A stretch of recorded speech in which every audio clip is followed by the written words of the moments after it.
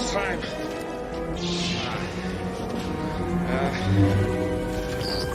Hang on, kid. I thought they smelled bad on the outside.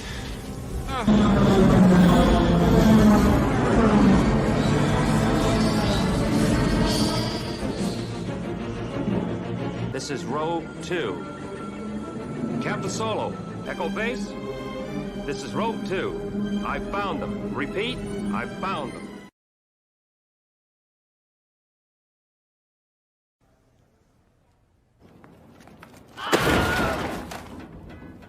Fade in. This is where the fun begins.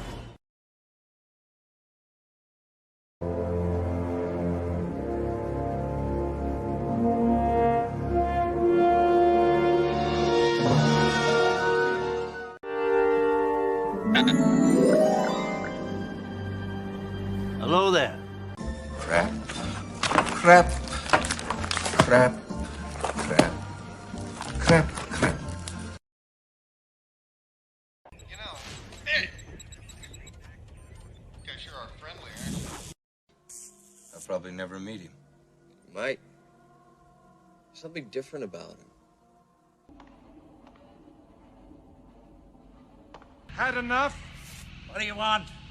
I'm busy.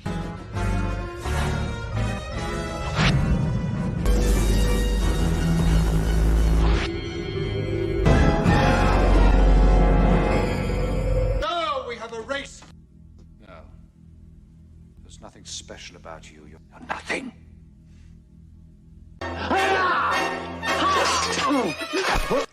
Now stand aside, worthy adversary. 'Tis but a scratch. A scratch?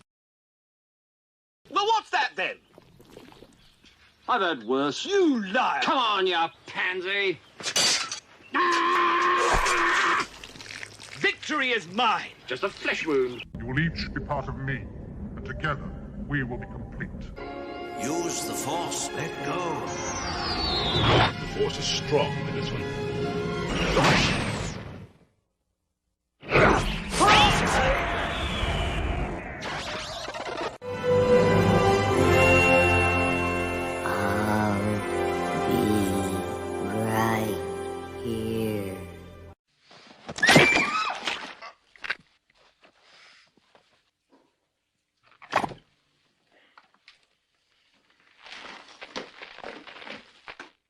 Cocainum.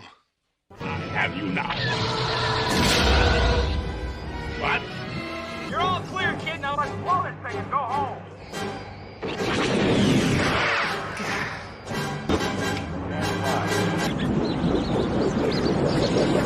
He saved us. He really did it.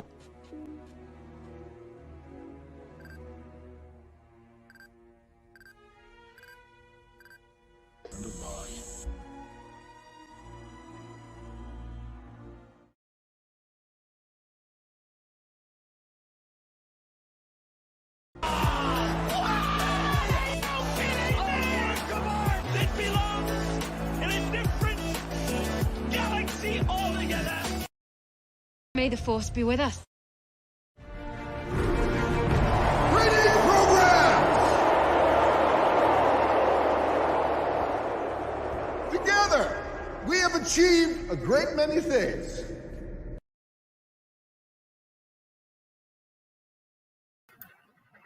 Greetings, programs. Welcome to the Not My Star Wars live stream. Good to see you. Bob Chapek, Q&A at Morgan Stanley Technology, Media and Telecommunications Conference. Not My Star Wars live reaction. Hope everyone's well.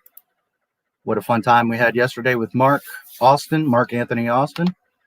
Today we're going to see what Bob Chapek has to say. It will be interesting. How directly Disney, Star Wars, etc. related it will be, I don't know. I have a feeling it's going to be very general questions, and he will be tiptoeing around. But I'm hoping that someone presses him with a hard question, something like Gina or the state of Star Wars or what's going on at Lucasfilm. We shall see. But anyways, we'll hang out, talk a little, vent a little, and see what Mr. Chapek has to say for himself today. So, for what it's worth, at the bottom of the description of this live stream is the link to where the presentation will be if you want to watch along. However, they're doing it a little bit different on this one.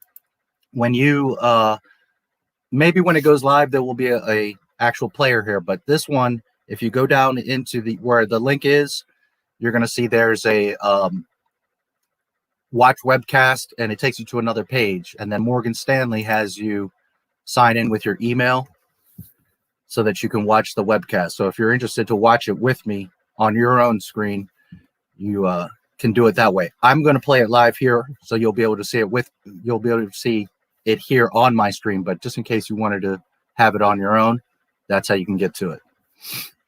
All right, let's see what you guys are talking about. Let's see who's here. I saw this earlier. Yes, Samuel Jackson. Bring her back. Yeah. She's not going to come back, guys. And this is for two reasons. One, Disney has way too much pride for that. They're never going to admit defeat. But she's better off. And Gina, I know her because I'm just like her. I'm literally exactly like her in that type of thing. And there's no way. She's like, you didn't want me? You got rid of me? I don't care if you guys kneel, beg, throw millions of dollars at me. You can't have me now. You should have appreciated what you had. So she's not going to come back. It doesn't matter if they give her 3 shows of her own. She's not going to come back just out of principle. She's not going to come back, and good for her. So you can forget about Cara Dune. Will they recast her or delete her, or what are they going to do? I don't know. At the end of the day, Disney, they're going to do whatever dumb shit they're going to do. But you're not going to see Gina Carano and anywhere with Disney, Lucasfilm, none of that, because just out of principle. Not to mention she's got her own movie. She's better off. So, and it's not that I don't want her to come back. I'm just saying, realistically, you're not going to see Gina again in Disney, and good for her. I have a question for Bob. Why is he letting Kathleen destroy the Star Wars brand? That's a complicated question because none of us truly know. I mean, there could be several motives. There's the bigger picture of changing society and just unbalancing things, changing culture. There's the smaller view of they just don't give a damn. They think they know better. There's another possibility, which no one seems to talk about, that there's a high chance that George put some sort of clause when he sold Lucasfilm that Kathleen can't be fired for 10 years or something like that. Who knows? So, she probably has something on somebody. There's probably some other stuff, but that might be what's keeping her around. So none of us really know because none of us have a copy of her contract. So it's hard to say, but they're just sitting there watching her lose billions of dollars. So Disney at this point is beyond caring about money, guys. There are billions of dollars in debt. So it's not money. They care about pride, their messages, their agendas. They're way beyond caring about money. Furthermore, there's probably some big, very rich investors that are like, don't worry about it. Just keep going. Even if you go bankrupt, we will get you money. They're way beyond caring. So, but, none of us have the real answer there. Who knows what's really going on? Probably in 20 years, someone will write a behind-the-scenes expose or something, and we'll find out. But Fire Kathleen, Team Fabro. Hey, Steph, nice to see you. Yeah, I mean, what else can I say? I'm not a huge Favreau fan, but, obviously it'd be better than what we got. Yeah, a lot of that is her doing that crap. My question to Bob would be, are you happy with Disney Plus? Oh, by the way, it officially starts at 6:45, so in about 4 minutes. So I'll just go through your couple comments here and I'll load it up. My question to Bob would be, are you happy with the Disney Plus Mandalorian 2 season's consecutive success, or are you aware of, and will you share with us, the real reason for the firing of Gina Carano? No, I can't imagine that they would. They'll avoid it at all costs. Which is another thing. It's like, man up. Say what it is. But, they have to do it through social media, which is justice for Gina. Yeah, well, we're destroying their videos, and everywhere they turn, they're getting stomped. So That's the first good thing, keep at it, guys. You have to teach Disney a lesson that they can't just keep doing whatever they want. But Gina's got her own movie. I bet you, just out of spite, even if that movie isn't like amazing, everyone's going to watch it. Everyone's going to support it and talk about it. And it's going to make Disney look and feel really bad. So fire Kathleen, stand with Gina, Team Favreau. Very good. Can you get out of my closet? Because I really need to get my shirt. Yeah, well, they're not going to get out, unfortunately, unless we force them out. Just remember that. I know a lot of you want to hold on and tell them what we like, and that's not how Disney works, guys. Disney isn't going to look at, we got 10 things. You guys like 2 of them, but hate 8 of them. Okay, we'll just do the 2. That's not what Disney does. Disney's going to be like, oh, we got 2 of them? Fine, we got them. Just keep going. The only way this is going to change is to shut down Disney Lucasfilm. Just got it. Sooner or later, you're all going to come to grips with this. That's all I can tell you. If not, you're just going to get your heart broken, your heart broken, your heart broken, your heart broken. The Star Wars that we knew is never going to come back unless Disney gets rid of Lucasfilm. It's the only way. Sure, allow women to destroy the one good thing coming out of Lucasfilm out of petty jealousy. Yeah, and speaking of girl power and unity and feminism, Kathleen is killing you guys. She's not making you look good because she destroyed the biggest IP in history. I've said it before. She thinks she's creating this legacy for herself, and the legacy she's creating is she's going to be remembered for not having Han, Luke, and Leia on screen. She's going to be remembered for destroying the Star Wars franchise. Not something to be proud of. She did it to herself. Yeah, she sure did stuff. She sure did. Every square inch of it. Hello. Welcome, D. Good to see you, brother.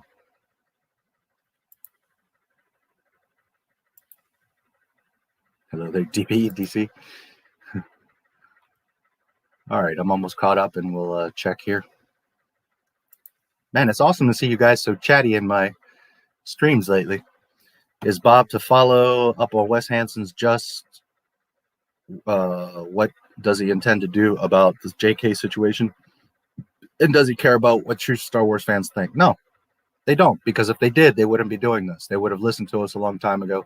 Disney is what Disney is, what Disney does. They don't give a goddamn about you. Know something. The mouse does not give a fuck about you. Period. So trying to play the game of let's tell them what we like doesn't give a shit. Hi. Fade in. Good to see you. Dana. Is that his email? Awesome. Well, I saw the other one, so you guys see it as well. There you go. Send them a message.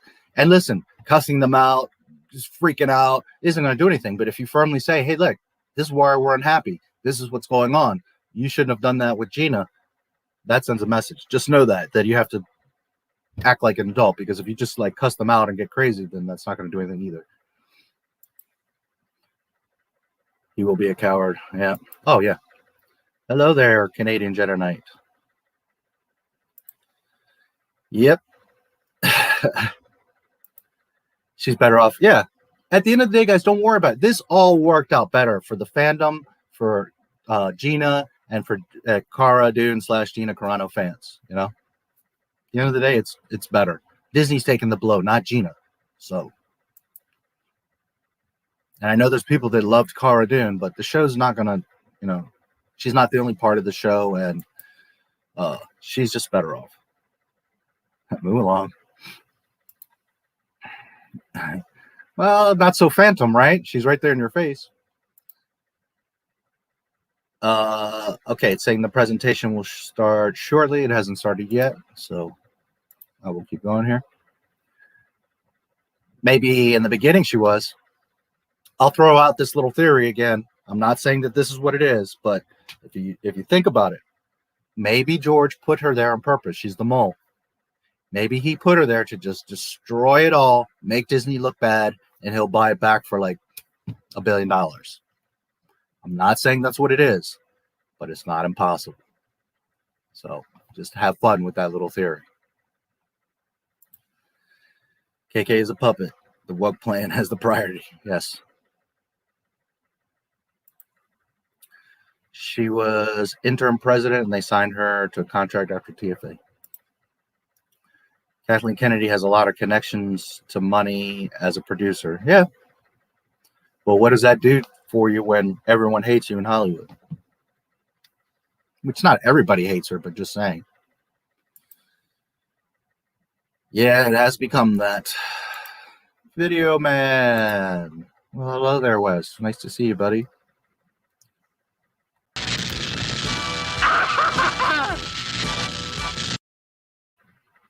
Just for you.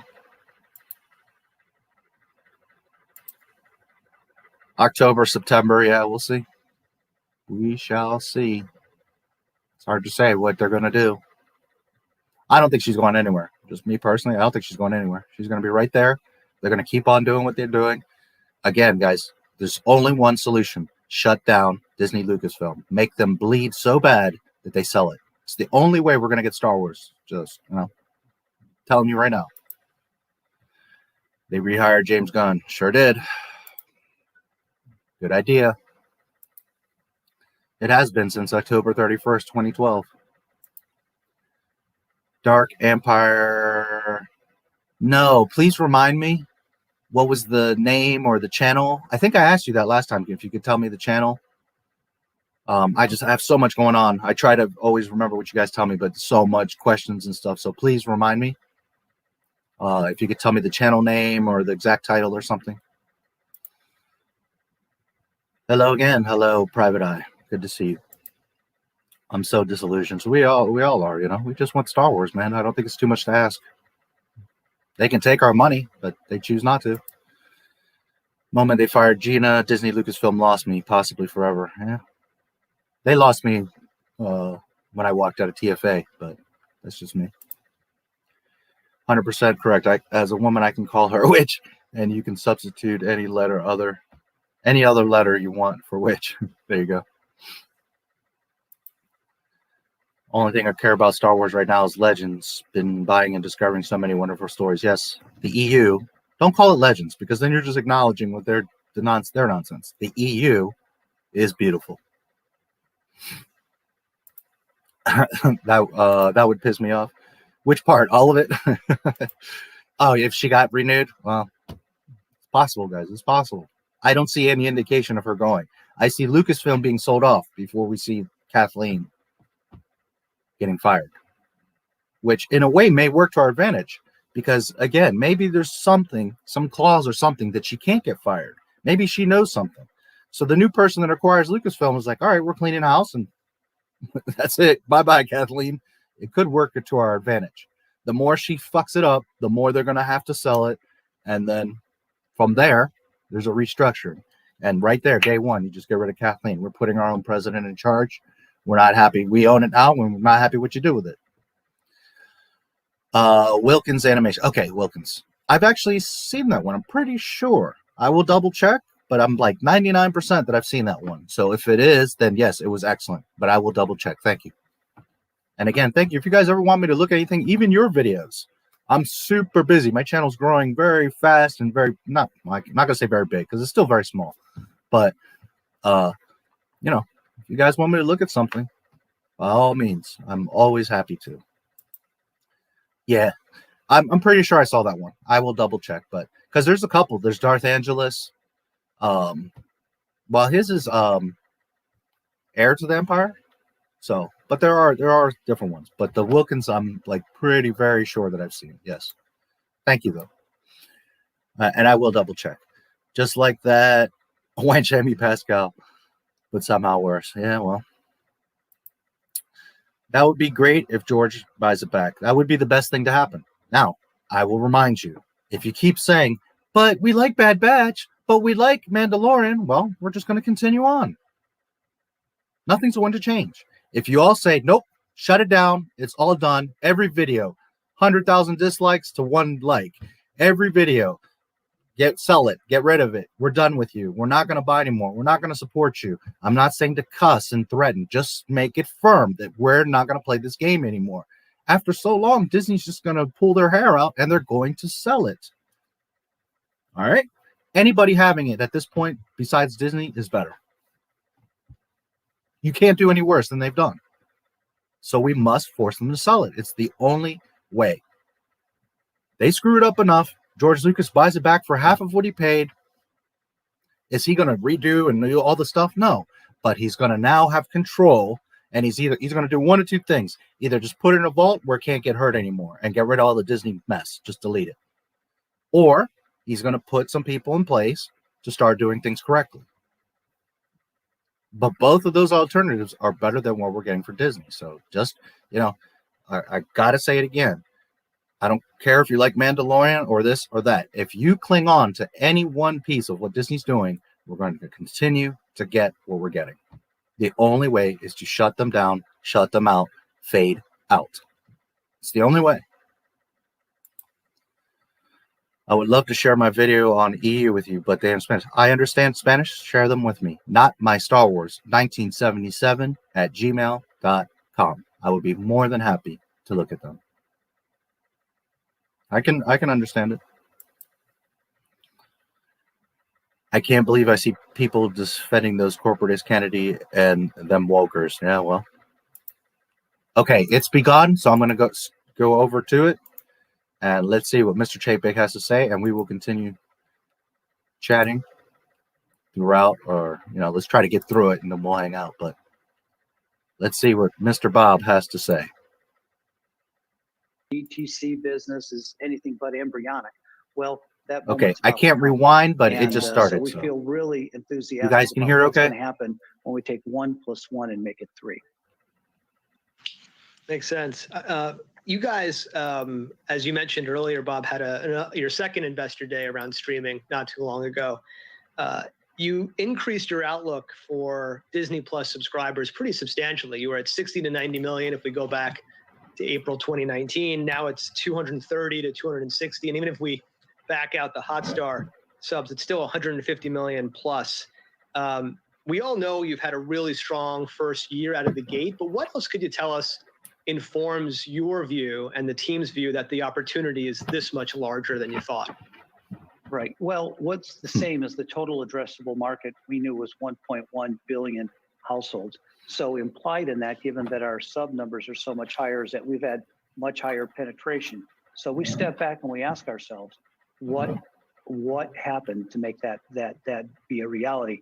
And the first one, we know our product, we know our library, but we were even surprised at the global appeal of our product and the level of engagement that we're seeing in our services across the world. And that really comes down to the following. It's the 4-quadrant appeal. What we didn't realize was the non-family appeal that a service like Disney Plus would have. In fact, over 50% of our global marketplace don't have kids. Our subscribers don't have kids. And that is the big difference. And so now you can see that sort of, I'm sure we'll be talking about Star, but you can see where those strategies get born. When 50% of the people in Disney Plus don't have kids, you really have the opportunity now to think much more broadly about the nature of your content. It's interesting. That makes sense. That's interesting. You guys have been also raising your investment appetite around the business, as you mentioned earlier.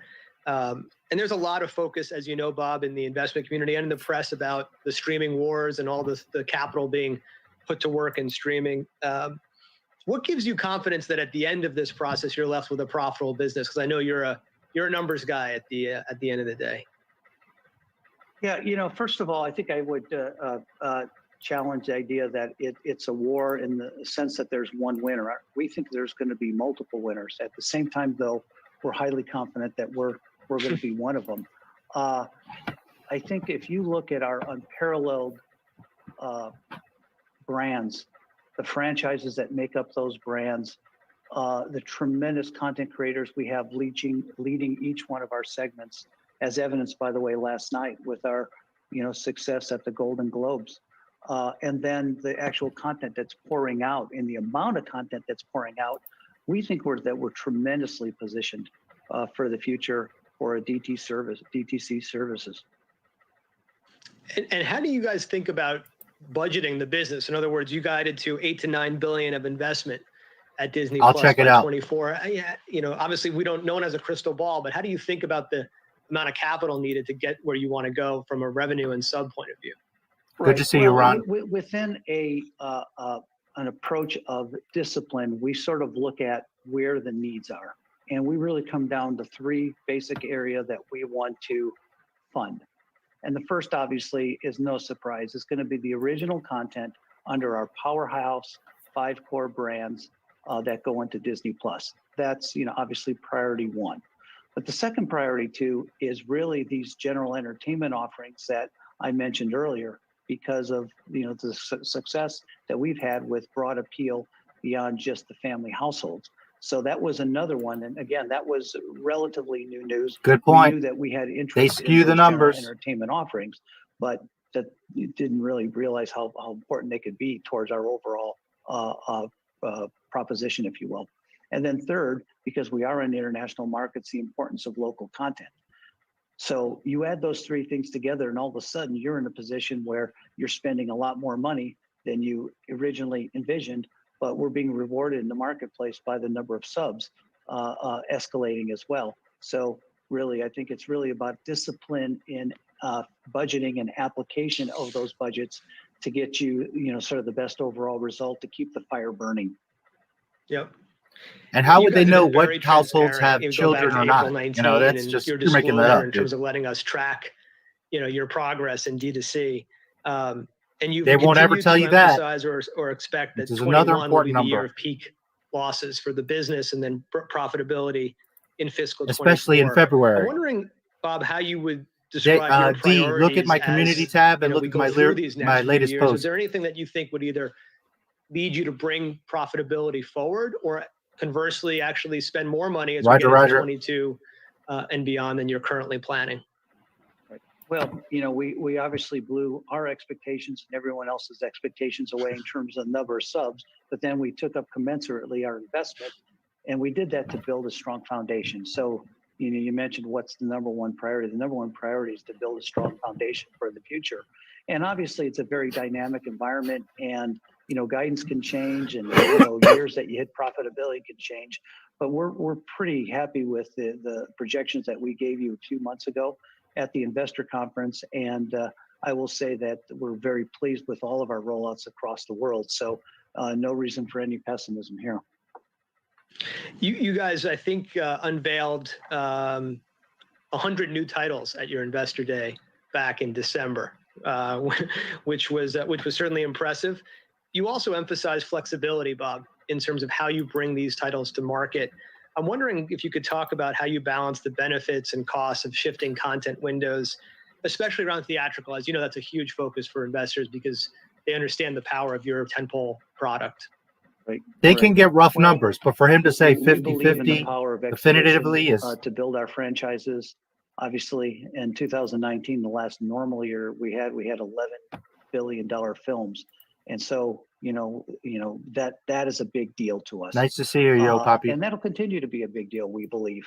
But and good to see you, Brainsync. This is a very fluid situation, and it's fluid for two reasons. Obviously, the short-term impact, longer than we want it to be, but the short-term impact of COVID on the number of screens that are open, consumers' willingness to actually go back into theaters. But then there's also the fundamental changes that are happening in consumer behavior, which for me are much more profound. And of course, they're catalyzed by the first issue, which is COVID itself. And so we're watching very carefully consumer behavior and preferences. Stop making excuses. To see how long-term those preferences COVID doesn't affect Disney Plus. Shift. And that's one of the reasons. Or your treatment of employees and fans. So we want to have a nimble organization. That's one of the reasons we did the reorganization, knowing that the sands under our feet are shifting. Consumer shifting, consumer preferences they sure are shifting. And we want to make sure that as that happens, we're on the front end of the wave, anticipating those changes. But we've got we're pretty happy with our three-pronged strategy in terms of how we'll go to market, and we think that's the best program right now. Yes, they skew the numbers to their favor. You're quite familiar with all the windowing debates in the movie business. It doesn't seem like, at least my opinion, that we're going to go back to the way the theatrical business was pre-COVID. It seems like some things will probably change. Do you see an argument for Disney to have a shorter theatrical window around your tentpole releases, or is it still sort of to be determined? Well, I think with our three options for commercializing content, one is being you go straight to theatrical and then windowed, as you suggest, to the service. Option 2 is obviously doing a premiere access, which is a day and date with theatrical, and option 3 is going direct to the service. I think within that conceit, we're going to continue to evaluate given the recovery that's at hand. But I think the consumer is probably more impatient than they've ever been before, particularly since now they've had the luxury of an entire year of getting titles at home, pretty much when they want them. And so I'm not sure there's going for the back, name, but we certainly don't want to do anything like cut the legs off a theatrical exhibition run. But I don't think the consumer, again, we like to let the consumer be our guide in almost all situations. And I don't think they'll have much of a tolerance for, title, say, being out of theatrical for months, yet it hasn't had its chance to actually be, thrown into the marketplace in another distribution channel, just sort of sitting there getting dust. So, yeah. It's just for the name. You've got they don't care about the story, the lore, the fans. It's just to have the name to sell, to does make this play money. a big role, That's all Premier it's about. Access, in your go-to-market over the long term? Based on what you know so far?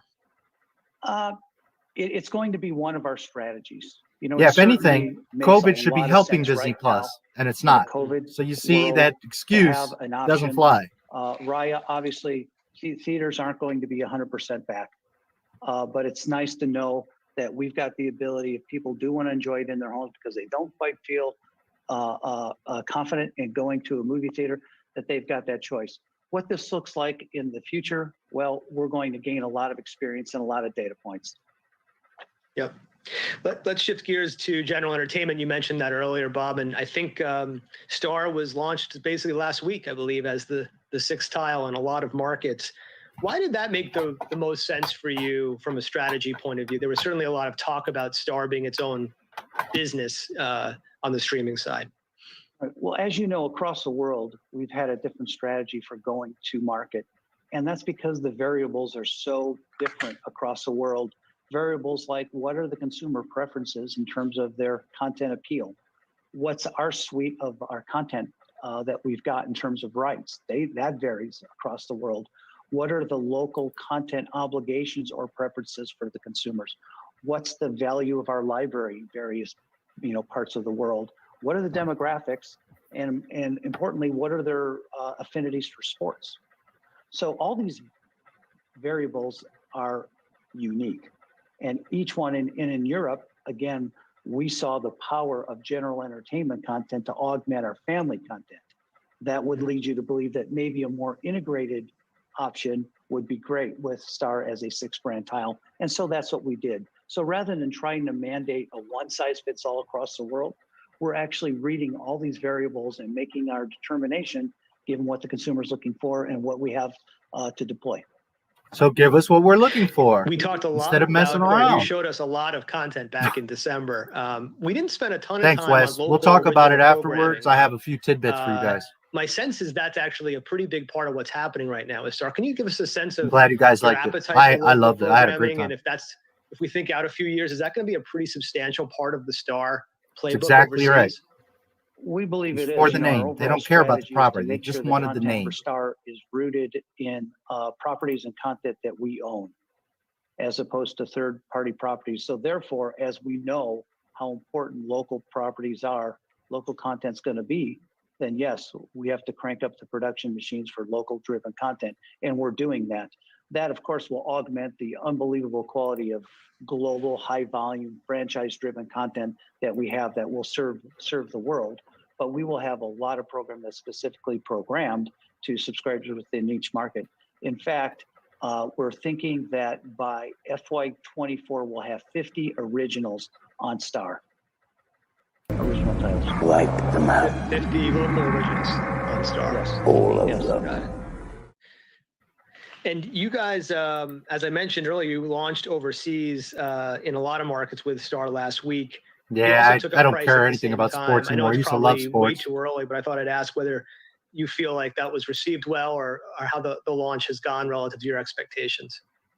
Well, as you know, we took the price up €2, and we think that's very reflective of the price value addition. Sure we were. have, actually conservative. And I would say that we're very pleased with how the market has received that new offering, despite the increase of the price at €2. Got it. You guys you launched in the US, and among other things, you have your Verizon partnership, which I think has been quite a success for both Disney and Verizon. Globally, you're doing a lot of the same, kind of deals around, distribution deals. Can you talk about the trade-offs that these agreements represent in terms of the benefits and what you give up going through a third party on the digital side? Right. Well, the benefit is that they really help us accelerate growth at a relatively efficient marketing spend. The detriment, obviously, is the fact that you're going to get a lower ARPU because of it, because now you've got someone else who's, participating in the revenue stream. So we're very selective. We've got guidelines in terms of what percentage of our overall constituency we want to come from a third party, so that we can extract the benefits of those type relationships. And the important thing is those relationships have to be organic. We're not just going to go ahead and do promotions with businesses that don't make a lot of sense. They have to be directly involved in the media world and help us get the benefit of the faster sub growth and lower marketing cost of acquisition. But going forward, we're going to keep our eye open for the right deals when they pop up. But we're pretty happy with our balance right now of retail versus wholesale subs. They do. You give up anything they see on the it. wholesale side in terms of data or your customer relationship and knowing your customer? No. Got it.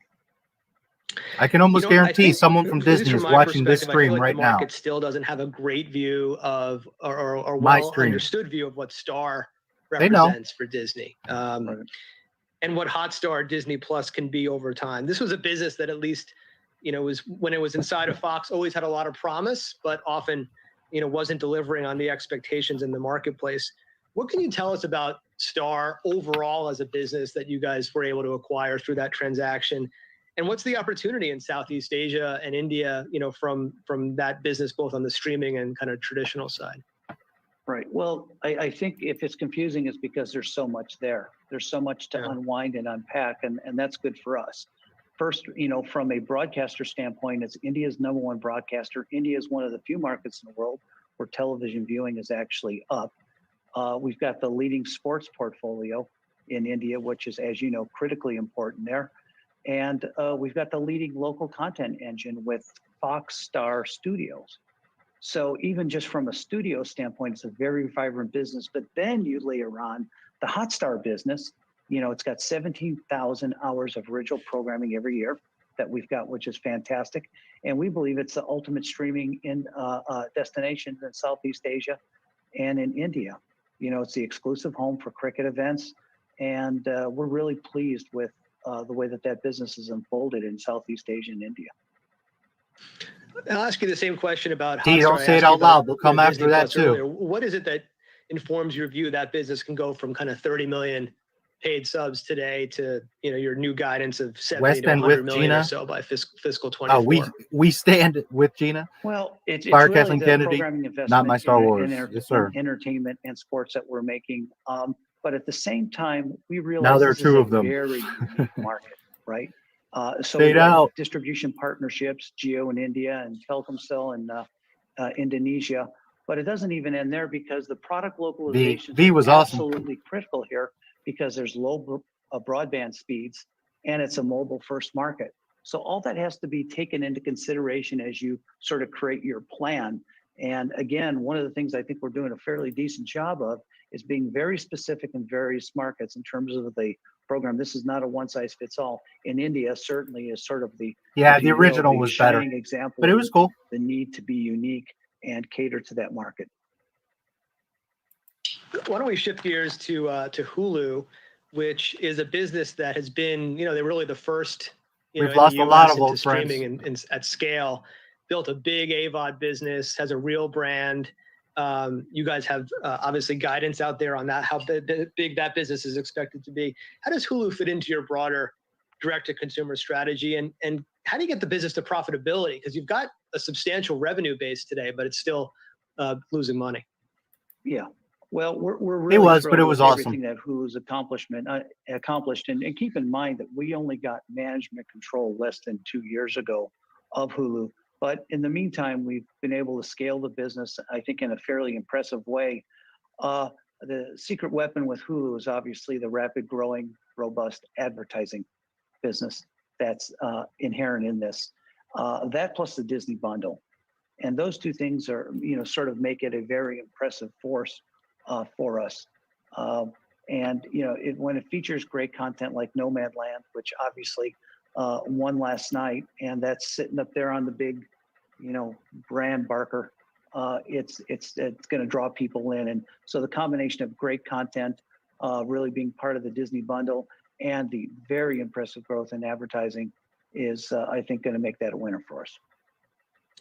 And then lastly, on the direct-to-consumer portfolio front is ESPN Plus, another one that you've increased your guidance significantly, actually doubling the guidance from your first investor day to the next. What is it that you think is going to take that business to the next level over the next several years?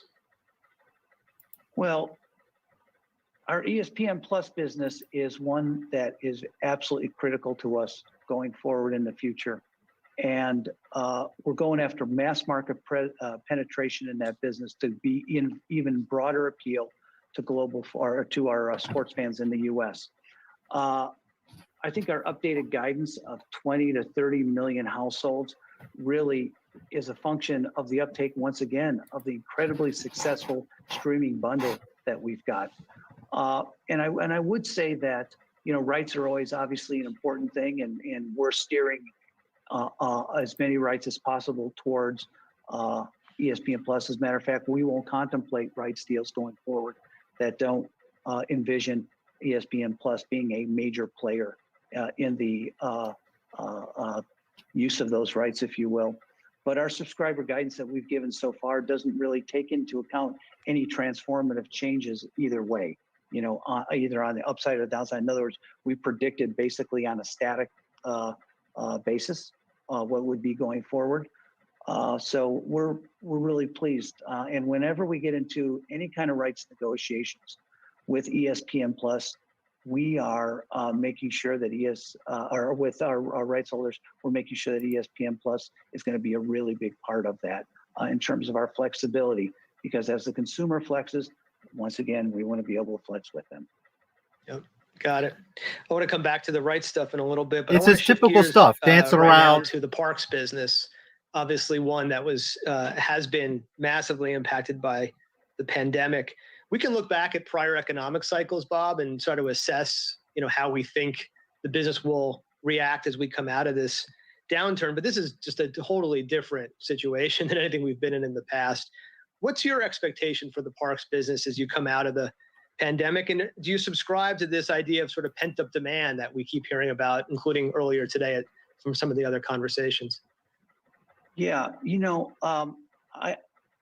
we are thrilled with the way that our guests have responded to the precautionary measures that we have put in to our parks, at least in terms of those that we've been able to reopen.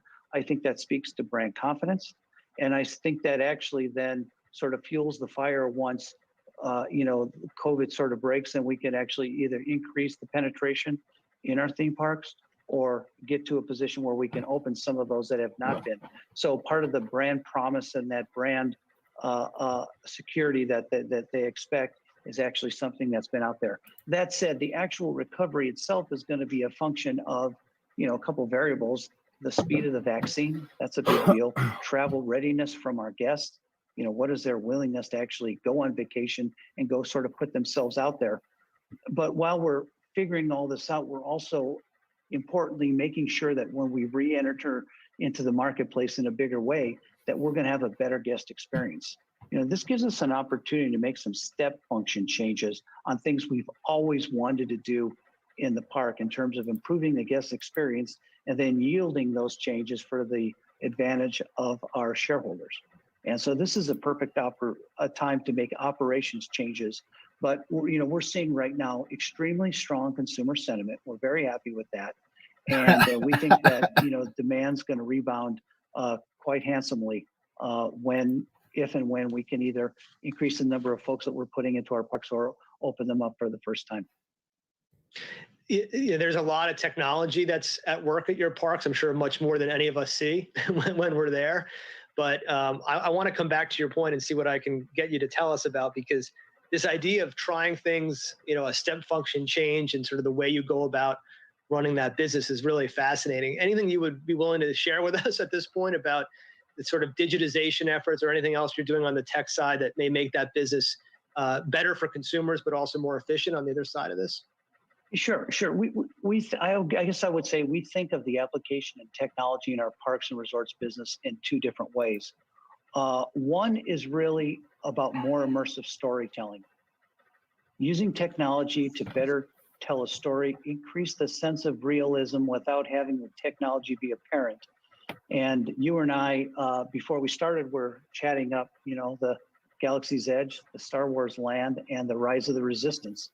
And that is a perfect example of using technology to tell a story. There's a million lines. That's not Star Wars Land, dumbass. It's Galaxy's Edge. You guys killed Star Wars Land. Rise of the Resistance, which makes it extremely complicated, but it also makes it extremely immersive storytelling. And so we imagine that that's sort of the world going forward, really in-depth storytelling and increased levels of personalization.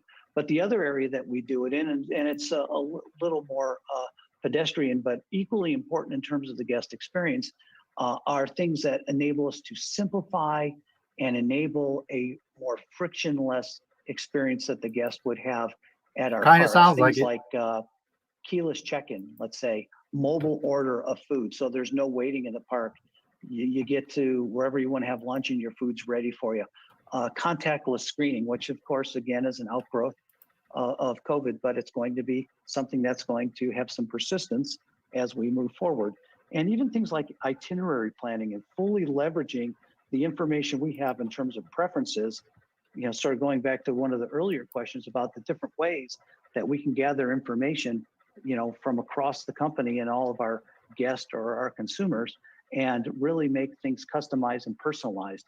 So really a big opportunity, I think, going forward to use that technology in a seamless, sort of invisible way to enhance the guest experience.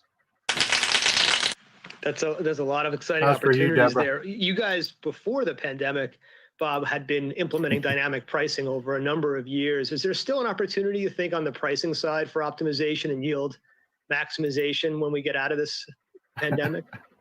Yeah, I guess, Ben, the way I would look at it is that maybe the ultimate expression of yielding is when you're so constrained on the number of people you can put into a park that all that benefit of the learnings that we've had over the last 5, 6, 7 years of dynamic pricing now come into play.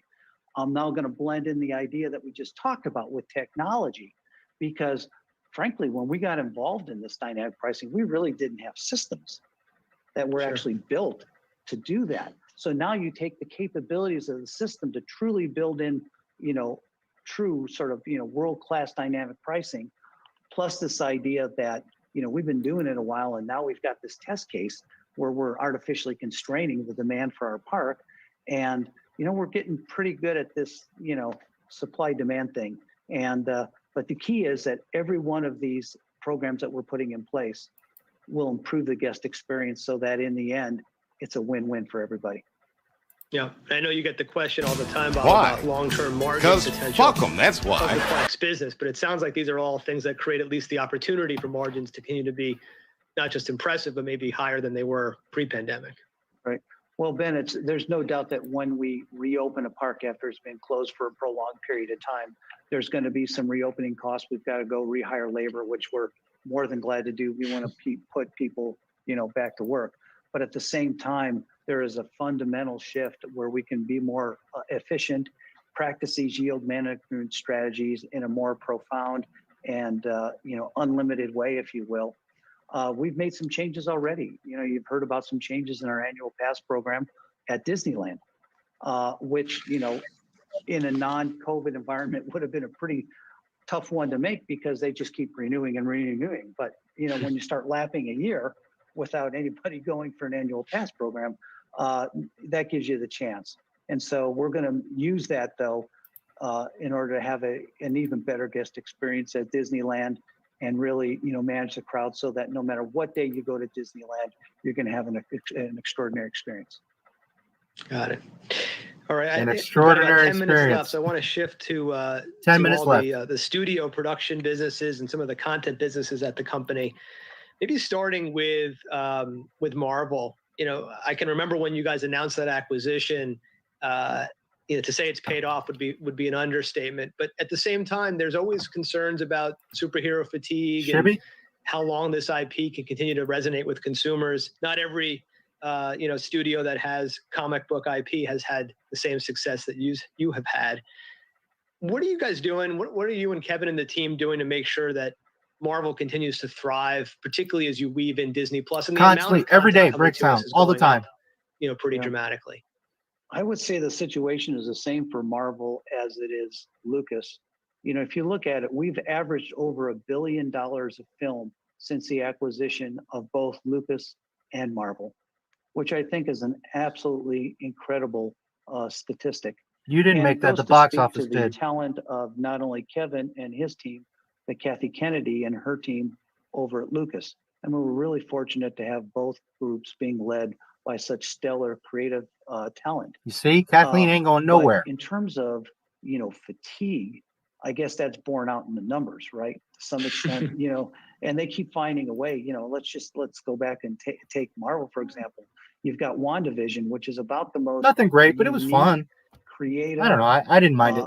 I only saw it like once anyways. Marvel mythology, but it's done in a unique, all different way, which I think it's coming. It's fascinating. It's riveting. It's certainly riveting to me. Yeah, it's riveting, all right. The upcoming Falcon and Winter Soldier, which is really an epic, almost cinematic type experience. I mean, it's big and bold. And, if it were strung together in a movie theater, it would be completely legitimate. And then you have Loki, which I'm not going to say too much about because it's not out yet, but let's just say it'll be equally creative and inventive, and another chance for our creative team to do what they do best, and that's make great content. So the creative canvas, if you will, is very broad for both Lucas and Star Wars, as well as Disney, and very multi-dimension. So, yes, it's superheroes in Marvel's case, but it's more. And yes, it's a galaxy far, far away for Lucas, but it's very more. And they're just going to keep on growing because of the great creative talent we have. Yeah, it must be interesting to see how the television product on Disney Plus reinforces the film product, and that should be something that we see play out now over the next couple of years, I'd imagine.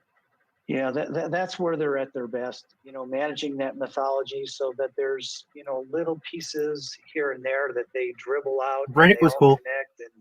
And, it's really amazing. Geniuses. Yeah. Yep. No question. On the sports studio, the way you guys are now running the business, particularly around ESPN, you've got some big rights renewals right in front of you. There's been obviously some press about the NFL and Monday Night Football. Can you just give us a sense for what your kind of strategic priorities are when you are? What are you barfing at, Riddick or Kathleen? Enormous numbers or Disney? Where they fall. These are big dollars. And your eyes are wide open, Bob, about the challenges facing the linear television business. So what can you tell us about how you're approaching deals like the NFL and Major League Baseball? Our approach is really simple. If it's accretive to shareholder value, we'll do it. If it's not accretive to shareholder value, we won't do it. It's not a mandate to us that we get these rights, but we certainly had long relationships with most of the leagues, very symbiotic relationships, if you will, and we'd like to continue that.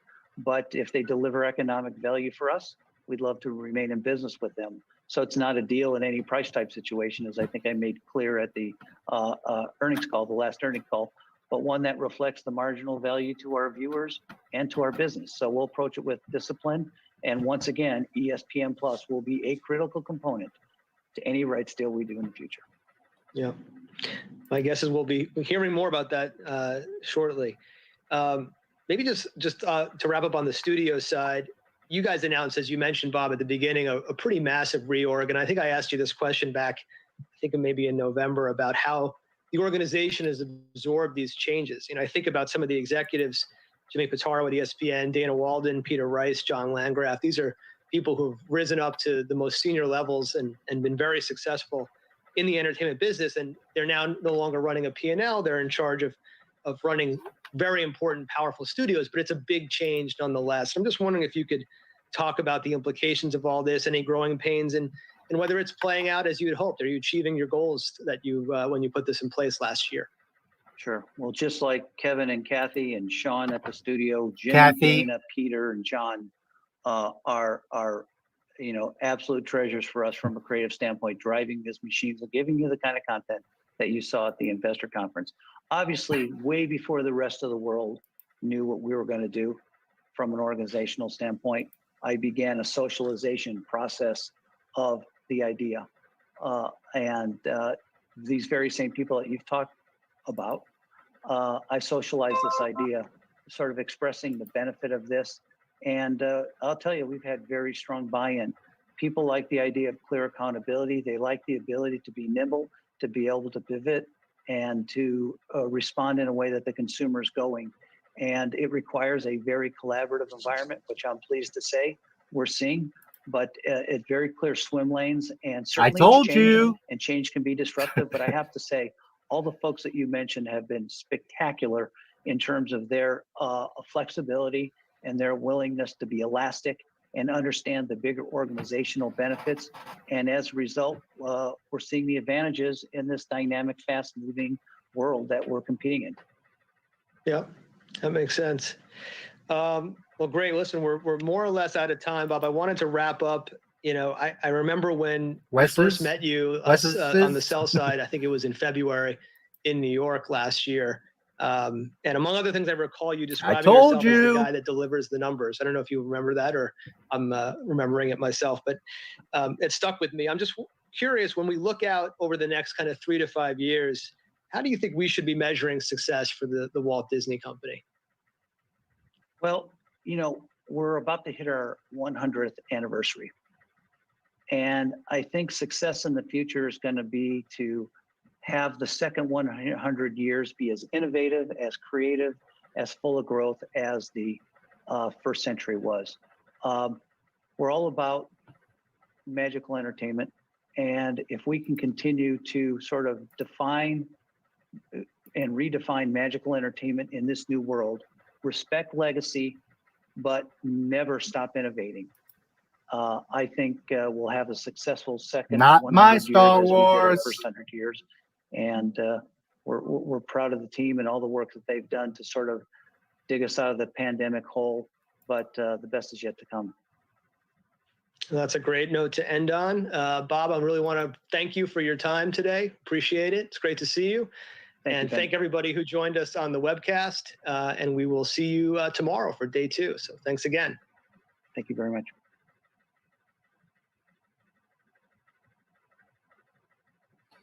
Okay, a few things,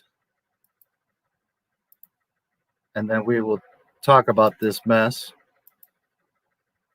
I don't remember exactly what he said, but he's very happy with the fans' support or how they feel about the franchise, about Disney. I forget exactly how he worded it right now, but let me remind you. 2.7 likes to 24,000 dislikes. 1.9 thousand likes to 17,000 dislikes. Yes, the fans are thrilled, Bob. You've got all the support, Bob. He had the nerve to say Star Wars Land. Star Wars Land is what they canned. I've shown you guys that picture with the Death Star in the center and all the wonderful Hoth and Naboo and all the stuff. And he had the nerve to say, yeah, it's an immersive experience and people love it. People hate Galaxy's Edge. There's nothing there. It's some Moroccan market. It's not even Star Wars. Darth Vader's not walking around. Luke's not walking around. Mandalorian's not walking around. You see Rey every now and then. That's their immersive experience in Kylo. They're so full of it. So full of it. Now, guys, I don't pretend to know everything. I don't have an insider at Lucasfilm. I'm not saying that you have to follow and do everything that I say. But I told you Kathleen ain't going nowhere. Okay? And you hear him praising her. It would behoove you to listen to Not My Star Wars when he tells you stuff. It's not going to change unless we shut down Disney Lucasfilm. Period. They must sell the property or we're just going to continue this game. So it's up to you guys. Do you want to keep defending, but I want to see the Bad Batch? Or are you going to shut them down? It's your choice. But if you want Star Wars, from now on, you must turn your back to them and shut them down. And that means comments, that means dislikes, that means stop buying any toys, Disney Plus, or any of that. You have to shut them down and give them a clear message that Disney Star Wars is not going to make another dime. We must force them to sell the property. If not, we're going to continue on with Kathleen Kennedy and this facsimile of Star Wars. It's up to you guys. It's your choice. I gave you the solution.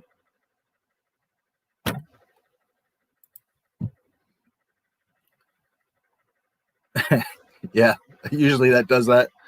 And since they're losing it all over the place, yeah, I don't know how much more they're going to last.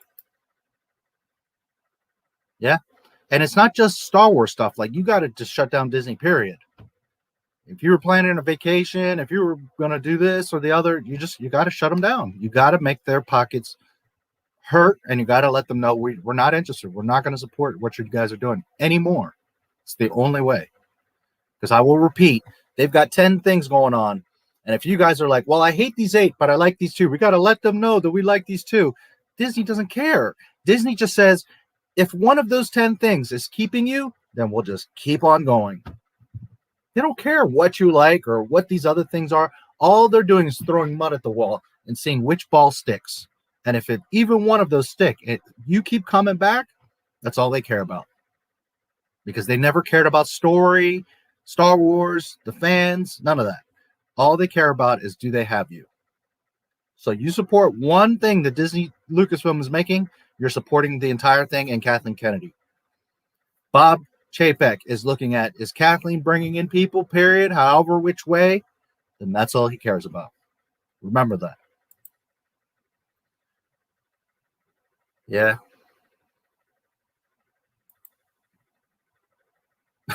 Yep. And, for the people that say you're a hater and you're this and you're that, when you listen to Disney, they themselves tell you the treasure, Kathleen Kennedy. I'm going to make a recording of that, and I'll make a short video about it with those direct quotes, because people need to hear that. People need to remember she ain't going nowhere. Respecting legacy. Yeah. They sure are.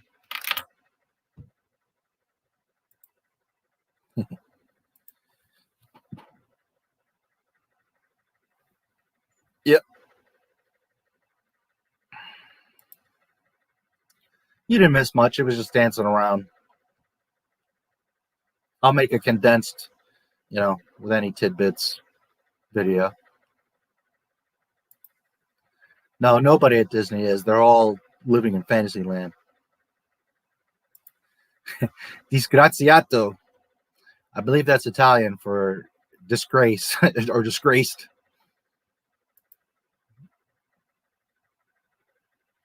Bob Iger, that old man? No, that's Bob Chapek. He's the current CEO of Disney. The bald-headed guy. Yeah. Listen, they're beyond that. They don't even respect their own stuff anymore. They're editing their own movies. They're putting all these advisories and stuff on the Muppets. I mean, they don't even respect their own stuff. So you think they're going to respect Star Wars or you? Oh, he is. Flipping and flopping and...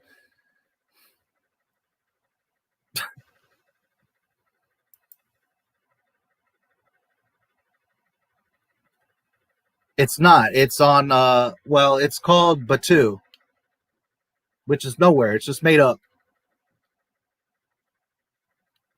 They are in their new, I think High Republic is going to mention it, but in some of their new stuff, they're trying to mention it so that it becomes like a part of the Star Wars universe, but it's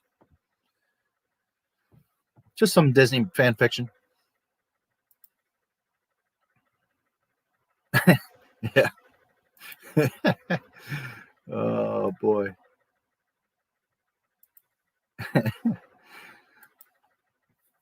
Tom and Jerry, I think, is out right now. I don't know. Didn't see you recently. I'm sure maybe you know. There's a new Tom and Jerry movie. It's on, I want to say, HBO Max. I've been meaning to watch it. I just been too busy, but I want to check that out. It might suck. I don't know, but I always love Tom and Jerry. Even if you disregard all the dislikes, the raw number of likes is concerning. Even if you disregard, well, what do you mean? 1,000 likes? How's that concerning? Oh, you're saying because they're only getting 1,000 likes? Yeah. I'm going on the KK as a mole and George has an ultimate goal. I mean, it's not impossible. It's not impossible. If it was a planet we all knew, like Tatooine or Endor or Coruscant, it would be successful. No one cares about Dakar or any planet that was in the Rise of Skywalker. Correct. And that's their own fault for not world building and making us fall in love with those planets. Because it's not that we wouldn't fall in love with a new planet. It's that they don't know what the hell they're doing. Good at interrupting. Yeah. Sure was. And good to see you, Commando.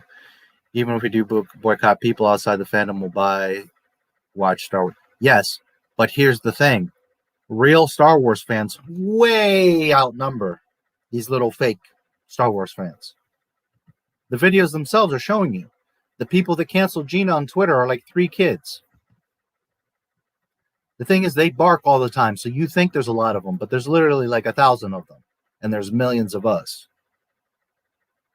So in the long run, Disney cannot sustain because those same people are, for number one, not many, and number two, they don't buy the toys, they don't read the books, they don't watch the movies, they don't even care about Star Wars. They just care about their message and taking control of something. And once Star Wars is burned to the ground, they'll move to the next thing. So it does matter. If we all boycott, they're fucked.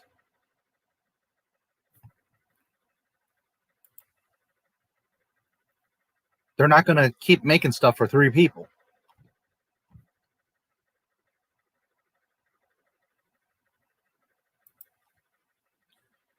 Star Wars Land is a hit. Star Wars Land, there you go.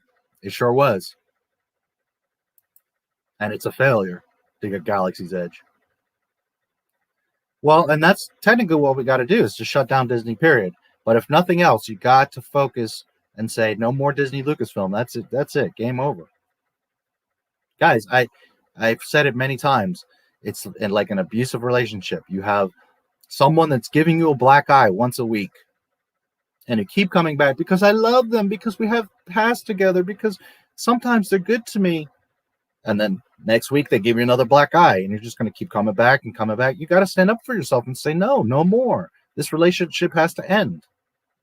And the sooner that you end it, the sooner that it changes. It's that simple. I never wanted Disney to burn. I never wanted Star Wars to go away. But at this point, it's better for Star Wars to get sold off and be put in a cooler for the next 5-10 years than to continue on with this nonsense. A company that insults its own fans, that doesn't listen, that keeps making trash. It's up to you guys. I only have one voice. I only can do one dislike. I can only say things one time. It's up to you guys.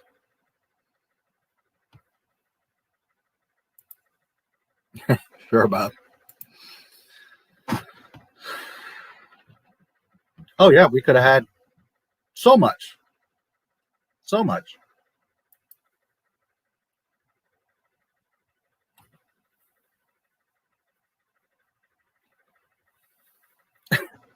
He's already fallen down so many times. Every episode, he's on his ass. Pay attention. Every episode, he's on his ass. Worthless. That too. That's another thing you got to remember. The more that we do this, the more that the shareholders start to say, hey, Bob, this isn't looking good. Okay?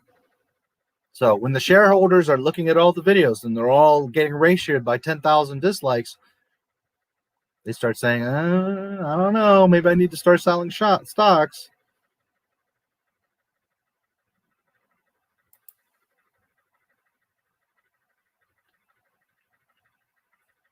Of this, when I make it condensed, yeah, I'll do that. That'll be done in the next couple of days. I'll record this and just chop it up and make it a quick, I'll get like the main quotes and stuff and, put it loud and clear. Kathleen isn't going anywhere. She's the treasure, just to remind everyone. And because not everybody's going to listen to this, not just my stream, but that, now he did mention that tomorrow they're doing more, which I didn't know about. I haven't seen that announced anywhere. So I may do another little stream tomorrow if I pick up where that's going to happen, if it is live. We'll see. We'll see what else they say. And before I forget,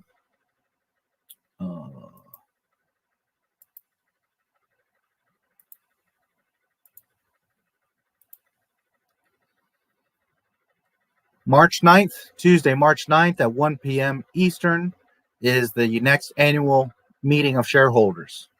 So I'll do a stream. That's a Tuesday at 1 p.m. So even if you guys can't make it, you can always see the replay. It'll be the same style. I'll live react to it, and we'll see what they have to say for themselves. The next quarter report is coming up too. It's I want to say April. So, but coming up here the 9th, so about a week and a half, I'll do another stream on that.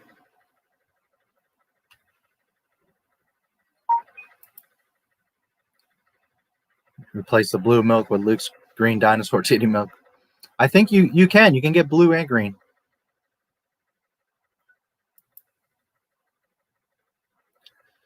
If not earlier this week, Friday, for sure.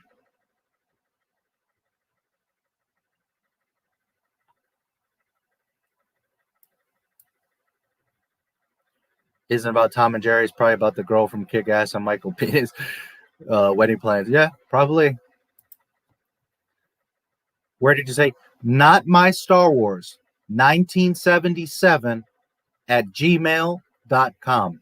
Not my Star Wars 1977 at gmail.com. 1977.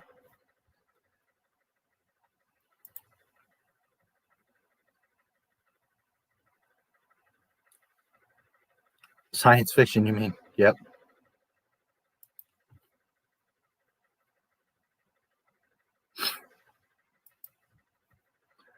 The names of any planet. Tatooine. I only remember that because it was an older. I know a few because I've done so many reviews and nitpicks and stuff like Pasana and Kijimi, but not because they're memorable or anything. It's just because I look at the stuff so much.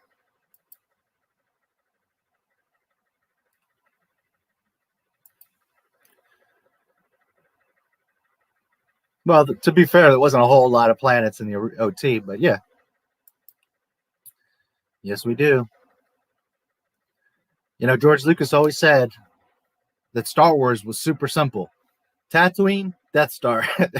It's like the easiest film. To us, it looks like all this stuff, but when you really break it down, it's Tatooine, Death Star.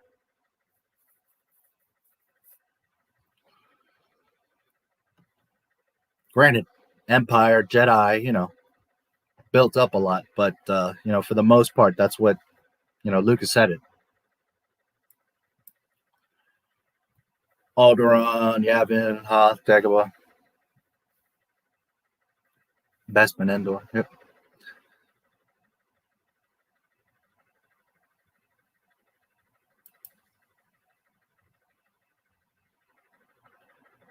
Last stroke, they screwed up big time this time. Yeah.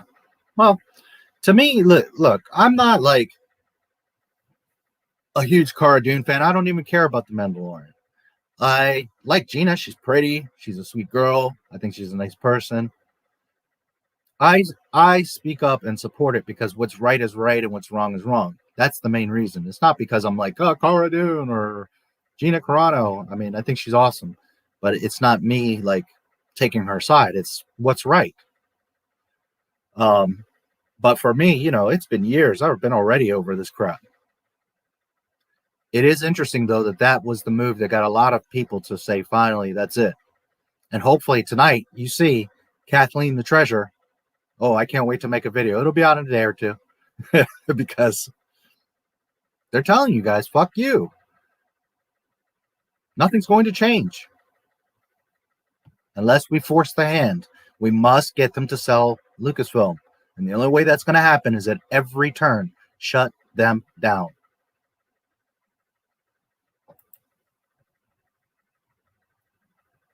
They made it up. You can get some info, you know, from, like Wes was saying, from Facebook, your demographic, like your profile says, you know, but that's not always accurate, because I could say I have no kids in my profile, but I have 3 kids. You know what I mean? Not that I do. I'm just saying as an example. So it's never that accurate. They don't know who's watching it. And besides, how many adults, I mean, it's kind of hard to word, but how many adults are going to look at Disney Plus? Most people have it because of their kids. Yes, there are some adults out here that have it just for Mandalorian or just WandaVision. Not arguing that. But most households are going to have it because of all the collection and kid stuff. So they don't know. They're making that shit up. And if they're saying 50-50 and their dependence is on adults, well, adults are getting tired of their shit. So, because kids are the one thing that's going to keep them going. Listen, in consumers and sales and purchasing, women are the ones that buy more so than men. And kids have a huge impact because the kids are the ones that are saying, Mommy, Daddy, get me this. I want to see this. I want to do that. So if you're going to look at things as adults, males, then you're going to lose. Now, when it's something specific like Star Wars, yes, boys tend to be more involved and buy more and do more with Star Wars. It's just always been that way. But as a general, consumers are women. Women are the ones that make those kinds of, maybe not generally the final decision, but they're the ones that influence the purchase. I heard from some friends that the latest Tom and Jerry movie might be one of the worst things released in the past couple of years, so I wouldn't give my hopes up. Yeah, I kind of doubt it. I'm just curious because I love Tom and Jerry, so I'm going to look at it, you know, but I'm not saying at all that like, oh, I can't wait, it's going to be great. On the contrary, I expect it to be bad, but just saying, you know, safe as kittens. Oh, she ain't going nowhere. She's not going anywhere, guys. Rent's the shit, yes. But we can force them to sell it. That's the solution. No.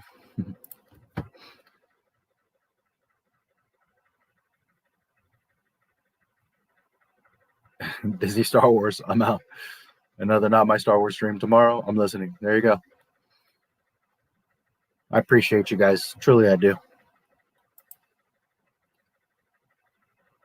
Yeah, and I will be covering it. So, yep. We have that Shareholders Day, and then we have the next financial report. Should be like April. So we'll start to get a good idea of what's going on with them this year. But I can't stress enough. You know, he mentioned Kathy like 3-4 times. What a treasure she is and how great things are going. And, you know, and understand something. If they were really sour at KK, if things were really that bad, he wouldn't mention her. He would just step over her. That's what Disney does. But if he's going out of his way to say, oh, she's amazing, what a treasure, and things are going great, and then he's telling you she's not going anywhere, guys.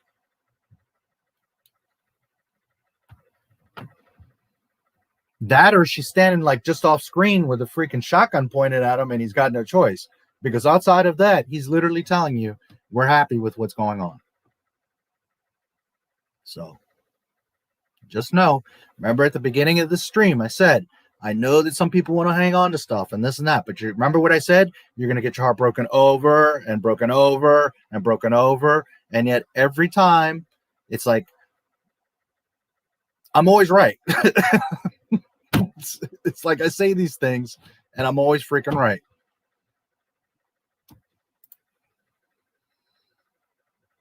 I need to upload that clip and title it my reaction to Kathleen Kennedy's staying at Star Wars. Yeah. Yeah, I'll make a little video. You guys will see next day or two. I could probably get it out tomorrow. I want to get it out quick before everybody else picks up on it. But remember where you heard it first. Remember who always tells you these things.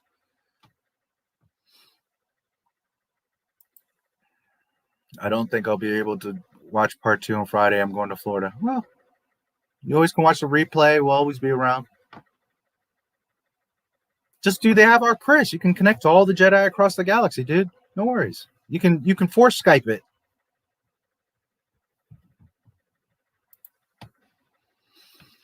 You ever thought of doing a video covering the 2003 volume 1 and 2 that had almost like episode? You're talking about 2003, the Clone Wars cartoons? Is that what you mean? Is that what you mean? I'm not sure. Assuming that.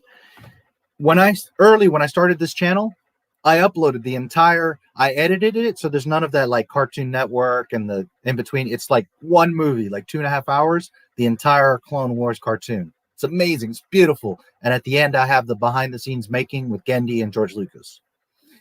That video got a few hundred views and was quiet. Then season 7 came out, May the 4th. And like that same day, bang, it took off. Everybody wanted more Clone Wars and was finding that video. That video got to 160,000 views. It brought me in like 500 subscribers. That was a big bump in my early part of my channel. And Disney blocked it. It didn't make money. It wasn't monetized, which it's Cartoon Network.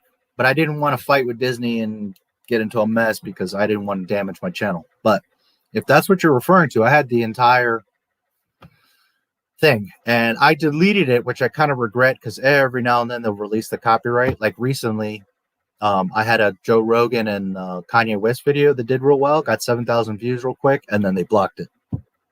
And then like a week ago, they released it. So now you can see that video again.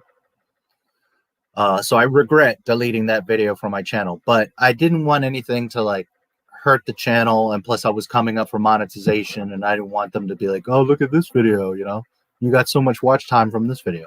But anyways, that video had like 5,000-6,000 comments, 160,000 views, which I have videos that have done much better than that at this point, but it's really awesome. It's like the whole movie. But, you know, if you become a channel member, who knows, maybe you'll be able to see that at some point in a private video. Just saying. Actually, a pretty good pronunciation of the year in Spanish. There you go. First and only time I heard of, so then good, you heard what I said. That's where you can send it. The first and only time I heard of Batu was last year when my girlfriend brought up the Star Wars theme add-on for Sims, yeah. And it's now on the new Galaxy map. They like have it there so that you're like, oh, look, it's real. It's a place. There's no story. There's no characters or nothing from Batu. It's just a place they put on there so that you're like, see, it's legit. It's Star Wars, guys. Oh, boy.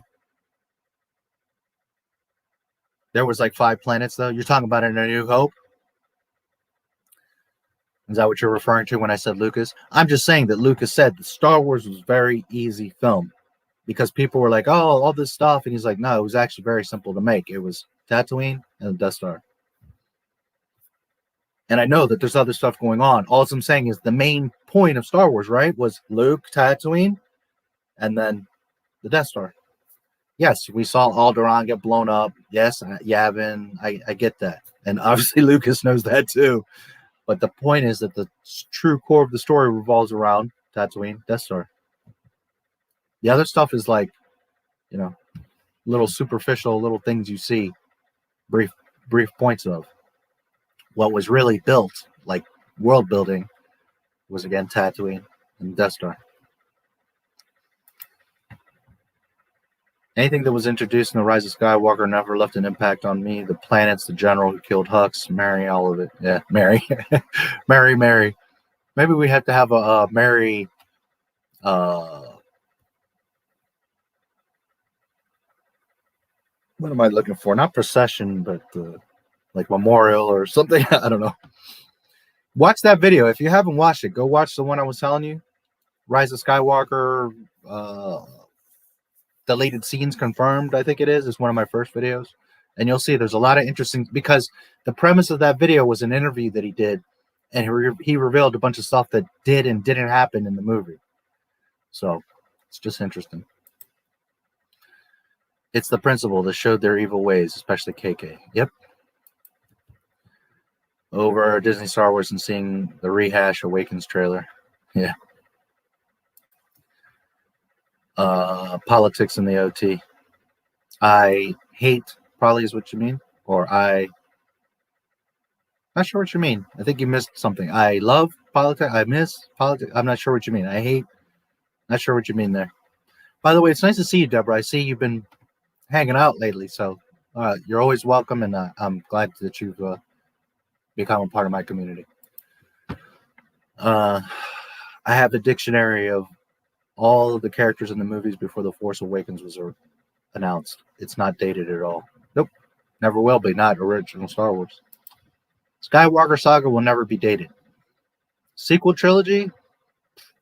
That's the other mistake, is they're trying to pander so much to what's going on right now that in 30 years, people are going to look at the Skywalker Saga and be like, oh, this is all timeless. They're going to look at Rey and all this mess and be like, what the hell? This is like a different world. What are we looking at here? Hux who? I don't know. Some guy. Thank you for subscribing, Destined Hero. Thank you for subscribing, Erlich Wickman, or Wickman, I believe. Thank you. Thank you for subscribing, Miha Hashdu. Hopefully I said that correctly. Perhaps Indian? Are you in India? That would be awesome.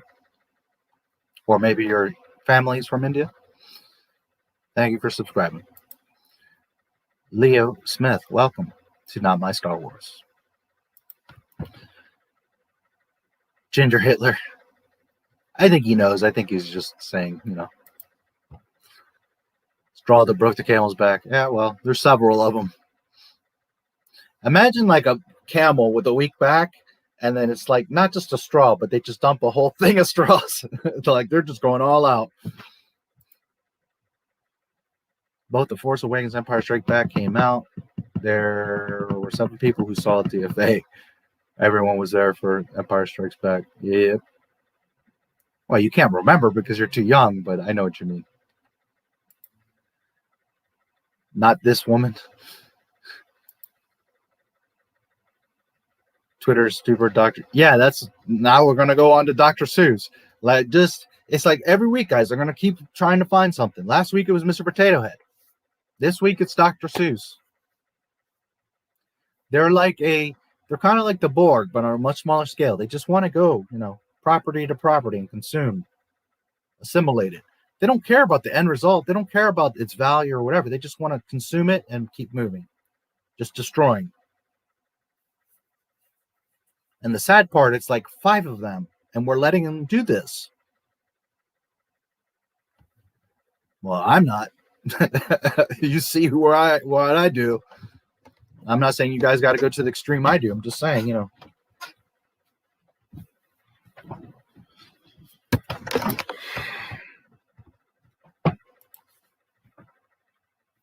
Released for the summer? Re-released for the summer? So you're saying that you saw it when it was re-released in recent. Yeah, I saw Empire last summer too, and that's one of the biggest, most important videos I have coming. I've just been so busy and all this other stuff going on. Every time I turn around, Disney does some other dumb shit. But the Empire project is coming, and it's going to be like Skywalker Legacy type level, even better. So be prepared, because that video is going to knock your socks off. And I got another one coming up after that too that you're gonna love. I'm probably gonna make you cry. So some good stuff coming, but those are big ones that take massive amounts of editing, and I want it to be perfect. So, but they're coming. You know, and then like shit like this comes up, so now I got to spend the next day chopping this stuff up and getting those KKs of treasure quotes. Yeah.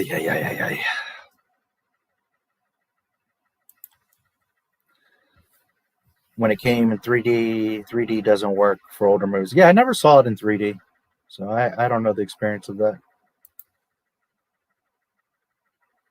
Yeah, it is time to start adulting. Listen, guys, I don't want Star Wars to go away. I'm not trying to kill Star Wars. But the only way we're going to get real Star Wars back is we must shut down Disney Lucasfilm. I mean, that's it. We got to shut them down, get rid of their nonsense, and bring it back. October 31st, 2012. We need to go back and start from there and do it correctly. It's the only way. If you guys want Star Wars, it's the only way. There is no around time travel, keep this but delete that. It's all damaging. It all breaks canon. It all contradicts. It's all disrespectful. Wipe them out. All of them. If you want that kind of Star Wars, well, I'm giving you the solution.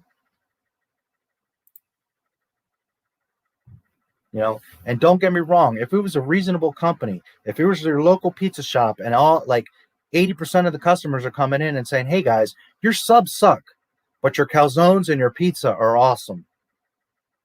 Please stop making your subs. Then that's a local shop and someone with reason that would say, okay, let's just focus on what works. We're going to make wonderful pizzas and amazing calzones. Instead of 3 types of calzones, now we'll have 10 different ones because that's what the people want. That's a logical company. But when you're talking about Disney, they don't give a shit as long as you're clinging to one property. Whatever it may be, Rebels, High Republic, Mandalorian, Bad Batch, we're going to continue on with this game.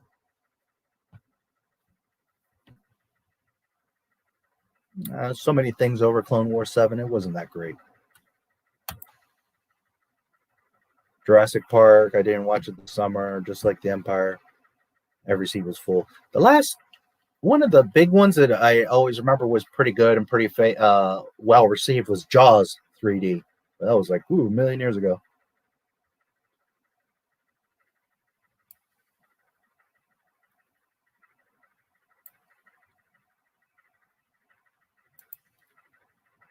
Clone Wars, extensively review it like you have 1 through 6. You mean like a watch party, like we do the deep dives? I'm more than happy to do that, and someone else asked me that too. But the problem is do you all have it? Because remember, it's long and it's little like clips, so it would be hard. I'm more than happy if you guys want to. I'll be more than happy to do it. First, let's finish up the OT. But I love that cartoon. I'm more than happy if you guys want to. Hell yeah.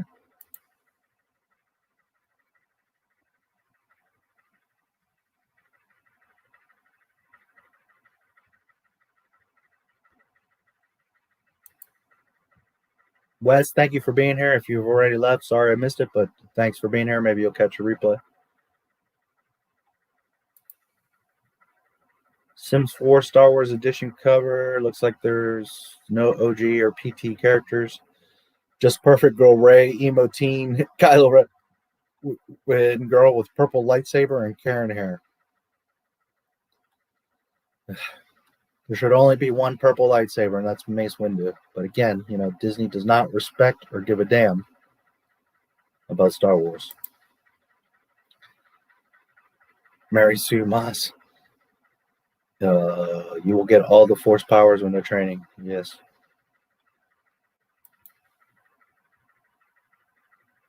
You should check out the Rotz novel next if you haven't already. It's really good, but keep in mind that breaks a ton of canon. Just know that's not the true Rotz. The true Rotz is the movie.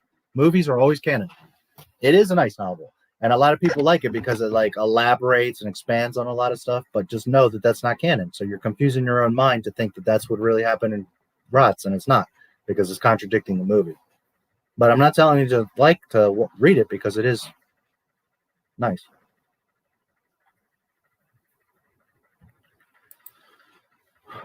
I told people at my school who've never seen Star Wars to skip the stupid trilogy. Yeah, well, it's not even Star Wars. Keep trying to ruin stuff because they're miserable with their lives and want to make others miserable by destroying what they love. Correct. They just have nothing better to do. So it's like, hey, let's mess with this. Let's mess with that. Look at all these people that like this, so we'll screw that up. It's like Twilight. Vampires aren't scary anymore because now they're portrayed as sexy emos who glow in the sun and swing on trees. Yeah, it's so dumb. I recently did see a cool vampire thing, though, I gotta say. Oh, man, I cannot remember for the life of me what it was called. It's a newer thing.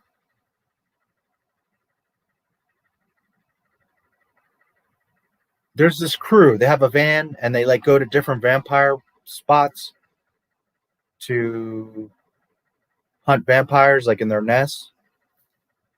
And there's, like,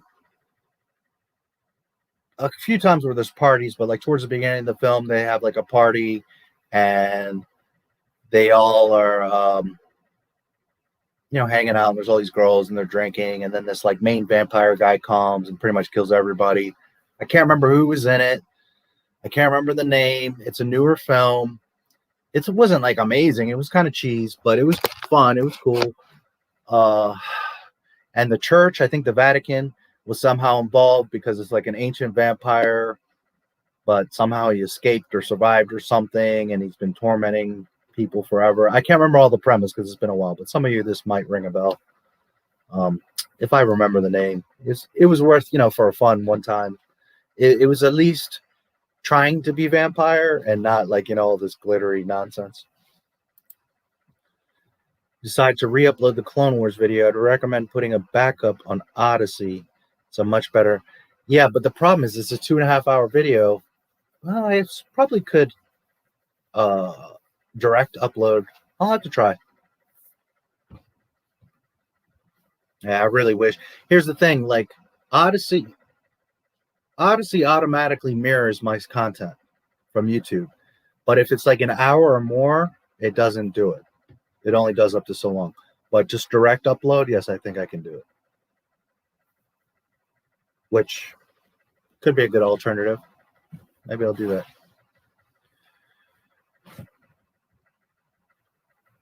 And if you guys haven't checked out my Odyssey, check it out because, heaven forbid anything happens to this channel. The Odyssey is there. And Odyssey is pretty cool. It's growing. The more we support it, it's an alternative to YouTube. So, and there's no censorship over there. I want to apologize. Loudoun County, Virginia has quickly gone progressive in less than 2 election cycles. So you're in Loudoun County? I grew up in Maryland, so I know Loudoun. DMV. Keep your money at Mickey's hands. Yes. Disney's hands, Mickey. I said Mickey, but yeah. Yeah, that's the thing, guys, Fade in. KK's a treasure. Waiting for that video opening. Oh, it's coming. It's coming. And you'll see it probably the next day or two. I'm going to try to get it out fast because I know everybody else is going to start jumping on.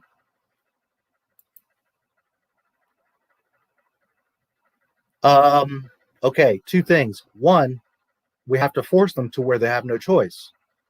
2, some people don't know this, but they bought the Power Rangers years ago. They started making their own version of Power Rangers, screwed it up so badly, everyone hated it, and then ended up selling it back to the original owner for half the price. So it can happen. There is a precedent. It has happened. So it's a matter of us, again, we all have to reject what Disney's doing.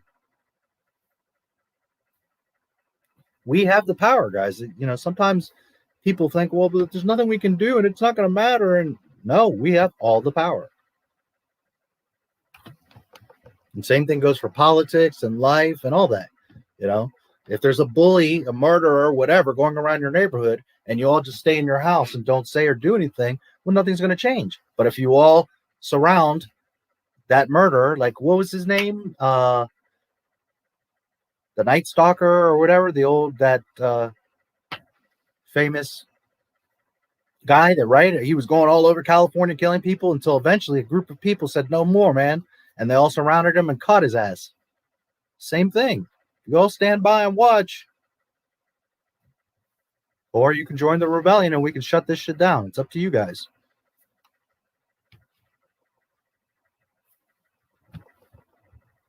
I'll do the trench run, but if you guys aren't wingmen, then we're not going to get anywhere. So it's up to you. We can't, it's not about letting them choose or want to. We must force them. And we have the power to do so. Disney 18 Plus was announced. Sounds like streaming service that's for porn. Yeah, I can't imagine they would ever go that far, but it's coming. You never know. Maybe they get desperate enough. Would only get a skeleton in his company. No, that's not true. He would get Skywalker Ranch and all the stuff back, the vault and the rights and everything. So number 1 through 6 is always there. Then he just does the easy thing. Everything that Disney made, just delete it. Gone. So there is no more confusion and canon breaking and altering and continuity. There's none of that. You just delete it. And then you continue from where George was going to continue. His sequel trilogy. It's all fixed within 10 years. It's really simple. It could be fixed like that. But if we continue down the Disney route that keeps damaging and changing and tweaking, then there is no fixing Disney. You have to remove it from Disney, delete their stuff, start from where George left off. Then it can be fixed. Then it can be Star Wars again. Because all the stuff is there. The lore, the EU, the fans, it's all there. We just need to resurrect it. That's all. It can happen. It can happen. It's just under Disney, it's not going to happen. Because Disney's a muddled mess. You get rid of that nonsense and start fresh from zero. Oh, we can bring Star Wars back real fast. Now, granted, for the sequel trilogy to happen, it's going to take 10 years because George does it correctly. But what I'm saying is once we instill the fact that the nonsense is out, that Lucas is back, that the fans are going to be respected, the EU is reinstated as EU as it's supposed to be. You understand? Once we start establishing those things, even if we have to wait some time,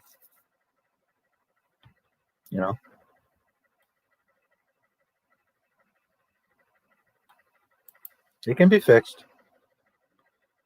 Dave Filoni created him. Well, that's exactly why he created it. He created it because he knew a long time ago that if something goes wrong, he will always have an out. He'll always have a way to alter things. He'll have an out. And also so that Ahsoka can exist. That's exactly why that exists.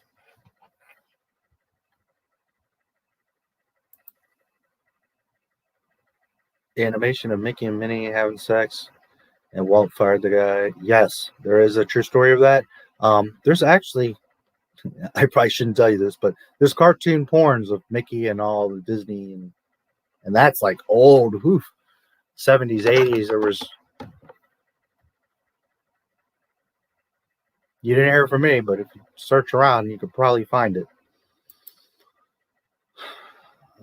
Locust, wokeism, plague, toxic femininity, poison, Hollywood. Yeah. The link to I saw it. Click on my profile. I want to take you to the video. Yeah, I saw it. I thought I mentioned it to you or replied. Maybe I didn't. Sorry if I didn't. Just a lot going on, but I did see it. I will absolutely look at it in the next few when I can. So no worries. I saw it.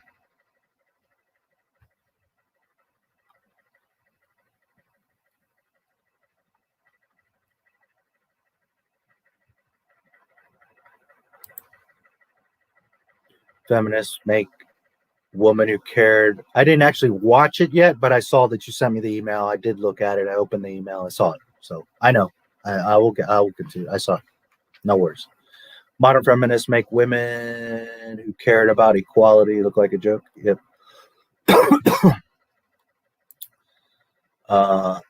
Deep dive. Okay, hey, I'm down. I love that series. What we'll do is we'll get through the OT. I'll put up a poll. I'm sure all of you are going to be like, hell yeah. But I'll put up a poll, and I'm more than happy. What we'll probably have to do is do sections, because this is pretty long. But yeah, I'm down. Who is Snoke even a clone of? Nobody. That's just nonsense fan fiction. Remember, you cannot clone Force users. So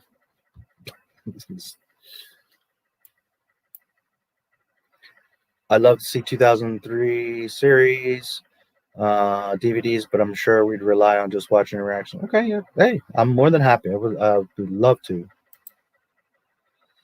Purple hair chick reminds me of, or maybe I can put it on Odyssey and you guys can watch it there while but I don't know, we'll see. We'll see how it works. But either way, I'm sure.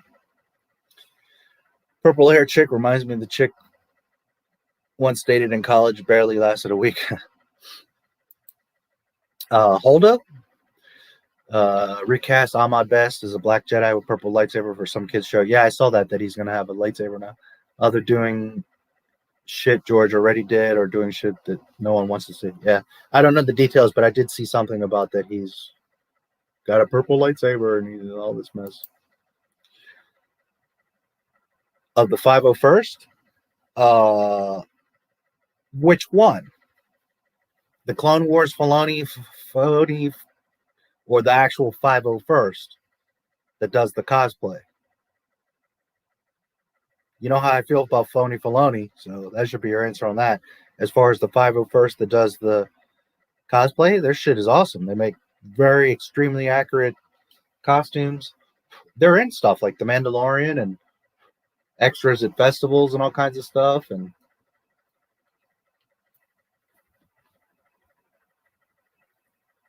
they're cool. I'm not a cosplay type person. If I had a real Boba Fett suit, sure, I would put it on. But outside of that, I'm not really into like dressing up and all that. Even Halloween, I'm not much into that. But I think their stuff is awesome. And it's cool that they have, they do a lot of charity stuff. So that's something I always liked about them, is they will go to hospitals or they'll do charity events for kids. So I always really liked that about them. I knew how to tell my nephew and brother-in-law to stop caring about what Disney is doing and check the EU. Yep.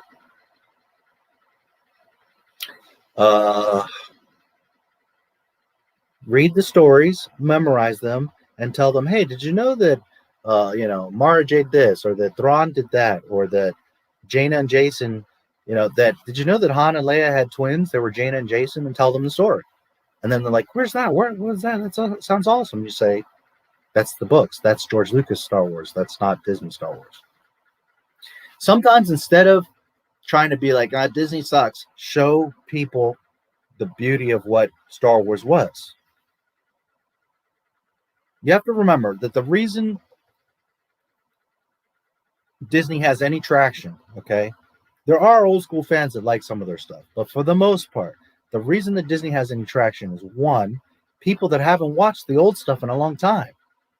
So they just see a helmet, they see a lightsaber, and they get excited because they haven't seen the old stuff in 20 years. If they were comparing the old stuff to this new stuff in the same weekend, they'd be like, holy shit, this isn't what that was. This is like a total fake me out. Or it's younger people that don't know the old stuff. So they see the new stuff and they're like, oh, Star Wars, it's awesome. You don't know what Star Wars is, old man. Okay. So sometimes just showing people what Star Wars really is the best solution. Instead of arguing or making fun of them or whatever, just be like, hey, did you know this? Did you see that? And they're going to be like, well, that sounds awesome. What is that? Oh, that's George Lucas Star Wars. That's real Star Wars. You don't get that from Disney. Understand? Maray Sue. I bypassed the hero's journey. That's it. That's good. I like your little smiley turdy. Oh boy.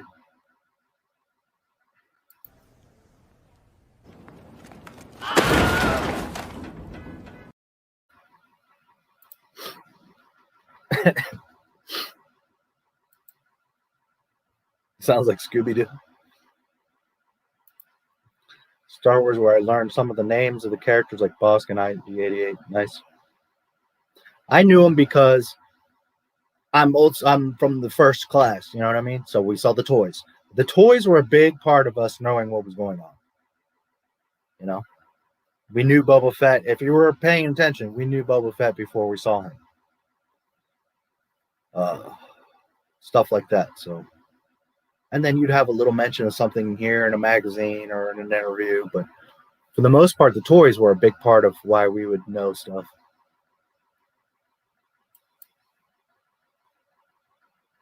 On Lego Star Wars, yeah. And I've mentioned it before, but just for anybody that's new or doesn't remember, Hammerhead was in the cantina, and his action figure said Bounty Hunter. So I always knew he was a bounty hunter. Palpatine, the toy said Emperor Palpatine. So that when I saw the prequels, the second they were like, oh, Senator Palpatine or Chancellor Palpatine. No, well, first he was Senator Palpatine.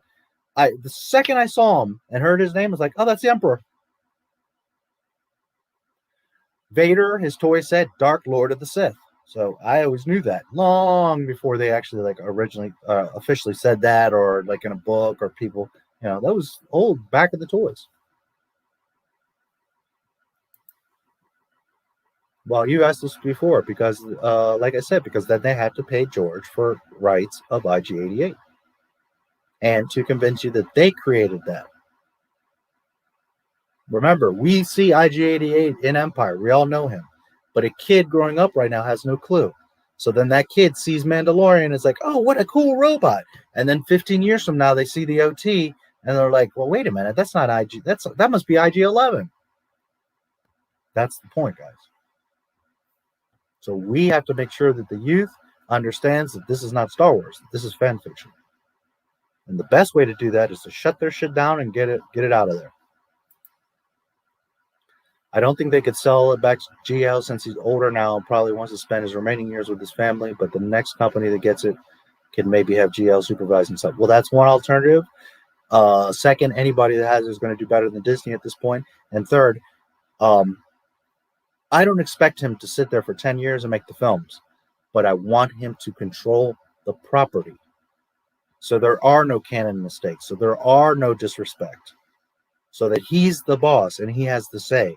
And then he just hires directors or whoever to do stuff. You know, I don't expect George at this time to make a sequel trilogy, but that the rules are you use his treatment and that he oversees it and then he sees dailies and that he picks a director and that, no, you cannot break canon that way. You cannot treat Luke Skywalker that way. That's not how the story goes down. That's what I want. Because I don't presume at all that he's going to make these movies. But if he needs to control it, him or his kids, whatever, Lucasfilm, or give it to someone like me that will trust it, you know, respect it and love it, not, you know, fucking Disney.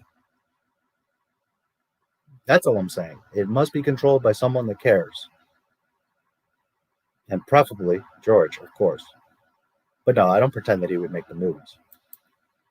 But oversee them, that's the key. Maryland too. There you go. I grew up in Maryland. I moved to Maryland when I was 4, and I grew up most of my life there.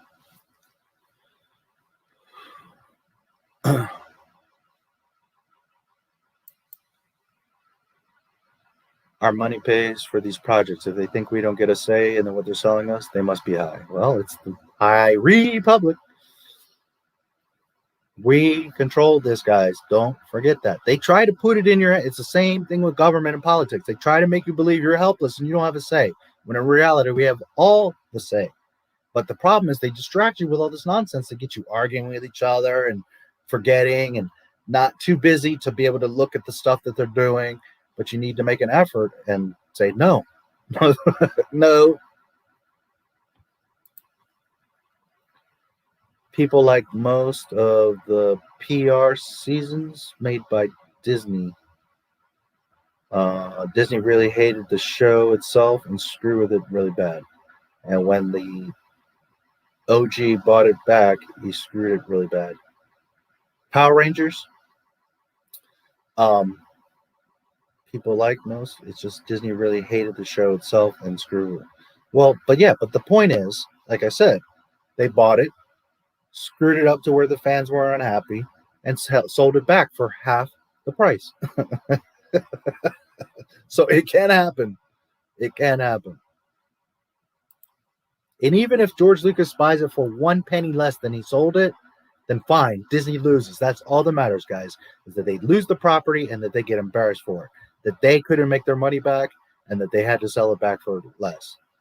Wonderful. Big slap in the face. That's what the mouse needs. OnlyFans or Playboy? Oh, well. Then it wouldn't be Playboy. It would be pointless. Are you old enough to read Playboy? Miramax is Disney 18+.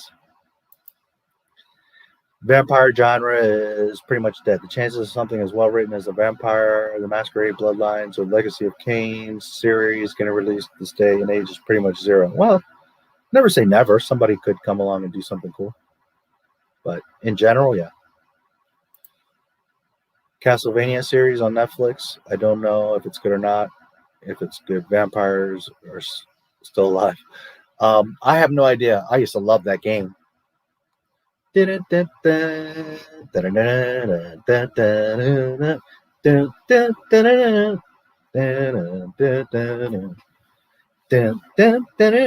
I played me some Castlevania.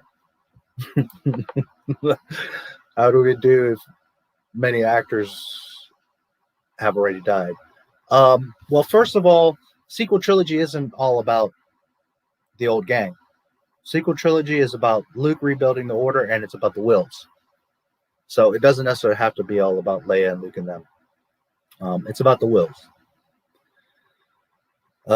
So that's the first thing. It would be difficult without Leia. That is a problem. But Lucas could find a way. Just stay away from them. Maybe not have Luke or any of them.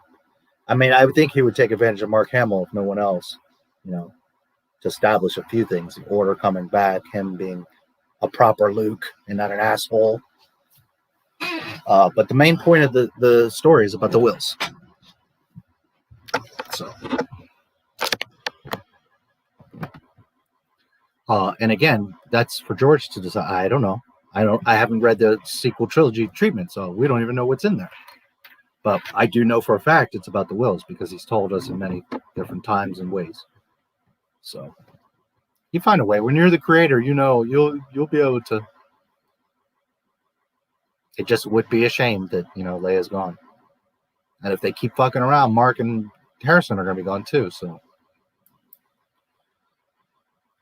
I decanonize all the Disney stuff. Work on GL sequels. Wills continue the EU as a separate storyline.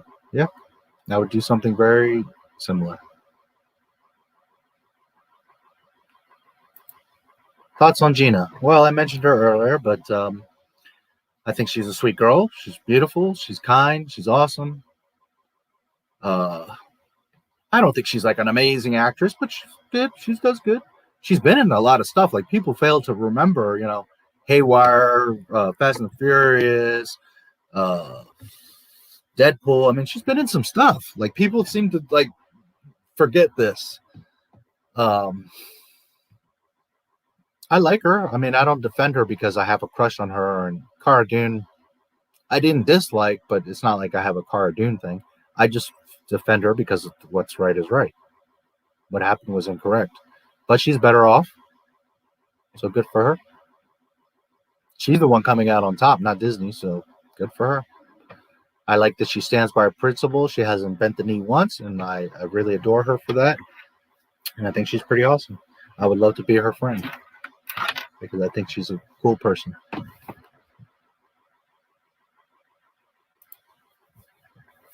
I think there was a Lego Star Wars series where Clone got a blue arm that gave him Sith powers and joined the Youngs to save Yoda or something. I don't know. That sounds like no idea. The cosplayers. Okay, well, I hope I answered your question. EU touched on cloning Force users. It clearly states in midichlorian sense the vessel wasn't natural and would treat it as a dead body. That's why Palpatine tried to possess Anakin Solo. Yeah, but that's also EU. It's not canon.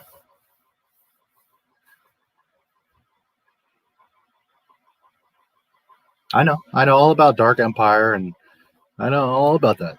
But at the end of the day, that's not canon. So you see,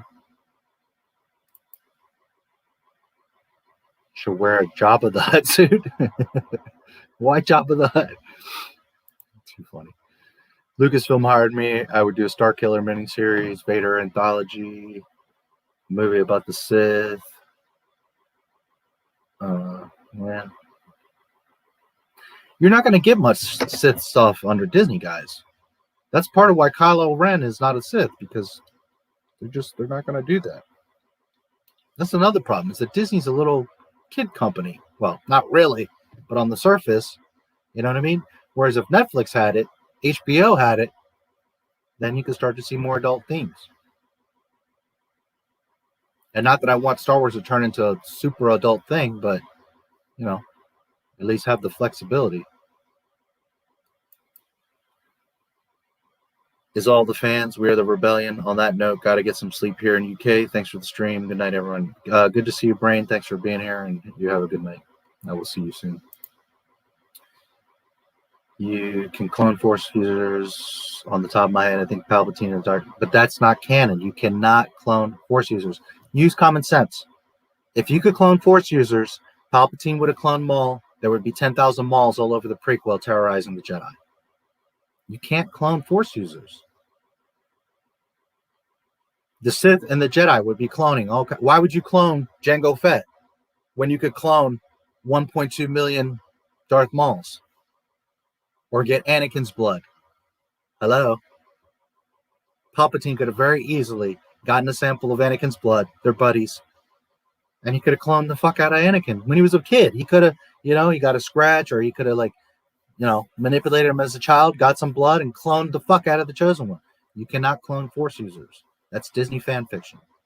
I know it's in the EU, but that goes back again to the EU is not canon, that the EU has problems. You cannot clone Force users. Nor can you breed them, because if you could, all the Jedi would be mating and breeding. It's not how it works. It's not how the Force works. The Force randomly selects certain beings.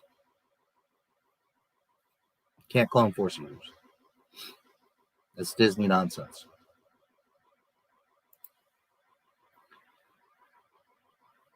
Should be GTA style Star Wars game. Star Wars 13 was the closest, and it never got made. Yeah. George would write how to not do Star Wars, the stuff that's mandatory and the stuff that can be wavered, and the stuff that's an absolute no. Yeah. Well, and again, if he had control of it, we wouldn't have these issues. He doesn't have to physically be the one making it, but he would control it and say yes, no, yes, yes, no.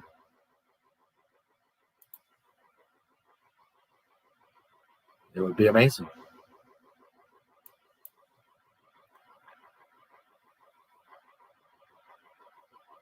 So oftentimes kids don't want their parents' legacy. It's not a new thing. Whether it be a pizza shop or whatever, sometimes kids just don't have interest in it. It is what it is. Oh, I love Voltron. Voltron smashes Power Rangers. I never really cared for the Power Rangers, but I know a lot of younger people love them. I always thought they were dorky. Some of the girls were pretty hot. I remember that. But outside of that, I never cared for them. Voltron was a shit. But the Lion Voltron, I like both, but the Lion Voltron over the vehicle Voltron. I used to have the toys.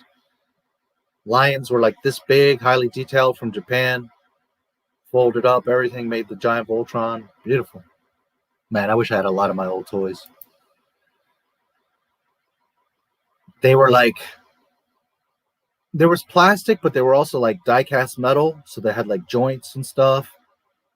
So like the lion head would pop down, and like, it's kind of hard to describe, plus it's been so long, but they were like highly quality made, not these cheap plastic. Disney's reaction to the next company decanonizing their shit. Yeah. Have Disney 18 plus Hulu. Plays 11 is Stranger Things. It could definitely play Leia with Sebastian Stan and Luke and Scarlett Johansson as Mara Jade. Yeah, it's all very possible. Absolutely. If you guys haven't seen it, what's her name? Millie Brown, right? Very recently, like a month ago, somebody did a deep fake of Leia with her. And I mean, it's fantastic. Better than that bullshit that they did in Mandalorian with Luke Skywalker. That shit is disgusting. It's terrible. So, it could happen.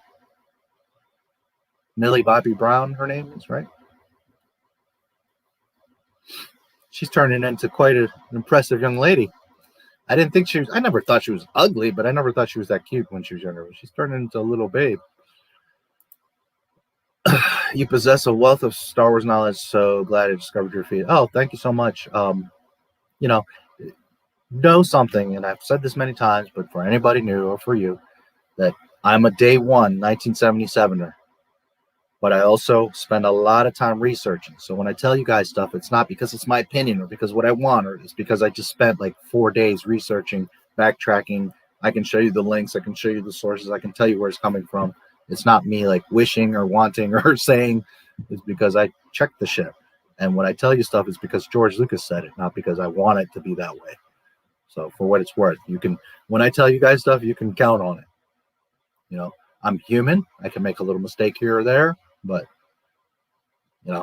this stream is a perfect example. I told you at the beginning of the stream, KK ain't going anywhere. And what did we just witness? Okay. I'm not a mind reader. I'm not Yoda. I can't see into the future. So,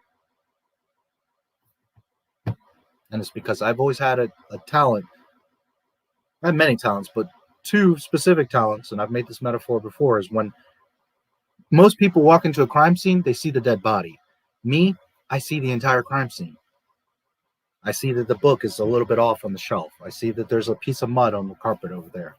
I see that, things are out of place, and combined with that is that I'm very good at connecting dots. So sometimes people bring up, but what about this? But what about that? Just like a minute ago, he said, nah, you could clone in Dark Empire, but you're not thinking, because if you could, they would have cloned Anakin or Darth Maul. You see? So I always see this. Whereas a lot of people just see like isolated little things. And that's not to insult anybody. I'm just saying that I always see this in the galaxy. So I already can tell you that ain't going to work, or that doesn't fit, or that's not going to work, and that's not canon, because I already know. You know how some people play chess? Well, I'm 10, 20 steps ahead. I'm 10, 20 moves already ahead. And that includes Dave Filoni. I'm 10, 20 steps ahead of him. Anyways, I'm glad you enjoy it. Just saying that, know that when I tell you stuff, it's because I've done the work. You could substitute certain actors with hot toy figures or through photo real tech like Tarkin. Yeah. Yeah, there's ways we can get around some of this stuff. Listen, most people aren't going to have a problem if you recast, but if you start mixing like Mark Hamill with Scarlett Johansson, then right, it's awkward. But if we like match things up, maintain continuity, and respect the lore and the characters, then most people will be okay. The problem is that Disney wants to go all over the place and shit on everything. George was smart to keep the scripts. The fans are saying he should give them to Disney. Hell no. They're drowning. You don't have bail them out. Yeah. Well, they do have the sequel trilogy. I mean, he sold it to them in the beginning. They threw them out. Have the sequel trilogy set 50 years in the future instead of 30. Luke is a Jedi Master trained a new generation of Jedi who rebuilds the Order with his son, Ben and Don. Well, he's already talked on that. It's just a few years after Jedi, and he's training 2-year-olds.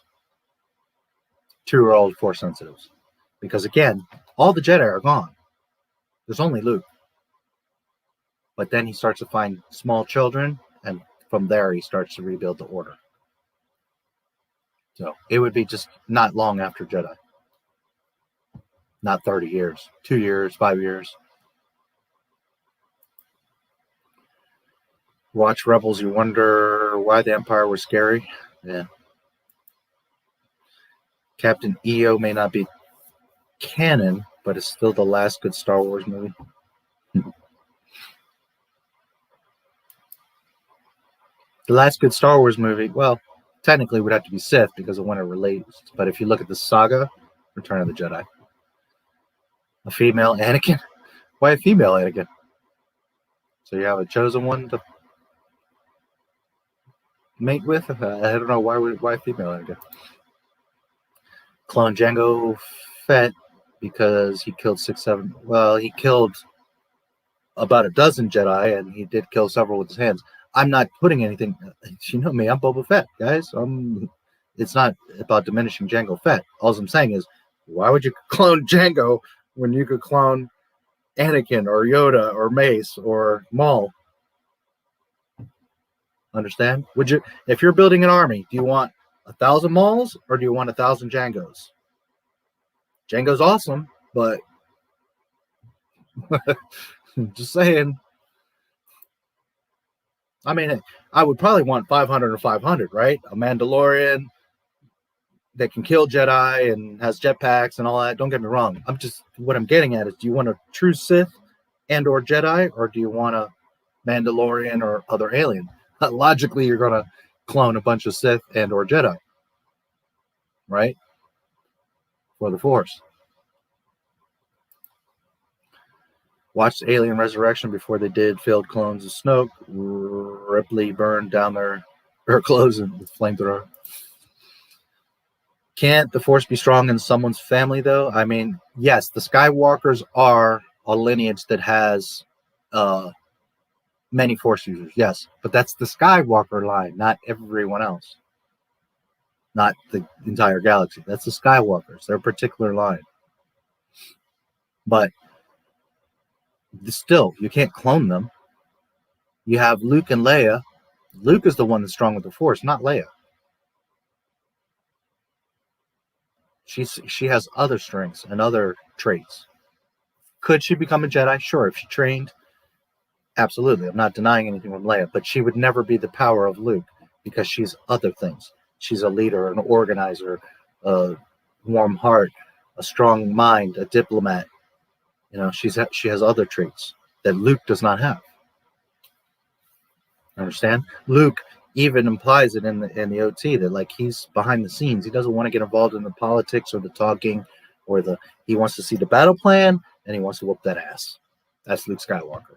Leia's the diplomat. Leia's the one that's going to strategize and organize and lead. Dig? Luke will gladly take orders from Leia. But he's the one that's going to put the smack down. They're different. But by all means, yes, the Skywalker line does have, the Force is strong in that family. Both implied in the movies, spoken from George Lucas and EU. Absolutely. No argument there. But that's Skywalkers. That's specific.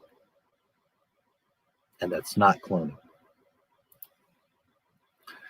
Amazing movie trilogy that is an original trilogy or prequel trilogy. Lord of the Rings. Harry Potter's pretty good. Lord of the Rings. Rusty metal Tonka trucks. Yeah. Well, these were I think stainless. I assume you're talking about the Voltron. Really high detail, beautiful paint, and the lion heads, and man, I wish I still had that thing. So gorgeous. Like the Transformers, you had Devastator. There was the little construction trucks, and you could make them, but it was all plasticky and little and flimsy. You would build them, and he was cool, but this thing was solid and heavy and high detail and beautiful from Japan. Millie Bobby Brown, right? Gotta eat dinner. No worries. I gotta eat dinner too. Walking out of the theater and someone said, "Deep fake Mark Hamill looks so real." It's terrible. Looked awful. Indeed, Hereditary, which is one of the reasons why the Jedi aren't allowed to marry and why both Luke and Leia are Force sensitive. If it was Hereditary, all the Jedi would be mating. It's not hereditary. Only the Skywalkers.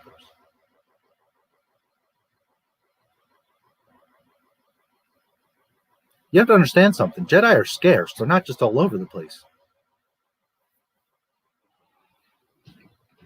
They don't marry because of attachment, not because of genetics. Palps didn't make a clone army of Maulers because it would take far too long and it would go against them. Same thing. Why would you clone Jango and not Mace Windu? You can't clone Force users, dude. Doesn't work. And Palpatine, I don't think gives a shit about rule of two. He cares about rule. He cares about rule.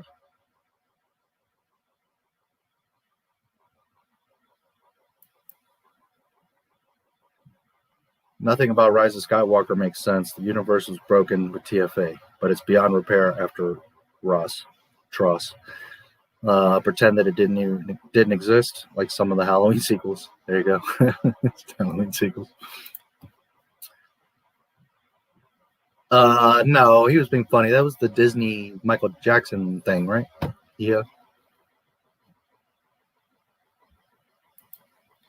Why rebuild when the Emperor is dead? Because Disney Star Wars, that's why. George Lucas out of his mouth. The Emperor dies. Go watch my Skywalker Legacy. He's dead. Ian McDermott also says it. I asked George, is he ever going to come back? No, he's dead. So that right there negates cloning, Dark Empire, all of that.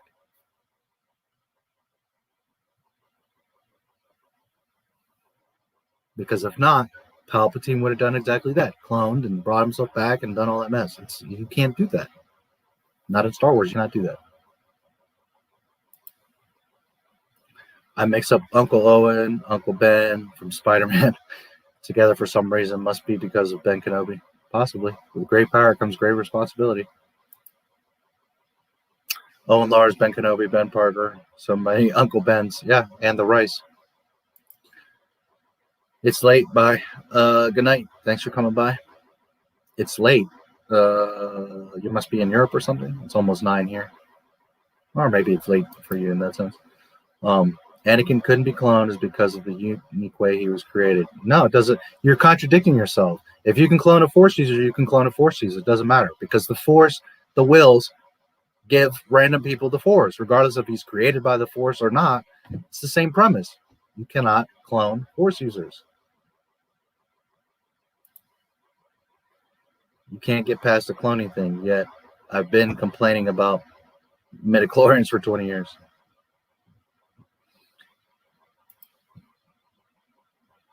Midichlorians have been around since like 73, so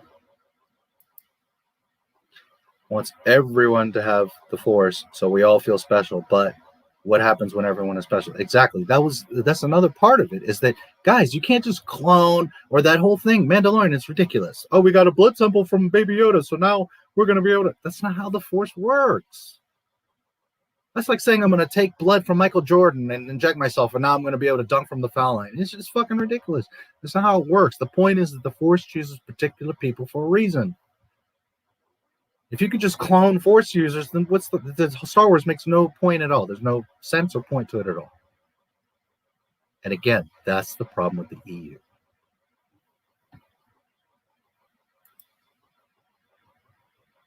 Fighter, not a talker. There you go. Matrix. Yeah, it's been a while since I've seen Matrix. It's always been a good film. Luke's order in the EU. Hell yeah. He encourages students to learn the Force from experiences and lectures. He also told them to go places even when there was no conflict to tear down Jedi stereotypes. Yep. Oh, those are beautiful stories of him rebuilding the order. Don't get me wrong. I've seen the first 2 Hobbit movies. I've never seen the third one. Well, what are you waiting for? When someone with midichlorian loses a limb, do you think they lost some of their power? No. No, because your main soul, your main being is what has the midichlorians. I don't think that midichlorians are a count that is like, your entire body, like the sum of your blood has 20,000 midichlorians, and if you lose some blood, well, you lost, today you lost 100 midichlorians. No, that's how it works. It's your aura, your soul, your being has X amount of midichlorians. Your soul, So Anakin, as a matter of fact, Lucas says it himself. Even when he becomes Darth Vader, he's still the chosen one. So no, he doesn't lose midichlorians. He just uses them in a different way. Which, by the way, Vader is clunkier compared to Anakin. But imagine if it was anyone else in that suit, they would just be like, Frankenstein, You have to consider that too, that he's able to do so much in that suit because he's the chosen one.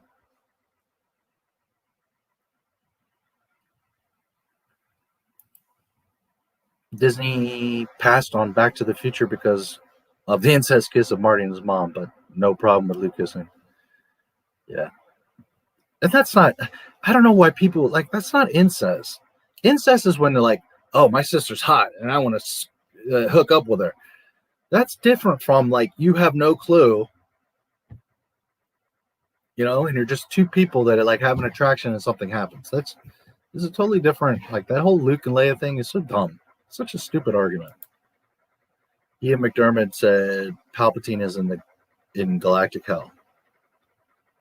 Yep. And don't get me wrong, if you were to go to brother and sister as far as to sleep with each other and you didn't know it, but you still did that, and yes, it's incest. I'm not saying that it's not. But what I'm saying, a little kiss and you didn't know and you find out and you're like, oh, okay, that's never gonna happen again. Get over it. Jeez. I also gotta go already. Hope you get to watch what I sent. Okay, cool. Yeah, I'll check it out. Thank you. Didn't George directly work on Dark Empire and defend the decision to bring back Palpatine? No, absolutely not. Where did you ever hear or see that? Was he okay with it? Does he like expanded universe stories and he's okay with them? Sure. But he clearly says Palpatine is dead. There is no clone. There is no coming back. There is none of that. I wonder how the Force works. Midichlorians. Star Wars is run forever. Yeah. That was a lot of people's reactions. Everybody got all pissed off about midichlorians. It's like, didn't you want to know how the Force works all this time? Jedi weren't celibate. They just couldn't. Yeah. Absolutely. They could have sex. I'm not saying they could.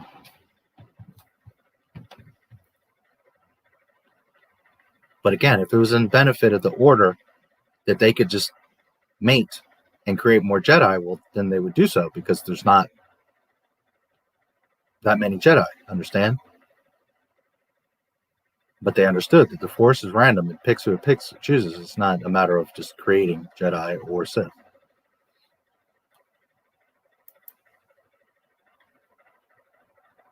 Except instead of dying for everyone's sins, everyone died.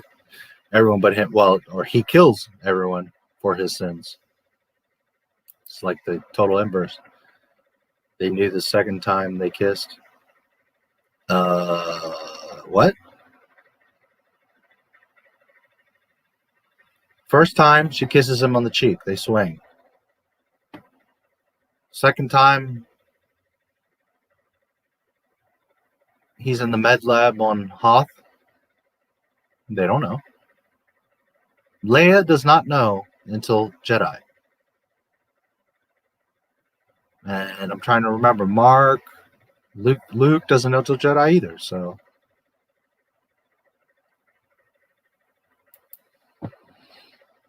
You do need living arms for certain force powers like Force Lightning, which is why Vader can't use Force Lightning. Well, but that doesn't affect your midichlorians. That affects your limbs. Doesn't mean your midichlorians are low. Maybe you just can't transfer them.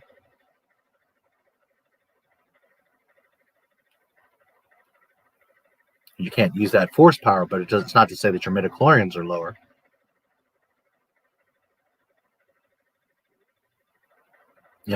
At the end of the day, George Lucas would have to definitively answer that. But I can assure you, in the Skywalker Legacy, he says, when he becomes Darth Vader, he's still the chosen one. So that implies that all of who he is that, Darth Vader.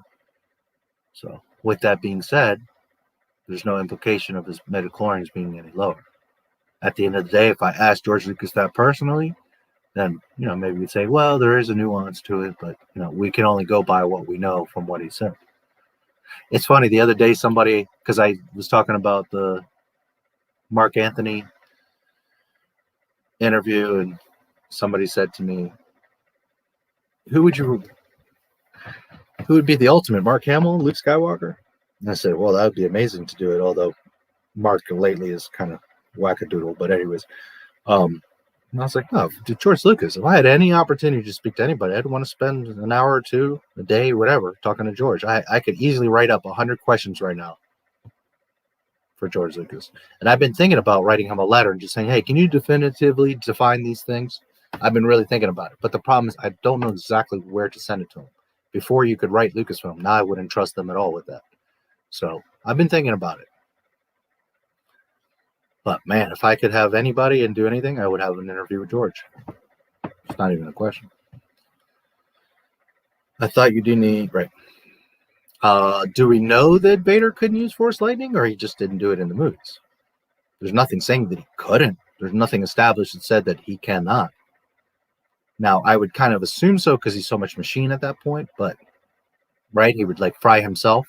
And that's really how he dies, right? Because he doesn't die like being cut down, or it's because the lightning fucks up his not just his breathing apparatus, but all his freaking gears and machinery. And so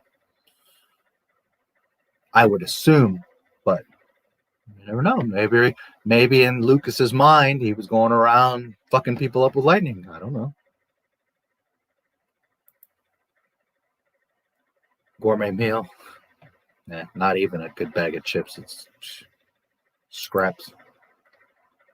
There is no father, the Force. And this is 1,000% not even question. I have the Lucas quote. I've shown it on several streams. He absolutely confirms that the Force created Anakin. There's no Palpatine influence or Plagueis or all these other theories. No, the Force created Anakin. He says it definitively. So he's Jesus Christ, Immaculate Conception. Not that he's Jesus, but I'm saying that's the comparison. He's Immaculate Conception. And I again assure you, George Lucas specifically defines it. There's not any more speculation. Because a lot of us, while we felt that that's what it was, Immaculate Conception, there's no like defining moment, but I do have the proof. George Lucas specifically says there is no father, the Force created Anakin. There's no like question about it anymore. And the thing is Disney made a comic where Palpatine's standing behind Shmi and doing the Force. And like, again, Disney's fan fiction. George Lucas himself said, the Force created Anakin. Potato chips are still good. Yeah, but not Disney chips. Would have been cool if Kylo joined the Resistance and Rey joined the First Order. That would have been tolerable. But no, to Disney, redemption and betrayal means nothing. Yeah, it could have been an interesting spin. Even if Ben didn't come back, but Rey just went dark. There's a million things I could have done. Has an uncle named Zero. Yeah. L for lost. Yeah, watch Phantom Menace. Yeah, but in the Phantom Menace, it doesn't define it. She does say there was no father, and and again, most of us understood that. But George Lucas himself confirms it, because there was always a shadow of a doubt that in her sleep, right, Palpatine or someone could have gotten her pregnant or influenced the Force. There was always that argument.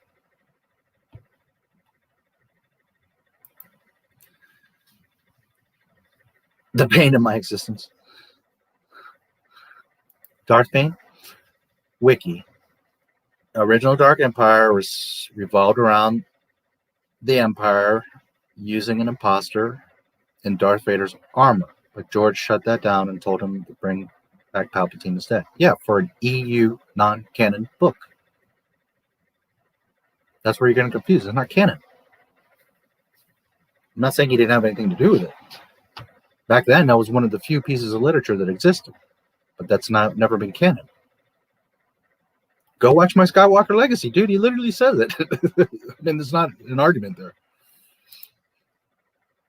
I thought it would short circuit his limbs. Palpatine made his armor very sensitive to force light. Yeah, I would assume so. I'm not saying that he could. I'm just saying at the end of the day, George Lucas would have to determine that, right? From what we see, yes, absolutely, that the lightning would screw him up. That's how he dies. I'm not arguing it.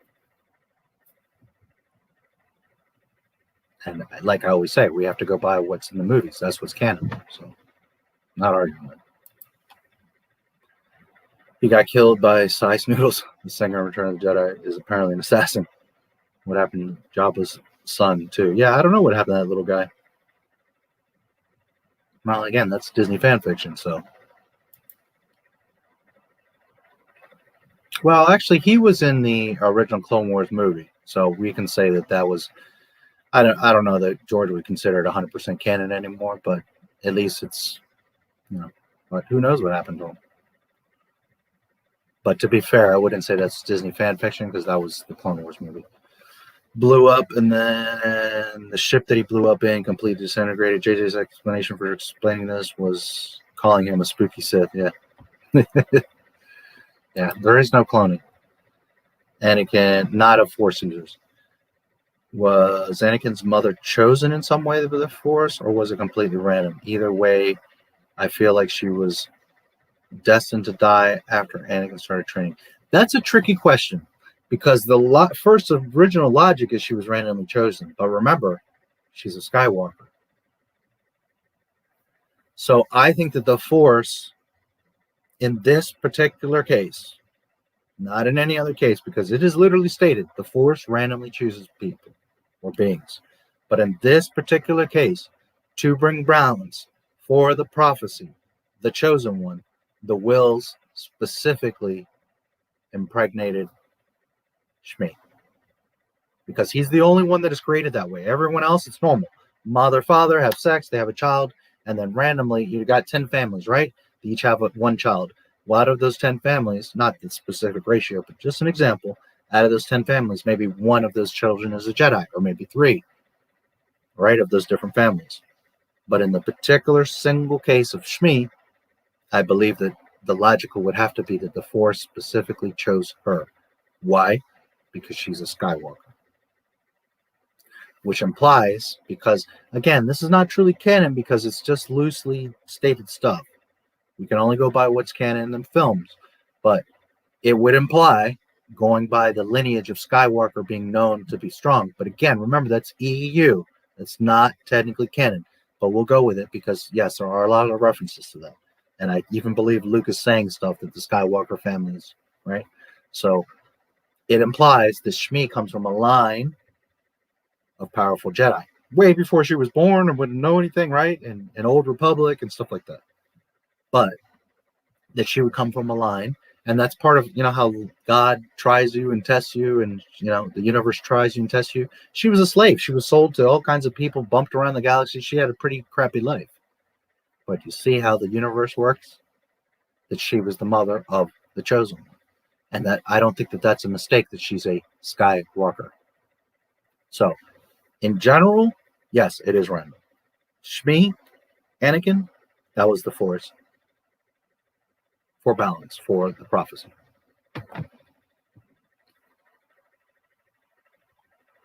And no, it doesn't work how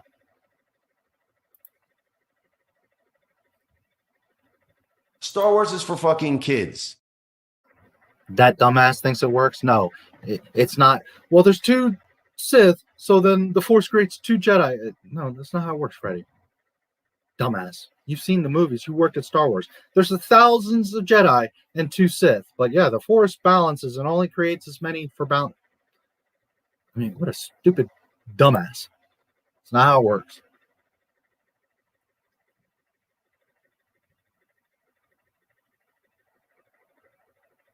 Because his explanation was, oh, well, you had Palpatine and Vader, so then the Force created balance and it created Luke and Leia. No, dude, that's not how it works. There's other Jedi. What about Obi-Wan and Yoda? What about all the other Jedi that were in the council? What about the Jedi that have been around for generations? It's not how it works. There's tons of dark side. Asajj Ventress. She's a dark side, but she's not technically a Sith. And the Clone Wars shows this. Outside of that, I already know that. But I'm just saying, even the Clone Wars, she's like, I'm a powerful Sith. And Duke is like, oh, really? Remember? And he turns around and whoops her ass. There's tons of dark side users out there. But that doesn't mean they're Sith. But still, the Force selected these dark side users. There's thousands of Force users. Some have very low midichlorians. So maybe you can, unlock a door from, using the Force. And that's about it. Some people can cast lightning because they're so powerful or so many midichlorians. But regardless, throughout the galaxy, there's all kinds of people that have affinity for the Force. So there's really technically thousands, if not millions, of dark side Force users. The rule of two is the Sith, particularly for their organization, for the highest hierarchy of evil. But that's not to say there's only those two dark Force users. Freddie Prinze, dumbass.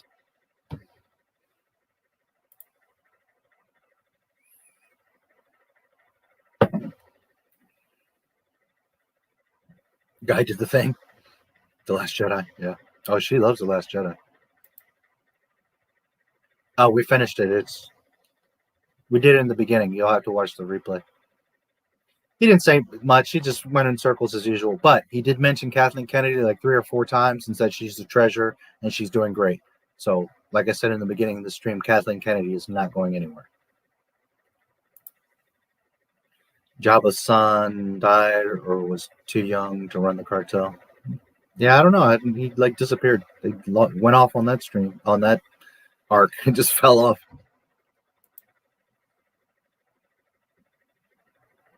If Rada confronted Leia about killing his father, yeah, when her father saved him as an infant. Yeah, there's stuff they could have done there. I feel, though, that like Jedi was like, the Hutts are done. Not to say that he was the last Hutt alive, but that whole like reign and power and influence, the Outer Rim, that when Luke, remember, he destroys the Empire, that the whole galaxy shifts at that point. The whole Outer Rim nonsense gets changed. Is there always going to be little illegal activity and things going on? Sure. But as far as like the Outer Rim and Jabba's influence, I always took it, he takes them out and that's the end of the Hutts.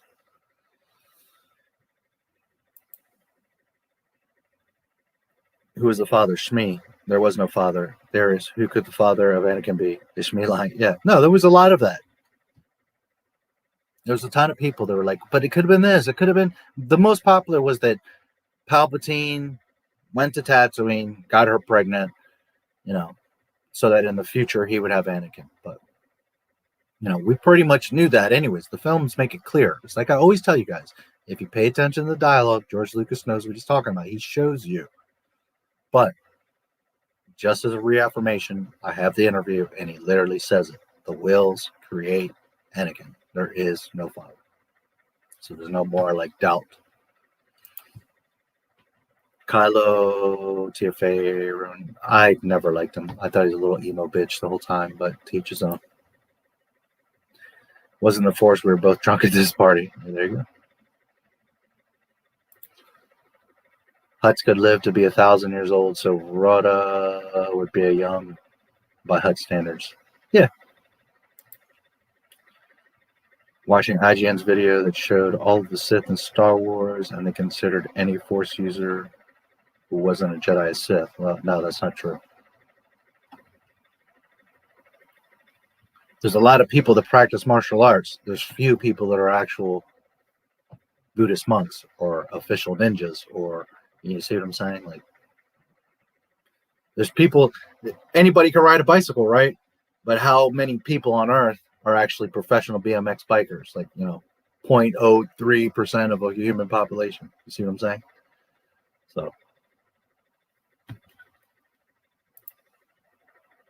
So George's treatments for the sequel trilogy, no, because I don't have them. Nobody knows truly what they are.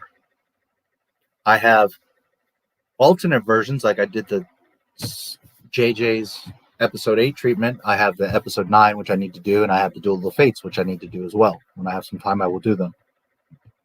But nobody has access to them. Only maybe like 5 people on Earth have ever seen them. So, unfortunately, I would love to. But no, I don't know. But I do know what George has said about them. That I do know for a fact. I have his quotes. So, like I said, he talks about them, that they're about the wills.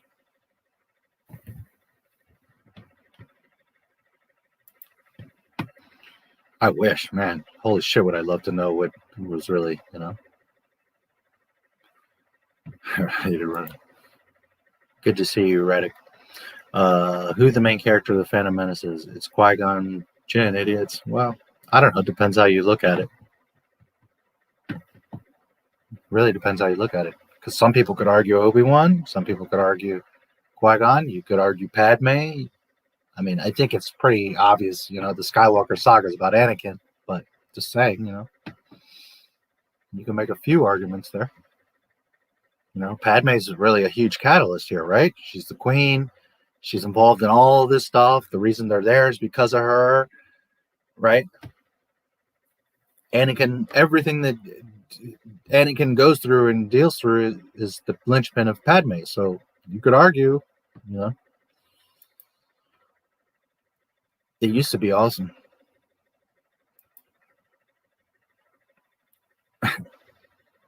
Yeah, there'd be a kind of propaganda show machine. It was Anakin. Well, yes, it is. Well, actually, technically, it's R2's story. R2 is the one that is telling you the Star Wars story. R2 is the one that is at all the major events and rescues everyone's ass. So technically, it's R2's story. Telling you the story of Anakin.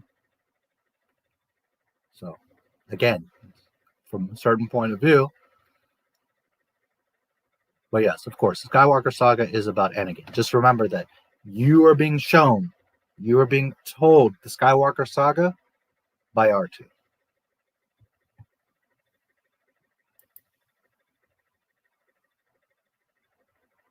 I jumped a little bit here.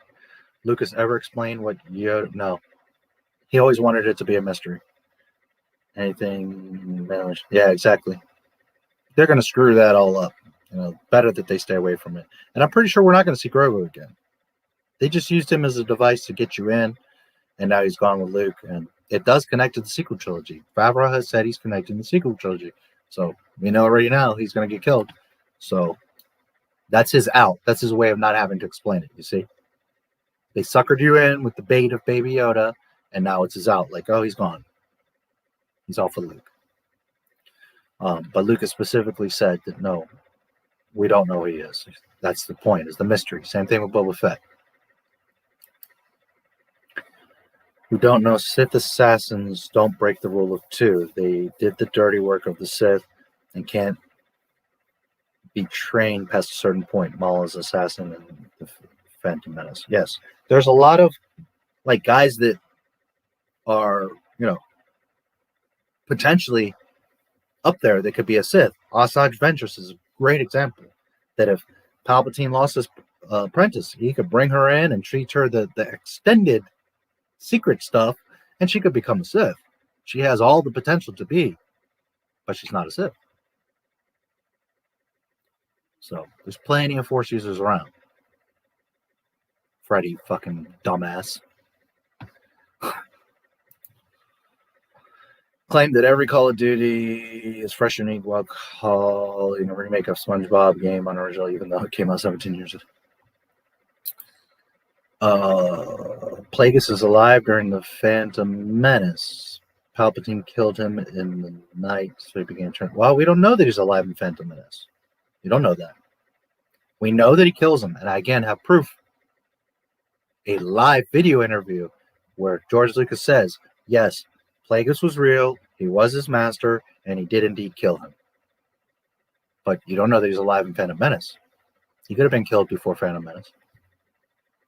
Remember that Palpatine and Phantom Menace, I could probably find the date in Wikipedia or something, but he's probably 40, 50 years old.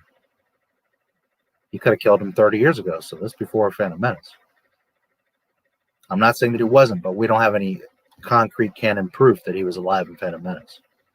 We do have concrete canon proof from Lucas saying that he was in fact his master, and that he did in fact kill him in his sleep. R2 is the narrator. He sure is. He's technically the keeper of the wills. Jar Jar found Qui-Gon first. Yeah. Unless he's Darth Jar Jar.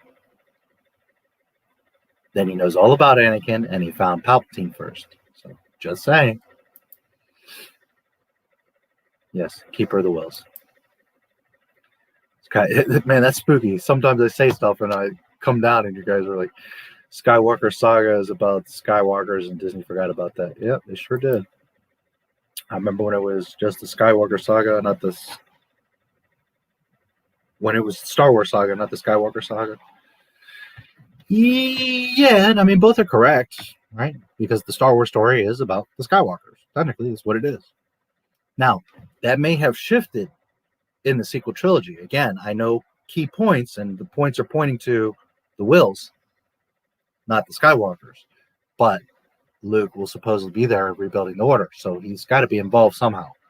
So, technically, without seeing the sequel treatments, I can't say, but I think it was going to be a broader thing, more so about the galaxy as opposed to just, right? Because the story was over. Anakin was redeemed.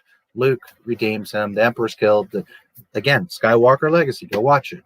He literally says, the Sith are defeated. The Empire defeated. Anakin kills the Emperor. Anakin kills himself. The Sith are done. So, the Skywalker story is technically over. Could Luke have more kids and in the future continue the Skywalker saga? Sure.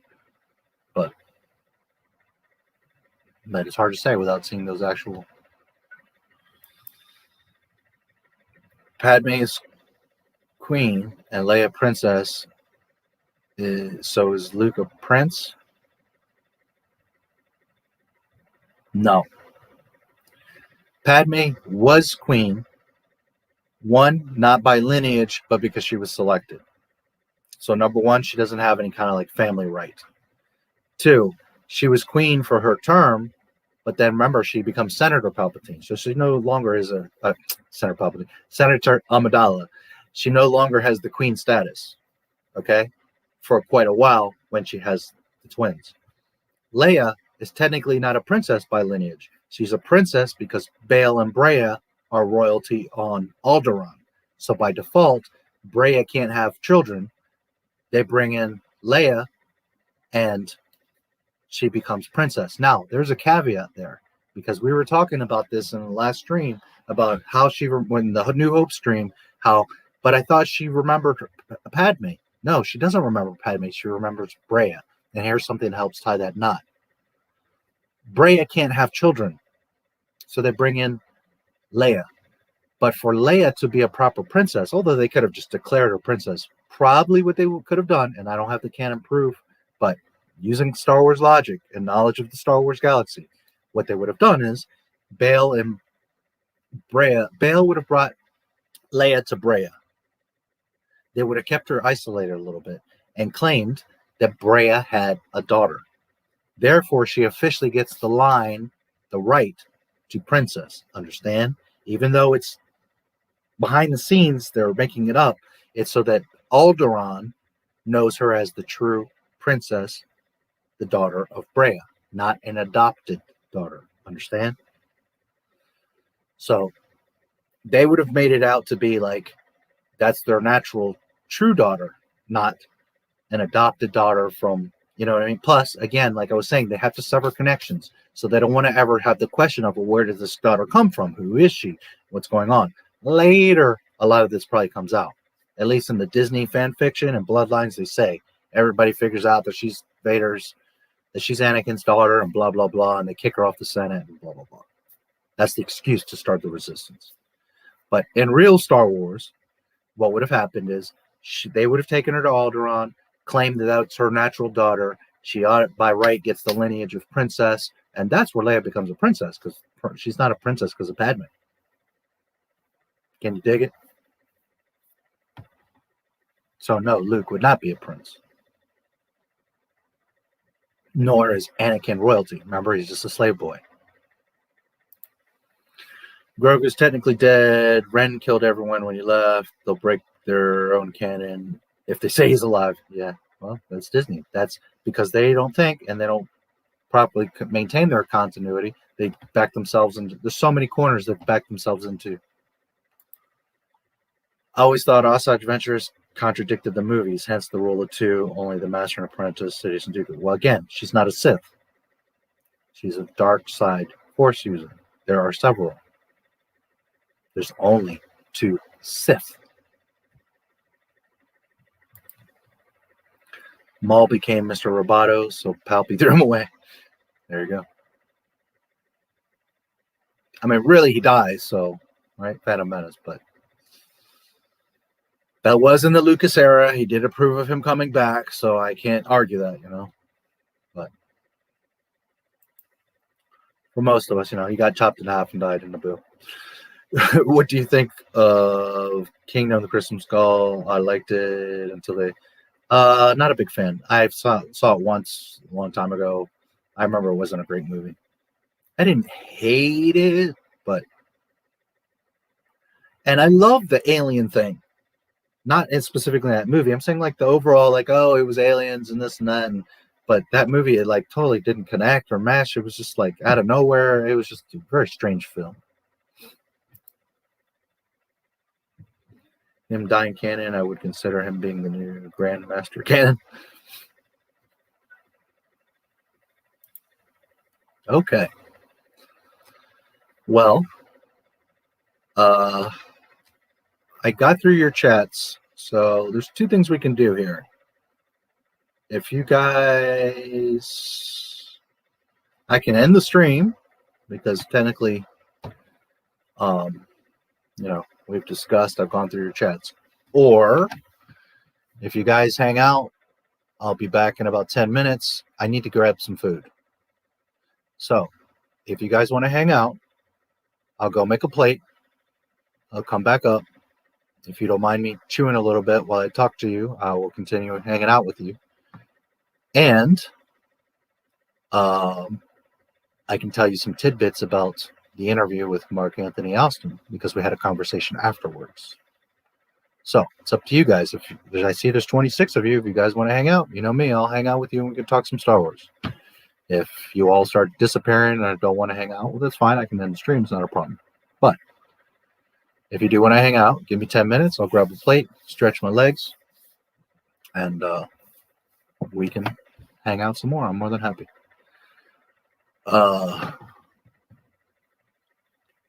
Let me see what else you guys are talking about.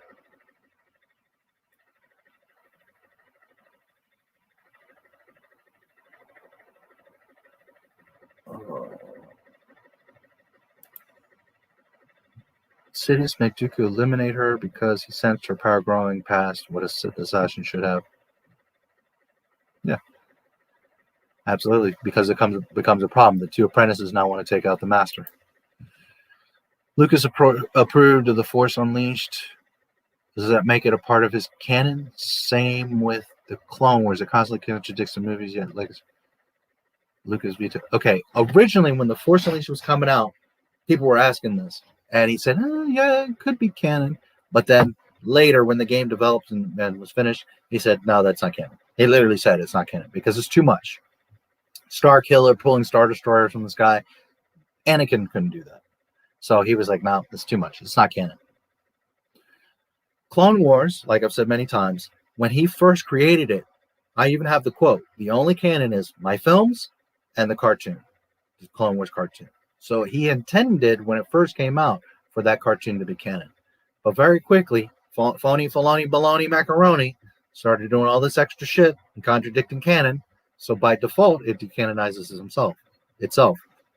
And then, obviously, he sold it, and Filoni kept Ahsoka alive and did all this extra shit. And so, no, it's not canon. Only Lucas can break canon. And even then, he doesn't break canon. He would maybe alter things. But there was always continuity. Clone Wars cartoon breaks continuity, as does Force Unleashed. So no, they are not canon. The intention was for both at first to be, yes. But people get clung up on that. And it's not. have you done a video about the wills? I'd rather get it from you instead of some random video or edit. Technically, yes. Not a video and live stream.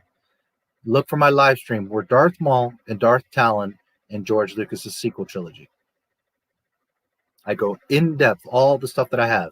I tell you all the evidence and details of what I know of the sequel trilogy. I go over the connection of Darth Maul and Darth Talon, which technically they were going to be a game. And then several references of like Kira was going to be the hero, and then it got turned to Rey. What the story was about, details on the wills. That's also where I show you why he sold Lucasfilm, and that quote that I was just talking about where he states that Anakin was created by the Force. And so look for that stream where Darth Maul and Darth Talon in George Lucas' sequel trilogy. That was a month or two ago, whatever. I think it's a 5-hour stream, but I talk all about it there in depth. So watch that.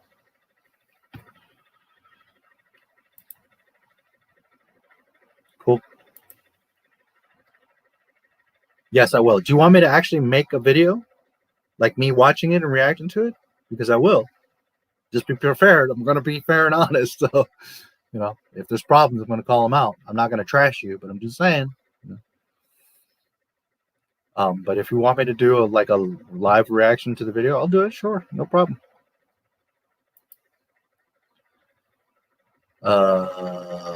He did it first, and then he saw it and said, no, it isn't canon. Yeah. Yeah, no worries. I can do it. Have to go to bed. Have that job thingy. Night all. It was a great interview. Thanks again, Wes. Have a good night. You make a Star Killer, even I wouldn't be pulling Star Destroyer out of the sky. And it was awesome. Don't get me wrong. It was like, well, that's fucking cool. But, you know, when you think about it, it's like, holy shit, that's Yoda could barely lift the damn X-Wing. And this guy's pulling Star Destroyers out of the sky. It's like, too much. What's with the Force healing? This is not my stars. You need to let go of things you wasted your time with. Well, but there's something he wants me to see there. And I told him, listen, if you want me to do that, be prepared. Mace Windu is the original Clone Wars cartoon. It is fantastic. Oh, yeah, he's awesome. Lucas got behind more of that stuff. I'd love to see Vision for Grand Jedi Luke. Yeah. So did we all, you know. And the sad part is that he handed it to Disney and they said, nope, we're going to do some other shit. In this stream, I got to watch it first because I got to make sure there's no copyright. It's like, it's too much.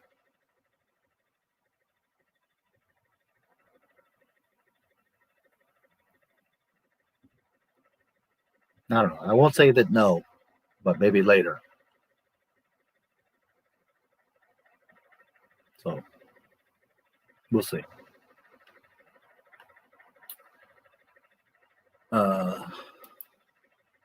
Just be prepared because I might shred it. So, what do you think of yellow lightsabers? Like George Lucas was very specific. No one can have a yellow lightsaber. He was hiding that for something special, and I believe the sequel trilogy. It would connect to the wills. So they cannot exist. Rey having one and other guards and all that. It's all fan fiction. George Lucas specifically said, no one yellow lightsaber. Dave fucking Filoni, once again, wants to do his own shit. So that's what I think about them. They don't exist. They exist, like we know they exist, but as far as where, who, what, we shouldn't know anything about them because George was specifically saving them for something. And we can pretty much count on that there was going to be some connection to the will, something with the sequel trilogy. I would assume Skywalker lineage. But we may never know. Disney's just using it as a marketing thing, you know? Oh, look, a yellow lightsaber. So, in general, I don't have a problem with them. They're fine. White, green, whatever. I like all the colors. They're fine. But there's a specific, like, Mace is the only purple. Jedi only have green and blue. Yellow was a specific one that he was keeping for some reason. Sith are always red. So,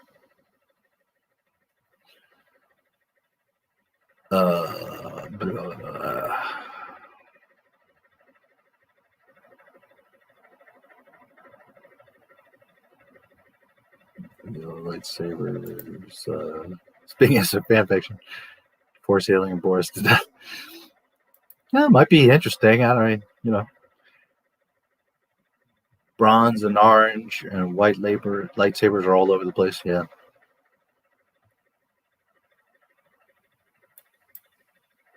Rise of Skywalker logic. Rey forces a giant worm. Kylo forces Rey.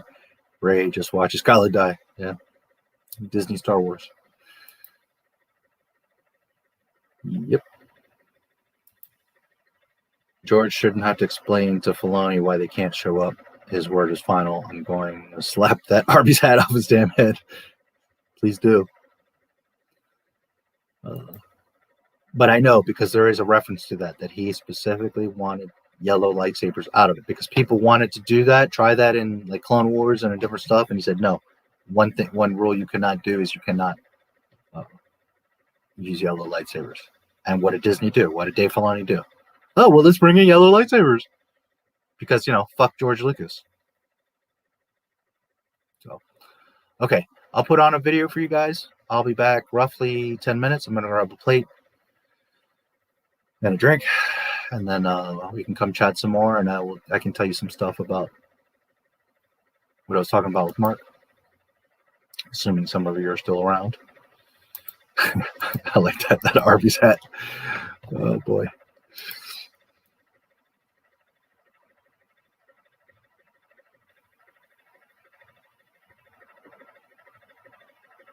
Yeah, I'm a little scared to react to that Force video, because the healing video, because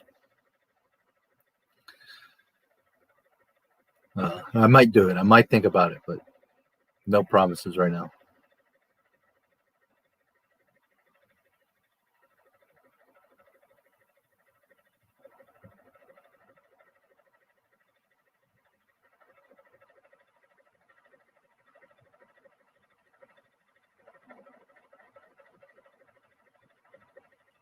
Man, it's so interesting, like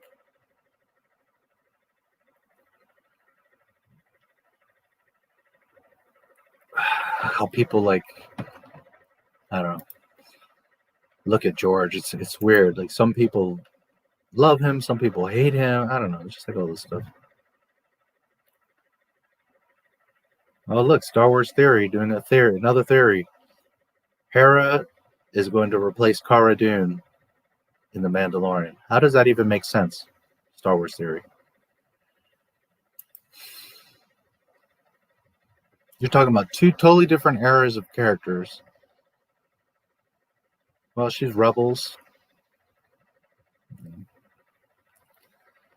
Anyways.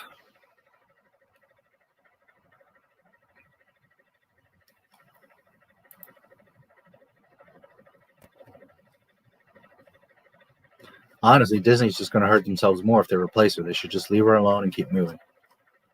They start deleting her and erasing her, that's going to become a big backlash for them. But whatever.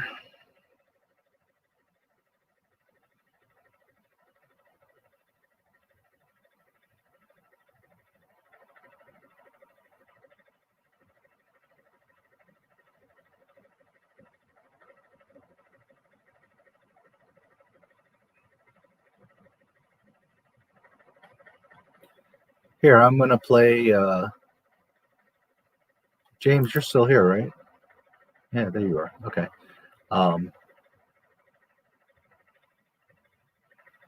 That Arby's hat. That really...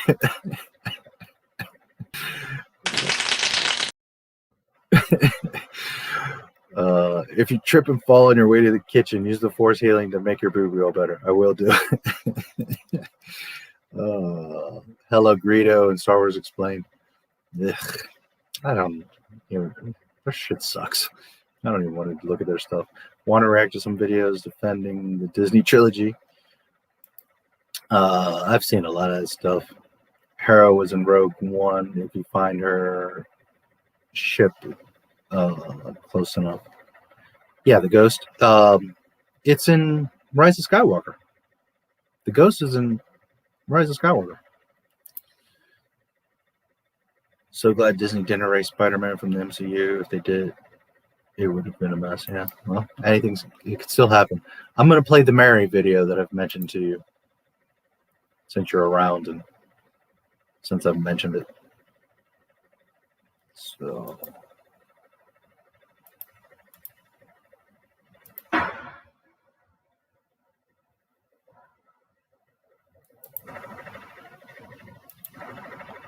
Okie dokie.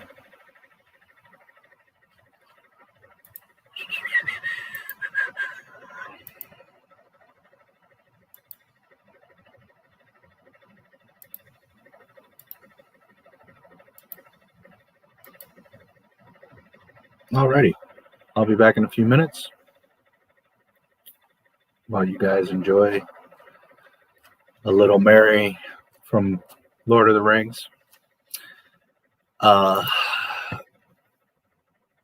Yeah, I just... All right, I'll be back in a few minutes. See you guys soon.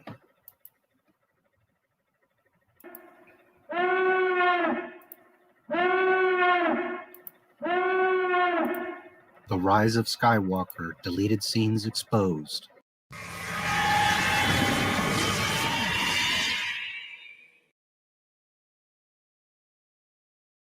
Welcome to Not My Star Wars, where we talk about Disney, Disney Plus, and of course, Star Wars. Does this guy look familiar to you? Dominic Bernard Patrick Luke Monaghan, born 8 December 1976. He achieved worldwide fame as he played Meriadoc, Mary, Brandybuck in Peter Jackson's epic film trilogy, The Lord of the Rings, 2001 to 2003, based on the novel of the same name by J.R.R. Tolkien. Little movie, Lord of the Rings, that tiny trilogy that had cartoons and books and millions of dollars and millions of fans. January 3rd, 2020. Star Wars star Dominic Monaghan hopes for Rise of Skywalker director cut. In a wide-ranging interview, the actor does not address conspiracy theories that prompted the hashtag release the JJ cut, but he does note that filmmaker J.J. Abrams shot a lot of material not in the final version. Oh man, there was so much stuff. Like a lot of Star Wars fans, I'm hoping there will be a director's cut so we'll get to see more and more of the stuff that was filmed, Monaghan tells The Hollywood Reporter. I wasn't there all the time, but even in the short time that I was there was so much stuff filmed that didn't make it to the theatrical version. Oh man,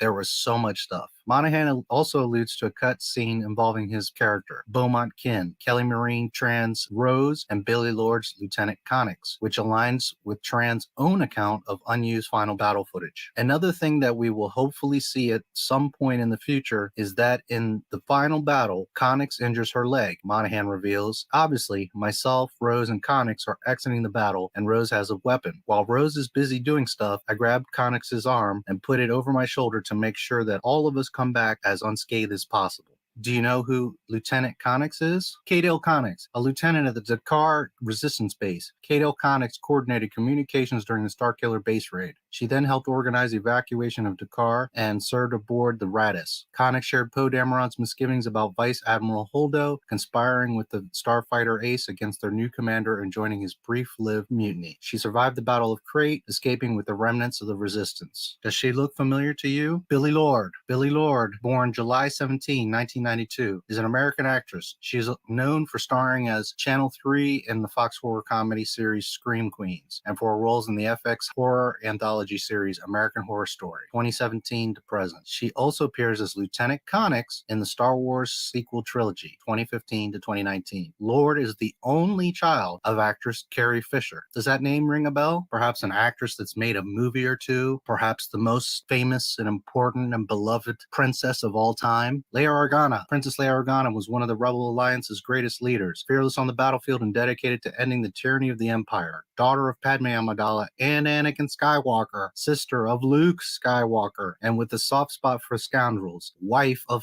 Han Solo. Leia ranks among the galaxy's greatest heroes, but life under the New Republic has not been easy for Leia. Sidelined by a new generation of political leaders, she struck out on her own to oppose the First Order as founder of the Resistance. These setbacks in her political career have been accompanied by more personal losses. Dominic, who had starred in Lord of the Rings and is now in Star Wars and has a very small part. Not only has zero character development, but probably the most important scene that he filmed outside of something around Leia, which we don't know if there's something personal with Leia, but there are scenes in the film where he's right around Leia. But arguably the most important scene of him saving Connix, who in the movie is not Leia's daughter, but still we all know that's Carrie Fisher's daughter. Is Connix the most important character in Star Wars? No, by no means. But it's the last Star Wars film. Carrie Fisher's gone. And this is a key scene in the movie that would have given a lot of context to not only what's going on, it would have given more screen time. It would have shown Connix in battle and that she had gotten injured for the Resistance. And it also would have given Dominic's character a little more weight because he, in a sense, saves or assists Connix to escape with Rose from the battle on top of the Star Destroyer. Does this scene change the film? No, not necessarily, but it would have given a lot more character development and your investment in caring about Beaumont Kin, Dominic's character, and also strengthened Rose Tico and Billy Lord. It's a nice scene that should have been left in the film, and it was cut for no apparent reason. Without bearing the lead, what was it like to hug an armless alien mechanic named Claude? Just look at that, an armless alien mechanic. That's how dysfunctional the Rise of Skywalker is. You've got mechanics that don't have arms, or even feet for that matter. Yeah, that was fun. Obviously, growing up with the originals, they're filled with so much kind of wonder. These interesting beasts, aliens, and droids sparked so much imagination. Claude was a great hit on set because he looked very funny. He always continued to create that lighthearted vibe that seems to be very important to JJ. A guy that was in Lord of the Rings, that is supposed to be somewhat significant in the last Star Wars movie, saves Connix, and they task him with hugging the French tickler.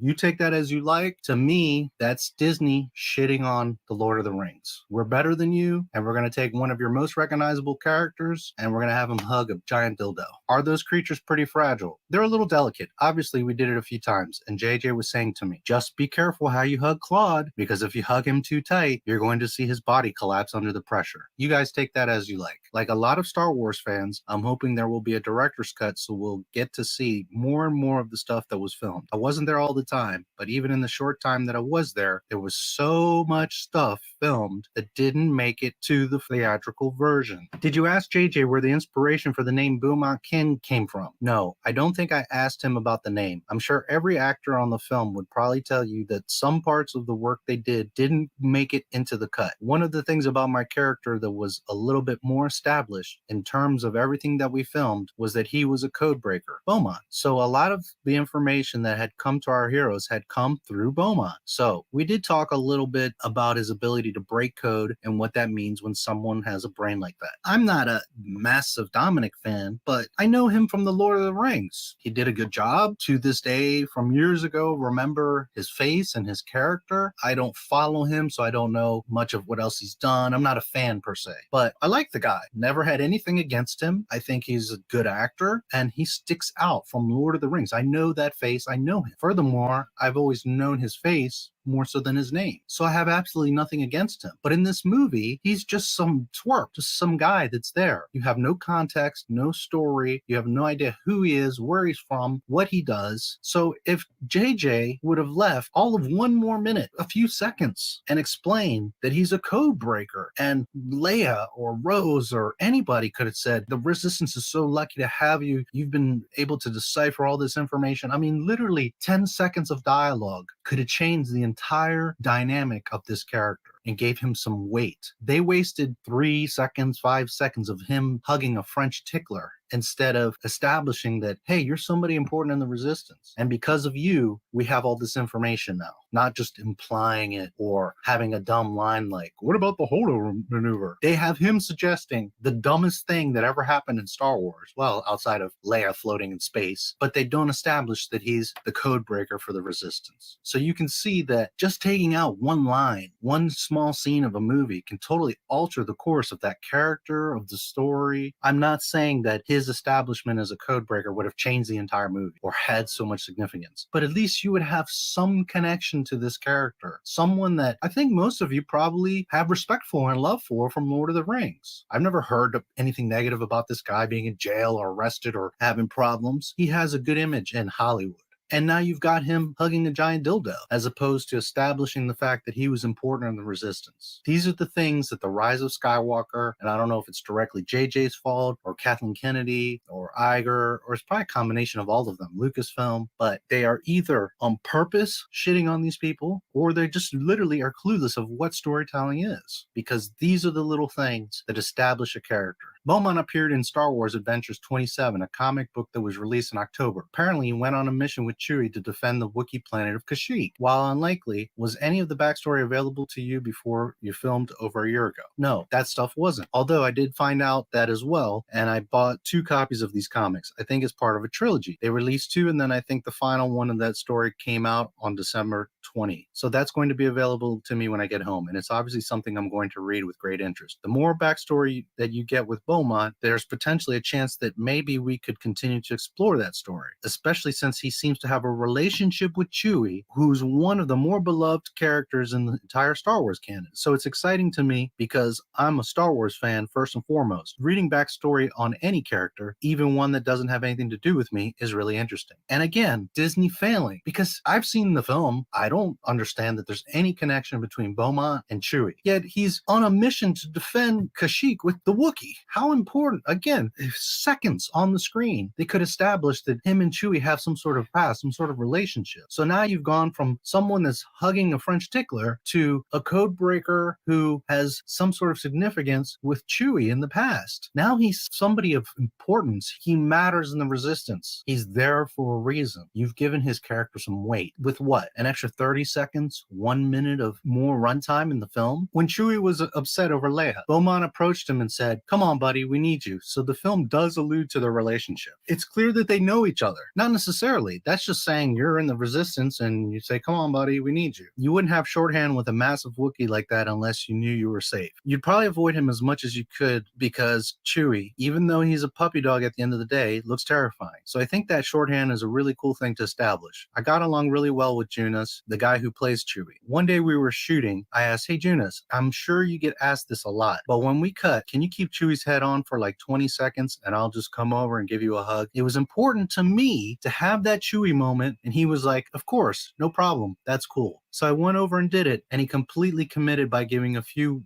Wookiee noises. If I was making Star Wars, not only would I be careful to respect and include all the important details, but I would also talk to my cast and understand their personal connections to the saga. Now, Star Wars is a big project. I can't know the story of 1,000 people. When you think about it, the main characters, what are we talking about? 12 people? The people that you see, well, not all of them are in the 3 films. So you take project by project, and in Rise of Skywalker, who are the characters that really have screen time and have some sort of significance? Well, off the top of my head, Jaina, Zori, Poe, Finn, Rey, Leia, Rose Tico, Beaumont, Chewie, R2, BB, Billy Lord, Connix. So what is that, about 10 people? There's probably 15, 20 characters tops that we connect with, that we see a lot. Even Snap Wexley, I was making fun of him in my other video. If they would have given him 30 more seconds of screen time and explained, like, "Man, it's a great thing that we picked you up back in the Battle of such and such. You really saved us that time." You know, Poe could have had a short 10-second conversation with Snap, establishing his character and being like, "Oh, that's why Snap is there, because, you know, he saved Poe one time in this space battle." These little things. But back to my point is, I would have, for example, spoken to Dominic and known that it was important to him that he has that Chewie moment. Now, what would it have cost JJ to recognize that and film that? And instead of having him hugging a French tickler,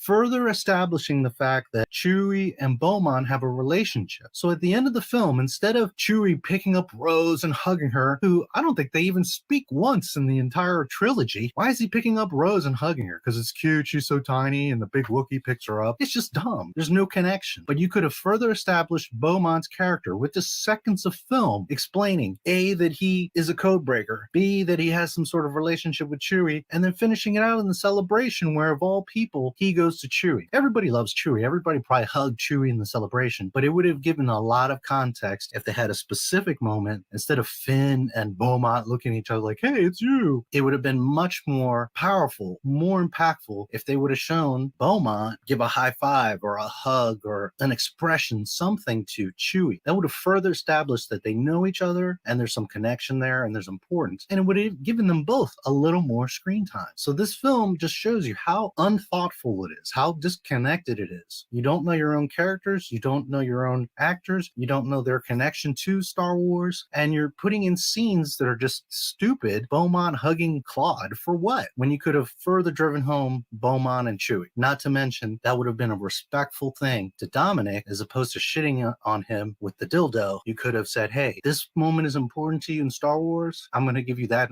on screen. Was there a particular moment on set where you felt the magic that only Star Wars can create? I had a really fun and tender moment with R2-D2 when no one else was around. We were shooting the crowd scene and we got the shot. So when we moved it to the opposite side of the set, so the entire crew and cast moved over to start the process of blocking, and they left R2 in the space that we had done the previous scene because he wasn't going to feature in the next moment. So it was just me and R2 and no one else was around. I went over and put my hand on R2's dome and just silently whispered a few sentences in my brain as a way of paying tribute to how much of an influential, positive element he was in my childhood. That was a moment of emotion that was private and intimate and something that was for me. As I walked over to the set to shoot the other scene, I had a moment of feeling quite overwhelmed and grateful. It was beautiful and bizarre at the same time. Again, JJ not recognizing the project that he's even working on. Why wouldn't you capture that? You're finishing the most important film of history. Why don't you have cameras rolling 24/7, capturing all these little moments? And why wouldn't you use that? Again,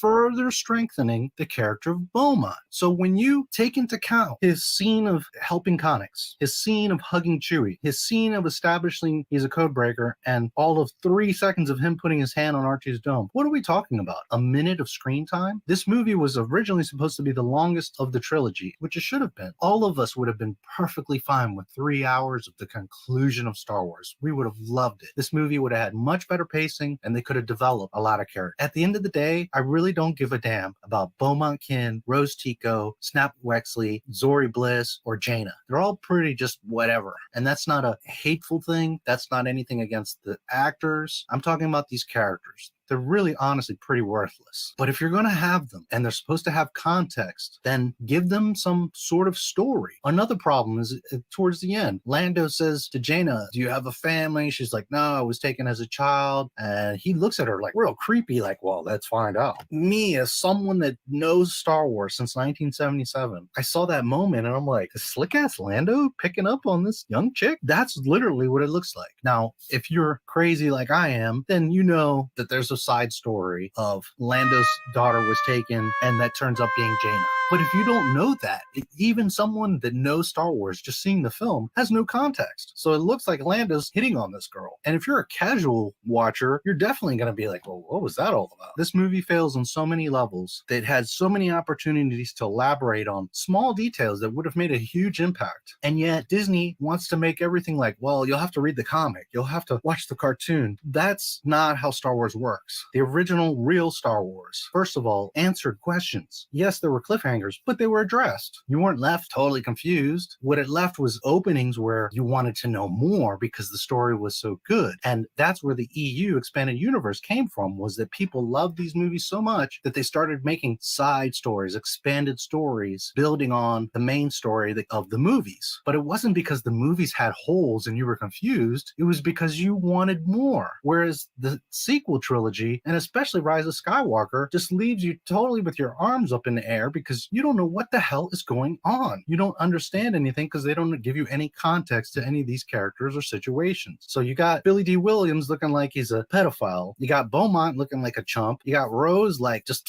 some little potato sack nobody. R2's non-existent. I mean, it's just, after the trailer premiered, some people thought that Beaumont and Billy's character, Connix, were in a relationship since they didn't have context for why he was holding her. But after seeing the movie, it looks like she was wounded in a wide shot and he was just helping her her back to the lander. Is that correct? Yeah, that's right. Another thing that we will hopefully see at some point in the future is that final battle. Connix injures her leg. Obviously, myself, Rose, and Connix are exiting the battle, and Rose has a weapon. While Rose is busy doing stuff, I grab Connix's arm and put it over my shoulder to make sure that all of us come back as unscathed as possible. Now, you see, 30 seconds of film, even 10 seconds, and they could have shown that and given weight to Rose, given weight to Connix, and given weight to Beaumont. Rose, because she's in the thick of the battle. Connix, because one of the top heroes and Leia's daughter is injured, so it gives you a little bit of a dramatic twinge. And then Beaumont, who's a nobody, is stepping up. He's in the middle of the battle, and he's helping these two girls, not rescuing the poor, desperate women, but helping his comrades, his fellow resistance members, to get out of a bad situation. Now you care about Beaumont. Now you say, oh, wow, he's a good guy. He helped the ladies in Star Wars. He's more important, on top of a relationship with Chewie, and then he had a battle with Chewie going to Kashyyyk, and on top of him being the code breaker that's giving them all this information to even get them to the point of where they can be battling on the Star Destroyers. What else were you fond of that didn't make the final cut? Oh man, there was so much stuff. I think this is probably more of a question for JJ, because Star Wars is such a geek fest, obsessive thing that you don't want to start revealing Easter eggs too soon. But I remember texting JJ at the end of certain days and saying, oh my God, I can't wait to see that. It was just extraordinary to even just be involved in that scene. And unfortunately, with the time constraints, they didn't make it where they changed things around. So I'm hoping that if and when the DVD comes out, that maybe they'll add extras or they'll have deleted additional scenes. So here he mentions time constraints. The film is 2 hours and 22 minutes. Make the movie 3 hours. Spread it out. Give it time to breathe. And with an extra 40 minutes, you can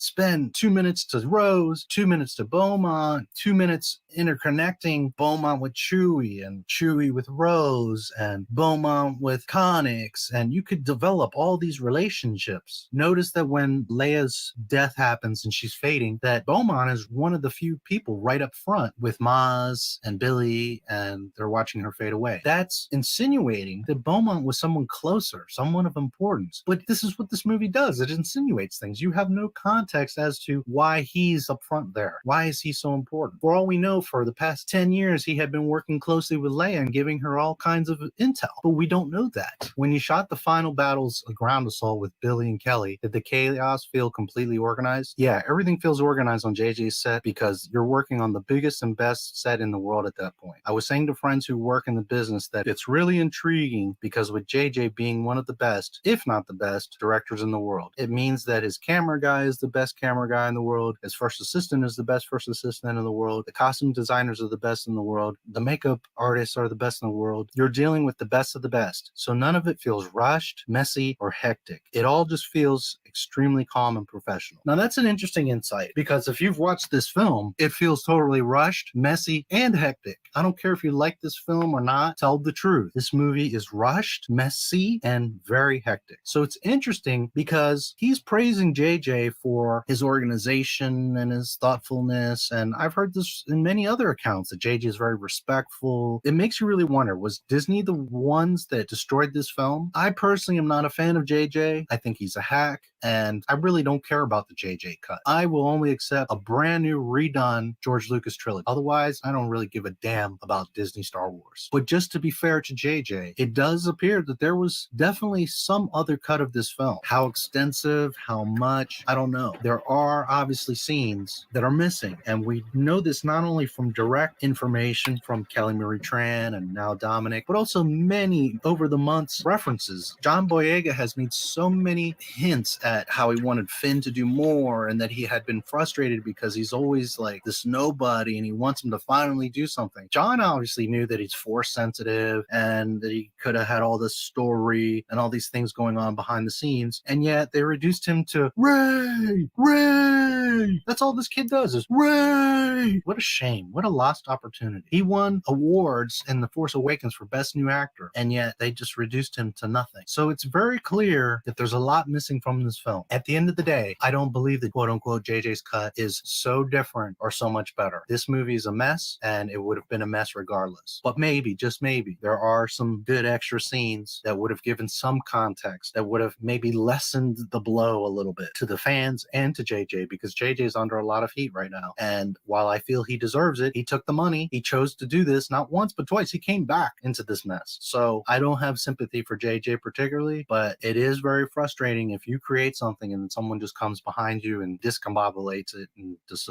does whatever they want to do. At the end of the day, I don't care about a JJ's cut, but it will be interesting if there's deleted scenes released to see how much more of a mess that Disney made out of this. In fact, on that day, there was quite a big reset in that sequence because you had to reset squibs on the floor so they could explode. You needed dust, you needed fake rocks or fake pieces of the set to blow up around you, and you had to reset the camera, which is on a crane. At one point, there was an even longer reset, and JJ carries around microphones sometimes to talk to massive sets so that everyone can hear him at the same time. He said, hey guys, it's going to be 15-20 minutes. And when you're on a film set, that usually means 35-40 minutes. So we playfully ground when he said it was going to be a while. And again, to lighten the mood and have fun, he played Intergalactic by the Beastie Boys really, really loud in the studio. All the rebels and all the stormtroopers were all dancing with each other. I don't know if they captured that on film, but all of us were doing robot dances with stormtroopers, Sith troopers, and stormtroopers with jetpacks. Again, that was another one of those moments that I thought, remember this, because this will be something that you tell your grandchildren when you're older. One of the things that annoys me about Disney is they have these like party nights at Disneyland and Disney World, and they've got literally Darth Vader and stormtroopers dancing. It's the most stupid, disrespectful. I know that to like little kids, it's probably so funny and hilarious and cute that they see Darth Vader and stormtroopers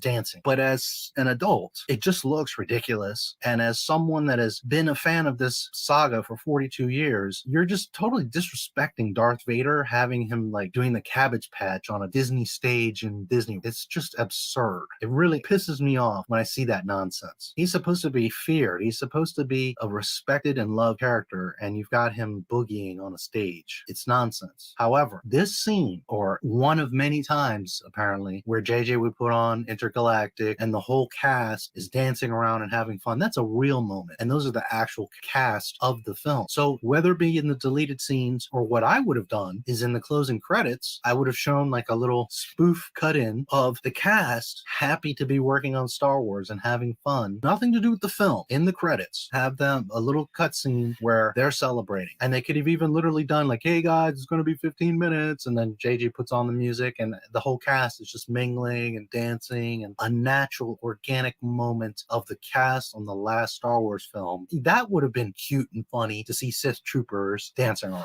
Something real. Again, a totally lost opportunity. So when people say that JJ is such a brilliant director, when he misses things that are so obvious like this, it really makes me question, does he even understand the details of life, of filmmaking, and more importantly, of Star Wars? Aside from the major beats in the celebration sequence, would JJ roll camera for a while and just let you guys instinctively celebrate? Again, that's all JJ. He doesn't miss anything. Well, apparently he misses quite a bit. So he would be directing certain sections of the crowd. And when it was you in a certain section, he would come over and try to keep it as natural as possible. JJ is very specific with direction, but in that particular moment, he'll give you a little bit of, you hug this person, you pat this person on the back. He'll say stuff in those moments because he wants to roll it and see what happens. You might actually bump into someone because everyone is jumping around and celebrating. Or you'll get surprised by seeing someone who you didn't expect. Or someone arrives in the scene earlier or later than expected. JJ loves all of that because it feels so natural. When I see John Boyega at the end, John had walked through a semi-corridor. Boba Fett, 1980. Times. And once they'd done that 2 or 3 times, on the next one, JJ said to me, you get in that corridor. Because I think he wanted John to be surprised by me being there instead of seeing the same 1978, so he just actually allowed John and I to have that moment of, hey, it's you. And he was like, oh, it's you too. And that made it in the movie. In a galaxy far, far away with all these big, massive moments, JJ is always looking for those intimate moments to keep things grounded. That is fine. That they show a different perspective and they see each other and they acknowledge each other. Cool. That gives Beaumont at least some weight because one of the main characters, Finn, is acknowledging him. Fine. But that was all of what? 3 seconds of film? So why didn't you also add the Chewie part and maybe something with Rey or Rose, who apparently you worked hand in hand with Rose, which is also strange.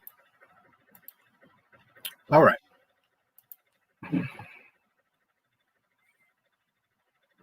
I can let it finish if you guys want, but Two things while they're on my mind. To be fair to Star Wars Theory, what he's talking about is Hera being in the ranges of the New Republic. So that could theoretically fit.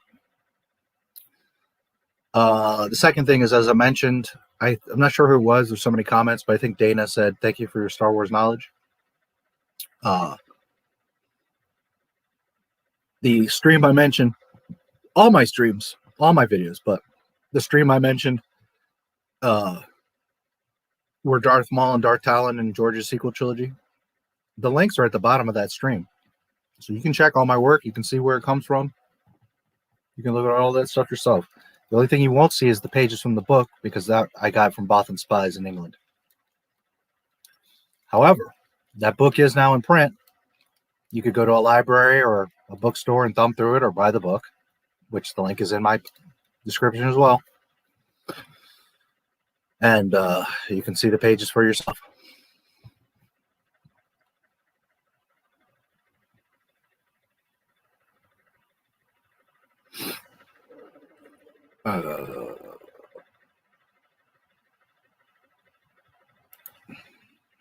Mary's only there so that JJ can remind everyone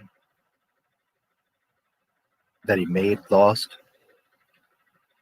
Yes. If you pay attention, half this crew of the Rise of Skywalker is people that he's worked with.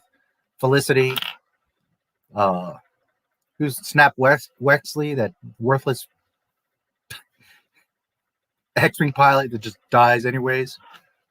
He was Ben on the Felicity show. He just brought in a bunch of friends. Not that they fit or they're the best actor, just, hey, you're my buddy, I'll bring you into the movie. I think Anakin Solo being frozen in carbonite in The Last Jedi would have saved episode 8. Anakin Solo? There's no Anakin Solo in Disney.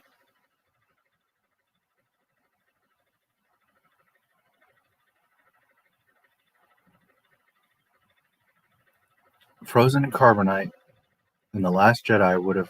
How would you do that?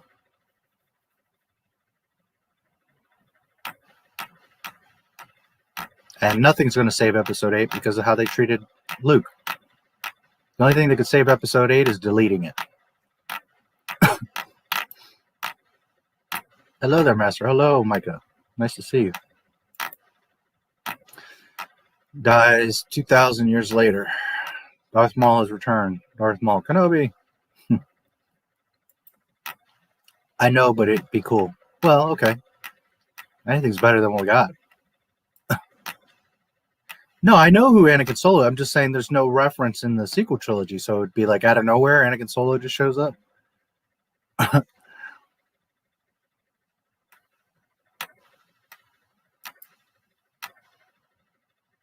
And furthermore, it's Ben Skywalker, not Ben Solo. But, yeah, Disney.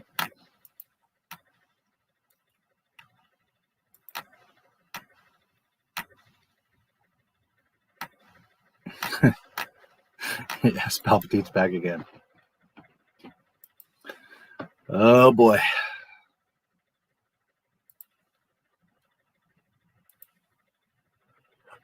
So,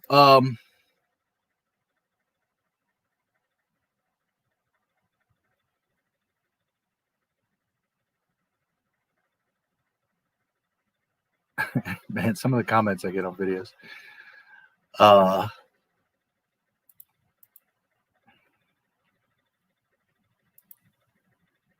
That was meant to be lightsaber 328. Oh. Yeah, well, either way.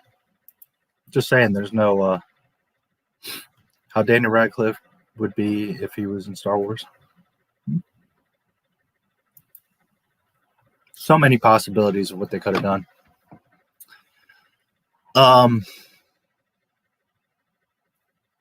So I had a chat with Mark after the stream. Yesterday from the Boba Fett A New Hope Special Edition. Really awesome guy, really down to earth. We spoke, I don't know, for another half an hour or so. And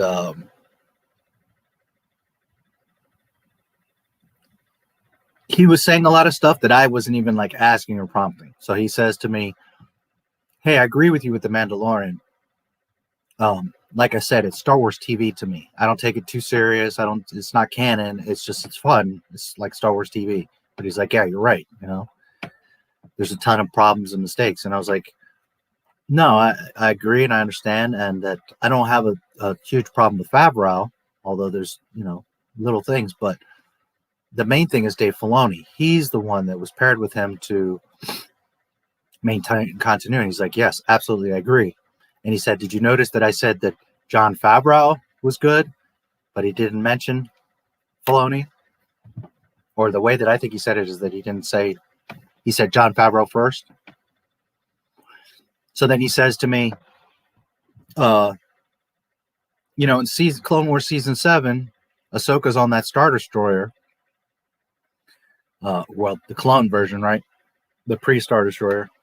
And there's like all these clones and all this stuff, and nobody shoots her, nobody gets her. She just like flips out and away. And he's like, that was ridiculous. He should have gave her a warrior's death and all this stuff. And I'm like, bro, I say this all the time in my streams. She could have had a hero's death. She could have saved Anakin or Yoda or somebody. Everybody would have loved her, and that'd be, you get her out of the way. She's not a problem. He's like, yeah, that was just dumb. You know, Dave Filoni's constantly breaking stuff. And he's like, I agree. I don't like Dave Filoni. He causes problems. And I said, yep. So he was like saying stuff that I say a lot without me even like saying it or implying it or asking him. He started saying stuff. So I thought it was interesting. But he totally agreed that Dave Filoni knows better and that he's breaking George's rules, and that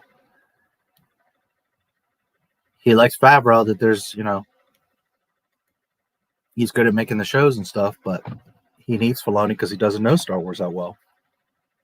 And I was like, yeah, but, you know, they got to get somebody else that's going to respect George's stuff, not just make whatever they want. And he's like, yeah. And then I started reminding him about, you know, Ahsoka can't be alive because Luke's the last Jedi and all this stuff. And he's like, yeah, you're right. Ahsoka's a big problem, isn't she? And I said, yep.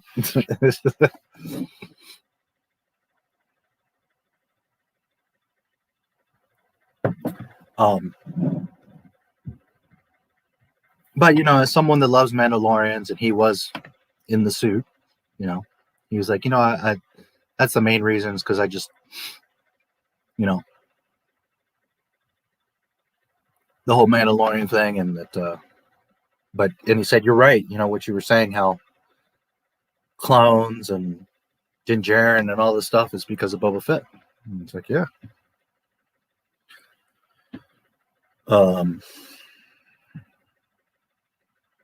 So anyways, we talked about some other little things, and he's very awesome. And we agreed again that we're going to do the Book of Boba Fett after it comes out.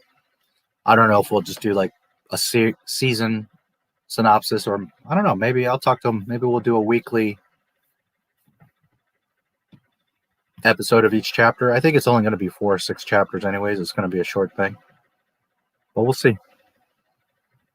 But yeah, he's like, he was very excited, and he's we're going to do the Book of Boba Fett, and he had a great time, and he thanked me, and that was about it. But it was funny because he started bringing up the Mandalorian stuff that I always say to you guys, and he was like, you're right, dude, there's all these problems, and Dave Filoni, and it's like, I don't like Dave Filoni, but I do have faith in Jon Favreau. And I was like, yeah, you know, I can see that. I don't have anything against Jon Favreau, but it's like I've told you guys 1,000 times. Jon truly loves Star Wars. He has good intentions. He just doesn't know it. And Mark said this, you know, yeah, he's counting on Dave to help him with the continuity and maintain things, but he's constantly breaking rules. And I was like, yeah, that's what I tell my people all the time. And that's literally it. So, you know, Favreau could do great things, but when you got someone that you're supposed to be trusting to steer you right, and he's just breaking shit left and right because you don't know better. You know, if I sat down with Jon Favreau and was like, dude, look, this is all breaking canon, and you see how you're hurting. He doesn't even realize it. He would be like, holy shit. And then he'd be like, well, why is Dave doing this? And because Dave doesn't give a fuck about Star Wars or George Lucas. Dave cares about Ahsoka. Dave wants his little Ahsoka show. That's what, John. So.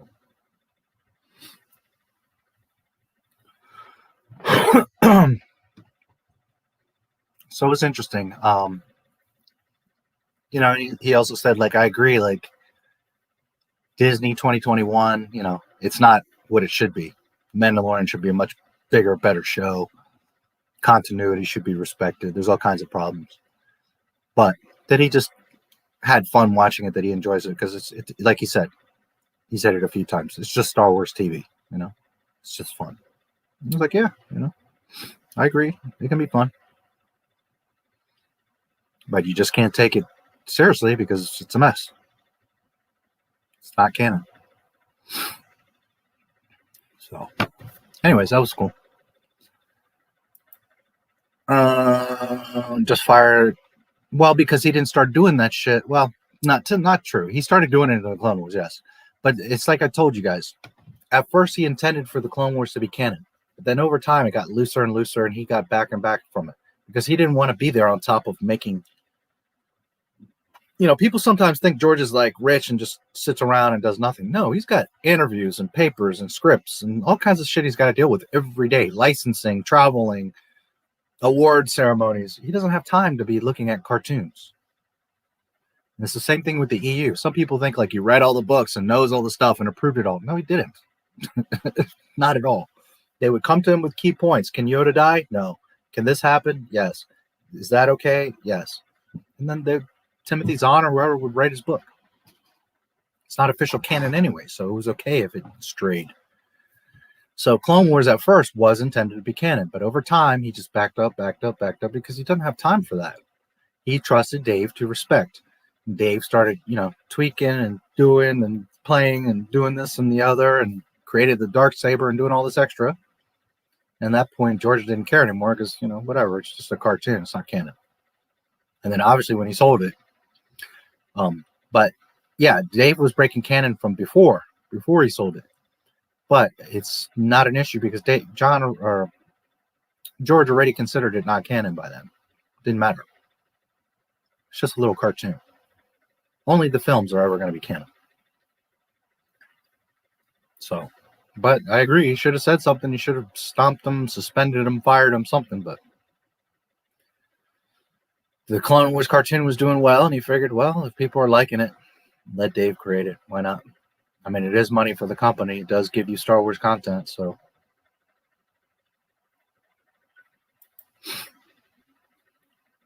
Who cares about her? In his eyes, she might never die. Yeah.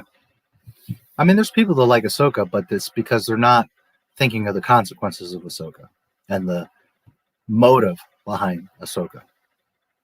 But if you really think about it, she's a huge problem in the Star Wars universe. And I've said it many times. I always liked Ahsoka from day one. I never was the type that was like, she's annoying and all that. I liked her. I have nothing against Ahsoka. I think she's an awesome character. But she must die before Order 66. Because if not, she breaks the OT. So that's why, like, now I want nothing to do with her.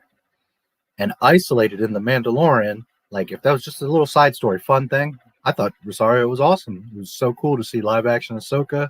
The way she moved, she talked, everything. I thought she was great. But because there's a thing that's called continuity and a timeline, I want nothing to do with her. And then her bullshit is, I'm not a Jedi, but yet I'm using the Force to move things and to talk to Grogu and the Seeing Stone and, you know, all this nonsense.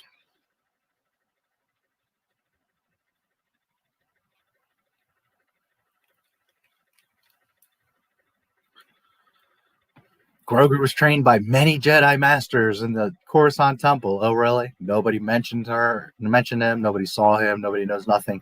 The Jedi Temple's under siege. Nobody's like, where's Grogu? That's what happens when you try to take... You have a story, pre-established story, and now you're coming later trying to jam something in, and you're just making shit up. Oh, he was just there. If those Yoda species are so rare, Yoda, first thing he would have done is gone to find Grogu. That would have been his top priority. Or send someone for him.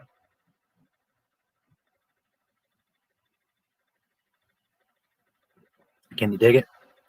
But there's no mention of Grogu because why? Grogu didn't exist until Dave Filoni made him up. And then later, they want to push him, force him into the PT.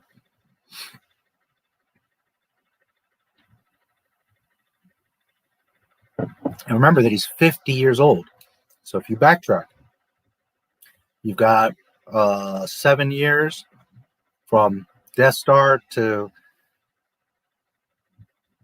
Jedi. You've got 5 years, so that's 12 with Mandalorian. Plus 19 is, what's that, 31? So you've got a gap of another 19 years. So if he was 19 years before Order 66, somebody's going to see him. Somebody's going to know him. He would have been around. He would have been mentioned. He would have been training. He would have been with the younglings. You see the problem? And this is what happens when you don't think. You just want to shove shit in there. And you forget that the fans are going to analyze all this stuff and look at the dates and figure it out. But most people at this point don't care. They're just like, oh, Star Wars, look, Disney. Those are the ones that are fighting for the Bad Batch and that are arguing and doing all this mess because they're not thinking. Look at Fennec Shand. She's about to show up in Bad Batch. I've seen a few pictures. She's got to be about 20 years old. So do the reverse math. Plus 19, plus 7, plus 5. You know, she should be 40, 50 years old. You could argue that Ming-Na Wen is that old in Mandalorian, but they're really pushing it.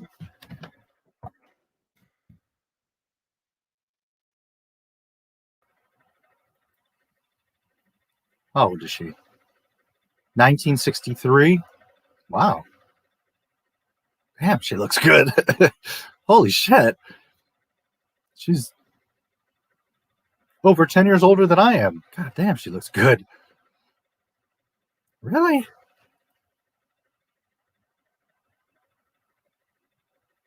Well, goddamn. I wouldn't have gave her a day past 40, 35. Holy cannoli. All right, well, she was born in 63, which makes her 58. No way. That can't be right. She's almost 60 years old.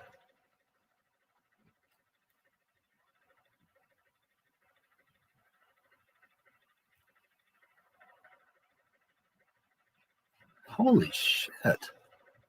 Born November 20th, 1963. I don't know if that's right. Biography.com is the source.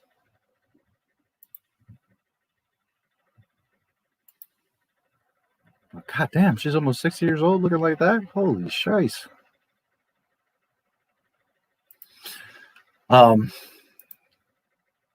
So, I don't know. She could maybe fit age-wise, but, you know, you got to start thinking about these things. You know, and that's not what they do at Disney. That's not what Filoni or any of them do. They just come up with a concept and say, okay, can we just make it fit and force it in there somehow? Okay, we'll work it out. We'll figure it out and explain it later. They won't notice. But that's the problem. Star Wars fans, more than any other fans in this world, nitpick every little detail. And that's where you get screwed up.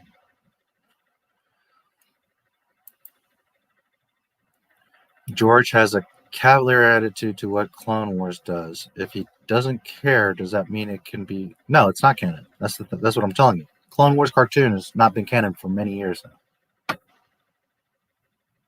Because even back when he still owned it, it started breaking canon and contradicting itself. So that's why I'm telling you it's not canon. And then definitely when he sold it, that alone by default made it non-canon because Dave started doing all kinds of extra shit. And then Ahsoka alone breaks the entire Clone Wars cartoon canon. So no, it's not canon.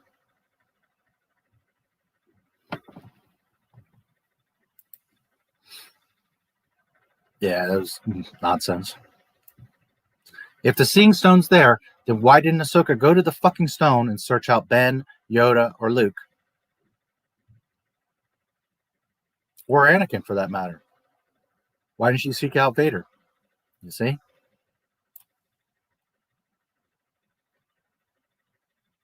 I did not like her in the start. Never was a big fan, but I did enjoy her. And yeah, she should have died long before. Yeah, I didn't have a problem with it. I'm not saying she was my favorite character, but I didn't have a problem with her being that little bratty Snips, you know, R2E, Sky Guy. She's a little girl. It was cute. You know, I had no problem with it. She worked hard. She trained. She got her ass whooped. You know, she trained under Anakin. So I had no problem with her arc. I didn't feel she was OP or anything like that. But then we come to Order 66 and she's beating Darth Maul and she survives Palpatine and she survives Vader and now she is OP. Now she's doing all this extra shit. Now I can't stand her. But the first, you know, in the beginning in the Clone Wars, she was fine. She was great character. She should have died a hero's death and been done, and everybody would love her. And then that way she wouldn't have to be mentioned in the prequels, and she wouldn't be in the temple and all those things because, you know, she could have walked away from the Order like she did, and then, you know, saved Anakin in some situation, or Master Yoda, or Mace, or whoever, and she would have died a hero's death, and everybody would have loved her, respected her. She would have been a legend, and you can explain why she's not in the temple and all that.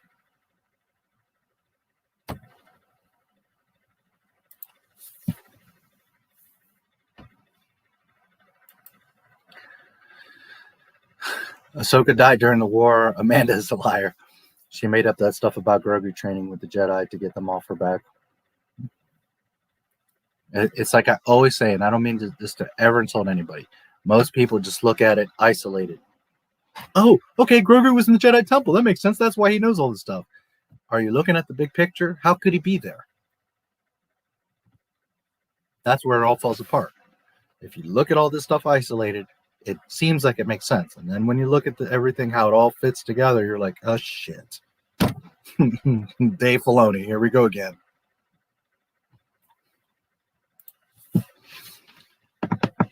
Luke about her because they knew she was worthless. Yeah. If she's so great and she's alive, and why wouldn't Yoda have said, hey, Luke, by the way, there was a young Jedi named Ahsoka Tano. We think that she escaped Order 66.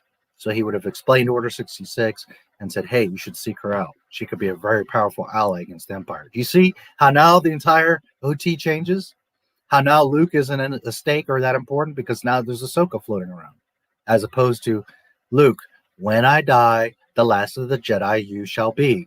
You understand now the stakes? That Luke is it? That's all there is? The last Jedi? Ahsoka died before Order 66. I don't give a fuck what Dave Filoni thinks or says or Disney wants to do. George Lucas said so. Therefore, all of the Clone Wars, Mandalorian, Rebels, it's all fan fiction. It's not canon. I've said it so many times. Disney decanonized themselves. It's hilarious. All because Dave just has to have his little Ahsoka.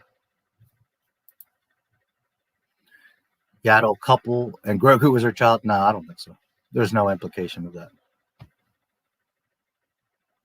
And Yoda being a grandmaster, old school, follows the rules, instills in this an Anakin of fear, you know, leads to attachment. You feel that your fear for your mother, all that. He wouldn't have been messing around. Him of all people wouldn't have been having a child. He would know not to tempt himself in any way.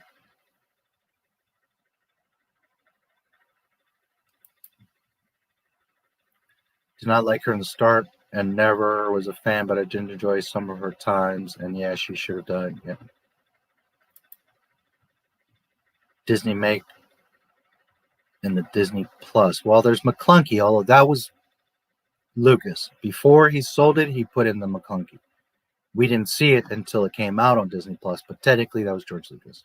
I haven't noticed anything. but I also haven't sat through on Disney Plus and watched the entire OT, so I can't say for sure. But I haven't noticed. I don't think they really did too much changes there. And in fact, Lucas in the contract said that you can't mess with my OT. So I don't believe that they've, all that stuff is George Lucas's stuff. At least that I'm aware of. I haven't heard of or seen anything. Man, that's annoying. Sometimes I go to click a thing and it jumps. Do you think the 7 lightsaber forms are canon? That's hard to say because that's technically EU.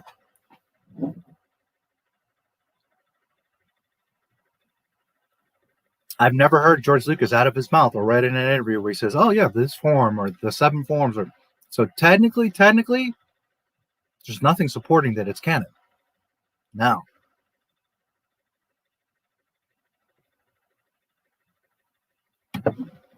as I've said many times, while the EU is not the official timeline, the official canon, it is right there. And if something in the EU does not conflict in any which way to the canon movies, then even Lucas said, you can consider it canon. Just know that it's not official and that at any moment, your 7 forms of lightsabers could turn into 3 or 15 because I'm the daddy. I'm the maker. So I can change that shit and break it at any point. So if something's bendable and breakable, technically it can't really be canon. But him and myself, I'll say it all day long, that as long as it doesn't contradict, the EU is beautiful. And if it fits and it's not causing any problems for the Skywalker 6 movie saga, you could say, sure, it's canon. Because he also didn't say, no, that can't be that way. You understand? So we can take it as canon because it doesn't conflict. Did George Lucas create that and say that's officially canon? No, that's EU. So sometimes I see people go on about this form and that form and this is that form. And it's like, I mean, that's cool and I like it and I love it and it's okay. But according to Lucas, there might be 1 form or 23 forms or not even any forms, like it's just styles or inherited, that's what someone does because people try to find associations. So they're like, well, Palpatine did this move and Rey did this move and Mace did this move and Anakin did that move. So therefore it's style or form 3, but at the end of the day, Lucas didn't say that. So would I say that it's canon? Yes, because it's EU and it doesn't conflict. Is it officially from George Lucas? Absolutely irrefutably canon? No. I like it. It makes sense. They did the same does Halo people. Same Marvel and Star Wars authors.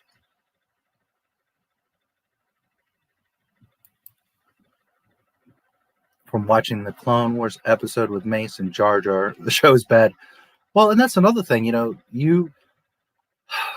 often see something, and when you see it, you're like, oh, this is amazing. But when you go back and look at it, things often start to fall apart. And when you watch Skywalker Saga 1 through 6, there's not the holes that you thought. You're like, holy shit, this all makes sense. And the dialogue is there. And okay, it makes sense. And most people that go back and watch the prequels are like, those aren't as bad as I thought. Because now you're not listening to the media telling you it's bad. I'm not saying it's going to become an amazing experience because you always hated them and now you're going to love them. Just saying they're not quite as bad as you thought they were. Now go watch the Disney stuff. For anybody that thought they liked it, go watch it because the last time you watched Last Jedi was when it came out in the theaters, right? You claim how much you like it, but you don't even watch the shit. Go back and watch it and you're going to be like, oh shit, that doesn't make any sense. Same thing with Mandalorian. Same thing with Clone Wars. Go back and watch it. You're going to see that none of this fits.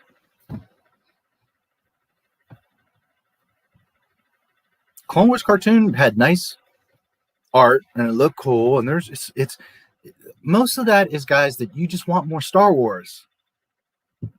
You want to fill in gaps. You want to see more of Anakin. Because we didn't get to see much of Anakin. So I get it. Most people are like, oh, what is the Anakin in the Clone Wars? And all that. And it's exciting.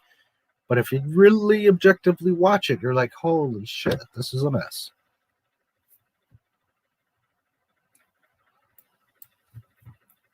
Robbed us of our extended universes. Yeah. No, I mean, it's still there. You can still read that stuff. But yeah, Disney fricked. Dead Girl, it's good to see you. I missed you yesterday. You should watch that interview. You'll love it from yesterday. A few people were asking about you. You've become a little staple here. I know you said the Rosario Dawson thing a long time ago, but us African Americans have a saying, black don't crack, since a lot don't look their age. Just had to add that. Yeah, well, but did I say something about Rosario? Not fitting? I think Rosario fits the age of Ahsoka. Maybe you misunderstood? I think Rosario is beautiful. I've always thought she was a gorgeous girl. Yeah, I don't think I ever said that she looks old or out of place. I thought Ahsoka looked great. If anything, I said maybe Ahsoka seems out of place because of the age. But although, actually, if you do the math, she's about right. She would be about 40, and Rosario is a little bit older, I think. But, can pass for 40, no problem. So maybe you misunderstood or just the way it came out.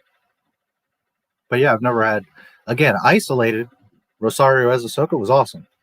Star Wars universe, it's a whole freaking problem. Anyways, good to see you.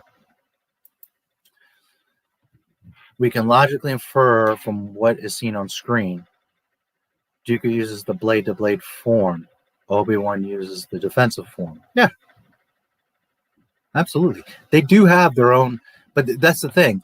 Is it truly that there's different lightsaber forms, or is it just that Dooku fights this way because of his size, weight, and age? Obi-Wan fights this way because of his experience. You understand what I'm saying? Like, it was that whole lightsaber forms was taken to a whole other level because of the EU. And I'm not against it. I'm not disliking it. I think it's great and it's cool and it explains. But all I'm saying is maybe Lucas is like, that's all nonsense. It's not. Anakin fights the way he does, because he's aggressive and arrogant, and he just fights that way. You understand? Sword fighters fight the way that they do. A sword is an extension of you. Do you learn forms in martial arts and in fencing and stuff like that? Sure, I'm not arguing it. But I'm just saying at the end of the day, it's a reflection of you. It's an extension of you. So maybe it's not quite as specific as the EU made it. But people like to cling on to that because now it gives you an explanation. Star Wars fans like a reasoning for things. So I get it, the forms of the... And I'm, again, not against it at all. I'm just saying that Lucas could come right here, right now, and be like, oh, by the way, there is no such a thing. Mace just fights the way that he does because he's super powerful. Because in the EU, there's that whole thing of his style or his form is a dark side form, and he's the only one that can do it because others have fallen trying to do it. He's the only one that can use that form without breaking to the dark side and blah, blah. I know, I read the book. But Lucas might say, it's not how it works. You understand? That's EU.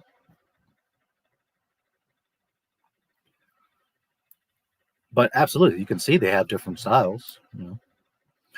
I view the EU as a parallel universe, Lucas verse Will's trilogy. There's quotes of him saying the EU is happening. Yeah, and that's what it is. It's a parallel universe. It's not true canon. But I will repeat, because I do love the EU, and people get crazy like, oh, it's not canon, you just hate it and you don't want it.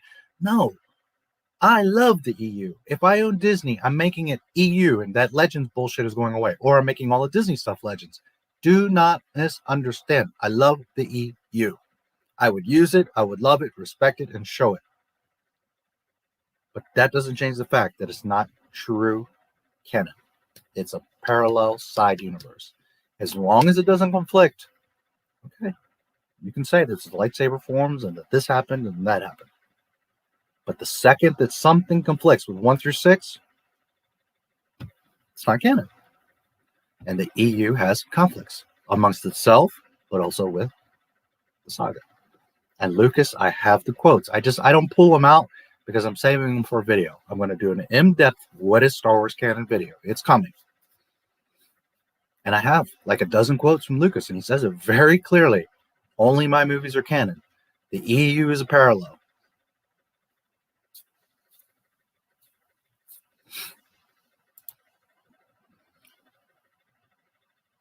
And that goes for the games, the comics, the toys, all of that. Only the films 1 through 6 are canon. Not cartoons or this or the other, you know. And a lot of people get confused because other people would talk about it. Lin Chi and Pablo Hidalgo. I've got all kinds of quotes, and they all would contradict each other. And that, yes, this is canon because Lin Chi said this in like 2005. That's not what George Lucas said. So whoever Joe Blow can say whatever he wants. All that matters is what George Lucas said. That's like someone asking me about you, and I give my opinion of you. But I don't know your true story, so how can I possibly say who you are or what you are? Only you can say that this is what it is. Understand? So Leland Chi, Pablo Hidalgo, phony baloney faloney. Go to Rebel Force Radio. Listen to what he says. Well, you know, George didn't really explain that to me, but the way that I interpreted it, what I understood, what I assume, people think that like they hung out buddy all day long and he was teaching them Star Wars. No. Dave himself says it many times. We didn't talk about this. We didn't talk about that. He didn't tell me all kinds of stuff. He would tell me the specifics of the project that we're working on. So people think he's his apprentice. No, he's not. Did he get closer to George than most people? Sure. Did he learn some little things that others won't? Sure. Does he have access to the vaults? Okay. But it's not like George was sitting there explaining all the Force and everything to Filoni. Filoni out of his own mouth says that. So, Clone Wars from 2003 will be canon. Yeah. Just to be fair, George said from the beginning that was never canon. It was just a promotional thing to gap 2 to 3, episode 2 to 3. And you can see that in, I have the interview, the behind the scenes making. And it was never, and also I have another video where Gendy's talking about, he's like, oh man, I thought it was going to be canon and keep going and all this. And he was like, no, George was like, no, it's not canon. It was just for promotion. And then things changed, right? Grievous was different and all that, you know? So it was never truly, honestly canon, but it's more respectful, more fun, more accurate, you know, to Star Wars than the new Clone Wars is. So, yeah. Absolutely. It doesn't break anything or hurt anything. The new Clone Wars, holy fuck, all over the place is breaking shit. Why have Pablo and Din Djarin when he could be played the grandson of John Wayne? Yeah. Brendan Wayne was also in Western. Yeah, they should have just done that. I mean, he's in the street most of the time anyway. So he moves like the Mandalorian. He is the Mandalorian. The only thing is, how good is his acting? I don't know. He has done a few little things. But sure, he's a handsome guy. He could pull it off. He's got experience. He's got the helmet on most of the time anyway. So at this point, like, what's the point of Pablo just because of his voice? So you just change the voice. Furthermore, they could redub the whole season, whole 2 seasons with Brendan's voice. So I agree. I don't know why they even bothered with Pedro. They should have just done Brendan Wayne the whole time. Oh, well.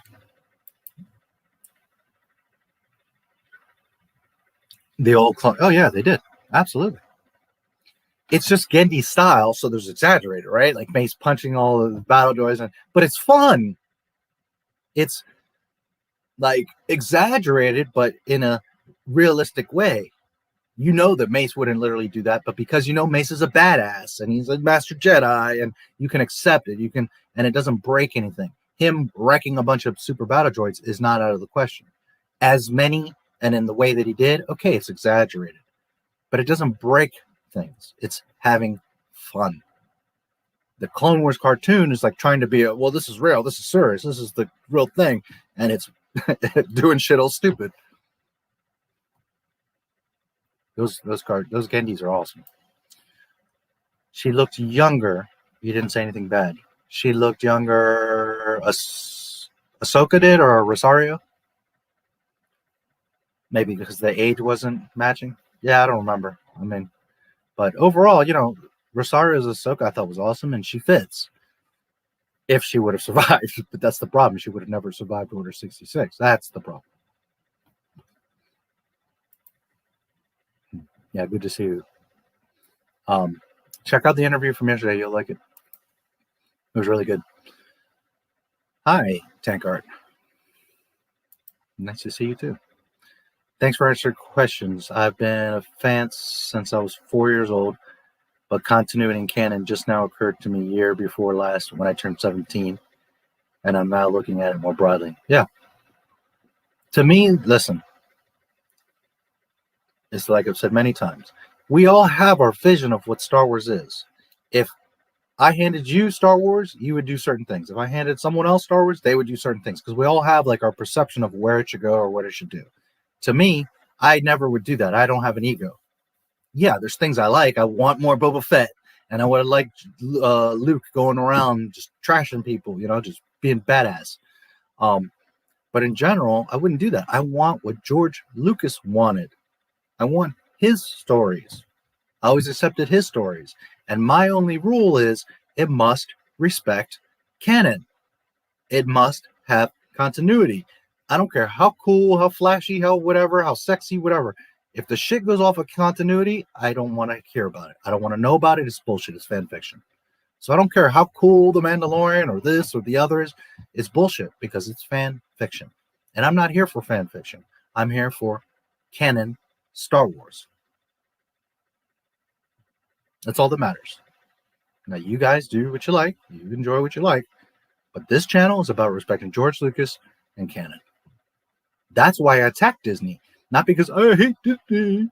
Because they break canon.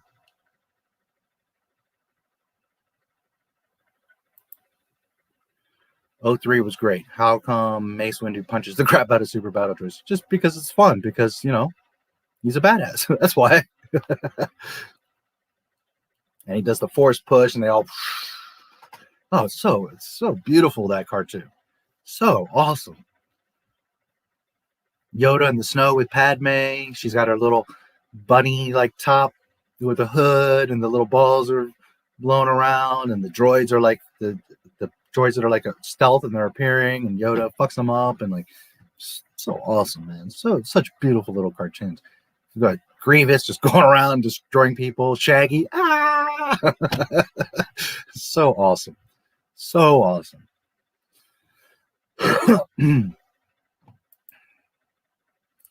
Anakin was a Padawan for a lot of the series.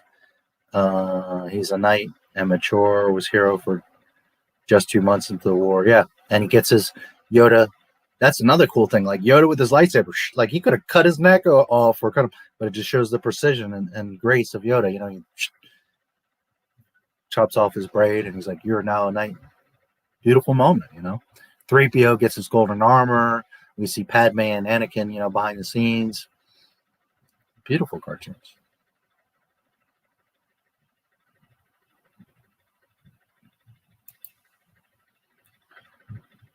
I don't wear a helmet.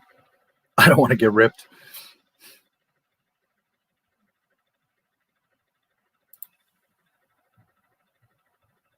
Ezra Bridger doesn't exist. He's Disney fan fiction. So he never existed to begin with. Never mind after the OT. Now, according to Rebels, we don't know officially, because remember at the end, him and Thrawn are like disappeared with the space whales or whatever. It's been a while, but you know what I mean? So the answer in Disney's fan fiction world would be Mandalorian when they bring in Thrawn. Well, he'll probably be in the Ahsoka show, but at some point Thrawn's going to show up, obviously, which implies Ezra's going to show up, and then there's your answer if he's there after Mandalorian. In the Disney fan fiction world. As far as in Star Wars, he never existed, so he wouldn't be there anyways.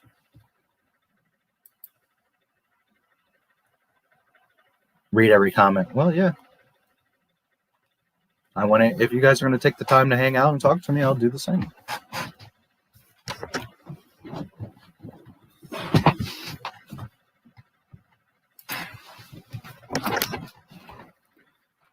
No one really knows when the Mandalorian takes place. It can never happen before. No, we do know. It's 5 years after Jedi.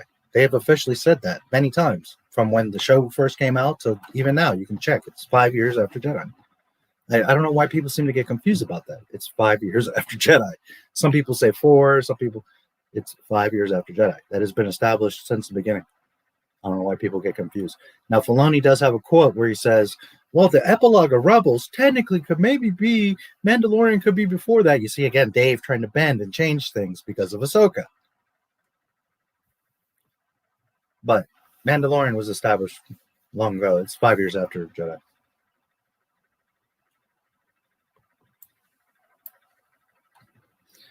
Should hire you to be part of the story group since you know more about canon than Pablo and other.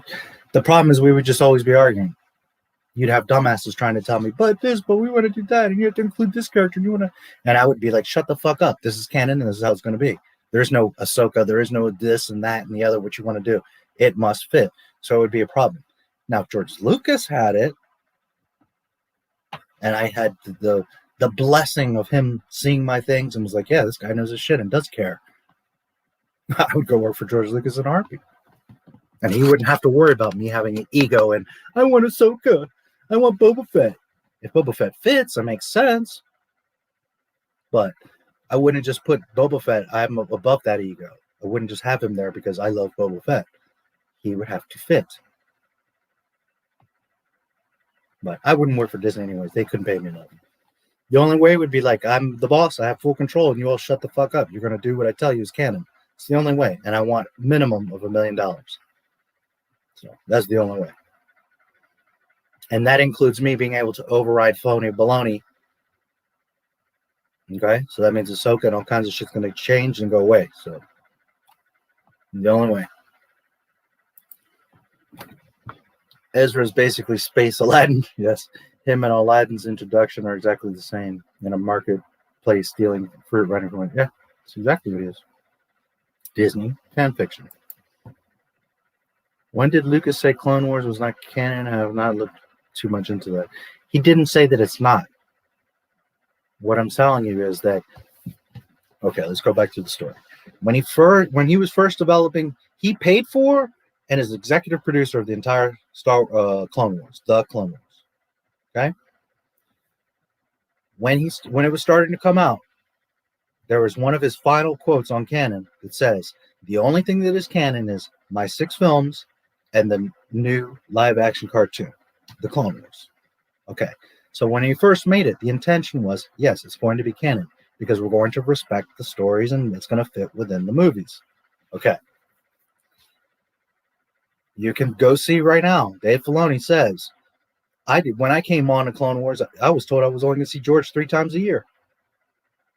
So people think that George was right there and he was his apprentice and they used to hang out every day. They see one interview of Filoni there at the table with George and assume, well, that was every day at the office. No, that was George from the beginning explaining how the Force works so that you all know here on out, making Clone Wars, what you're supposed to do. Because George wasn't there every day. George was not involved. Rinzler, my interview with Rinzler, confirms again. George would walk into a room with notes, put them on the table. There was a bunch of writers. He would turn around and walk out the room.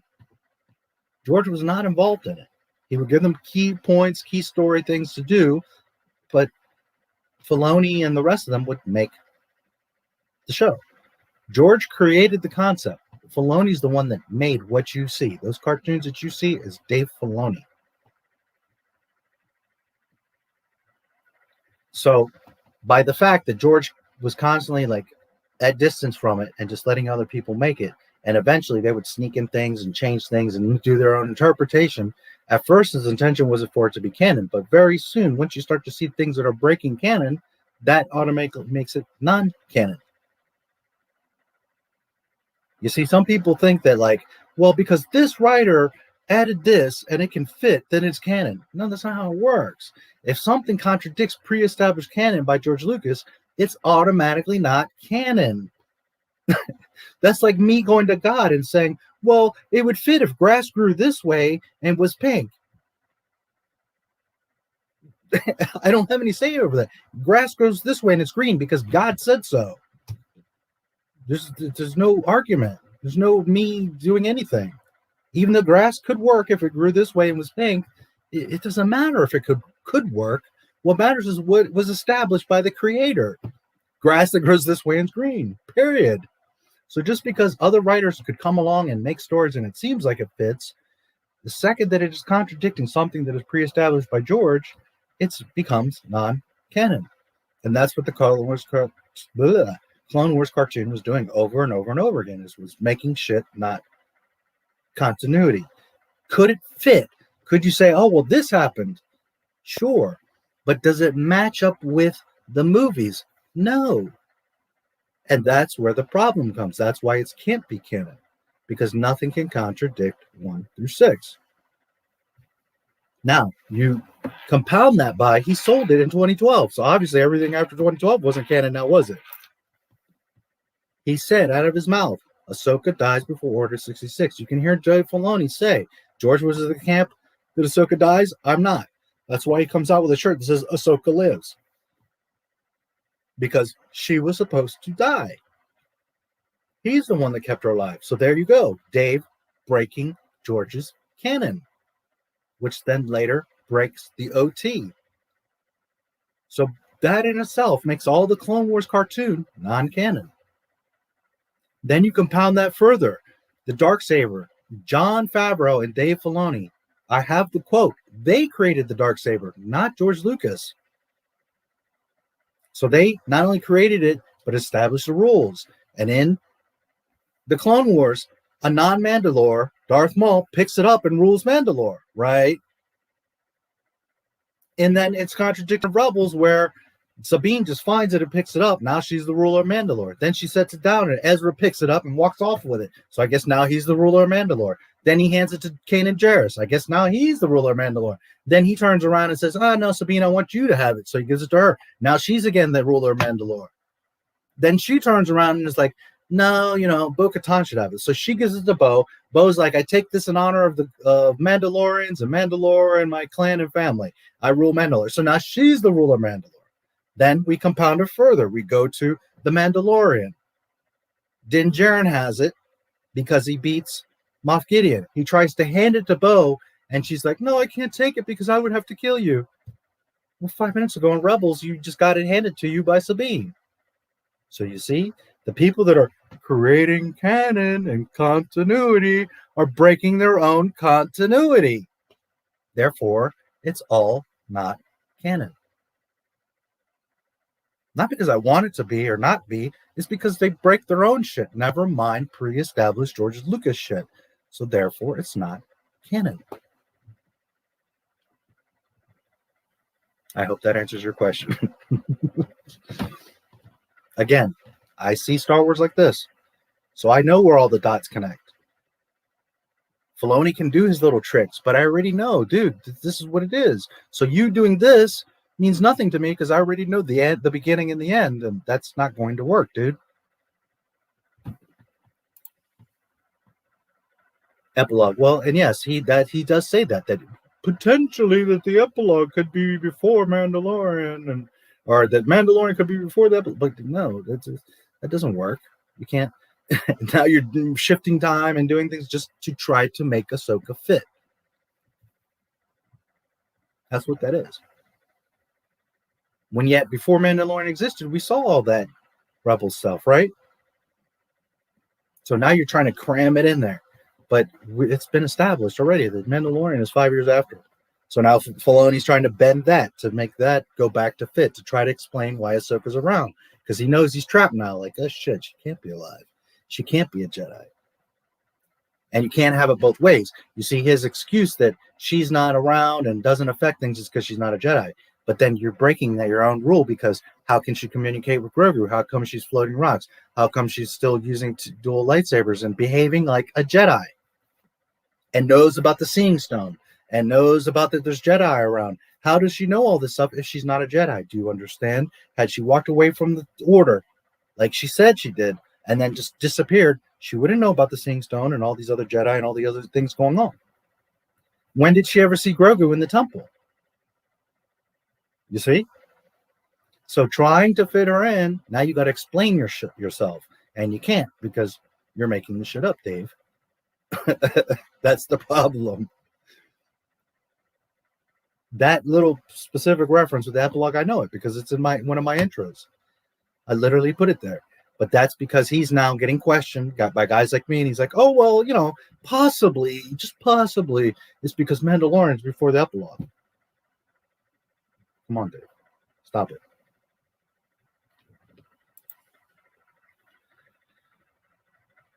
Ahsoka was George. Yeah, Ashla. Well, what does that have to do with anything? That's like me creating, you know, here's Candy Cane Man, and I hand you Candy Cane Man, and then you turn Candy Cane Man, break him in half, change his color to solid blue, and you're like, well, here's a Candy Cane Boy. Has nothing to do with what I created. Just because George created her doesn't make her canon. Especially when he's the one that said she dies.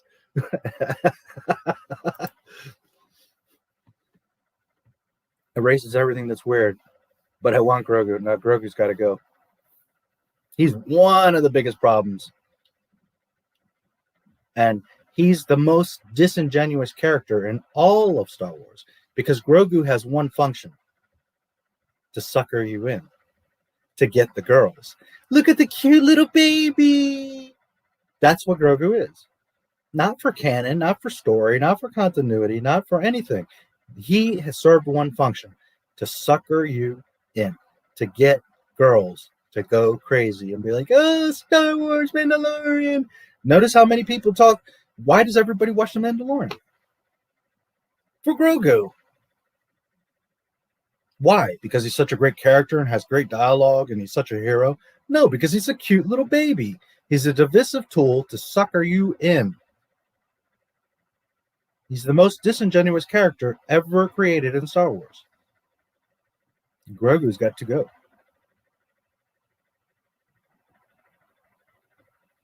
Sorry. Now, if we redid Star Wars correctly from zero, and at some point Lucas was like, okay, that makes sense. You know, people like Grogu, so we'll make a Grogu adaptation or a Grogu, but we'll fit him in the right way to where it makes sense. Like maybe when Luke's rebuilding the Order, he comes across a Grogu because he does have the connection to Yoda. So maybe somewhere on Dagobah, or he finds out something from Yoda. Like you could do Luke reestablishing the Order. He gets a visit from Force Ghost Yoda. By the way, my species is very rare, and there's one child. Okay, Luke gets in his X-Wing, goes, picks up Grogu. He's with the rest of the 2-year-olds, and he brings them up. Okay, no problem. Perfect. I'm all for it. But in a genuine, organic way that makes sense and it maintains continuity. Not just throw him in there so that everybody's like, Grogu! Because that's what he's for. He's the most disingenuous character in all of Star Wars. He's a divisive tool.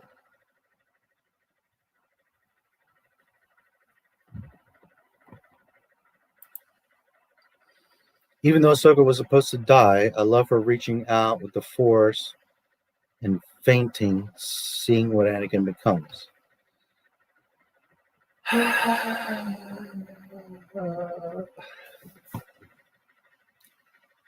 I mean, you could have even made, well, because Anakin, well, I mean, it would be sticky, but you could have made it where right when Anakin changes, she goes to the temple, Anakin kills her. So she sees that. It's still a problem because then in Sith, there's no traces of Ahsoka. That's the problem. If she was genuinely there, if she was Anakin's apprentice, in Sith, Padme would have mentioned her. You would have seen a trinket. You would have heard something about Ahsoka, but you don't. Because Ahsoka was meant to be around just a few months to give Anakin a responsibility and then to have the heartbreak that he fails and loses her. That was the point of Ahsoka. So that's why she's a problem. She's supposed to be between 2 and 3. Clones and Sith. Understand? For a short, brief moment there. Not for this big thing that she's become. She was supposed to be a pivotal part of Anakin's fall because of that loss, that failure. That furthering, like, I have to be able to keep people alive. Understand? So while the sentiment is nice, and yeah, if Filoni was more clever than he pretends he is, then I could have, yes, done it to where at the end she makes it just to Order 66. Anakin turns, is in the temple, that she shows up to stop him or something, and he ends up killing her. Okay, you could have made it, you could have forced it to fit. But again, you're forcing it to fit. She needed to die early and young and put the consequence, that weight, on Anakin. That was the point of Ahsoka.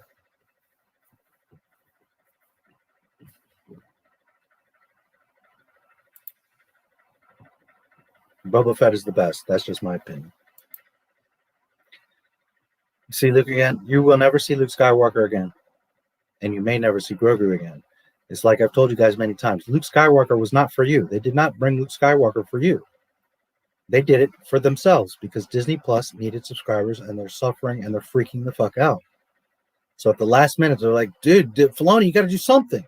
And he tried Bo and he tried Boba and he tried all these other characters. So then they're like, well, what are we going to do? Bring in Luke. I have the proof. I'll show you the interview where Favreau says, I make it all up as I go. And Luke was not a thought. He just organically came there at the end and I threw him in. He literally says this. So that's why I put that video up of Ahsoka was always planned for The Mandalorian. There's a reason that I put that video up.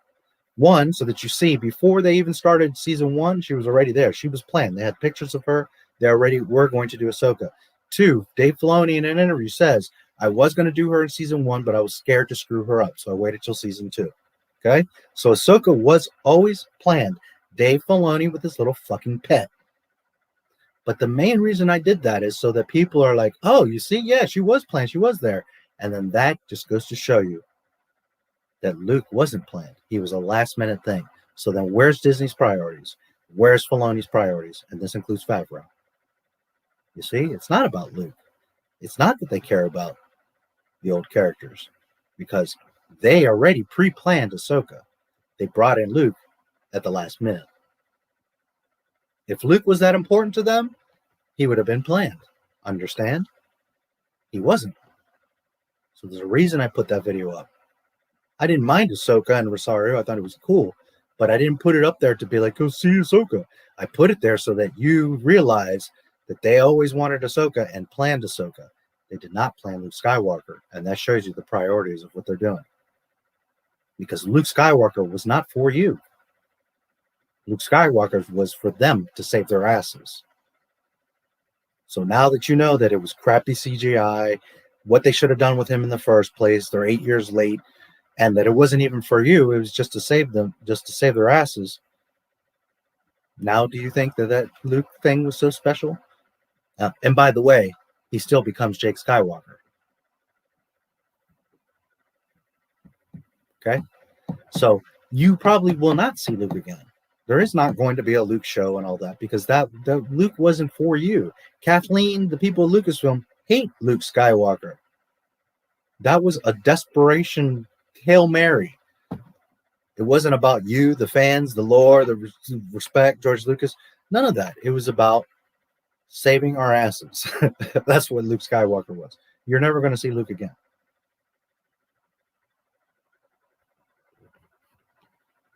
Unless, of course, you know, they're like desperate and they bring him out for an episode or something. But believe me, if they had any plans of Luke, they would have said, announced Luke Skywalker show, and everybody would have been like, holy shit. Disney's grasping at straws right now, guys. So they're not going to be hiding stuff and, like, you know, secretly announcing and, you know, right now they're showing you everything they got because they're desperately hoping you hang around. You're not going to see Luke again. Well, you will. At the end of Force Awakens, the last 10 seconds of Force Awakens, and then the asshole that drinks titty milk on Act 2, that's where you'll see Luke.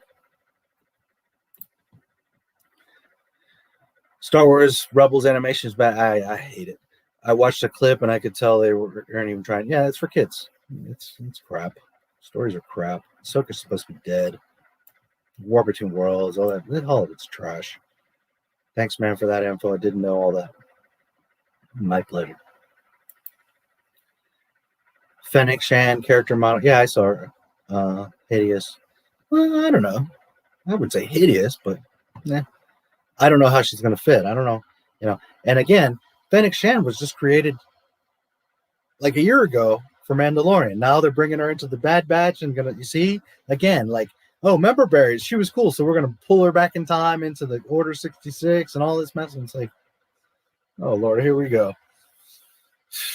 So then where was she in the OT? Why wasn't she in Jabba's palace? Why wasn't there any mention of her?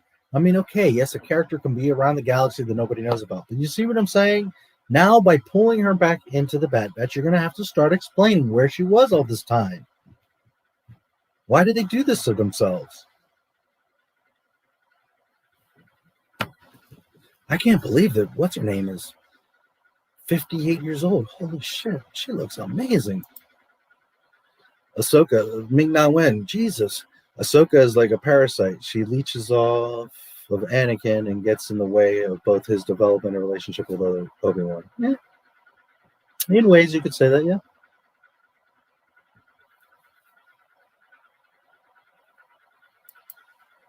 You know, and just for anybody that's out there listening, it's not that I'm opposed to Ahsoka. It's not that I hate her. It's just that she breaks Star Wars. That's the problem. Why are some ways Clone Wars violated canon in your mind? It's not in my mind. That's what it does. A few minor details. Clone Wars seems to fit. Okay, but you just said it right there. There is not minor or major. The second you deviate from canon, it all becomes not canon. It all breaks. You cannot break canon. That's what people don't understand. It's not because of the severity of the infraction or how many infractions. One tiny infraction invalidates all of it. Understand, canon is history. Here is the story of, I always use the same examples. Let me think of something. JFK's death. Okay? Here's the actual historical fact. You come along 30 years later and write a book about Kennedy's death, and you change a little detail because you want it to be modern, to fit in 2021, or because you have an opinion or a way of writing style, so you want to just change. It's just a little detail, and you've now violated history. You cannot change fact. You cannot change history. It is what it is. So you even making a little tweak makes your book bullshit, because that's not what happened. This is what happened. There's no bending it. There's no breaking it. There's no room. If you go from this is bullshit. And why is this important? Because one, this is fact. You can't change fact. But two, now your book that came 30 years after this, 20 years later, a kid reads your book that is not accurate. So now all the kids 20 years later think that this is what happened to JFK. But in reality, this is what happened. Regardless if it's one little detail or you make a bunch of changes like Disney did. This is not accurate. This is not fact. This is not history. This is. So it doesn't matter if it's one minor detail. The second you fuck up, it's not canon. Why are the rules that strict? Because George Lucas doesn't have one continuity error in all 6 movies. I challenge you. There's not one. So it's not in my mind. It's not what I think or want. It's fact. It's not canon. It's not feeling or opinion. It's fact. Canon cannot be bent or broken or changed. That is the same problem with the EU. Even though it's little things and it doesn't, it can fit.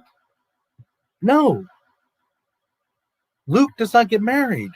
You cannot marry as a Jedi. George Lucas has said this again and again and again. He does not get married. Jedi cannot get married because of attachments. So while I love Mara Jade and it sounds real good, no, it's not canon. It's not an option. It's not an opinion. It's not a thought. It's fact. It is what it is.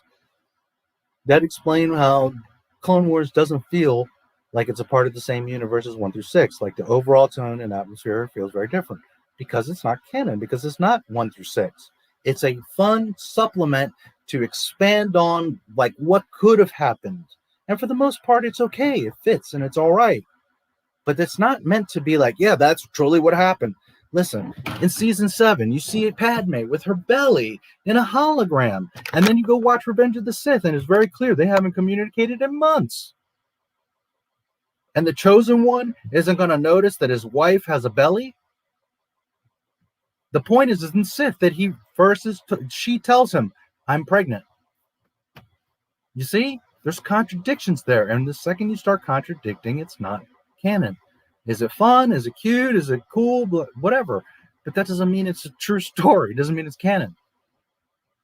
Clone Wars cartoon is not canon. Hasn't been for years. According to Yoda in the OT, Luke and Leia are the only Jedi left. There are no other Jedi at the time. Yes and no. Obi-Wan and Yoda are technically the only Jedi in the OT. Luke meets Obi-Wan officially, gets his lightsaber, and while blood, right, soul, he's a Jedi, but you're not a Jedi just because you're born a Jedi. You have to train. You must learn the code and do things to become a Jedi. So technically, it's only Obi-Wan and Yoda. And we don't even know about Yoda till Empire. So at that point, Obi-Wan. Then you've got Luke, because he then gets the lightsaber and some understanding of the Jedi. Obi-Wan starts to mentor him. And then he does use the Force to help guide the proton torpedoes into the Death Star. He turned off the targeting computer. Use the Force, Luke. Let go. Okay? So he begins being a Jedi. So you can say that at that early point, okay, we'll call him a Jedi, although he has much training to do. Even Yoda says it later, like, you're not a Jedi. Remember Vader in Bespin says, you've learned much, your skills have improved. I don't remember, I'm paraphrasing, but you're not a Jedi yet. Remember? So Luke isn't really a Jedi till later, but we'll for the sake of it say we know he's going to be a Jedi. He's the son of Anakin, so we'll consider him a Jedi. No problem. I'm on board. So Obi-Wan, then Luke. Leia, you don't know anything about that till much later. We meet Yoda. So we know there's 3 Jedi. Yoda, Empire. I got to go save my friends. Don't leave. You're not ready. But I can't leave my friends. He gets in his X-Wings, flying off. Obi-Wan says, that boy is our last hope. Yoda says, no, there is another. Leia. Okay, so while they don't say Leia, we soon find out that that's his sister, twin, Skywalker's, Anakin, Chosen One. Leia's the other hope. Right? Okay, no argument. So then, Jedi. Yoda dies. Luke, when I die, the last of the Jedi, you shall be. Leia has an affinity for the Force, but again, first, she would have to train to become a Jedi, but second, she was never meant to be a sword-wielding Jedi. She is diplomat. She is organizer, leader, fighter, the rock, the foundation of the rebellion. That's what Leia is, not a Jedi swinging around a sword. Could Leia, with proper training by Luke or others, become a full-fledged, badass lightsaber chick? Okay, I'm not taking nothing from Leia. Please don't misunderstand. But that's not Leia's character or role. Her role is to be the leader. And as I said earlier, she would be Luke's boss. But when it comes to the SmackDown, the Last Jedi, Luke Skywalker. Okay? So Leia doesn't know this till the night on Endor when Luke goes to turn himself into Vader. The Force is strong in my family. My father has it, I have it, and my sister has it. That's when we're all told, and Leia's told, right, that she has the potential of also being a Jedi, or at least a Force user. Outside of that, there are no Jedi. That's the point of Luke Skywalker. He is a new hope. He is the stakes. That's why Luke is important. That's why his sacrifice is important. Because if Luke fails, we all die. There is no Ahsoka. There is no other Jedi straggling around that escaped Order 6. That's all EU, confusing you. That's not, there are no Jedi. Now, you could argue, after Order 66 first happens, there's a couple stragglers, and maybe even Vader went and hunted them down. But you're talking about like in a year or two, he gets them and they're done. 19 BBY, or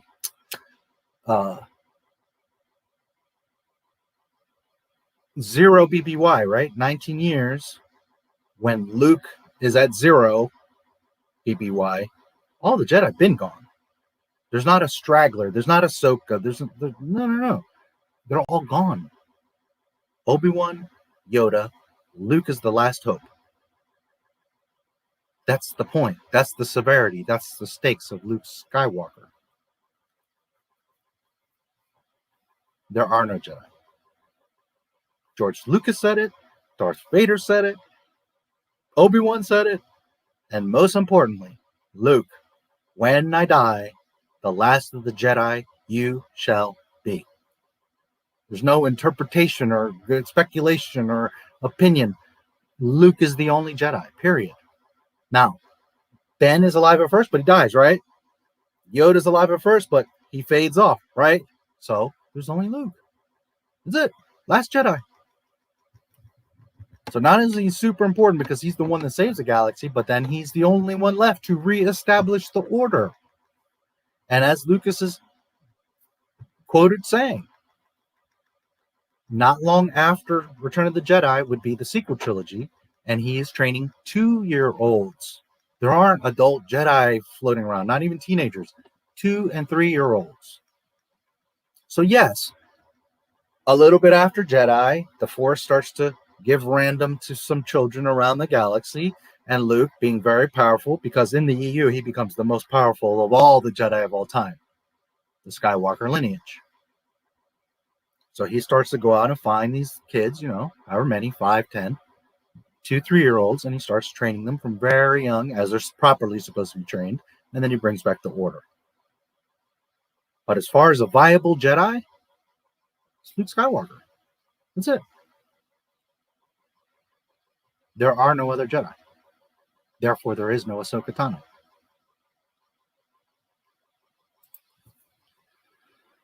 But Ezra can stay.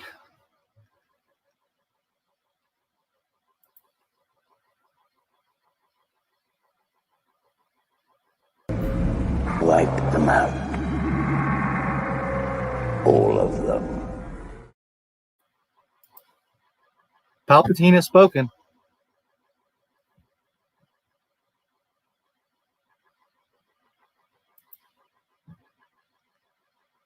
Guys, truly remember that I don't come here on a soapbox like, but because I feel it's this way and I want it to be my Star Wars. And no, I do and say everything per George Lucas, by the rules, what he says.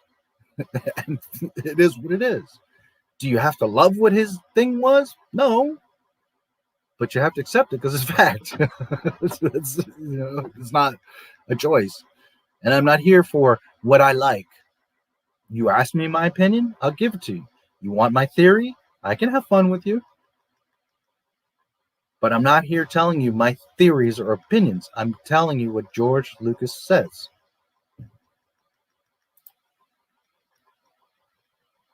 Well, and you can. I'm not telling you not to. Just know that it's not canon. That's all I'm telling you. You can love the sequel trilogy you want. Have all fun with that all day. But it ain't Star Wars. It ain't canon. That's all. Only delivered notes to make each chapter. Then it was up to Dave to respect canon and make a good story. Lucas sometimes gave advice to improve episodes, but that was rare. Yes, exactly. And don't get me wrong. Filoni said, and I have seen some footage, that after they would finish like the season and a bunch of episodes, George would sit down and watch them. So it's not like George was totally oblivious, but after, he's so busy, he's doing other stuff, and then the season's completed, and then he watches it, he's not going to be like, oh, well, you got to go back and fix this and that. And at that point, he was like, okay, well, it's cool. It fits enough. It's fun. And it doesn't really totally break anything obvious. It's just, for me and for people that truly know, then we know it's not canon, but, okay, fine. So I'm not saying he was totally oblivious to it either. But what I'm saying is it's not like he was sitting there babysitting, watching over and like, no, you got to fix that because that's not going to fit. This can't happen. That has to go that way. No, he wasn't. That was Dave Filoni. He would later see the stuff and be like, okay. But that doesn't mean it's canon. That at that point is just like, all right, well, you know, whatever.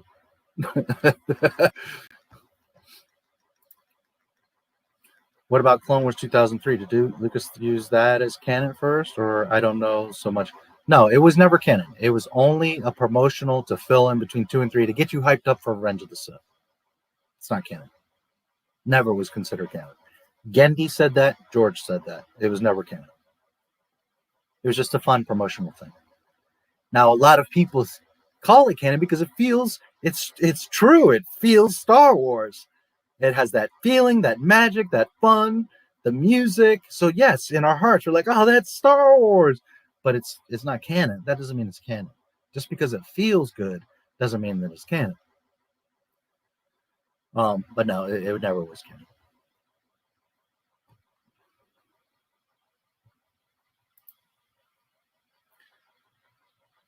No, that was Gendy. Again, he approached Gendy. He wanted to do, again, a little promotional thing, gave him some key points, and then Gendy started creating episodes. But then, and Gendy thought, if you look in the behind the scenes, I have the interviews, they're like, oh, I thought it was canon. But then George comes and says, no, because these events don't turn out like they do. And he's like, oh, man. He was like, I was so excited for this stuff to be official, and it kind of isn't, but it was so much fun to work on and everything. And then later he was at Skywalker Ranch, I believe it was, and he saw something of Grievous, and he said, what's that? And Lucas was like, you can, have fun, do some Grievous stuff. So that's why you see Grievous a little bit later, and he's all wicked and fucking Jedi up and all that. But at the end of the day, that's not what Grievous was in George's mind. Grievous was supposed to be sickly and kind of clunky, and he was a pain in the ass. He was a problem. He was the leader of the droid army, and he was ferocious, but not like we saw right in the Gendy.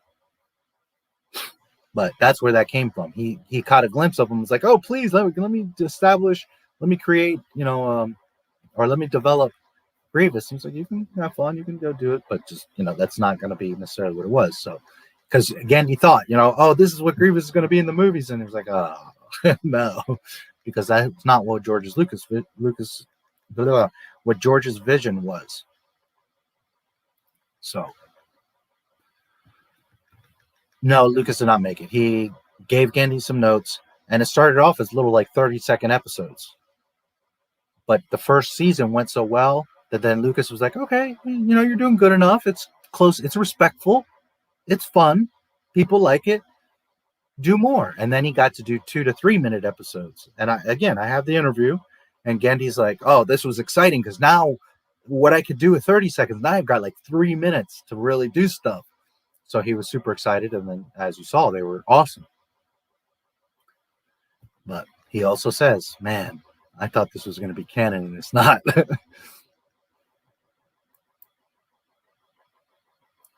I forgot Favreau voiced pre-Vizsla. Yes. Not only is he pre-Vizsla, him, and I can show you where he says it out of his mouth. Me and Dave Filoni created the dark saber. So we were excited to bring it into The Mandalorian. George Lucas had nothing to do with the darksaber. And did you notice that the darksaber is better than a lightsaber? That when it touches Beskar, it makes the Beskar glow because it's hotter and more powerful than a lightsaber. You see the ego? Our lightsaber is going to be better than all the other lightsabers. You see? That was Favreau and Filoni that created the darksaber. So therefore, automatically it's not canon because Lucas didn't establish that, and they're making it better than the typical lightsaber. So there you go. Here we go. Start making our own shit. And then they're changing their own rules of how that darksaber functions, and the fact that you have it, how you rule Mandalore. They're breaking their own rules. Bo-Katan, look at her. She's 20 years old there with Ahsoka and Clone Wars. Now again, do the math like I told you, the years. 19 plus 7 plus 5. Bo-Katan should be about 50 years old in The Mandalorian. Does she look 50 years old to you? She looks like a pretty sexy 25, 30-year-old to me. Okay? So you see how they don't respect their own canon?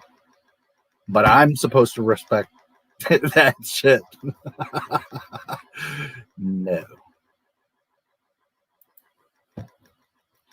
Dooku from the Clone Wars movie doesn't fit with the Dooku of Lucas. Correct.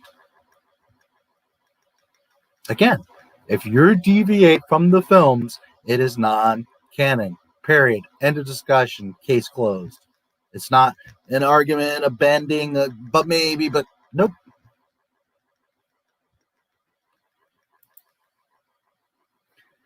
Kate Skywalker. I think it's great. Asherad hit. I love that whole thing. Darth Talon tries to seduce him. I love that whole thing. But it's EU, it's not canon. But I think it's great. And again, Skywalker bloodline, EU, that bloodline holds a lot of weight. So many Skywalkers are powerful in the Force. But that causes, again, a little bit of a problem because that's not how the Force works. The Force picks people randomly. So, but I don't have a problem with it. I think Kate's awesome. Very cool. And I will repeat, if I own Lucasfilm, all the EU's coming back. First day one. That shit's called EU again, and we're going to start pulling from that. We're going to try to. I'm going to take as much as I can from the EU and bring it in and make it canon. Okay, so don't misunderstand. I will bring it in and make it as much canon as I can, where it fits and makes sense. Not the Dave Filoni, I gotta have Ahsoka forced it in there. No. Where it makes sense and it fits and it maintains continuity. I will pull as much of that into canon. Understand that. But I'm not going to break the rules just to make it fit. But stuff like Asherad Hit can't, because there are no Jedi. So then he becomes a problem. He can't be around Tatooine and get close to Luke, and then Obi-Wan comes and cuts his arm off and banishes him. And you see, that's a problem. But you could have him maybe later, a separate story, and he becomes Darth Krayt, and okay. Or maybe earlier, before Obi-Wan comes with Luke, right? Maybe he left the Jedi a long time ago. He's hiding out on Tatooine, so therefore he was no part of Order 66. I mean, I could pull him in, but you got to do it correctly, respectfully. Not just, well, because I want this character, so we're going to put him in there. Not the Disney way, not the Filoni, baloney, macaroni way. Do fangirls ruin? Well, fanboys do too.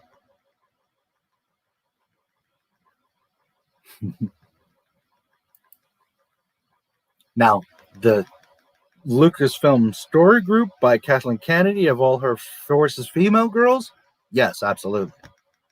Because none of them cared about Star Wars to begin with. All they care about is, we got control of the most valuable IP, and now we're going to make it all about feminism. Yes, that's different. It can be honest. I can be honest. Grogu is cute, but I hate him and doesn't fit at all. Yeah. I don't hate the little guy, but he's, again, just a divisive tool to get fans, to get girls. He doesn't fit. He doesn't make sense. He disrespects the Yoda lineage. He wrecks the story. It's all about babysitting Grogu and nothing to do with Din Djarin. I thought this was a bounty hunter show. It turned into babysitting Baby Yoda show with a bunch of guests. So you learn nothing of Din. You don't care about Din. You don't connect with Din. You don't care about Din. It's about Baby Yoda and his story. Where is he going to go? Is he going to be safe? And then, oh, look, Bo-Katan. Oh, look, Boba Fett. Oh, look, Luke Skywalker.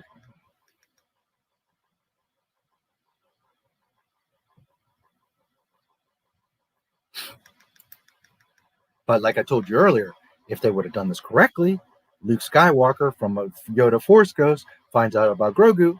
Luke, being the honorable man that he is, goes out and seeks all the children, rounds up 7 2-year-olds. One of them is Grogu. I'm all for it.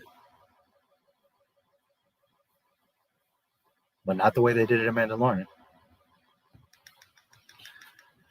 I wonder it's debatable about Ahsoka being... No, it's not. George Lucas says she died. There's no debate there. She's not a Jedi. It doesn't matter if she's a Jedi. She can't be alive. She leaves. She's a Padawan. So much to think about. No, there's nothing to think about. She can't be alive. She doesn't have to be a Jedi. Why didn't she help the rebellion? Why didn't she fight anything? The Empire's taking over the entire galaxy. She has the Force, knowledge of fighting, and dual lightsabers, and she did nothing. She doesn't have to represent the Jedi or act as a Jedi, but she did nothing. Why, if she knows Obi-Wan and Yoda so intimately from being in the temple and being around them, why didn't she seek them out? Whether she wants to be a Jedi or not, why would she not go help Grandmaster Yoda, who is in exile, and the freaking galaxy is crumbling? No, dude, she can't. Believe me, I'm 20 steps ahead of Dave Filoni. She will not fit in any way. This is why George said she must die, because George knows his galaxy. And he already knew before entertaining Mandalorian or anything, she must die, because her being alive breaks the OT. No matter how you slice it, dice it, explain it, look at it, angle, try it, it's not going to work. She must die before Order 66. There's no option.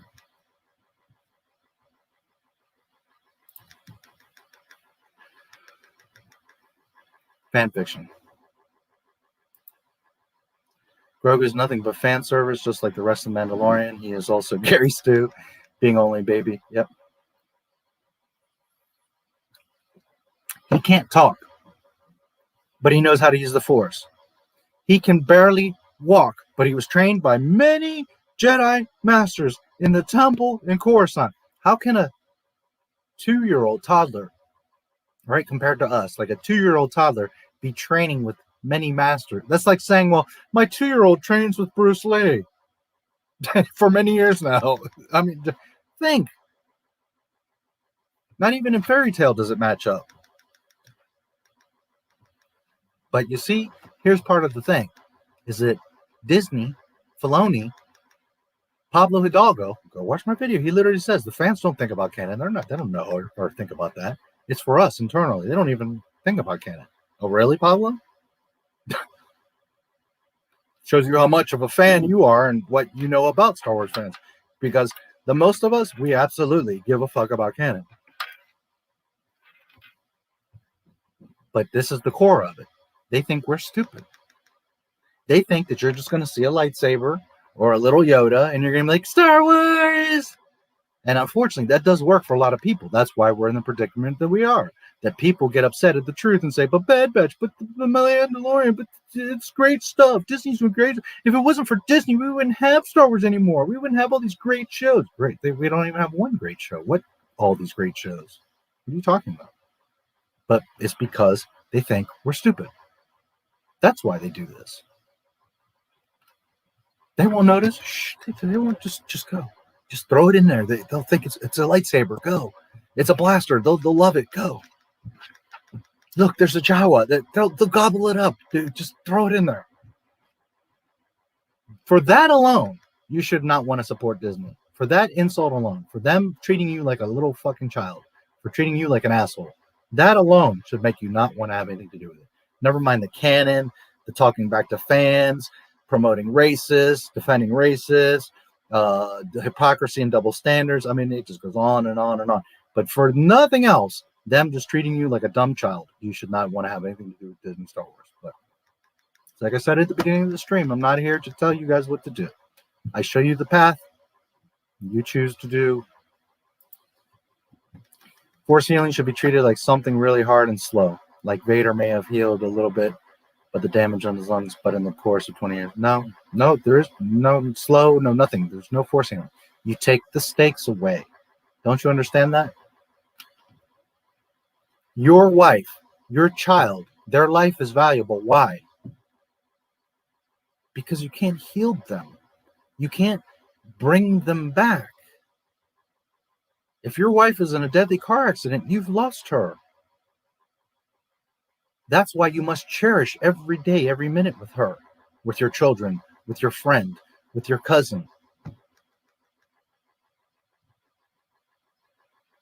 You have to cherish the moments. That's what Lucas is showing you.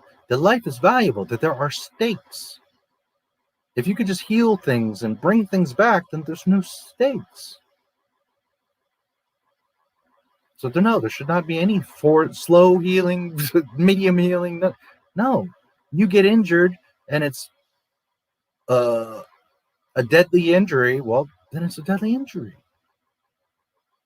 And if all you have is 5 minutes left, then you better make the best of those 5 minutes that you have left with that person. That's the point.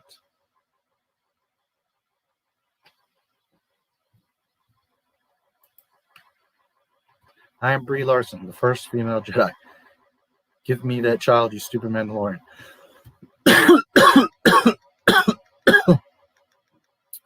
How dare Please like the video if you liked it. If you didn't like it, keep your comments to yourself. I don't care if GL created her. I just can't imagine Anakin ever training a Padawan. But if she must exist, have her be around for only a couple. Well, and that was the point. That was literally the point.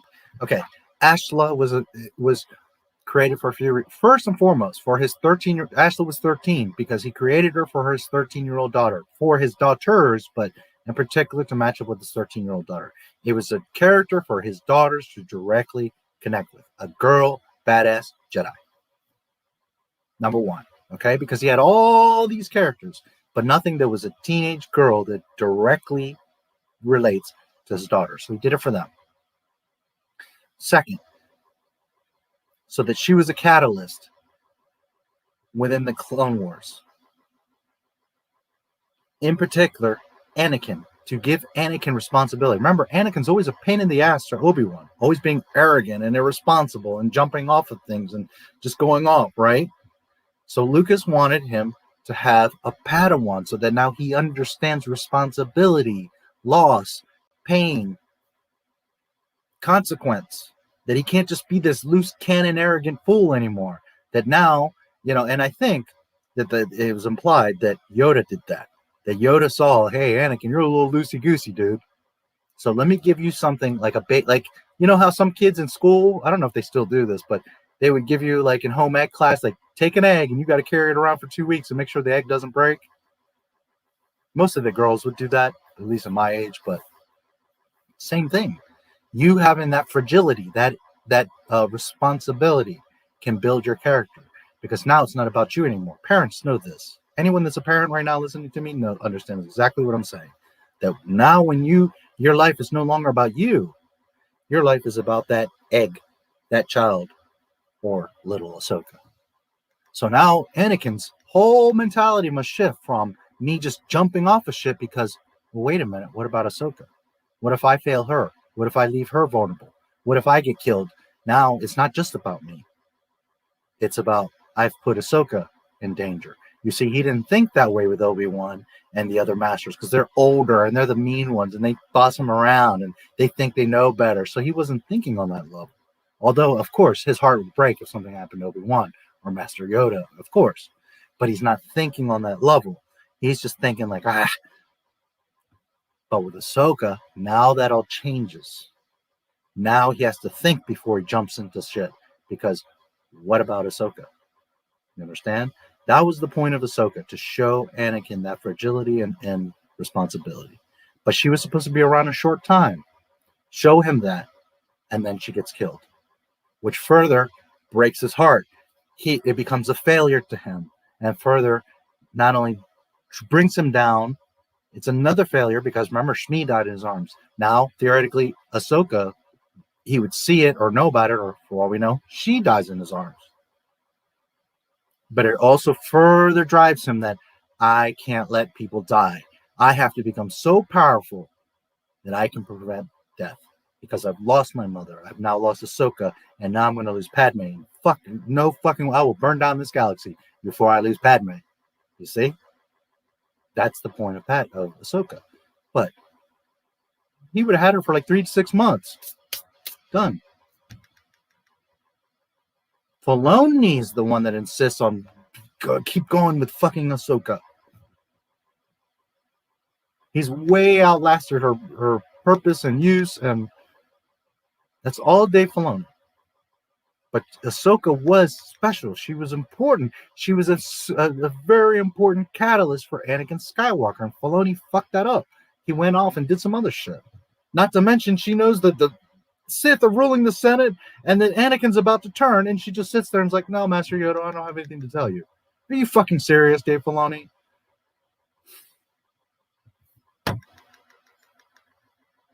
She should have only been around for a few months. Absolutely. And again, she would have died a hero's death, a glorious. She just saved the temple, or she saves Master Yoda, or she could have saved Anakin himself. But she dies. She has to die. And she would have had a glorious death. They could have had all the Jedi witness, or they could have had a procession, and they're all look at her like, wow, what, you know, look what she did. She just saved all of us. You know?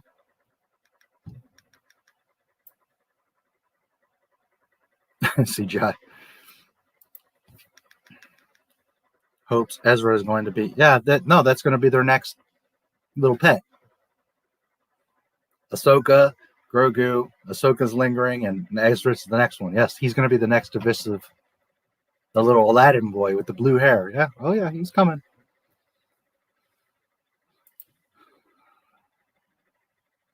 Unlikable Ezra Ray. Because Ezra at least has some arc, learns lessons. He's a boy, has some failures. It's ridiculous that he's like matching with Thrawn and all that. But Rey was just like perfect from the beginning. Doesn't, you know, Luke's a myth, but yet I can move boulders and beat Kylo Ren. And, you know, Rey's a whole new level of Mary Sue. So, Rey. There's no, you know, outside of like the most disingenuous of Grogu, like the worst character is technically Rey, because she's just like so everything that is not Star Wars, that is not fables and lore and history and hero's journey, and she's like a total opposite of all of this. Yeah, Rey would win that one all day. Lead to the Disney trilogy. If it takes place in that universe, well, it does. Favreau's already said that he's connecting the sequel trilogy, so it's not a question of it. It's already done. Ahsoka. Yeah. Not all girls like Grogu. I got mad when I saw him. Lol, I was talking about that with my brother the other day. I'm like, that's not Yoda. How dare they make a Baby Yoda thing? Yeah, and I'm not saying that every girl automatically did, but do you understand what I'm saying? That was the idea. That, and some men too, you know, the idea is that, oh, little baby, you know, he's cute. I call him the little booger. It's not that I hate him. He is cute. But, you know, he can use light and force dark power. The light and dark force powers. He can heal. I mean, oh, shit, the heal thing. Again, that's another thing that Grogu is. Why he's divisive. Because Grogu, in reality, he's two things. One, to sucker you in with the baby. But also, his other key purpose is to validate Rey. That's why Grogu's there. Okay? The force healing was to validate Rey doing it later. That's exactly why Grogu's there. So, you like Grogu means you like Rey, because that's why he exists, is to validate Rey. So be careful. Think more than 2 steps ahead. If you adore Grogu, then that means you love Rey. Just know that. You yourself are validating Rey.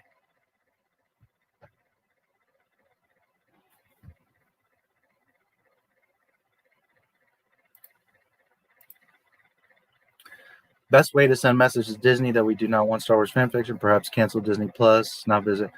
Well, all of that, but also all their videos, ratio the fuck out of them. Leave a comment, not cussing them out, not being a dick. Just be like, hey, we're unhappy. We want real Star Wars. What you guys are doing is hypocritical and not correct. You know, we're tired of Kathleen Kennedy. You know, speak your heart. Tell them generally, you know, even though you might, maybe you like Mandalorian. You say, well, even though I like the Mandalorian, the things that you are doing are wrong. What you did to Gina, if that's what you feel, it was wrong. We're tired of you breaking continuity and disrespecting the franchise. You should be listening to us, the fans. We don't want all these extra shows. We want you to create real Star Wars. You should redo the sequel trilogy because they're disrespectful to Luke. Tell them what you feel. But I guarantee you 6 months, 3 months, 6 months of them, every video just getting fucking sliced, chopped down the first hour, they're going to get the message because the shareholders see that, the media sees that, everybody sees that. We need to listen, you want to know what you need to do? At every turn, you say no. Downvote, comment, we're not buying it, we're not interested. Every way that Mickey Mouse tries to turn, you're there in front of them like, nope, you can't move to where you can't breathe. So that they get to a point that is so harmful and distracting and toxic for them to even keep Star Wars anymore, they have to sell it. That's the solution, to make it impossible for them. That's the solution. Make them sell it. Then we can explore possibly at least getting half real Star Wars, if not the real thing back.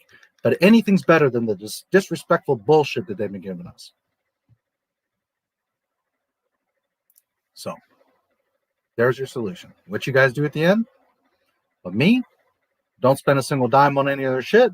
Try to avoid watching their shit. And if you do, then watch it in other ways. And when you have an opportunity to say something on their Twitter, on their Facebook, on the YouTube. Leave a dislike. Make sure you put your voice. Even if all you say is no, or welcome to the rebellion, or fade in. Even if you don't want to type a whole thing, just put in fade in. Believe me, they know. They know exactly what you're saying. Okay? So, there you go. Don't be an asshole. Don't act like a child. You know what I mean? But if you got something to say, say it. I'm unhappy with this. I don't like how you're treating them. You're doing this, But if you don't want to write all that, leave a dislike, fade in. Believe me, when you upload a video and it's got 10,000 dislikes to 20 likes, and you see fade in, Gina, fade in, we're not happy, you suck, fire Kathleen Kennedy, they're like, ah! And you got to keep that pressure, keep tightening the screws on their asses every every video, every post, every tweet, everything. No. Eventually, they're going to have no choice but to sell it because it becomes so toxic that they can't do anything with it. That's what you got to do. That's the plan. This is Mon Mothma putting out the battle plan to the rebellion. That's what you must do. That mentality of, but I like this, so I'm going to tell them I like Bad Batch, but don't like this, then we're going to continue on. That's not going to, Disney doesn't give a fuck. As long as you like something, they're going to continue on. So, it's up to you. Do you want real Star Wars, or do you want to cling on to something as dumb as Bad Batch? A little stupid-ass cartoon with overpowered clones. I don't know about you, but I want fucking real Star Wars. There's your solution. I don't know about that. We're going on 6. I was going to take a break here in a little bit. A little 5-10 minute break. I don't know. Kind of depends on you guys. I wasn't necessarily planning on it. Kill the spontaneity. Yeah. Whatever happens. It isn't canon doesn't mean you don't have to enjoy it. I still love Clone Wars 03. Yeah, and please don't misunderstand. If you love a certain thing, there's things that I like about Star Wars that I will repeat. I love the EU. But it's not canon. I used to have most of the EU. If I were rich right now, you would see a big-ass bookshelf with all the EU. With all the old games. With all the old toys. It's not that I don't want it, or that it's because it's my opinion, or it has nothing to do with that. It's just that it's not canon. Because it's not canon, doesn't mean you can't like it, or play the game, or read the book. I'm not saying that. All I'm saying is that rules must be established so that when Disney tries to say, well, this is canon. No. That's your fan fiction. But if you don't establish a rule, then Disney's always going to be able to say, but, maybe it could fit here, but, well, maybe it's actually before this, and it'll fit because we'll just force it in. And you see? No. You must establish a rule of what is canon. Then from there, what you like, you like. I don't tell you guys what to like. All I'm saying is respect George Lucas, respect the lore, and respect what is canon. That's it. And if what you like is non-canon, that's your favorite shit, have at it. You love the sequel trilogy. Okay. Just know that it's not canon. That's all I'm saying. If what you love is Disney's fan fiction, okay. Have fun with that. Ellen Sloan. Gina is not the only one KK's Whoop Mog is going after. Since Gina was fired, they have turned their attention to Rosario. Yeah. Oh, they're coming. And you know what's sad? And I've said this before. Instead of Jon Favreau, Dave Filoni, Dave One saying, hey, listen, we're sorry. We love Gina. We're sorry that this happened, or we support her. No, they two little pussies, two cowards, kept quiet. And guess what's going to happen? Oh, they're going to come for them too. Dave Filoni, not so much, because all the fake Star Wars fans are like, Ahsoka. But Jon Favreau's coming. Oh, I bet you. Because the second he sticks up and says something, imagine if they fire Rosario, you fired Gina, who I hired. Now you're going to fire Rosario, who I hired, and or Bill that I hired. Oh, Favreau's going to lose his shit. Then he's going to say something. Then they're going to want to get rid of John, and then the mob is going to come behind, and then there goes the Mandalorian, which I don't care. Mandalorian is a canon anyways, but just saying. Oh, Gina's the catalyst. That she started all this, and watch, it's going to start. And when you sit there, okay, and remember this for life, for politics, for when you see someone getting bullied or raped up the street and you just stand there and don't do anything, at least call the cops. I mean, do something. But people all too often in life just turn their back and don't want to get involved. Well, the same thing's going to happen, because eventually when you let that rapist free and running around because you didn't want to get involved, well, guess what? Next thing you know, a week later, he's in your house raping your daughter because you didn't want to stand up. You didn't want to say something. So the same thing is going to happen here. It's in life and in politics and in Star Wars. That if you don't stand up and say something, Jon Favreau, well, in 2-3 months, guess who's going to come after you? Those same people, because you didn't want to open your mouth. So now you're just letting them know that it's all fair game and anyone can get canceled and anything can happen. Okay, don't cry for me when they come for you. I like Jon Favreau, but he of all people, the creator and leader of Mandalorian, should have stood up, even if he disagrees with Gina and said, look, I don't agree with what you said. I think that it's unfortunate, but we do love her. It's sad that it happened and we wish her well. You see what I'm saying? But just sitting there being quiet like a little pussy, shit's going to come back. It's going to get you.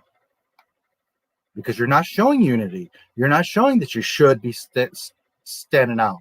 And if Jon Favreau would have said something, well, then 2, 3, 10 other Lucasfilm employees would have said, yeah, you know what? It was pretty shitty. But instead, all you got is the 5 assholes that are brave enough to say, yeah, she deserved it. Good job, Disney. One of the Imagineers, I don't know if you guys saw this just yesterday. One of the Disney Imagineers was like, yeah, Lucasfilm did the right thing. Get rid of Gina. Okay? So you got the dumbasses speaking out, and then the people that are righteous not saying anything. So then what happens? When it comes your turn, guess what? No one's going to protect you either. You should have stood up. Rosario and or Bill are next. Don't let you notice how neither one of them is tweeting, how Rosario hasn't said a damn word, because she is like, holy shit, if I even breathe on Twitter, I'm getting canned. Okay? So you notice how they've kept her quiet and all that, and because they already know. She even blinks wrong. They're coming after her.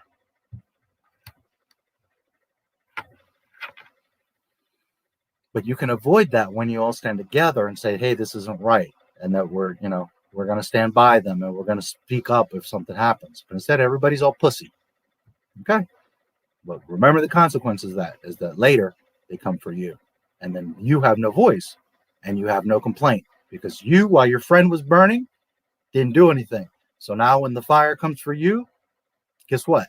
Ain't nobody going to do anything for you either. I'm not saying any of this to you, Ellen. I hope you understand that I'm just saying this out there in general.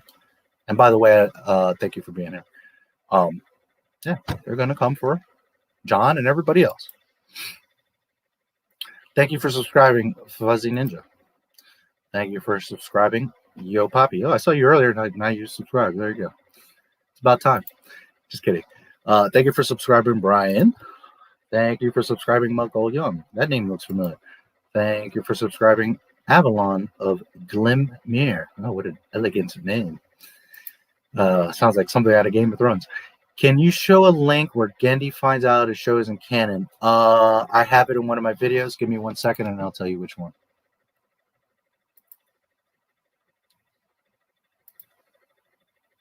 It's an interview. He actually says it. Just a moment. I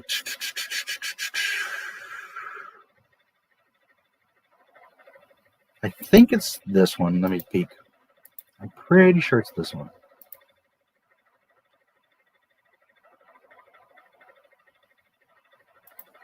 And while that loads, guys, I want to stress to you that I say a lot of things and I counter a lot of things. Just know that if I tell you something, I can show you the proof. If you ever have a doubt, you have a question, I'm not going to get mad. I will show you. Okay? But on the same token, that allows me to say that I know what I'm talking about, that you can walk out of here knowing that that shit is accurate because I can prove it to you. In just a moment. I think it's this video. It's been a while. Yeah, it is this one.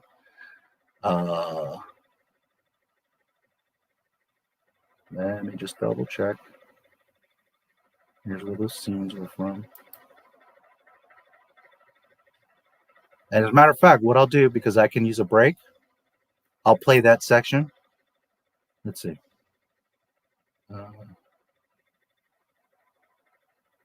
Okay, so it's within the first 10 minutes of this video. I'll just go ahead and play this, and you can see it for yourself. And that gives me a chance to take a break, and it works out for everyone. How about that? I will never lie to you. I will never exaggerate. If I tell you something, it's because that's what it is. Can I make a mistake? Absolutely. If you have a doubt, let me know. I will elaborate. I will show you. So I'll read a couple more chats. I have the video ready, and then you'll see. Okay, I'll show you. Too busy overseeing the construction of his museum in LA. It should be open within a year. He has no time to make stories. Yeah, no doubt. Like I said, I couldn't imagine George would be making the movies. But for him to control Lucasfilm and once a week, once a month, be like, okay, let me just make sure you guys are on the right track. The story's being maintained, this and that. He would hire a director to do it. You know, story group that he trusts, write this. He uses his treatment, fill in the blanks, hire a director that he trusts. Maybe he could get Spielberg to finally do a Star Wars with his guidance. Okay, and then he does his own thing. He's too busy and too old to be fucking around with 10 years of making Star Wars movies. So I'm not saying that. But what's important is if he can gain control of the property so that it's correctly respected. That's all I care about. And George, if you ever hear this, if I could ever help, if I could ever do anything, not that he would ever hear this or care, but just saying, because I will do nothing but honor what you say is hot. And yeah, I mean, she's nice. And she looks like she's 27, right? She doesn't look 50, which she would be. But if you were paying attention, right? Dave. But you see what I'm saying? Dave is saying, well, people that watch Mandalorian probably didn't see the Clone Wars, so they're not going to know or care. They're just going to know Bo-Katan from Mandalorian. So then that's what's important is how we treat her here. So you see how he treats you like an asshole? Because now he's saying that the Clone Wars that all of you liked so much and cared about don't matter because here in Mandalorian is what he cares about, just so it fits this narrative. Fuck all that, what I did in the Clone Wars. That was then. I don't care now. What matters is what I'm working on now. You see? So now he's breaking his own canon. And if you're breaking your own canon, don't expect me, guys, to follow your canon. Shit.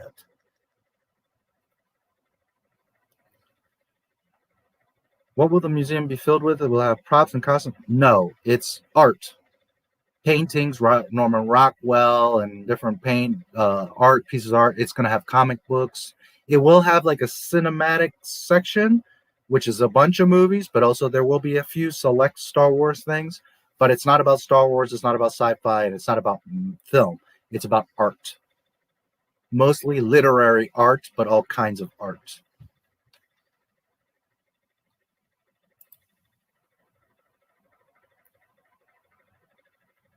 That is, of course, if, they can escape the siege, because currently the George Lucas Museum is under siege.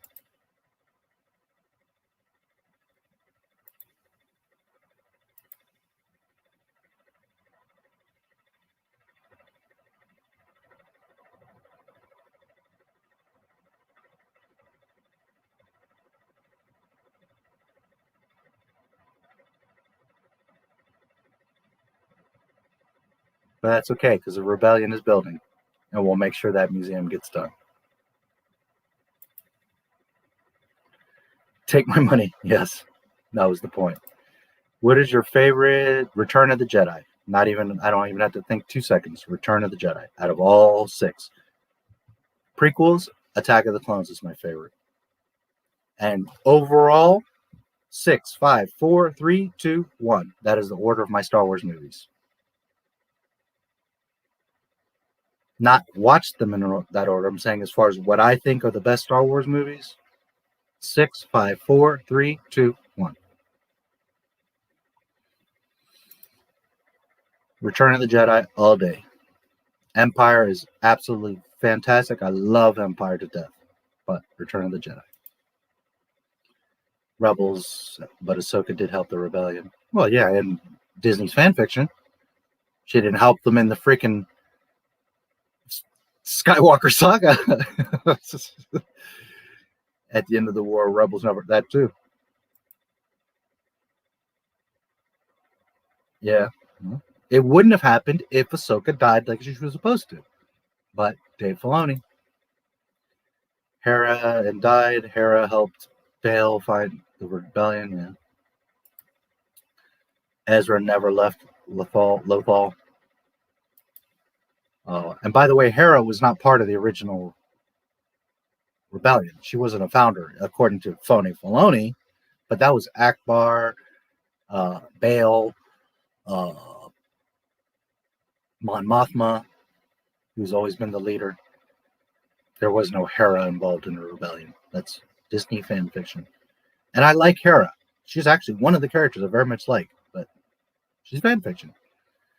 Force healing was real. Obi-Wan would have healed Qui-Gon. He would have gotten Anakin out of the lava and got rid of all those burns and made his limbs grow back. He's weak now thanks to Rey and Grogu. Yeah, well, there's many situations. Yoda could have helped a bunch of people. There's all kinds of situations. Who needs force healing when you have Bacta? That too. Brie Larson will probably be, they're talking about, well, there's several. She could be Avar Chris. She could be, there's a lot of things they're talking about with her. I'm listening to you as I go on a walk. Best podcast ever. There you go. I'm glad you enjoyed it. Hera was the best female character Disney made for Star Wars. Ruined, but what do I know? I'm a bigot. Yes, you little bigot. I like Hera.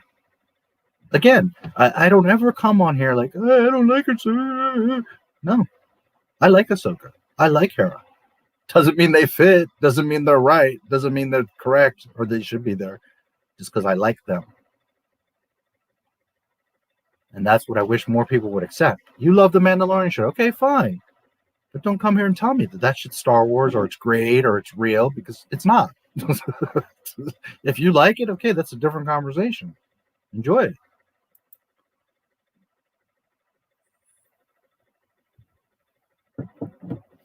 Way too much.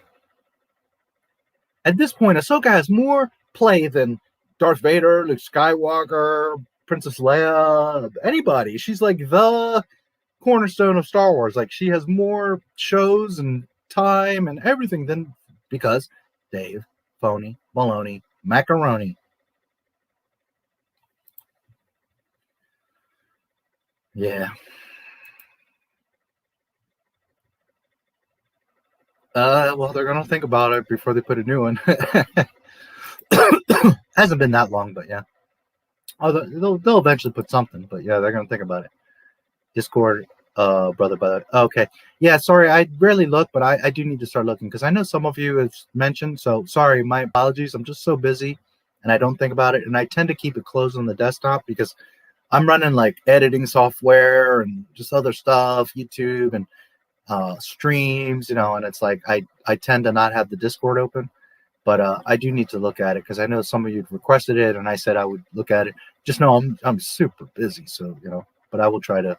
Thanks for letting me know.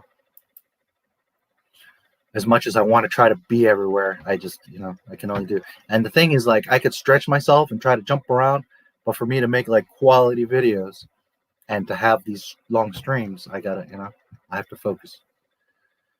How Disney is watering down Star Wars reminds me how they watered down The Secret of NIMH. Yeah, when they did that awful Secret of NIMH 2, when no deep message. Same with Star Wars, they deprive creativity. Yeah, they sure do take girls. Bandai, a Japanese company, makes these screen-accurate Star Wars figures that are absolutely beautiful. Their Boba is impeccable. Yeah, there's a lot of gorgeous stuff in Japan for anime, cosplay, toys, comics. Man, Japan has some awesome shit. They love Star Wars, which is funny because right next door, China, they hate Star Wars. They never liked Star Wars. Museum will hold paintings, photography, illustration, cinematic art, and digital art from Lucas's personal collection. Yeah, heard props from the OT, puppets, Yoda. Yeah, there'll be some sprinkles, but that's what it is. It's about art, paintings, photography, right? Absolutely. And some of it will be cinema, but it's meant to be like a culture. It's what it's meant to represent is American culture. And that he even talks about it recently. Like, people are like, you have comic books there. Well, yeah, because that's in American culture. They're part of our culture. The superheroes are part of what we believe in. So there will be his comic books in there because that's something in American culture.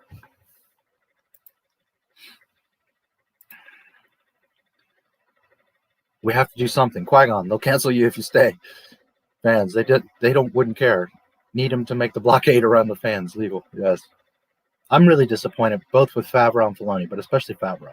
Dude, you got it. You should have stepped up. You should have said something about Gina. It's going to come back. It's going to come back and bite you, dude. Here's the thing. Sometimes people that have the cards don't realize it or they're scared to use them. On The Last Jedi, Mark Hamill should have walked off the set and said, fuck you, Rian Johnson. You're not doing that to Luke Skywalker. And he would have gotten his money taken. He could have gotten fired. But the second he goes to the news and it's like, hey, I walked off the Star Wars set, everybody would have been like, what? And then he would have told the news, yeah, they're trying to make Luke Skywalker an asshole. And all the fans would have gotten behind him and Disney would have got their asses reamed. But he just went along with it. Jon Favreau, Gina gets fired. Instead of standing up and being like, no, this was incorrect. I'm very upset with Lucasfilm and I can't believe that Kathleen, you should have put her out there. Kathleen Kennedy, what are they going to fire Jon Favreau? I dare them. Because Mandalorian, the one thing that they have is bye-bye. The second you say that John, you know how many people are like, Jon Favreau's our only hope. The second they even think of firing him, holy shit, is Disney in trouble. He has the cards. He should have just right then and said, this is wrong. I'm very upset, and this is not what was supposed to happen. What is Bob Iger going to say? Whoa, you're fired. Yeah, right. We'll get somebody else to do Mandalorian. The fans would be like, oh, okay, we're done, Disney. Now we're really done. The one thing you had, Mandalorian, and now you got Favreau. No, bye, we're done. You see? He holds the cards, and he's not using them. That's why I'm fucking pissed at him. Because he has all the power, and all he had to say is, nope, this ain't happening. Not on my watch. I'm standing with Gina. What is Disney going to do? They got two choices. Shut the fuck up or fire him. I dare them to fire Jon Favreau. I dare them. You thought that the Gina thing was... Go ahead, fire Jon Favreau. See what happens, Disney. Fucking nuclear. It'll be like a nuclear bomb going off. They're done for sure.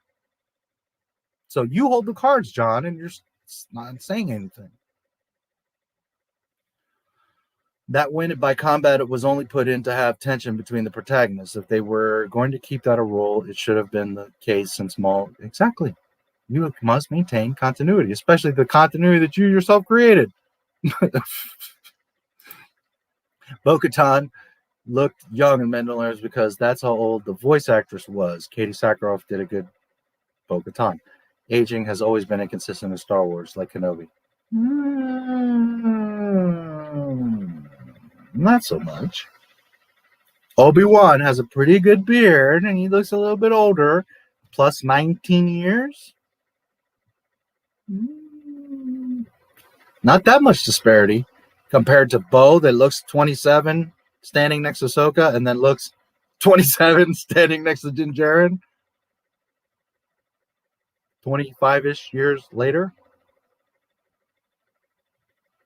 Big difference. All right, we'll be around. Favorite lines from 1 through 6. Mine are both from Luke. It is the name of your true self. You have only forgotten. Yeah, that's a good one. I feel the conflict within you. Let go of your hate. Yeah, I'd have to think about that. I like all his lines. There's so much. And I'm a Boba Fett guy, so he's no good to me dead. Put Solo in the cargo hold, as you wish. So he's no good to me dead is like one of my absolute favorite high ground. Best line is, "This is where the fun begins." Yeah, that's a good one. Seriously though, my favorite line is, "I am a Jedi like my..." Yeah, that's a really good one too. One of my favorites. The ability to speak does not make one intelligent. Yeah.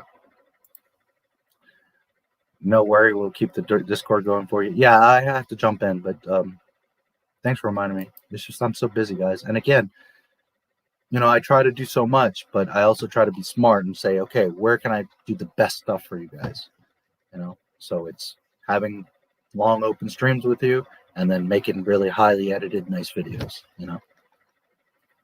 because there are little other things. I could do social media posts and make memes but then I'm just wasting, you know what I mean? When I could be doing nice edits. So, do you agree? No, I think he's a nutball and an asshole when it comes to that. He's gone to, okay, I don't support Trump. It's not that I have anything for Trump. I don't support Biden either. They're both clowns. But, for example, Halloween, Ivanka, not even Donald, Ivanka's child is dressed up as a stormtrooper. And he's like, oh, what a disgrace. You shouldn't be, that's terrible. And you shouldn't be wearing that. I mean, dude, it's a kid in a stormtrooper costume, regardless of whose kid it is. And it's not even Trump's, it's Ivanka's kid. Like, what the fuck are you thinking?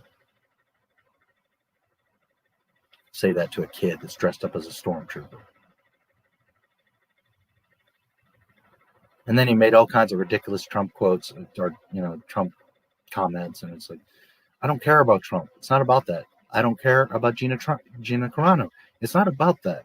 It's about what is right, what is fair, what is honorable. And what Lucasfilm is doing, and when it comes to Trump, and what Mark Hamill does, it's not honorable, dude. It's not. It's you being a fucking dumbass. Anyways, no, I don't. And I love that man as Luke Skywalker. I think he's a good person. He's a great actor.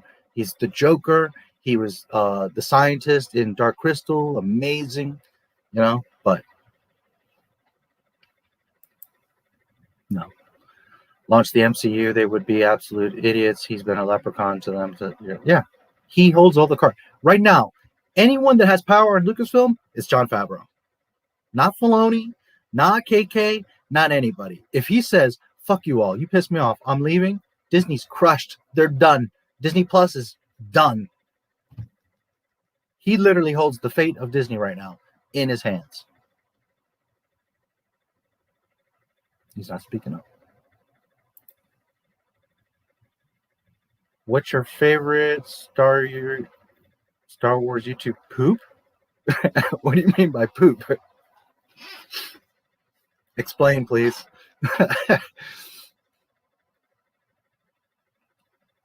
What do you mean by Star Wars YouTube poop? You have to elaborate. Maybe it's a younger crowd thing. You have to elaborate for me. Although I think I've heard that before, but I can't remember what you mean by it. So if you elaborate, I can answer. Probably not, but has George made something against his own canon? Never. Not once has he broken continuity. Has he, like in the special edition, changed things? Yes. But it doesn't break the story. It doesn't conflict. It doesn't cause continuity problems. It's just the creator, God, saying, well, the green grass that was this tall, I decided it's a little bit better if it's this tall. But that doesn't change Mother Nature, right? It doesn't break the earth or humanity, right? It just, well, I think it's better like this as opposed to like this. He's the creator. He's God. He can do what he wants. But does it break anything? No. Is there a continuity issue? No. 1 through 6, I challenge anyone on this earth, you will not find a continuity issue. You think, and I've heard the same arguments over and over again, but you're not thinking. There's not one continuity issue. Star Wars favorite line: if you will not turn to the dark side, perhaps she will. Sister.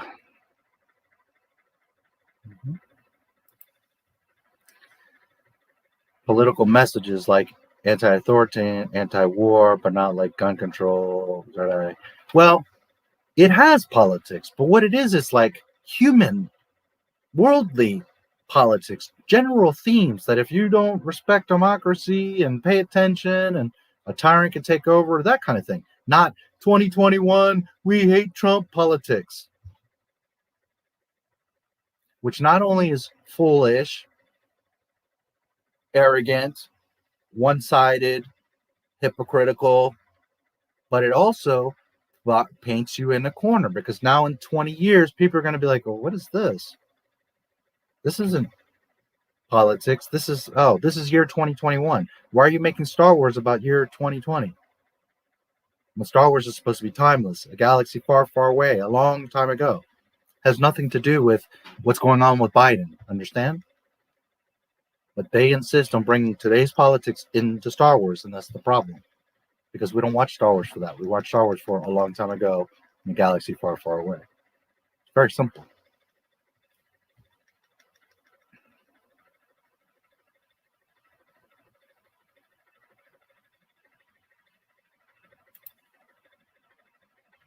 I haven't seen it, so I'm always fair and honest.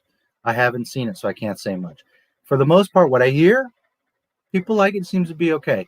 I also hear like it has these dips, and it's like, what the fuck, and like it's very like telegraphs, like, okay, you already know what's gonna happen. But to be fair, I don't want to say much, because if I speak on something, it's because I know what the fuck I'm talking about. I don't know because I haven't seen it. So, Greedo. And I know a lot of people are like, George Lucas said so. That's not Han's character. Han wouldn't just shoot somebody. He will defend himself. If he's in that situation, he'll shoot back. And I know, Han shot first. I know, guys. I've been a Star Wars fan since 1977. I get it. But when George Lucas says Han would not shoot first, Greedo. It's not for me to decide or put an opinion. It's what George Lucas says. Greedo. Doesn't mean I like it. Doesn't mean I agree with it. But facts are facts. Canon are canon. Greedo. YTPS, that are edits where they edit them to curse and do censored jokes and alcohol references. Give me an example.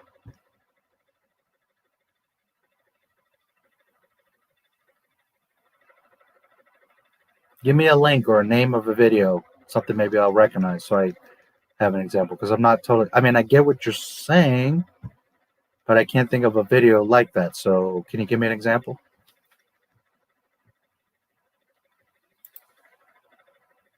Animated series, definitive version of Batman. It was cool. I wouldn't say definitive. For me, definitive is, you probably already know, but this just me. That's Batman. Batfleck and Clooney, and I did like Christian Bale a lot. I thought those were cool, but this is Batman.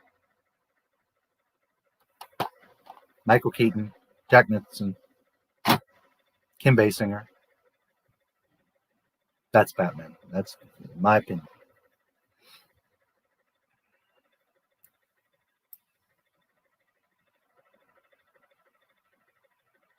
If I ever make a Star Wars project, I will always, well, that's would be the smart thing to do. You could always contact me too. What's your favorite Star Wars line in prequels? Shoot them or something. I always like that. I love Roger, Roger. I love the Roger Rogers. And I know so many people are like, that's just shit, that's stupid. I love the Roger, Roger. Roger, Roger, Roger, Roger, fucking fuck you, Roger, Roger. I love it. But when Newt's up on the balcony and they're like escaping from the arena, he's like, shoot them or something. I always love that. There's a lot of little things I'd have to think. This is where the fun begins. Padme, I call this aggressive negotiations. There's lots of really cool lines. Hello there. There's quite a few. Edits are like censored lines, like Palpatine. Are you going to beep me? Anakin, I would certainly like to. So would you consider like Kermit is the Senate as one of those? Prequels are actually amazing. They are. I mean, technically, you pay attention, you read the dialogue, you look at frame by frame, you look at the overall. They are very good films. They're not the OT. They're not perfect. They are very good movies. I will say it as I say it again. It doesn't matter how good they are as movies or as individuals. They matter because they do what they're supposed to do. Tell the Skywalker saga. So as long as they do what they're supposed to do, fill in and build that beautiful world and tell us the story of Anakin Skywalker, that's Star Wars. Burton's Batman's animated ones were the best aside the comic. Who would you do a fan video crossing Star Wars and Batman just for fun? Sure. I'm not against like mashups and stuff like that. As long as it's like, hey, this is totally just for fun, a screw around project on the side just because we want to have fun. Okay. I would like to see a horror movie with Sith and zombie stormtroopers and I'm not much into horror movies, but I think that could be a lot of fun. So as long as it's on the side, and that's part of why I don't like freak out about Rogue One, because when we watched it, I like saw all these holes and was like, argh. But at the end of the day, it's just a side story, right? It's a Star Wars story, so it was never canon anyway. So whatever. Yeah, I don't mind. Ironically, Marvel and Star Wars could write a few things, but you got to be careful. It's got to be just the fun side thing. People are like, the romance scenes are cringe. Bitch, do you expect high school flirting in Star Wars? Sit down. Yeah, well, there you go. Because you all did. At 20 years old, you were all pimp daddies and knew how to handle a queen that's older than you, that's freaking gorgeous, has all the power in the galaxy, is a senator. I mean, oh, please, you wouldn't know the first thing to say to that girl.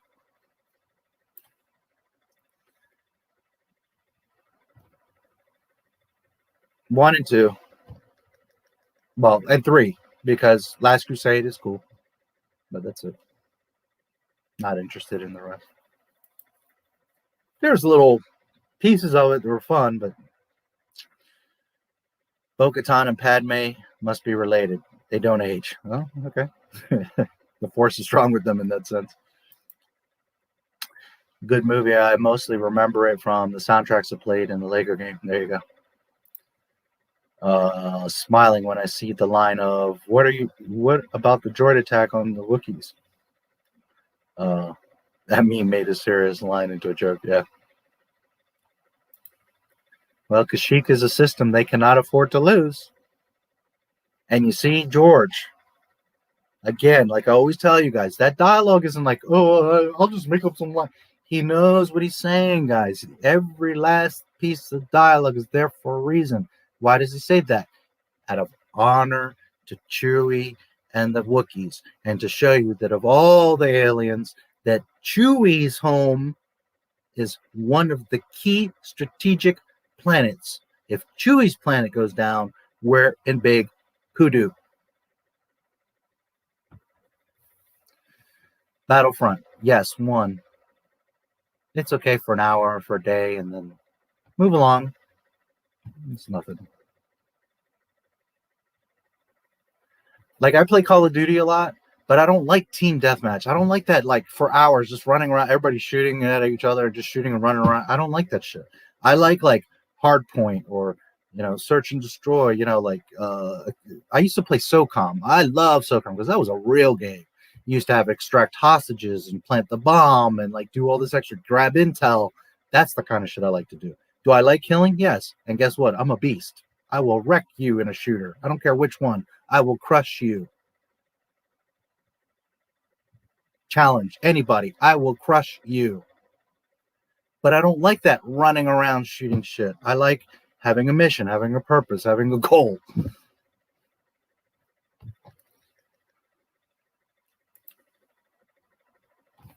When Luke was beating Vader in Return of the Jedi, why did he stare? Because in the previous movie, Vader cut off the same hand. It was him remembering that he was him not so long ago.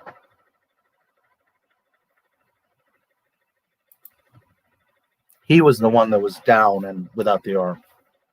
And he remembered that when he saw his father in the same situation. Star Wars book called Death Troopers. I've heard of it. I haven't read it. And to me, Death Troopers are what we see in Rogue One, because somebody else brought that up to me. They're like, those Death Troopers? And I'm like, no, because I mentioned them in Mandalorian. And then it was a confusion between Rogue One. I was talking about the Rogue One ones, and somebody was telling me in the books. I don't know the book ones. But the ones that are in Rogue One are in the Mandalorian. I like those guys. The black, small, special forces stormtroopers. I like them. I like their suits. I like everything. The one thing I don't like is their... It's ridiculous. Like, you guys can't talk to each other? I mean, we're just... It's fucking dumb. But outside of that, I thought they were awesome. Like to see something like your Jimbo, but in Star Wars, a small-scale story where a Jedi in the middle of nowhere town saves them all, but with words. In the last moment, uses his lightsaber. The Jar Jar is the key to all of it. But that's not, to be fair, that's not really a Star Wars line. That's a behind-the-scenes George Lucas line. Unlimited power! There's so many. I love how Yoda talks. I like how Padme talks. She's very romantic and serious and I like her maturity because she's a young queen and a young senator, and she speaks very matter-of-factly, and I really like Padme's dialogue and her attitude and demeanor, and because he saw how his dad gave his anger and was doing the same thing when he beat his father. I always think Dooku's death scene when I see Vader and the glove, the hand, yeah. COD games suck. The best one was World at War. I play Call of Duty mobile. I don't play the regular. So mobile's it's cool, it's fun. I'm not saying it's the greatest, but I play it. But it don't matter. Battlefront, Halo, Gears of War, I'll destroy you. And I'm not being an asshole or arrogant. I will destroy you. I'm a pro level gamer. I will crush you. Death Trooper voices are scrambled so other people can't understand them. Death Troopers can hear each other over their phone. Well, I mean, I get it, but it's really pretty annoying. I just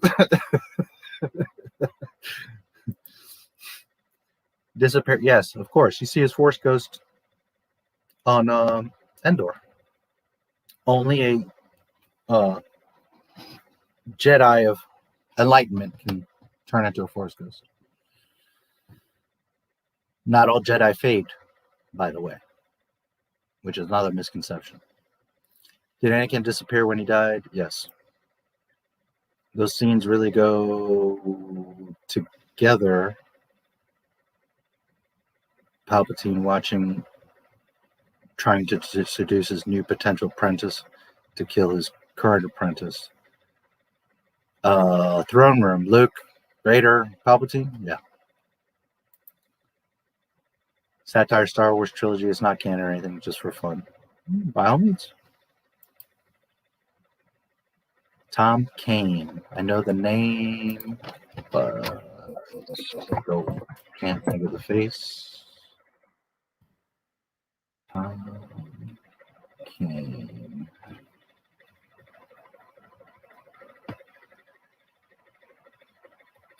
It does the Clone Trooper voices.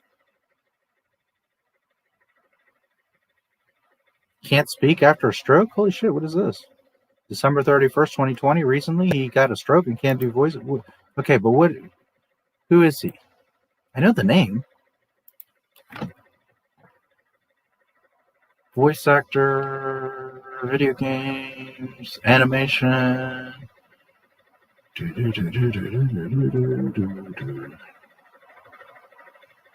This kind of stuff I don't know much about, guys. When it comes to movies or Star Wars, like I don't know the director, the gaffer, who's the third cameraman, who did the voice. That kind of stuff I never got into. So I'm not that good with that kind of stuff. But I do have some ideas. Games like Force Unleashed, Captain Ozick, Lobot, Kento Merrick, Sam Whitner's Galen Merrick. Okay. So Force Unleashed.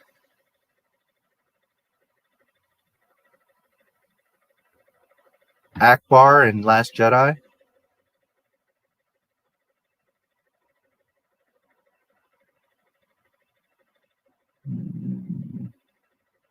Clone Wars, Yoda. Oh, cool.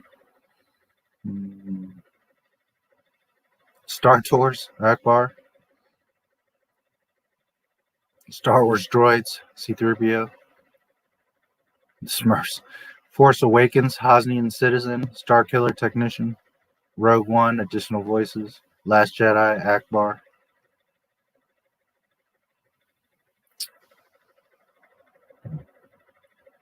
Iron Man, Spider-Man, Hulk. He's done a lot of stuff. I don't know him real well because I guess you guys are going by Clone Wars or stuff like that I don't pay a whole lot of attention to anymore.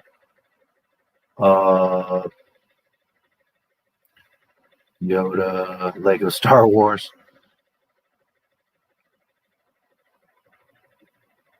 Star Wars Lego Holiday Special. Oh, boo. Qui-Gon and Yoda. Rebels, Colonel Yularen, Stormtrooper. Forces of Destiny's Yoda. Video games, Shadows of the Empire, X-Wing vs. TIE. Rebellion. Wow, he's been in a few games.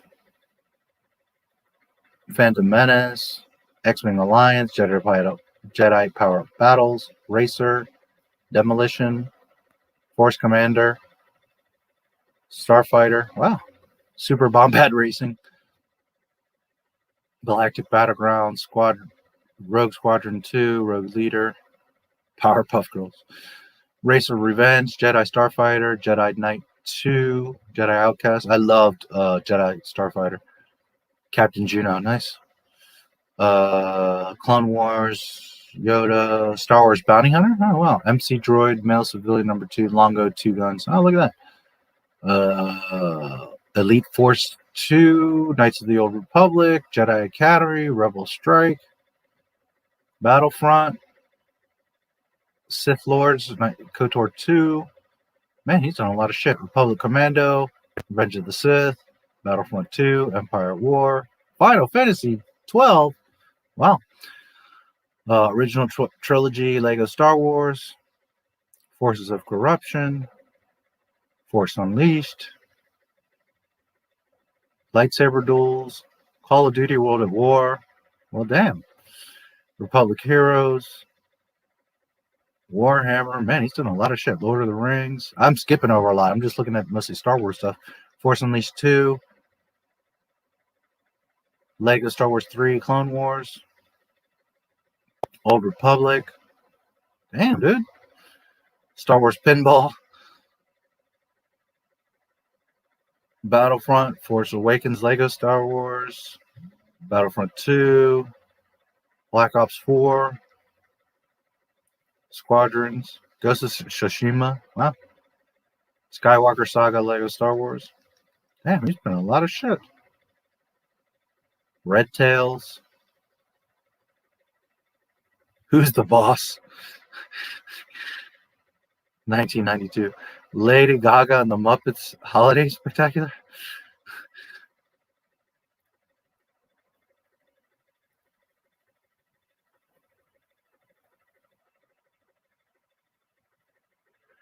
He has a few awards. Wow. Yeah, I don't know him really by his face does look a little familiar, but I don't know a lot of those behind the scenes people, so he doesn't have an immediate impact for me like by name like that. But looking at his list, yeah, I do know a lot of those things and quite impressive. But I don't have like a personal connection to him, so it's not hard I can't really say too much, but you know, the things he's done, I like all that stuff, so it's pretty impressive. How did Anakin turn into a Force ghost if he didn't go through Qui-Gon's training? Because he's the chosen one.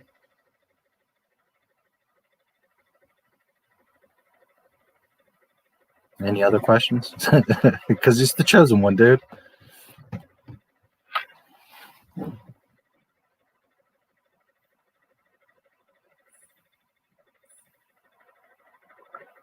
By the way, if you were paying attention in Attack of the Clones, Anakin goes to the Tusken camp, starts killing the Tuskens, and you hear Qui-Gon, Anakin, Anakin, no! And it shows Yoda, and Yoda's like, and he's like, oh, I can sense that Anakin's in much. Okay.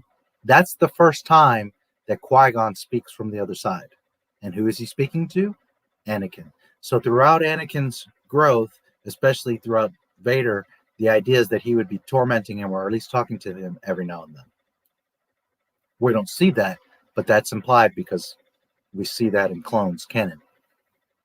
So that's potentially how he would have known some of that. Also, he's the chosen one, dude. That's why, because he's like the most connected to the Force. So him just naturally dying, he's going to go directly to the Force. And you say, he's the chosen one. Great point. Anybody else would be like, oh, shit. But he's the chosen one. So good point, but you know. Tom Kane, voice Yoda, Admiral Yoran, and Admiral. Yes. Pretty awesome. Clone Wars, yeah.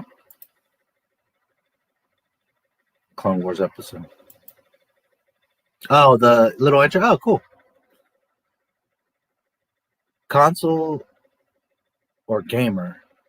PC game. Well, first of all, it's the same gamer. PC gamer strategy. Okay. First and foremost, I've played all of them. From Pong, Sega, ColecoVision, Intellivision, Atari. I played them all. Super Famicom, Super Nintendo, 64, SNES, SNES. I mean, I played them all. So originally, Pong maybe was my first, but I was a big-time arcade gamer first and foremost. That was my first true love. Galaga is my favorite game of all time. Most of what I've played and always loved is consoles. I've never really cared for PC. To me, a keyboard, mouse, it's dorky, it's clunky. I don't like it. I know you guys like it, but I controller, big screen, surround sound, let's get it on. So I'm a console guy. I hate Xbox. That's one thing I never played or owned. I stayed away. I played Gears of War. I played some stuff, but I don't like Xbox. It's inferior. PlayStation. So Nintendo, I mean, I played them all and I owned them all, but Nintendo and PlayStation were like my two biggest, like, periods of consoles and that I've played the most. I didn't have the PlayStation 1 because that machine, everybody I knew had to put in the game and turn it upside down so that it would work, and I never owned a PS1. But from PS2 forward, I played a lot of PS1, but never owned one. PS2 forward, I played and owned. Console. Right now, I don't have a console, so I can't play. Some people have asked me, join on PlayStation. I don't have a console right now. I just don't have the money for it. So when things get better, I plan to pick up a PS5. Never cared for PC. And yes, I've played Counter-Strike, and yes, I've played plenty. So I will pwn you on Counter-Strike on the PC too. Tom Kane's narration is the bomb. So true, Tanner. Tom Kane also voiced Starkiller's father at the beginning of Force Unleashed. The Jedi Vader killed. Starkiller's father. Oh, okay. Yeah. When Leia finds out that Vader is her father, she doesn't act surprised, unlike Luke, who was shocked. When Leia finds out, well, yes, because after so much that they've been through and the connection, it makes sense because Luke now is a Jedi, Yoda, Dagobah, all this stuff. So now it's like much more fathomable, right? Plus he knows I have to face Vader. He faced him. He lost his arm. There's a whole lot more that has gone on at this point to where it's like, okay. Whereas, Luke is much more thrown into Plus, remember at that point, Luke and Leia are not only close brother and sister, but they're standing next to each other. They have a connection to the Force through Vader. Both have interacted with Vader, which then creates that connection. So him intimately telling Leia, it's like, it's very natural. So it's not going to shock her. Whereas, you just got your hand cut off, you're hanging in Cloud City, and he's like, oh, by the way, I'm your dad, dude. And he's like, oh, fuck. That's different. Well, so yeah, I heard Obi-Wan reached out to him as he passed, or that was EU. That would have had to been EU. Yeah. I can't. That's something that Lucas would have to define. As far as the movies, there's nothing showing that. What editing? You mean software? Camtasia. Links in the description if you need to check it out.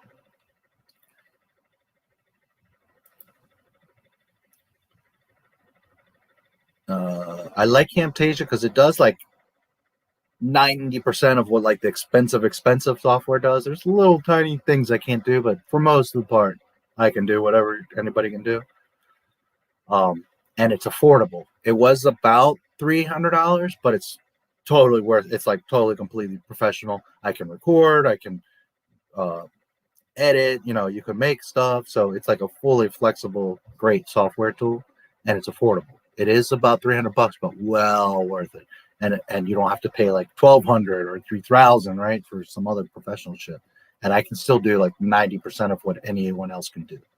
Granted, I can't do what like Lucasfilm has $1 million editing machines, but yeah, for the price and what it can do, it's the best software out there. Okay, so I'm going to put this little video. I'm going to take a little 10-minute break. You can see exactly what I was talking about with the Genndy stuff since we've been talking about it, so you'll enjoy that. You'll see Genndy talking and some little references to the cartoon and where Disney stole from Genndy's cartoon in The Force Awakens. You're going to love this, so check this out. And then Genndy will be talking a little bit about, or I forget if it's Genndy talking or me. It was an interview and I'm reading it, but either way, it was Genndy. Okay. So, and you're going to see where he mentions, like, I thought it was canon and they stole this stuff, and you'll see. You'll see.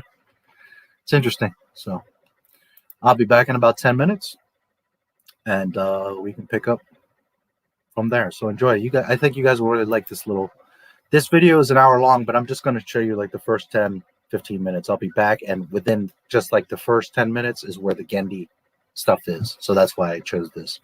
I just want to double check, because this was when stuff was getting announced, like Willow and different stuff, and I caught well, it wasn't just me that caught it, but Disney got caught taking elements from the Genndy Clone Wars for Force Awakens. They're so shameless, bro.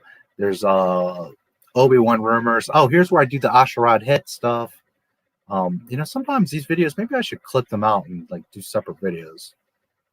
But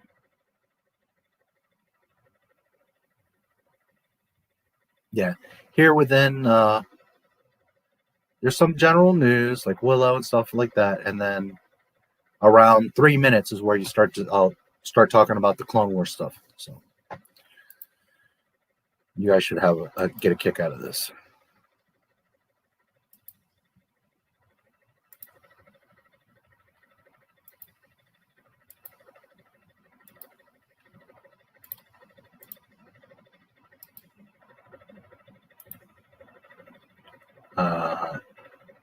What editing? Let's see. EU reason Anakin's Force Ghost is younger is because he'll be seen as the last time he saw himself in the Jedi because he was in the dark side. George Lucas actually says it out of his mouth. The reason you see young Anakin, and I know so many people are like, it sucks, the old Anakin. I agree with George Lucas. When he becomes Darth Vader, he's lost. He's no longer Anakin. He's a Sith. He's consumed. He's no longer Anakin. So him being old, well, first of all, would he really be aging in that suit? I mean, maybe you could argue his head. But the point is that you see his young Force Ghost because only Jedi could be Force Ghosts. Sith cannot become Force Ghosts. They cannot become one with the Force and be free and become more powerful. They only seek power in the mortal world. So as old Anakin, as Vader, he could never be there as a Force Ghost. The reason he was changed to young Hayden is because the only way that he could be a Force Ghost there at the end was right when he turned as Anakin to Vader, as still human, right? That's why he made that change. That's why you see young Anakin, is because that's when he was truly still a Jedi and could become enlightened and therefore become a Force Ghost. It wouldn't work if he was older because he was a Sith. So it wouldn't even work. Sith cannot become Force Ghosts.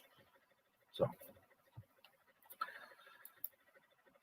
Legend of Zelda, there are a few themes it shares. I love Zelda. I haven't played all of them, but the first one, of course, Legend of Zelda. I mean, come on. Dun, dun, dun, dun, dun, dun, dun, dun, dun,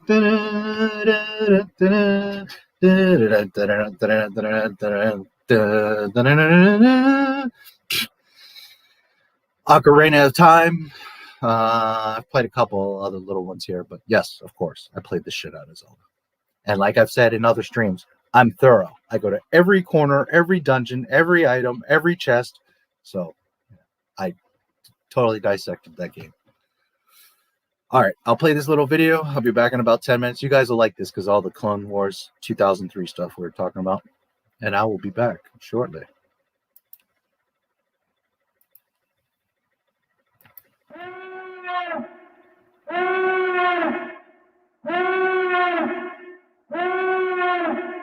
Obi-Wan Kenobi series canceled and other Disney Plus failures.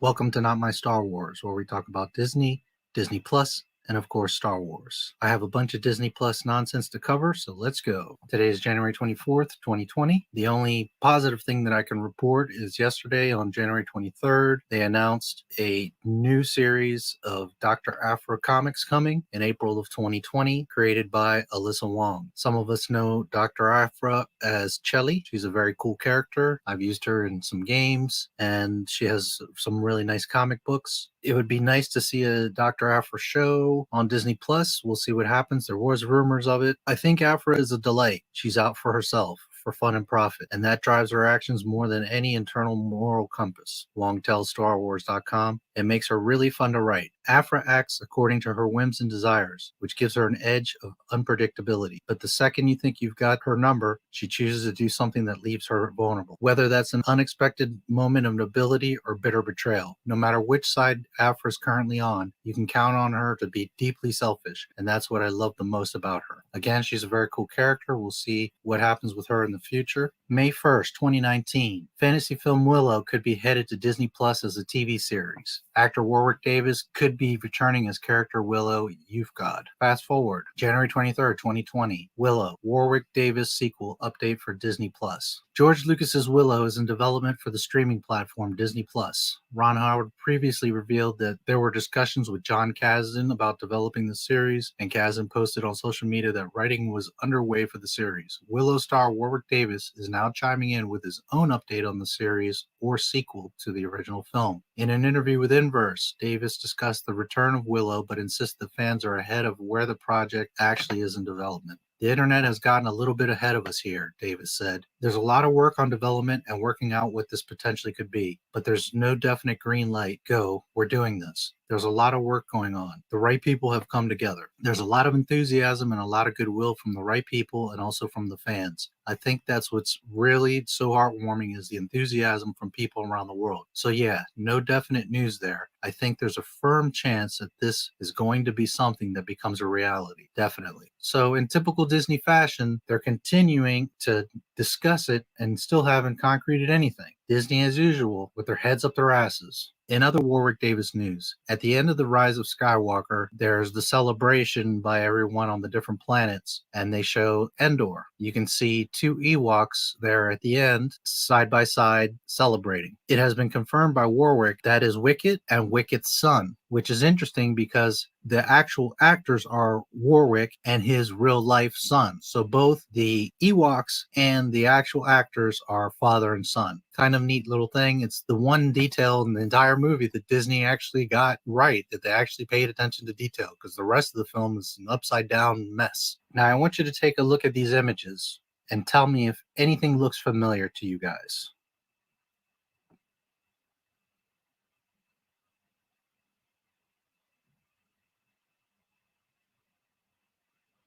Is any of this ringing a bell to you? This is from Genndy Tartakovsky's Clone Wars on Cartoon Network. If the name isn't ringing a bell, think Dexter's Laboratory, Samurai Jack. This was a micro series that ran on Cartoon Network from 2003 to 2005. You can see it on my YouTube channel. The entire 25 episodes are there if you'd like to see them. These images are from that cartoon. Perhaps some of you will remember these images. Do they ring a bell at all? Does this look like something familiar to you, perhaps? Specifically, the scenery. These images are from an episode where General Grievous was first officially introduced into the Star Wars universe.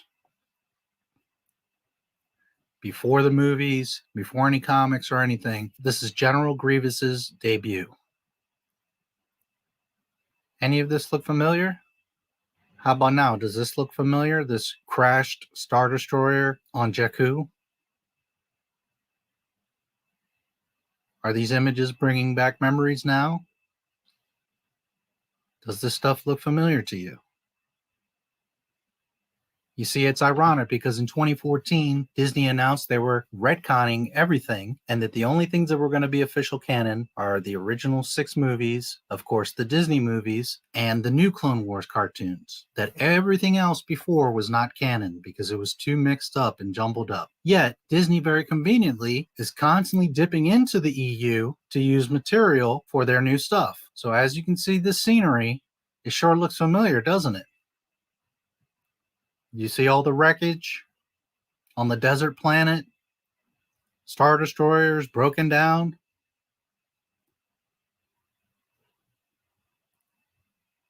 And in case you think I'm reaching, Genndy was quoted yesterday, the 23rd. The Force Awakens opening sequence with all the Star Destroyers crashed on the planet. That was literally exactly the setting that we did for when we introduced General Grievous. It's even the same silhouette and everything. I mean, they could have come up with it without seeing ours, but it seems too suspicious, you know, and nobody credited us. A few people caught it, but it certainly, to me, was like, wow, hey, look at that. That's exactly what we did. Well, you know, yeah, I'll take it. Disney acts like their stuff is the only real canon, and yet they're constantly dipping back into the EU, including the original Clone Wars cartoon, which they said is not canon, and they're using elements. They have been caught on several occasions taking other people's artwork and images. They claim that the old stuff isn't canon, and yet they're all mixed up using old stuff to fill in gaps and fix holes that they've created for themselves. They are such a clusterfuck over at Disney. It's amazing that they're still in business.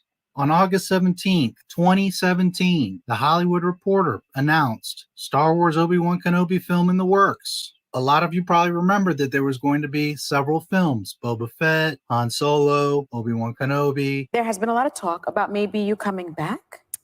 Yeah. If George Lucas calls you, are you in? Yes, I would totally do it, of course. Oh. But, yeah. There's no plans as such to do it, as far as I know. But it's so funny. I've been asked this question for years and years, and of course I would be happy to do it. I think there must be a good story to tell as they're doing spin-offs. There's likely to be a good Obi-Wan between maybe me and Alec Guinness in that time. There must be. I know that there's been a lot of talk of wanting you back, and you would be interested in it. What's the situation right now with that? Just that. There's a lot of talk, and I'd be happy to play him again, but I don't know any more about it than you do. There's no plan at the moment. In February 2018, Disney CEO Bob Iger revealed that a few Star Wars live-action series were in development for Disney's streaming service. November 8, 2018, StarWars.com, Cassian Andor live-action series announced. Disney Chairman and CEO Bob Iger announced today that Lucasfilm is in development on a second Star Wars live-action series for Disney+, the company's new direct-to-customer streaming service. The series, which will go into production next year, remember this is November 8th, 2018, so in 2019, will go into production next year, follows the adventures of Rebel spy Cassian Andor during the formative years of the rebellion and prior to the events of Rogue One. Diego Luna will reprise the role of Andor. Going back to the Star Wars universe is very special for me, said Luna. I have so many memories of the great work we did together and the relationships I made throughout the journey. We have a fantastic adventure ahead of us, and this new exciting format will give us a chance to explore the character more deeply. On November 30th, it was announced the series is scheduled to begin production in October of 2019. On July 11th, 2019, it was reported to be in talks of undisclosed amount of episodes for the series, with the filming scheduled to begin on October 7th of 2019. In April of 2019, there was Star Wars Celebration in Chicago, where they were announcing more things about Cassian Andor. August 23rd, 2019. The actors behind Cassian Andor and K2SO were also reunited. Ever since we learned that Alan Tudyk was joining the series that will bring Diego Luna back to the role of Cassian Andor, on Friday, fans got a glimpse at the camaraderie between the two actors behind the scenes of the prequel. It's been hard 3 years, Luna said, since his character met his end in Rogue One, a Star Wars story. My kids won't look me in the eye. But there's no name for this series, at least not just yet. On October 15, 2019, Variety reported that Rogue One co-writer Tony Gilroy would be writing the pilot for the series in addition to directing multiple episodes. October 18, 2019. According to Collider editor-in-chief Steve Weintraub, pre-production on the Disney Plus series has been shuttered for weeks over dissatisfaction regarding the miniseries story and scripts. Before news of the cancellation went public, Tony Gilroy signed on to write the pilot episode for the series. On December 12, 2019, Discussing Film reported that the series would begin filming in June 2020, with shooting taking place in Europe. They also reported the series would focus on a 13-year-old Andor and his 9-year-old sister, and that the role of the sister was planning to be cast. Disney's jumping all over the place. They're saying that they're going to start filming in October. Then they're saying they're going to film in June of 2020. They first said that it's going to be Cassian and K2SO. Now it's going to be Cassian as a 13-year-old with his 9-year-old sister. That they're having script problems, and we haven't heard anything else about the show. Me personally, and no one that I know, no one that I have read, gives a damn about the show. So it doesn't really matter. Honestly, I think it's been canceled. There's been no other talks of it, and it's been already having problems before they even started. This goes back to the same point. Disney announcing things before they're even in any kind of pre-production. They don't even have the scripts together, and they're announcing shows. They're flip-flopping the stories around because they can't decide on the scripts, and it's fallen off the radar. I have not read a single tweet, post, message, forum, board, anything that anybody wants this show. They put it out there to see if anybody was interested, and they saw that nobody gives a damn about Cassian Andor. January 25th, 2020, Diego Luna talks new Star Wars series for Disney. Okay, so all my videos have the links. You can go see that article for yourself. And there's Gendy talking about it and how they stole from Clone Wars in The Force Awakens. No shame, Disney, no shame.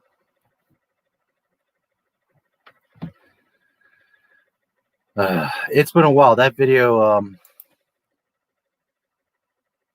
I don't remember everything that I said in there, but that was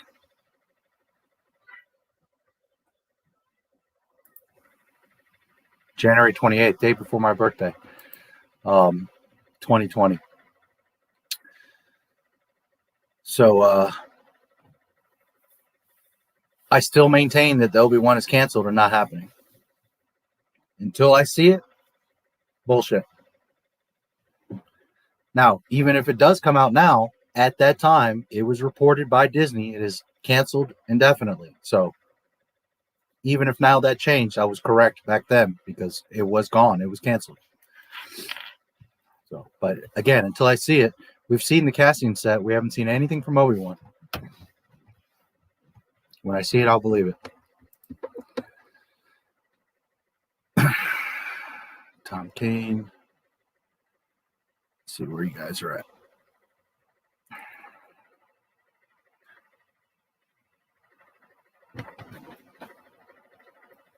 Force Ghost. Zelda. Never. Yeah, they sure did. Dexter's Lab. I love Samurai Jack.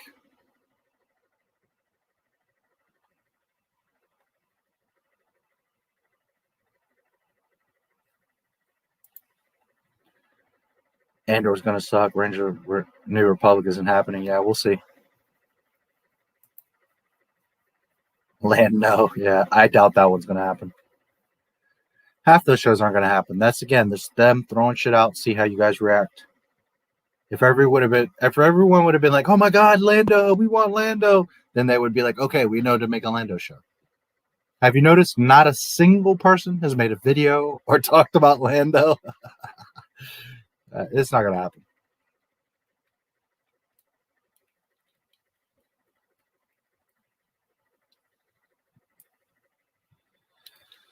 Yep, Disney ripped that shit right off of the Clone Wars cartoon.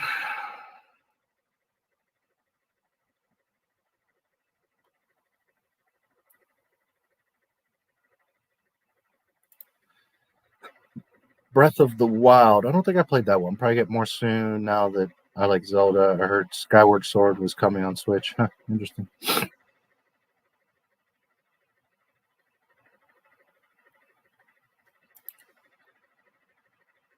About Ben getting constipated is better than him fighting Vader. Yeah, I don't know what they're going to do there. Whatever they do, it's a mess. It's going to cause problems. So it's going to cause problems.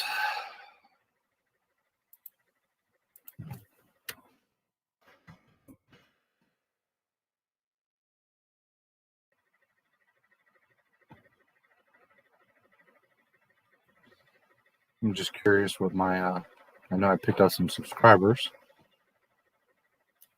10,759. Nice. Getting close to 10,800. It'll probably be 800 by tomorrow. I've been getting about 100 a day. So 11,000 soon.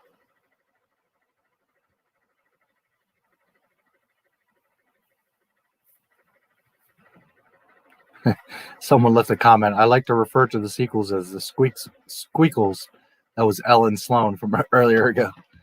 I don't know if you're still around, Ellen, but I just saw that this morning. Let's look at some comments because that's always fun.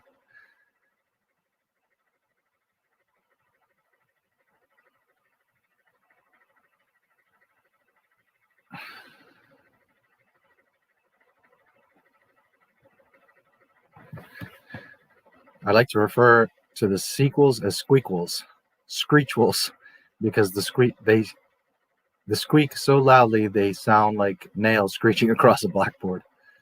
Yes, you get a heart for that.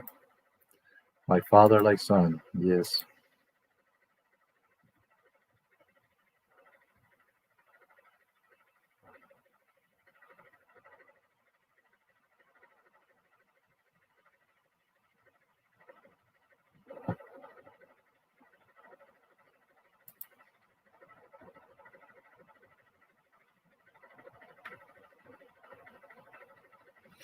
Now here's a genius.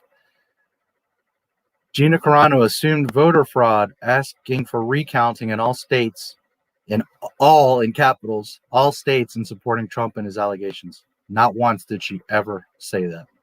Like, this is people that, see what other people are saying or read a news headline and then think that's what happened. Don't ever do that, guys. Whether you're doing a school paper, something in life, if you don't know, it's better to just keep your mouth shut. You only make yourself look like a fool when you say things like that, because Gina Carano never said anything about recounting all states. All she said is we need to be careful and know that what we're doing is correct with the voting. She never said you need to recount everything.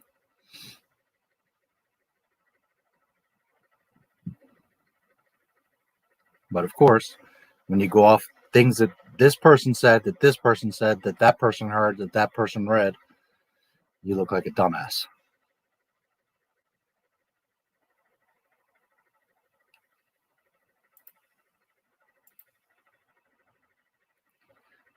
And here's my favorite. Are you encouraging a mob of your viewers to dislike High Republic content? Because that's just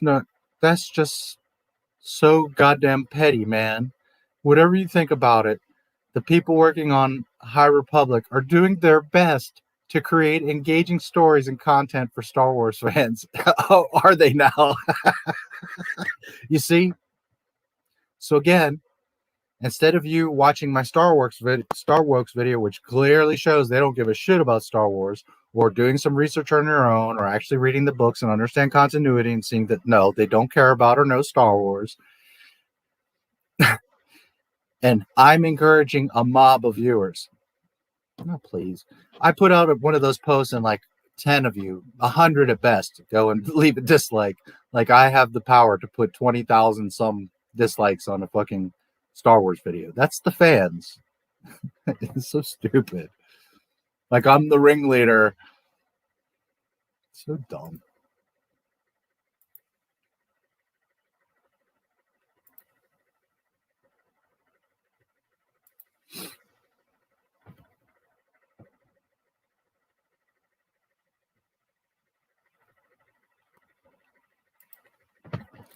Here's a good one. It's okay, George. There are only actually 6 episodes of Star Wars, Return of the Jedi being the epic final conclusion to the legendary saga.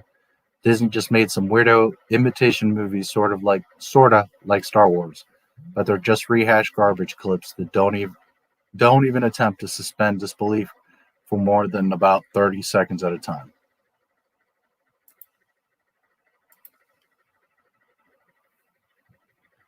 Daisy Ridley, she would be a cool big sister. Okay. Prequels are good. The Phantom Menace is the best of the saga. There are some movies, so it's called a saga. Some people really love The Phantom Menace. Doesn't even deserve this. She's only the news lady. The Kristen Baver from Star Wars, that lady doesn't even deserve this. She's just a news lady. Nobody's disliking, well, not everybody's too crazy about her either, but it's not about disliking her. It's about Disney and their nonsense. Mary Sithmas in February.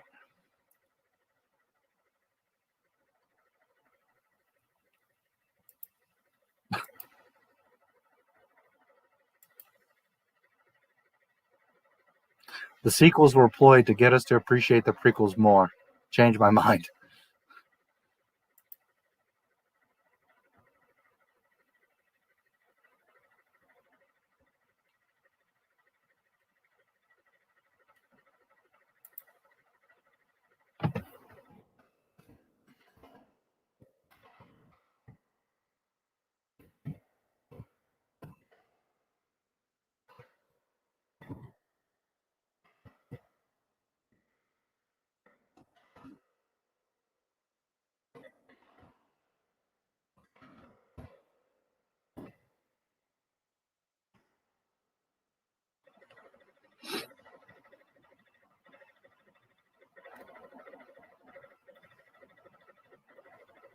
Fire Kathleen Kennedy.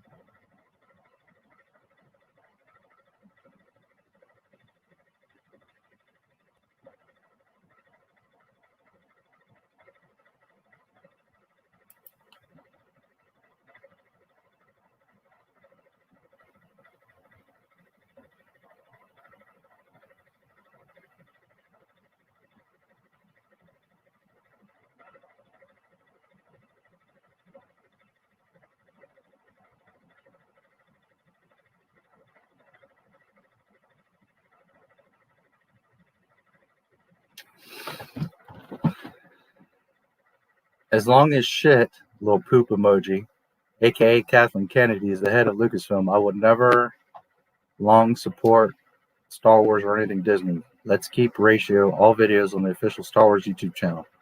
Our voices will be heard, not faded out. Hashtag fire Kathleen Kennedy, hashtag cancel Disney Plus. Cancel Disney.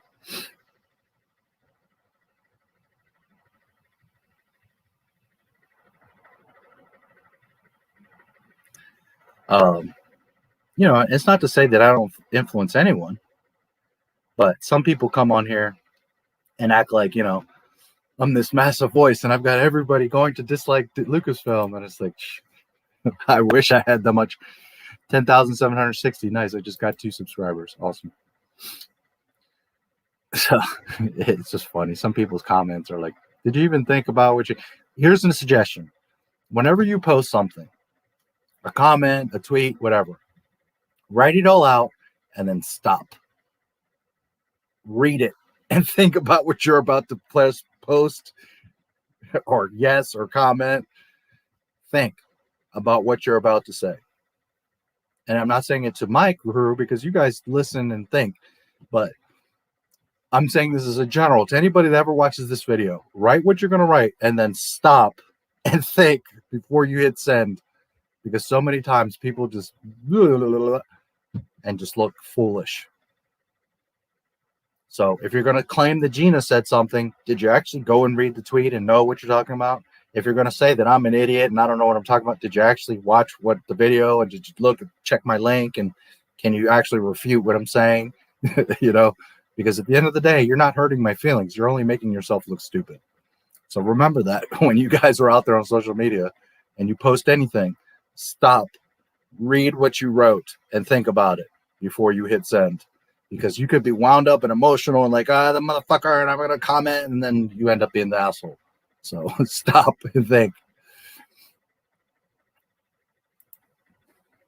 On Cloud City, when Han and Leia joined Lando to dine with Vader, what was on the menu? I don't know. I've always wondered that. Wookiee cookies? I don't know. Porks. Yeah, I always kind of wondered, but no idea. I've never seen anything in EU or anything. Maybe there's some reference somewhere, but I don't know. Personally, I like the robot chicken where they're all sitting around the table and Boba Fett's like fucking with Han, and I like that a lot. Can I have some water?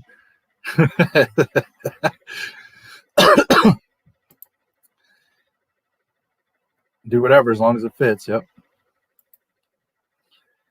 Stare at Luke's farm for 2 hours. Just anything that isn't retconning anything. Yeah.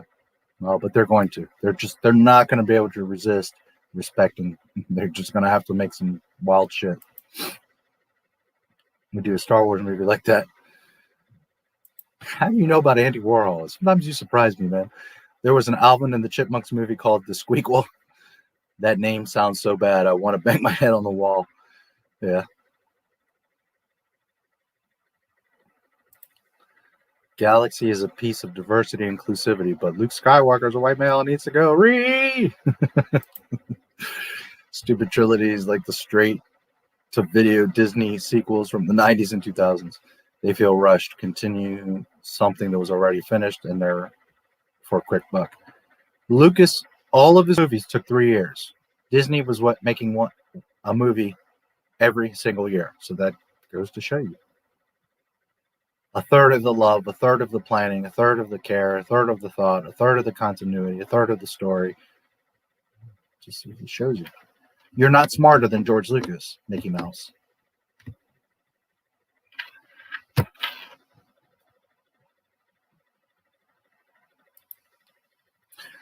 Some of them weren't even movies. Cinderella 2, Atlantis 2, Belle's Magical World.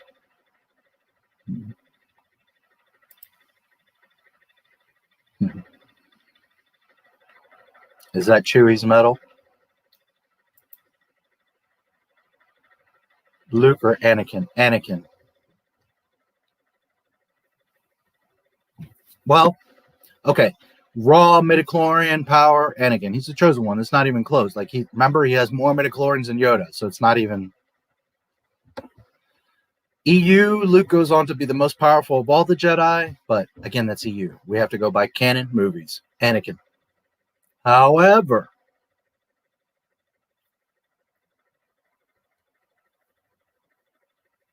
Vader is a machine, so he's not totally himself. He's limited. He's clunky. So the Force itself still would be stronger with him, but as far as him being able to apply it and do it, Luke would have the advantage. Plus, Luke is younger when they meet. Now, I will bring the other argument that Anakin is the chosen one. The story is all about Anakin. No denying any of that. But the one that truly brings balance, ironically, is Luke. Vader does it physically. He kills the Emperor, kills himself.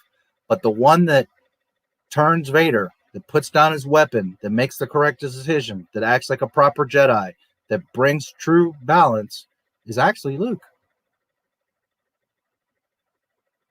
So, what if you're going to look at it that way and appreciate that, then you could argue that Luke ultimately is the stronger in the Force, because he does the right thing and he wins.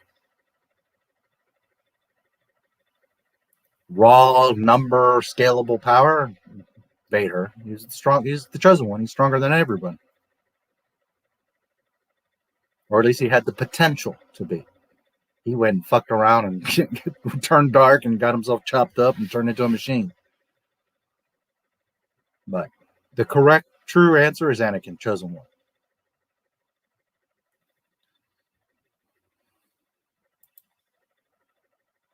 Prequel, silver medal. It's trilogy. High Republic. That's what you should have said. It's funny.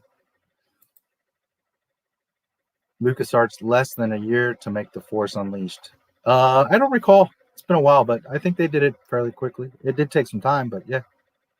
LucasArts was a beast. It's unfortunate they broke that up.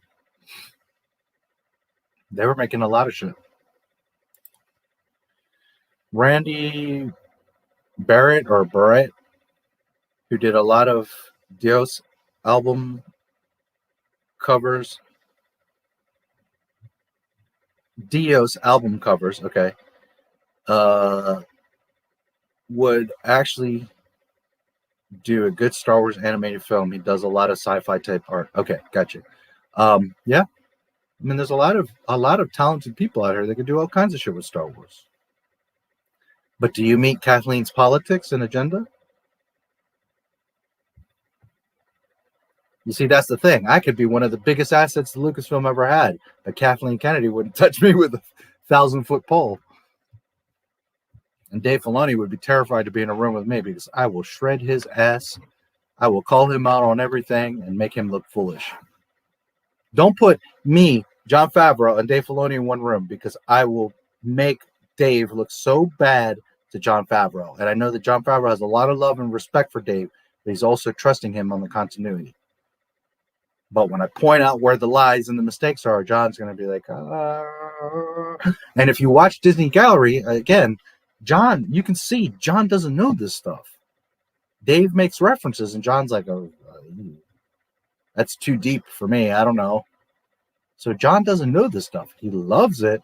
He's doing his best, but that's why he was matched with Filoni, because Filoni does know this stuff. Problem is, like I always say, point he doesn't give a fuck. It's not that he doesn't know it, is he doesn't care. So if you put the three of us in a room and I start exposing Dave, John's going to be like, dude, what the fuck? You told me Ahsoka was okay, but you didn't remind me that it's a problem because now Luke is a piece of shit.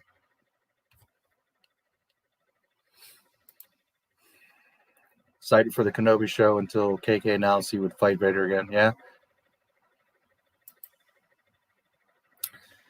Was a guy who made Empire, a film about you staring at the Empire State Building for 8 hours. I don't know that.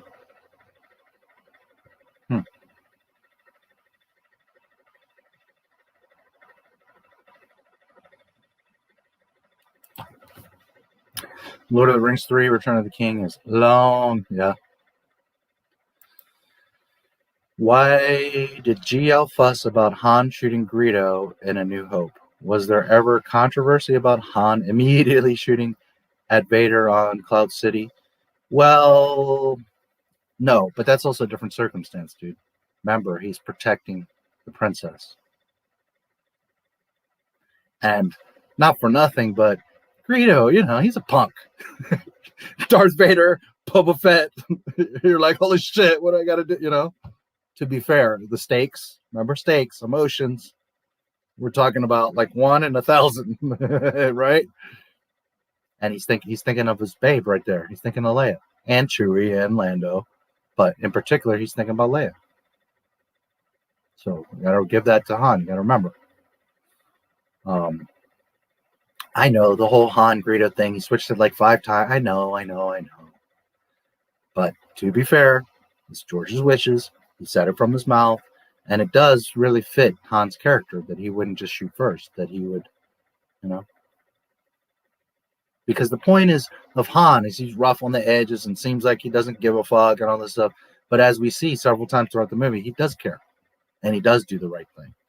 So therefore, he wouldn't just be waxing bounty hunters or people. You see what I'm saying? He would try to keep cool. You walk in the room, there's Darth Vader, you're set up, Boba Fett's coming out, you're like, you know, I get it. Again, he's got Leia right there. So you gotta give him that he's protecting Leia. And it's double, because that's now like he's starting to look at her like that's my girl, right? But also, that's the princess. We got to protect the princess, the leader of the rebellion, right? Because Han was also, you know, smart. He was level-headed, and he understood that as an asset, that even if something happens to him, that's the princess. We got to protect her. Remember when he goes in the carbonite? All that matters, Chewie, protect the princess. You have to take care of her. Remember? So, Han's a lot more unselfish than sometimes you may think. You got to look at all the dialogue and think about it. And again, I know he changed it so many times, the Greedo thing. I get it, but it is what it is. Thank you for subscribing, Alex Kogan. That name looks familiar. Thank you for subscribing, Star Horse Pex. Thank you for subscribing, The Other Doctor. Doctor Who? So are you Dr. When? Dr. What? Dr. Where? Thank you for subscribing, Wise Guys Entertainment. I definitely recognize that name. From where? Twitter? YouTube? I know that name for sure.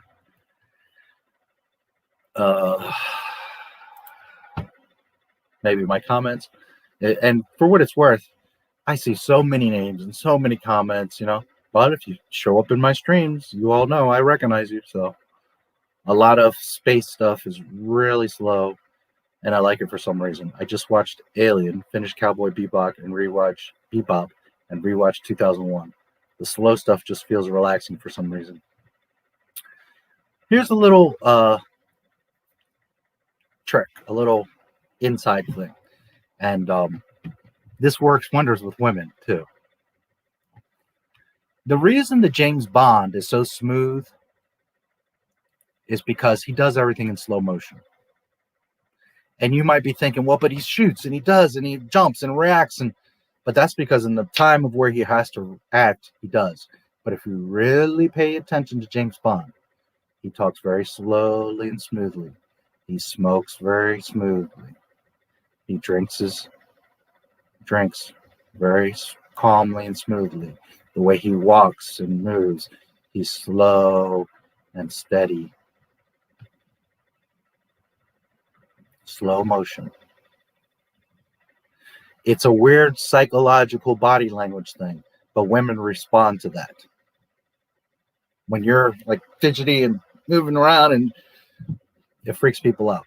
So when you're very smooth and slow and precise, people react to that. It's again a psychological body language type of thing. And subconsciously women respond to that. So when you see most heroes, most guys like Clint Eastwood or James Bond, or pay attention, you're going to see that for the most part, they move slow motion. Now, when it comes to, you got to fight or you got to shoot or you got to jump off a bridge or, when they got to get it done, they get it done. But everything they do, and it's the same thing like when you touch a woman, you play with her hair, whatever. You don't grab a girl and jerk her around unless you know her and she's into that.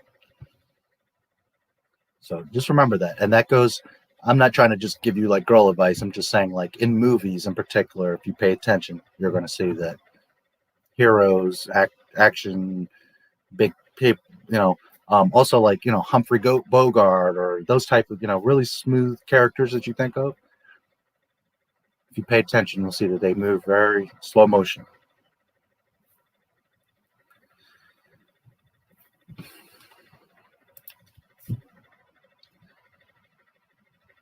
Any decision that GL made that you personally... Yeah, several. I hate Jabba. As a matter of fact, I was talking with Mark about that in our conversation too. I said, hey, man, I love you in A New Hope. I love that Boba was there and how you looked and moved and all that was fantastic. He also, if you notice, he mentioned, like, I practiced how, and they noticed that I walked correctly, that I moved like the other Boba Fett's, which was important. Whereas if you watch my video, the Mandalorian isn't who you think he is, which reminds me, I got to show Mark that video. You'll notice that every one walk right. Some walk with their feet out, some walk with their feet in, some have like curved legs, some swing their arms, some are very steady. So every Mandalorian looks different. And if you pay attention, you're going to be like, dude, that's not the same fucking dude. Okay. Whereas it was a big thing that Mark moved and walked exactly like the other Bobas. So, anyways, that's just a side thing. I hate that scene. Jabba, oh, you're a wonderful human being, steps over them all. That shit's dumb. And I've mentioned it before, but I'll mention it, and I mentioned it to Mark.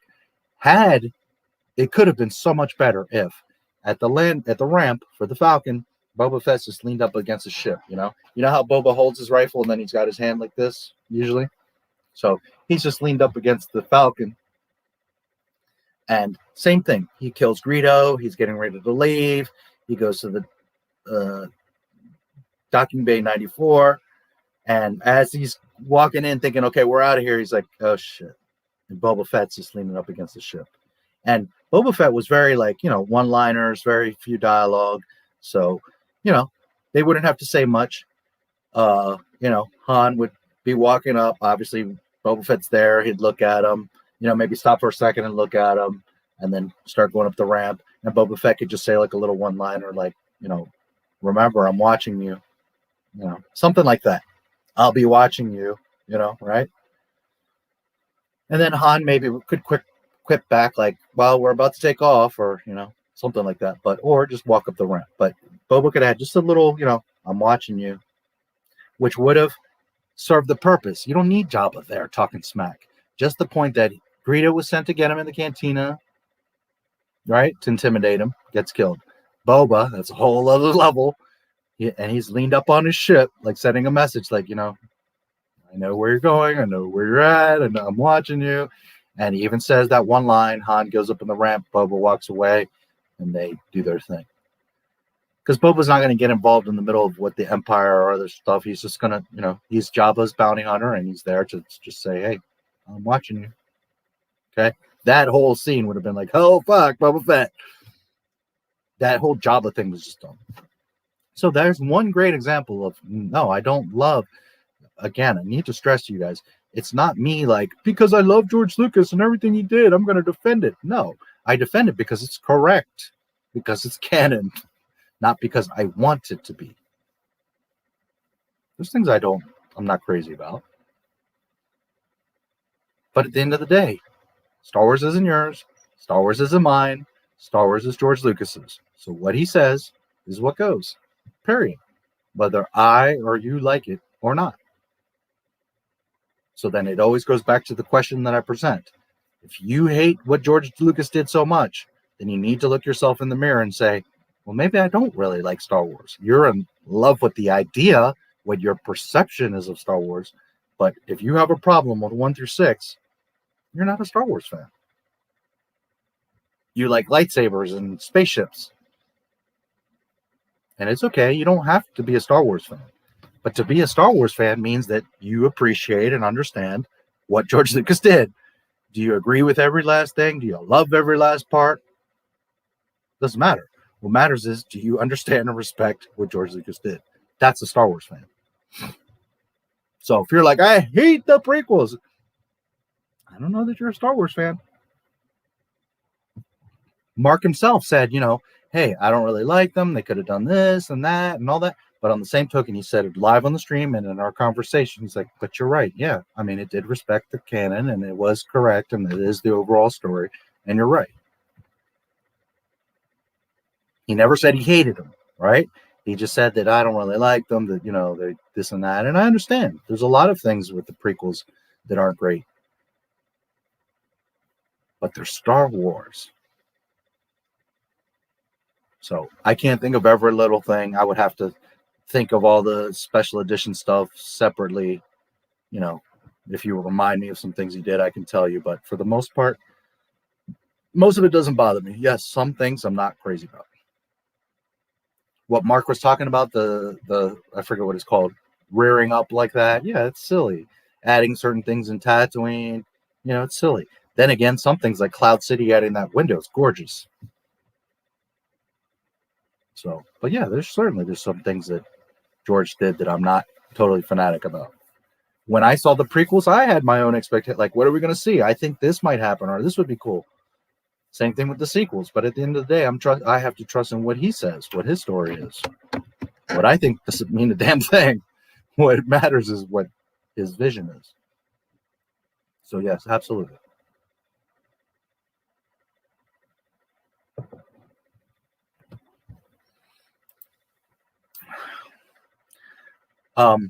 Grievous. I wanted Grievous from the Clone Wars cartoon, from Gendy.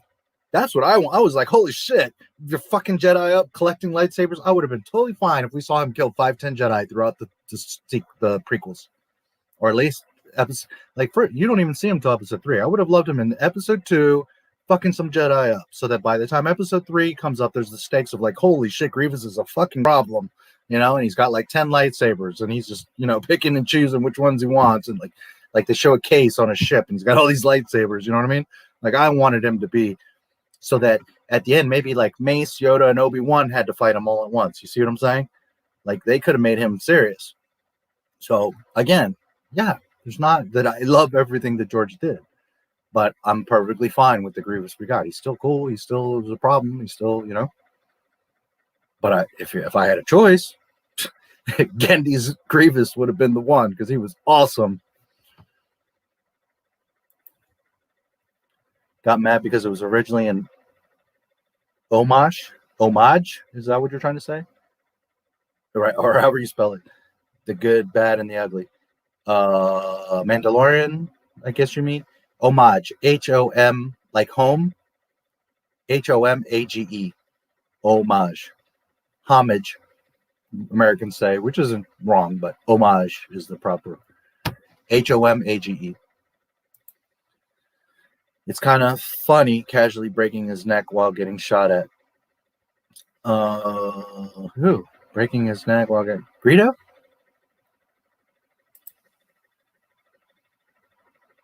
Why Sean Connery was sexy. Yeah. Well, and again, if you've studied, I've never studied like psychology, like at school or in a book, but I'm a very observant person. I watch people, I watch the way they move, the way they act, the body language. So I just understand human psychology very well.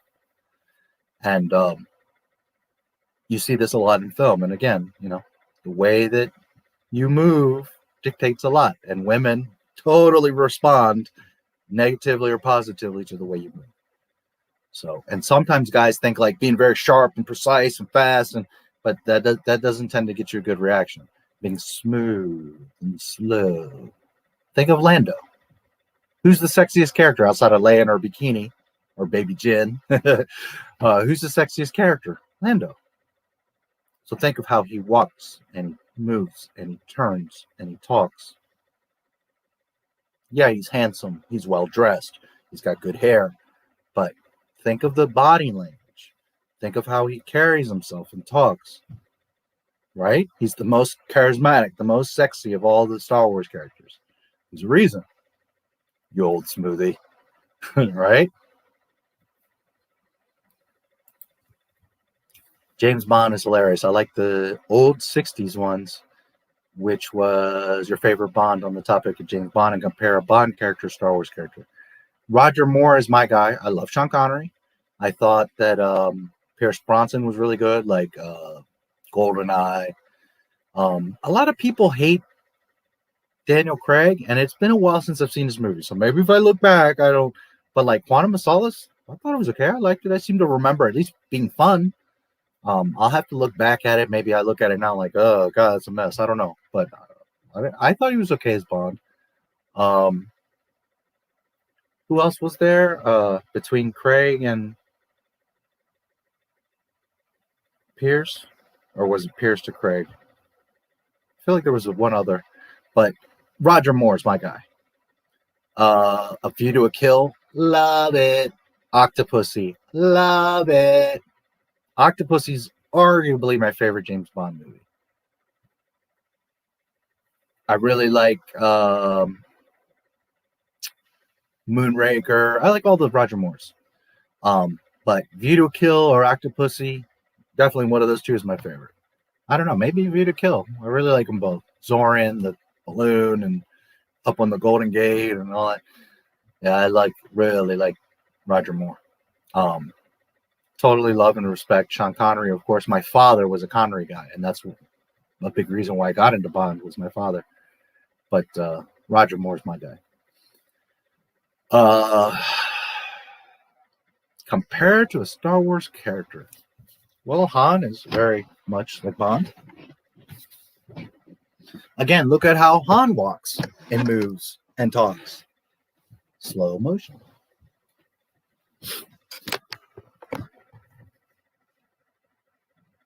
So I think the best comparison I can make is Han.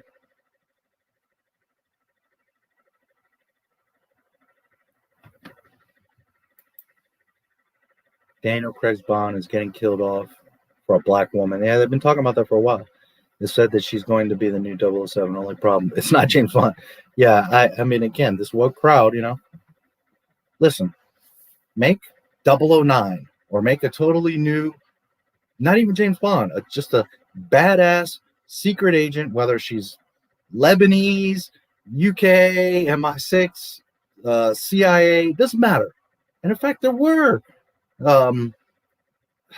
Right now I'm trying to remember some of the names, but there was like CIA agents and stuff like that in Bond, you know.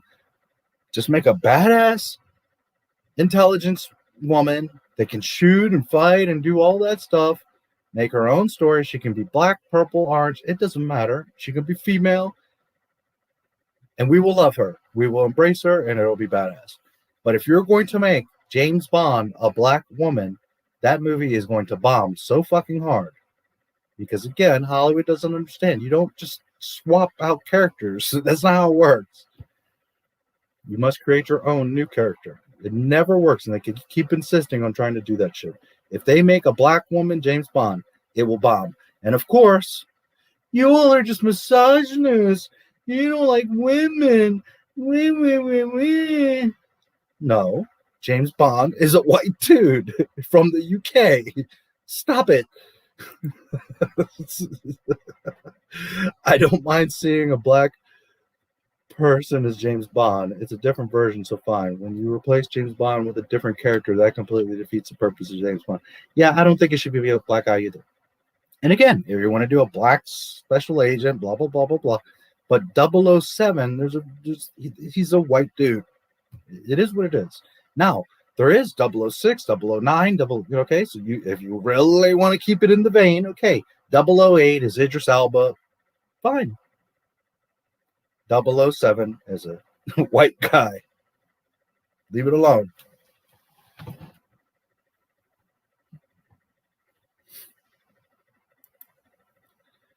That's like if there was a Batman movie where he dies in the beginning and becomes about Robin. Which, if done correctly, could work, but then again, don't call it Batman, right? Because the point is that it's about Batman. According to Wikipedia, there are several aliens in the Mos Eisley Cantina, A New Hope, that are force sensitive. According to Wikipedia. Do you see that in the movies? Have you ever heard George Lucas say that? So Wikipedia, while it's a great resource, for the most part it's right. They also talk about shit that's canon. And then when you look at where does that information come from, it's from a Disney comic book. So you're like, oh shit. It's not canon. It's not factual. So at the end of the day, George Lucas would have to confirm or deny that. But I've never heard George Lucas say that. I've never seen it in any of the visual dictionaries, although I don't have them anymore, and I haven't seen any of them in a while. It's not that I'm against it, but I'm just saying there's nothing in the movie that gives you that as fact. So Wikipedia to what did you look under? Cantina? How did you search that?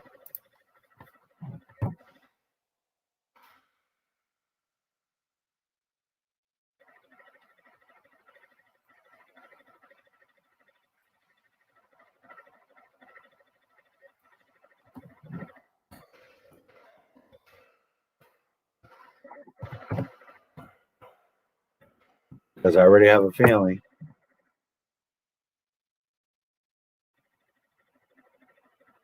What was the search you did? Because I want to see what there's a lot of different force sensitives. How did you search that? Let me know. I'm the Mandalore. Sleeps on Grogu's piss. Yeah. Does that kid ever, does he have a diaper? Does he go to the bathroom? Does he eat properly? I mean, Din Djarin is a wreck, man. Greedo was in a deleted scene in The Phantom Menace. He was bullying Anakin and claiming he cheated. Anakin beat the crap out of him. Elvin, yes, that is little Greedo. Han breaking his neck to dodge the bullet. He's also when Anakin gets the, I guess it's a battery pack. Qui-Gon brings the pack, and he's like, it's working, it's working. That's Greedo. Han breaking his neck to dodge the bullet, having the same expression. It was parodied too in a short cartoon. I've shown you guys, I think, the video before, but there's one that's I'm pretty sure you guys have seen it. Han vs. Greedo, every ending ever. It's really awesome, and I did a live reaction to it. It's so cool. And it's making fun of exactly that. Remember that it has Mortal Kombat ending and all that? It's really cool. I heard they were going to make Lego James Bond sets. The Casino Royale came out and was darker than the ones before, so the sets were scrapped. I guess I always just assumed there was Bond ones, but now that you mention, I don't know that I've actually seen a James Bond Lego set. I just kind of, I mean, when you think of Legos, you tend to think like, man, they make everything, right? But yeah, maybe they don't have Bond. Did you just say Baby Jan Urso is sexy? He doesn't know my channel, does he, guys? Oh, dude, don't you know my wife?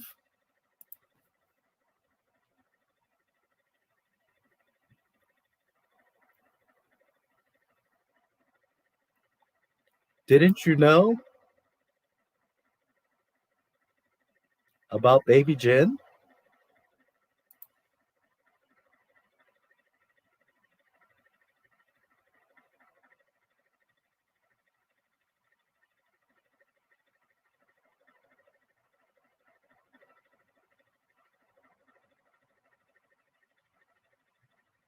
I mean, really? Damn it, I don't know how that scene keeps getting in there.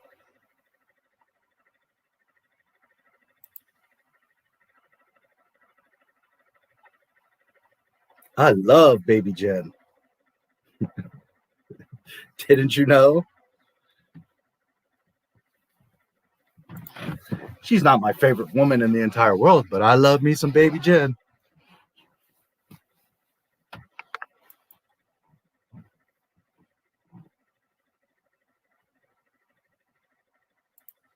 Didn't you know? Oh, man.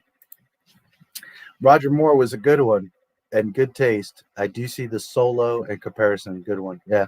Yeah, I like Roger Moore. He's my guy.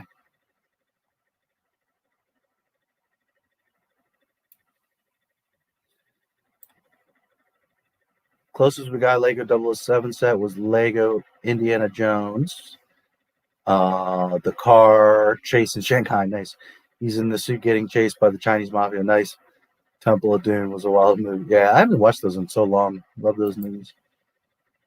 What happened to the Wolfman and A New Hope? He was digitally replaced by a snake alien who smokes. True. I don't know. Maybe the full moon wasn't out. I meant slips on Grogu's spit. Yeah, he sure did. Bumped his head on the counter. James Bond is built on, yeah, Real Spy by Tommy Yeo. It's like making a white Shaft, making him African American as one. That would be weird even to me. You know, and that's a good point because like the High Republic stuff, all the racist tweets from Christina Ariel, people like, not that really there's just very few people that defend that stuff because they say it, they're like, oh yeah, that's racist. But there's a good point that a lot of people have said. If you just change the word white to black, how would people react? Would it be racist? So stop thinking like in terms of one thing. Change the word blah, blah, blah, white person, blah, blah, blah, blah, to blah, blah, blah, black person, blah, blah, blah, blah, and you're going to see that it's freaking racist.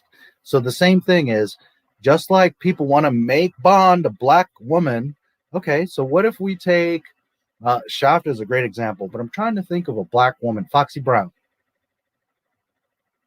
And now we make her, an Asian dude. But, diversity, inclusivity, it should be an Asian dude. And you're just going to be like, what the fuck? The whole point was that she's a black woman. So until you put the shoe on the other foot and you step into those shoes, shut the fuck up. And your dumbass idea of a black woman for Bond is just that, a dumbass idea. So yes, absolutely, I agree. That's like saying, Shaft was a totally different dude or woman, and it's just like, you're not thinking. I watched a parody of Han Solo shooting, and it ended with George Lucas saying, and that was extremely special edition. I thought it was funny. I don't remember that. It's funny. Han even shot the Ewoks? When did he shoot the Ewoks? In the butt? That was R2, right? When he shocks him in the butt. And he goes, woo! I don't remember Han shooting an Ewok.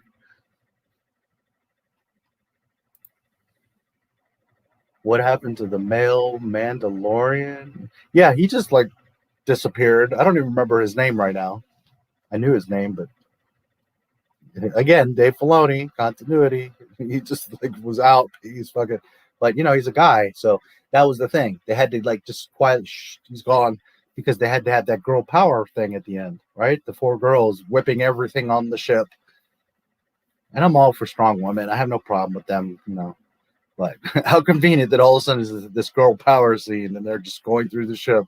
Not one of them gets at least shot, scratched, something. I mean, they all just go through. Got to get the guy out of there. You know, it's the girl moment. I bet he did death sticks in the bathroom. The Wolfman? Possibly. Yeah, this guy, I mean, he just poofed. But it just goes to show there's no planning, there's no writing, there's no nothing. Because had you properly written him, he could have gotten hurt or shot or gone on a mission. One little piece of dialogue. I have to go back to Mandalore. There's an emergency. My children are in danger. I mean, he could have just one little piece of dialogue and he could have jetpacked off.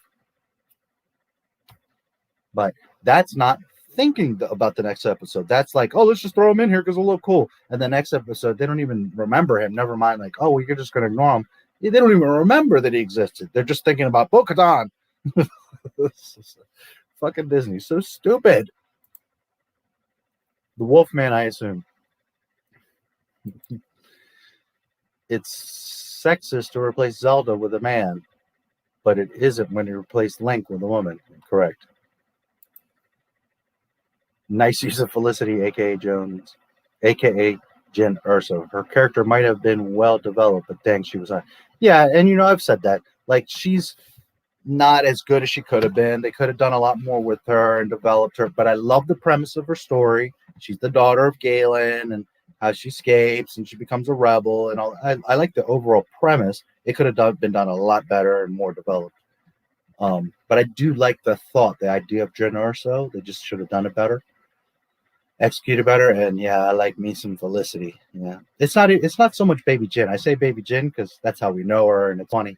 I mean, really, I like me Felicity, but yeah, absolutely.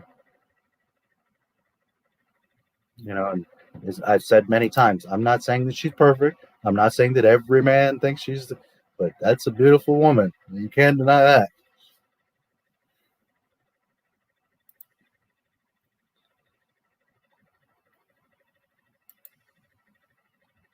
Grand Admiral Thrawn. Who? I don't know what you're talking about. Exactly. I looked up the characters such as Trinto, Dwaba, and Stennis Shifter. Uses the Force to pass invisibly through clouds? Wow. Let me look at that. Holy shit.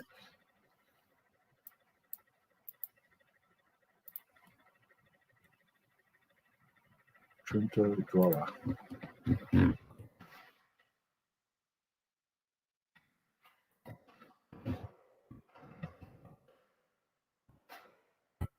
And those kind of things are crazy because if Luke Skywalker can't do that, then how can this random ass? Okay, so you see, this is where your first mistake is, dude. That's in Maz's castle. It's Disney fan fiction.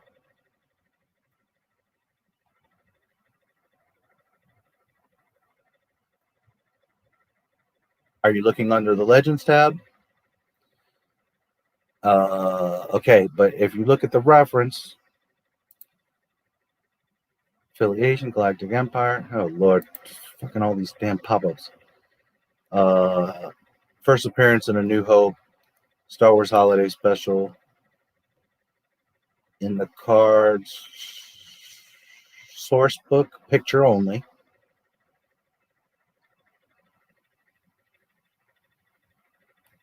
Star Wars Encyclopedia. Okay, well, to be fair, I would have to track down all these different sources and old pages and the encyclopedias and see exactly what was written there. But let's see. Citizen, Lawbreaker, Imperial, blah, blah, blah, blah, blah, blah.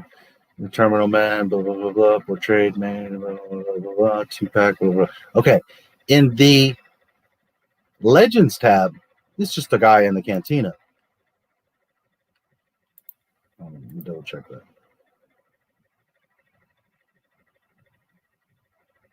Blending with large masses. Okay.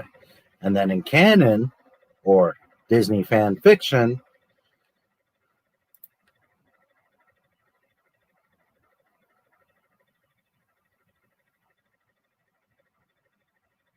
Maz's castle. You see right there. We've already gone away from Star Wars. Cantina, design, terminal, blah, blah, blah, blah, blah, blah, blah. Make a hammerhead.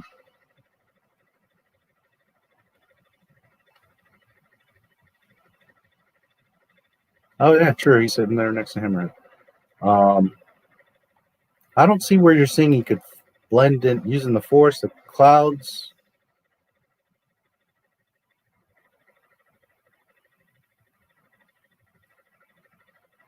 But, and again, I would have to really look and confirm this. But I see like tweets from Pablo Hidalgo. I see, all this Disney stuff. So the part of him doing the force blending with cloud stuff, that's Disney fan fiction.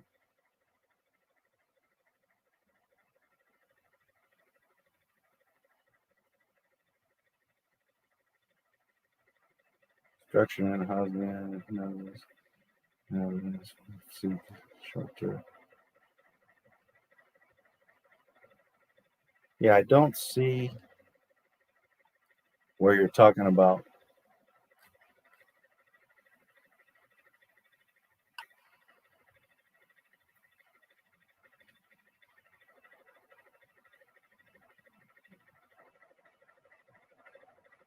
Star Wars complete locations.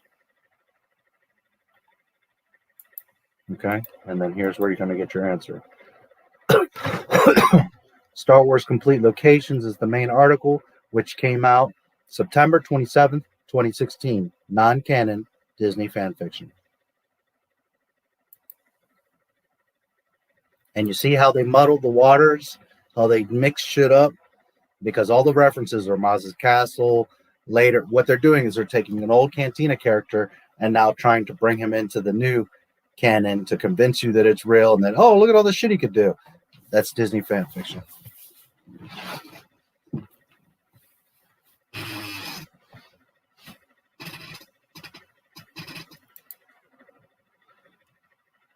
They fly now? Hey, MJ, are you going to change your name to media, or are you going to stay videos? Or are you just waiting because you can't change your name yet? I suggest media or entertainment, something a little bit broader, because videos is like just if you're doing gaming. But I can't wait to get Video Man and Felicity Jones as Black Cat in the MCU. I could only, boy, man, talk about a wet dream for me. Holy shit. If I got Felicity and Video Man in a Marvel movie, holy shit.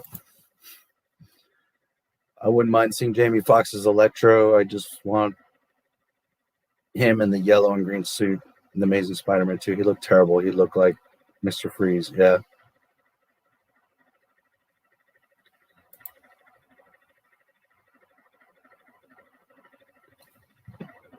Yeah, he looks awful. That's not Electro. That's not Electro. But this is... Arrogant punk. If I didn't have more important things to do, I'd let Video Man put you in your place.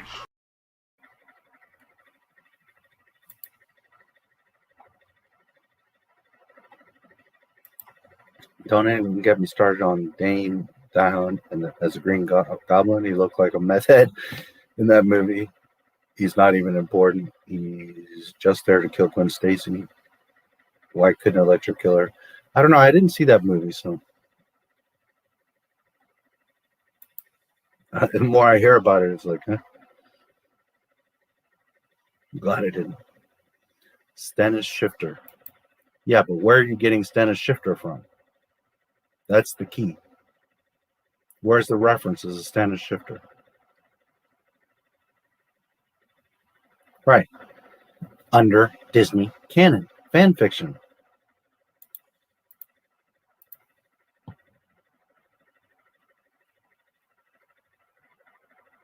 Man, Wikipedia has so many pop-ups and shit. It's so freaking annoying.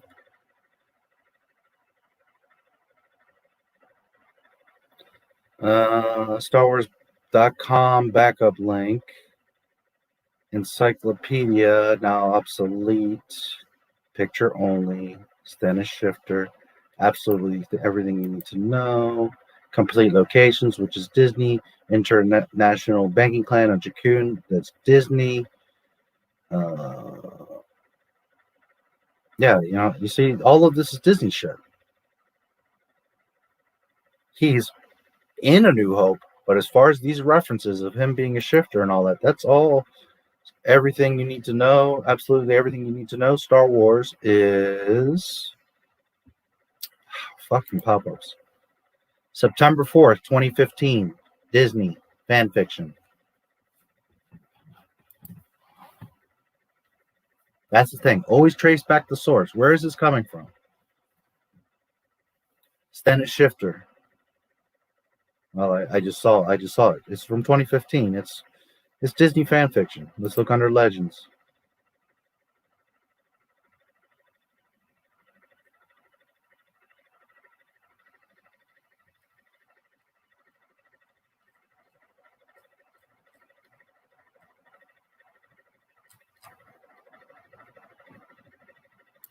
So, yeah, he appears in A New Hope, but as far as any story, holiday special, there's a picture, Stennis Shifter, Star Wars customizable card game. Well, that's not canon to begin with. Star Wars Chronicles, Adventure Journal 12, Star Wars Encyclopedia, Behind the Magic,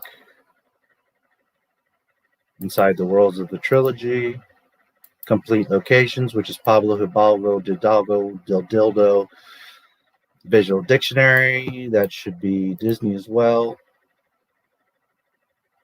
Star Wars Encyclopedia.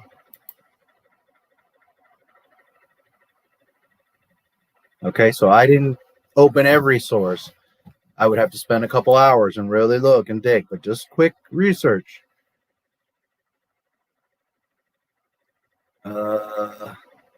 Customizable card game was 95 to 2001, but that's just a reference to him. Does it say anything about Stennis Shifter here? I doubt it. Let me see.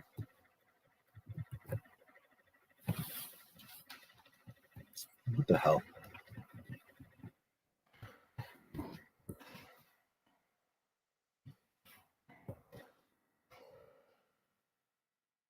Nope, no reference to that. So we know it's not from then. He's just mentioned as a character. Star Wars Chronicles, 1997. Is there any reference to Stennis Shifter? No, none. So it's just a mention of the character. Star Wars Adventure Journal, number 12. Stop with the pop-ups, Wikipedia. 1997. Is there any reference for Stennis Shifter? None. No. Mention of the character. Star Wars Encyclopedia, 1998. Any mention of the Stennis Shifter? There is one. Which brings you back to the original, which goes back to Disney. Star Wars Behind the Magic, 1998. Any reference to Stennis Shifter? None. Just the character. Inside the Worlds of Star Wars Trilogy. Man, it's frightening how well I know Star Wars. Stennis Shifter. Nope. Just mention of the character. Star Wars Complete Locations, 2005. Let's see. Nope. Now, to be fair, that you would have to look through the actual book to see, but it should just be a reference to the character, not so much the shifter. Complete Visual Dictionary, 2006, 2012. Stennis. Nope, just mention of the character. Again, to be totally fair, you would have to have the book, look through it, but the references aren't here. Star Wars Encyclopedia, 2008. Stennis Shifter. Nope, just the character. So at the end of the day, if you just look at it, you're like, oh, look, there's a reference. But you have to look at the bottom at the source. And if you trace it all back, it all goes back to Disney fan fiction. Because this guy is not This is just a character that was in the cantina, and JJ or Pablo was like, oh, we'll make him a Force guy, and he did this and that. We'll give him a whole story. Meanwhile, George Lucas would be like, dude, he was a guy in the cantina. Stop it.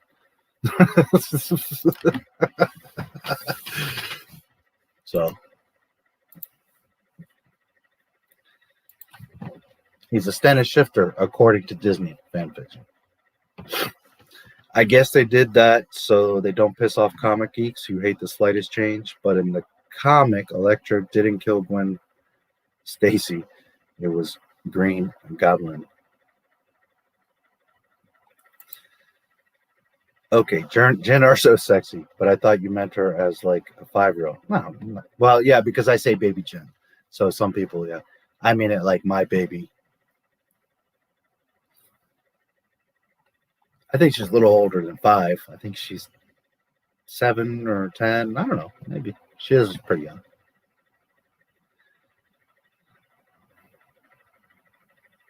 I call her baby Jen, just being silly.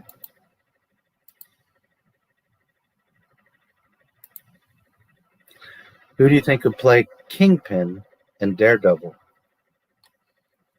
I'm not a huge fan of Daredevil, but I thought that Ben Affleck actually was good as Daredevil. I don't like him as Batman, but I thought he was real good as Daredevil. Playing blind and all that. I thought he was awesome. I don't remember Daredevil's like normal alias, his real name, but I thought he did great. Kingpin. You know, it's kind of funny that what's his name? Duncan played him because he was really good. Although, you know, it's kind of weird because he's supposed to be a white guy, but he did a great job. Man, I don't know, a big, wide, bald, white guy. Bob Chapek? He could probably play a perfect Pit Kingpin. That's right. They take the OT characters and change them. Now they don't make sense. Yeah.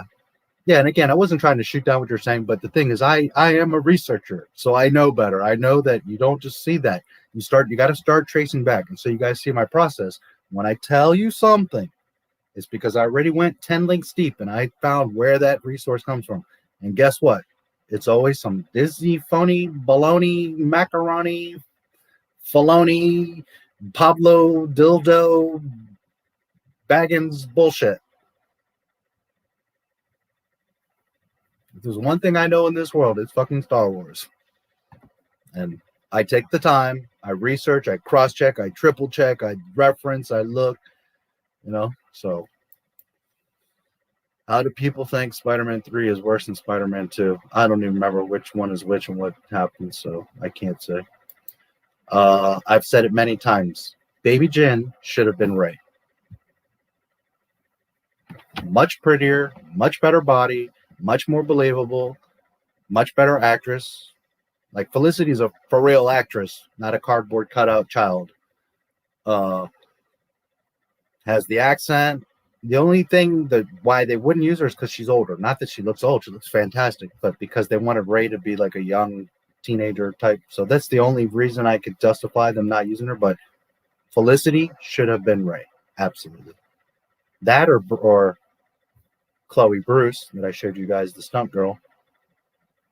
But yeah, I would have made Baby Jen Rey. Daisy doesn't have any charisma. If you watch her in Star Wars, if you watch her in interviews, I know some people are attracted to her. I think she's whatever, boring. I'm not saying she's unattractive, but she doesn't do anything for me. But Daisy has no charisma. She has no personality. She doesn't have that it that some actors and actresses do. She just doesn't have that it. So while she could technically read lines and do things and hit a mark, she just doesn't have it. Felicity has it. So she should have totally been Rey. She still would have sucked, Mary Sue and all the mess, but at least she would have been nice to look at and made sense and more believable and acted much better. You would have maybe connected something with her.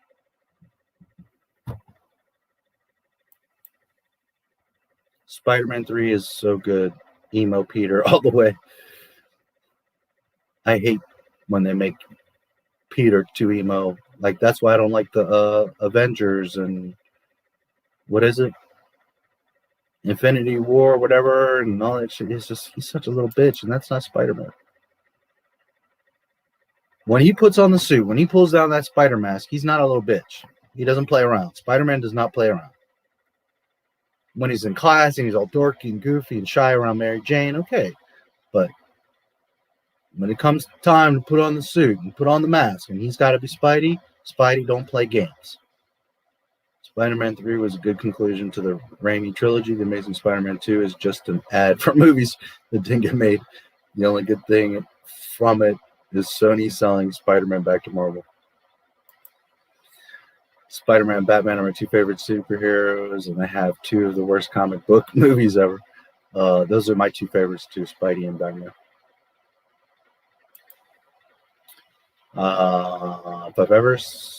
If I've seen Wonder Woman 84, I feel like it would be lower than The Amazing Spider-Man 2 and Batman and Robin. At least the main characters in those aren't rapists. There you go.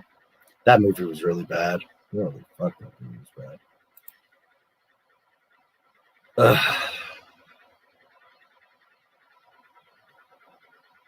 That's a tough one, man. That is a tough one. I gotta say, Padme has a great ass. So that's a tough, because I'm an ass man. So that's not. Jin has a nice one too, but man, Padme's. So that's a tough one. I mean, if it were for just that alone, Padme. And Padme's really pretty, super, but it's also a different type of girl. Padme's more of the cutie, the girl. Jen, Felicity's more of a woman. So in that case, I'm picking Felicity. I like women. I like the cutie pies too, but Jen's that's a woman. So, and she's taller, so longer legs. So I think technically Felicity is a little bit more pretty. I mean, Natalie's super pretty too. It, it kind of comes down to what you like. If you like the littler petite girl, Padme's wonderful little tasty morsel. Felicity's more of a woman, so kind of is what you like. I think pound for pound, I'm going Felicity.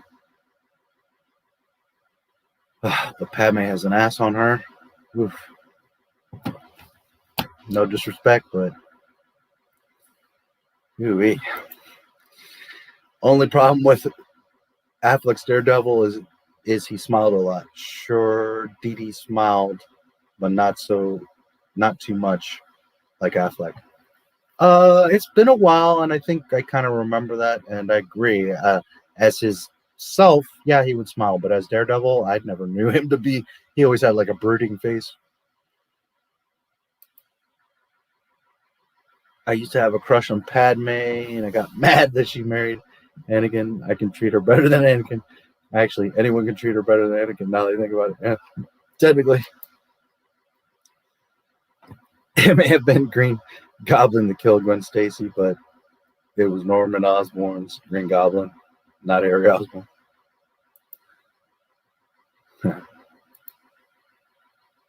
Aunt Beru. Yeah, she's cute, but she's not Felicity or Padme level. Come on now. If she was the last woman on Tatooine, I wouldn't be mad. But she's not Padme or Baby Jin.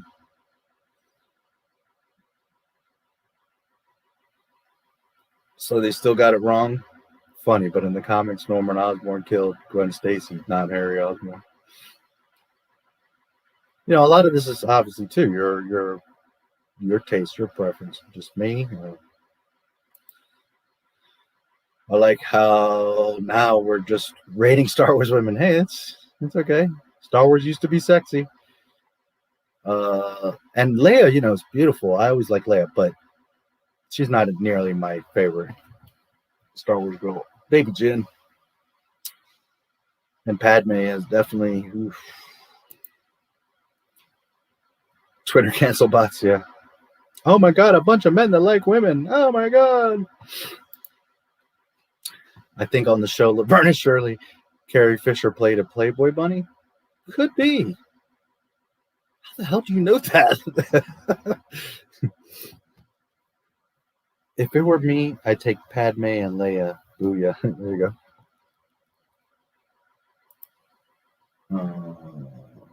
Barry's the only woman on Barry's on Tatooine. If she was the last woman on Tatooine, yeah. Ula.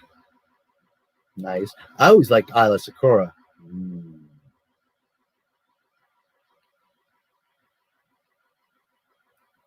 Ayla. Yeah. I like me some Miss Sakura.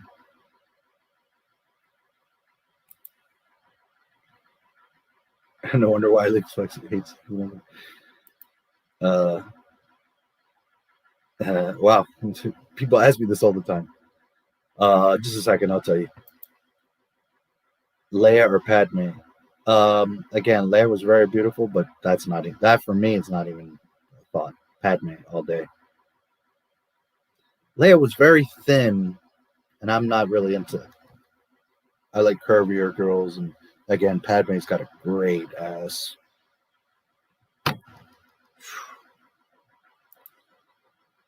Padme is my wife. Vera's the only woman on Tatooine. That's what I meant to say. Out of correction is my arch nemesis. Yeah. Oh boy, I've said this so many times.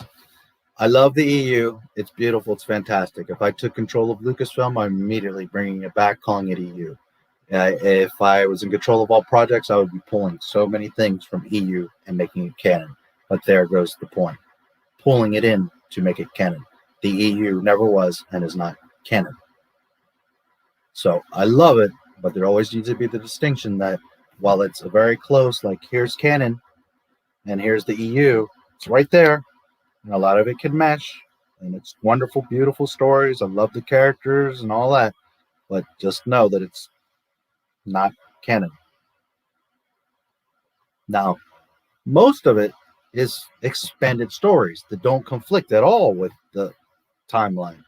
They're part of the timeline. So if something's over here and it's no conflict, okay, we can call it canon. I got no problem with that. But just understand that the EU has like sometimes 2 or 3 versions of the same story.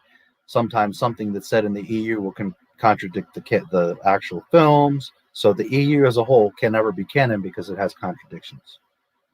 But I love it. I love the characters. I would pull as much of it into canon as I could. I would never have called it Legends. I would immediately make it back to EU. I mean, that's basically how I feel about it.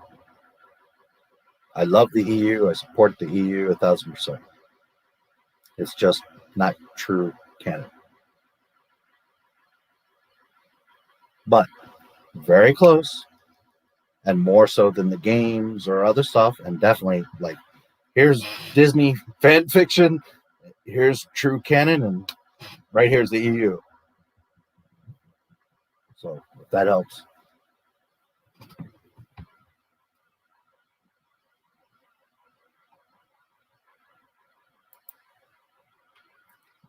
Baby Jen.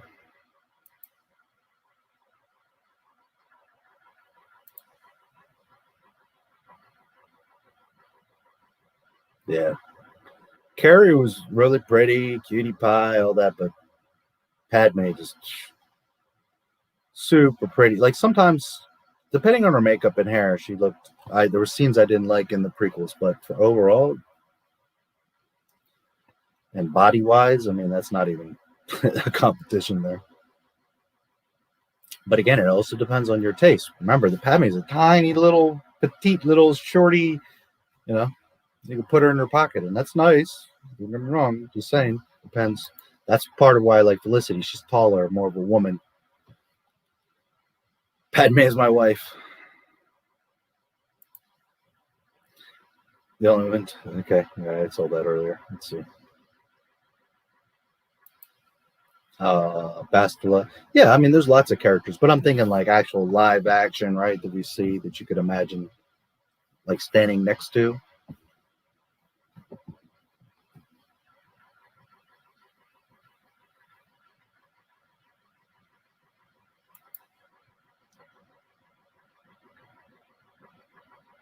Yes and no. Actual EU, no, but you could potentially find yet like Goodwill, a bookstore, yard sale. Well, that wouldn't be shelves, but you know, a library closeout or something. So technically, yes, maybe you could, but officially in print, no, they're all called legends. So the book itself is there, but it's considered legends. It's not under EU label. My mom has a few EU books. Talon. Oh, I mean, Talon, holy shit. Yeah. She's actually, I mean, technically, she's the sexiest of all the Star Wars women. Holy shit. Jesus Christ. Talon. But she's just a comic book. She's not live action. And I mean, as tempting it is, you know, she's going to kill you, dude. So, you know, I'd rather have Felicity that be my wife and give me children than Talon that's going to, like, you know, she'll be fun for a night and then you wake up. Well, you don't wake up. You're dead. So, I don't know. Maybe that's how you'd like to die. Okay. I mean, but no, I mean, if we're just talking like just fear, just pure fear, sexy sex pot. Holy shit. Yeah. Talon is not even close. Holy shit. Talon and Sakura banging my well, I suppose so. Yeah, Talon. No, I mean, episode 1 Padme with all the makeup was whack. Yeah, and of course, episode 1 she's a girl. I'm talking like, you know, like just before she's pregnant, Padme, or like the arena, Geonosis Arena.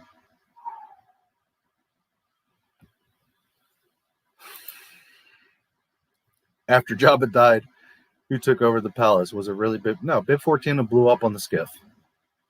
That's, again, fan fiction. Yes, I know. In the EU, there's a story that he escapes and goes back. Blah, blah, blah, blah, blah. The movies are canon. Do you see tracks? Do you see loose people? Do you see? No. He blew up on the skiff. Luke Skywalker isn't going to let Bib 14 just walk off like, screw it, let him go. They stop to get the droids. He's going to stop to make sure that, you know, Luke's pretty pissed at that point.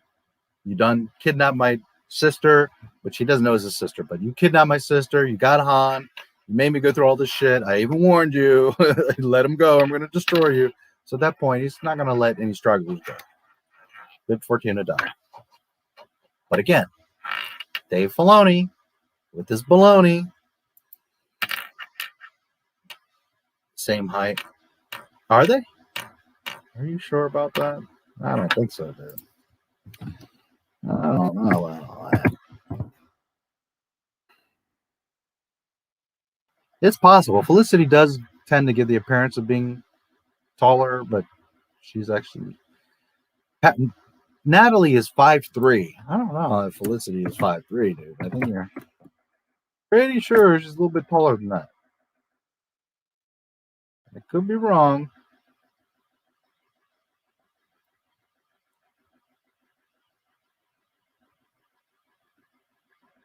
"5'3". You are correct. 1983.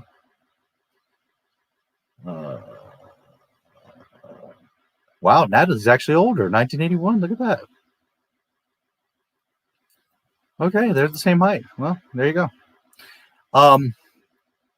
Well,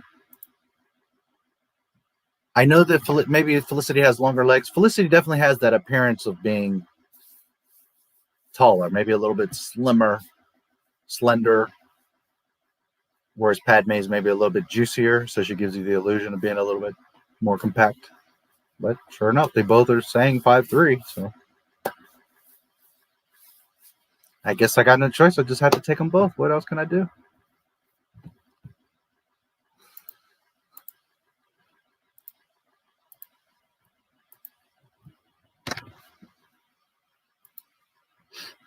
He did. It's not even a question. He did. Was Rise of the Empire going to be the original title for Ruts? I've never heard that. Never heard that before. Doesn't mean it couldn't have been, but I've never heard that.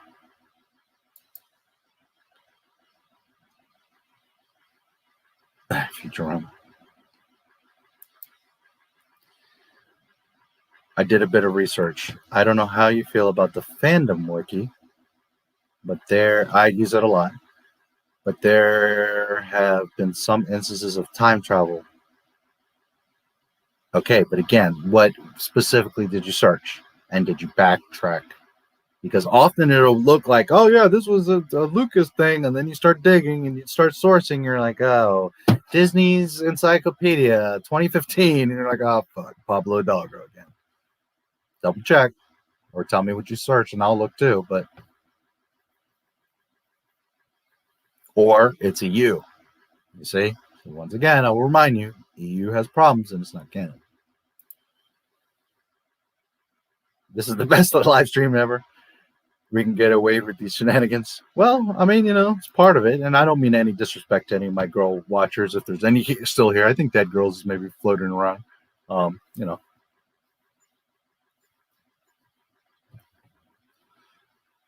Just being honest, Only time travel should be used in Star Wars is in parodies. Yeah. The only time travel that should be used is back to October 30th, 2012. Me stopping George from signing that damn paper, kidnapping him or something. I don't know what to do. To give him a tranquilizer dart or something.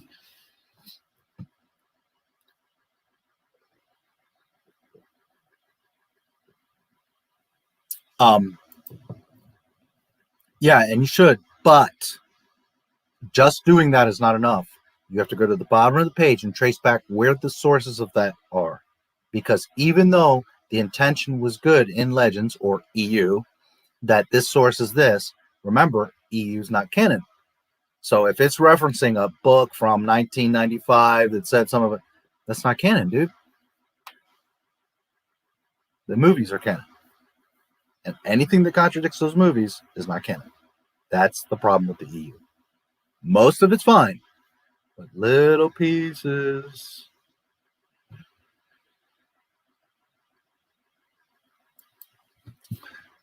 Prop the Ewoks back. I love the Ewoks personally. I absolutely love them. Some of my favorites. I absolutely adore the Ewoks. And not so much because they're cute little teddy bears, which is cool, it's a bonus. But I love them because they're some of the smallest little guys in all of Star Wars, and they have hearts like this. They bound together. They stick together. They're honorable. They're courageous. They're noble. They're warriors, little guys. And they said, we're protecting our home and our new friends.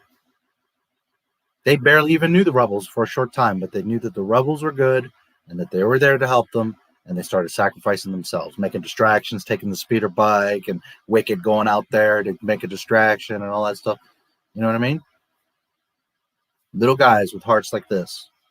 I love the Ewoks. And further proof, Luke is showing you that the little guy banding together and believing in yourselves, you can take out the Empire. I absolutely love the Ewoks. Wife. Not sure what you mean. My wife, Baby Jen? Not sure what you mean. Ewoks are badass, savage killers. They will burn us alive and make a feast of us.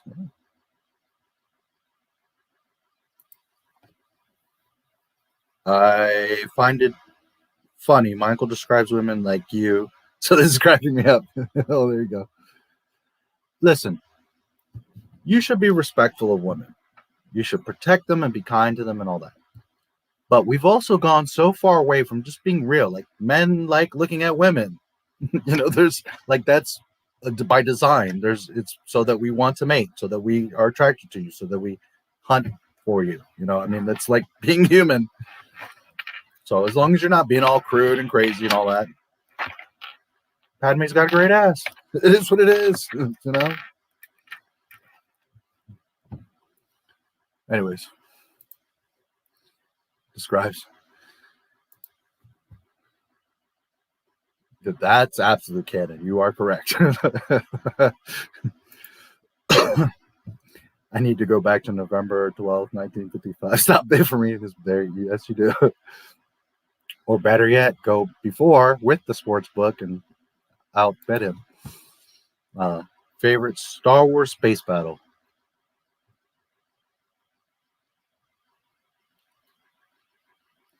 I like them all.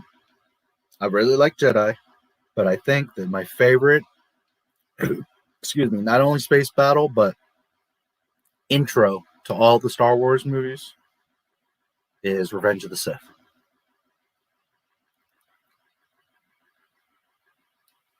The music, dum, dum, dum, dum. And you just see the two Jedi starfighters flying, and you don't really realize the scale. You just see them flying like above the ship, and they're moving around, and then they like turn and go down, and then it opens up, and you see this massive. You're like, holy shit! I think that's badass. I remember just even, and at that point I was late 20s. And I was like, whoa, like a little kid again. I was like, holy shit, George. Yeah, I think so. Wife here. I agree with Dead Girls. Oh, okay, there you go. And again, it's important to appreciate and desire and all that stuff. Again, just be respectful. Just go to a point, you don't have to be all crazy about it, but women actually like it, believe it or not. As long as you go about it the right way, you're not all crazy. Most women aren't. I mean, I'm not saying if you're just a stranger who walks up, but your girlfriend is certainly not going to be mad. Like, hey, babe, you got a great ass. It's not going to bother her. I think Bosk raised Boba with Aura Singh. Bosk was cool. Well, yeah, Clone Wars cartoon. The real, or at least the EU original story is Boba's on Geonosis. The whole thing happens after the battle, gets the helmet, goes to Dooku, expecting that Dooku's going to give him some money or help or something. And it turns out that Dooku tries to make him his slave. And Boba's like, what the fuck? So he's kind of ordering around Boba, but very short after, Boba's like, fuck that. I'm Boba. I'm the son of Jango Fett, dude. You owe me. Never mind, are you going to be enslaving me? So Boba escapes. There's a thing where he crawls through tunnels and Geonosis and all this and escapes. I believe he gets to Slave 1 and takes off. And a key part of that is he has this little notebook. And in the notebook, it has something like 10 lessons. It's been a while, but I think it was 10 lessons.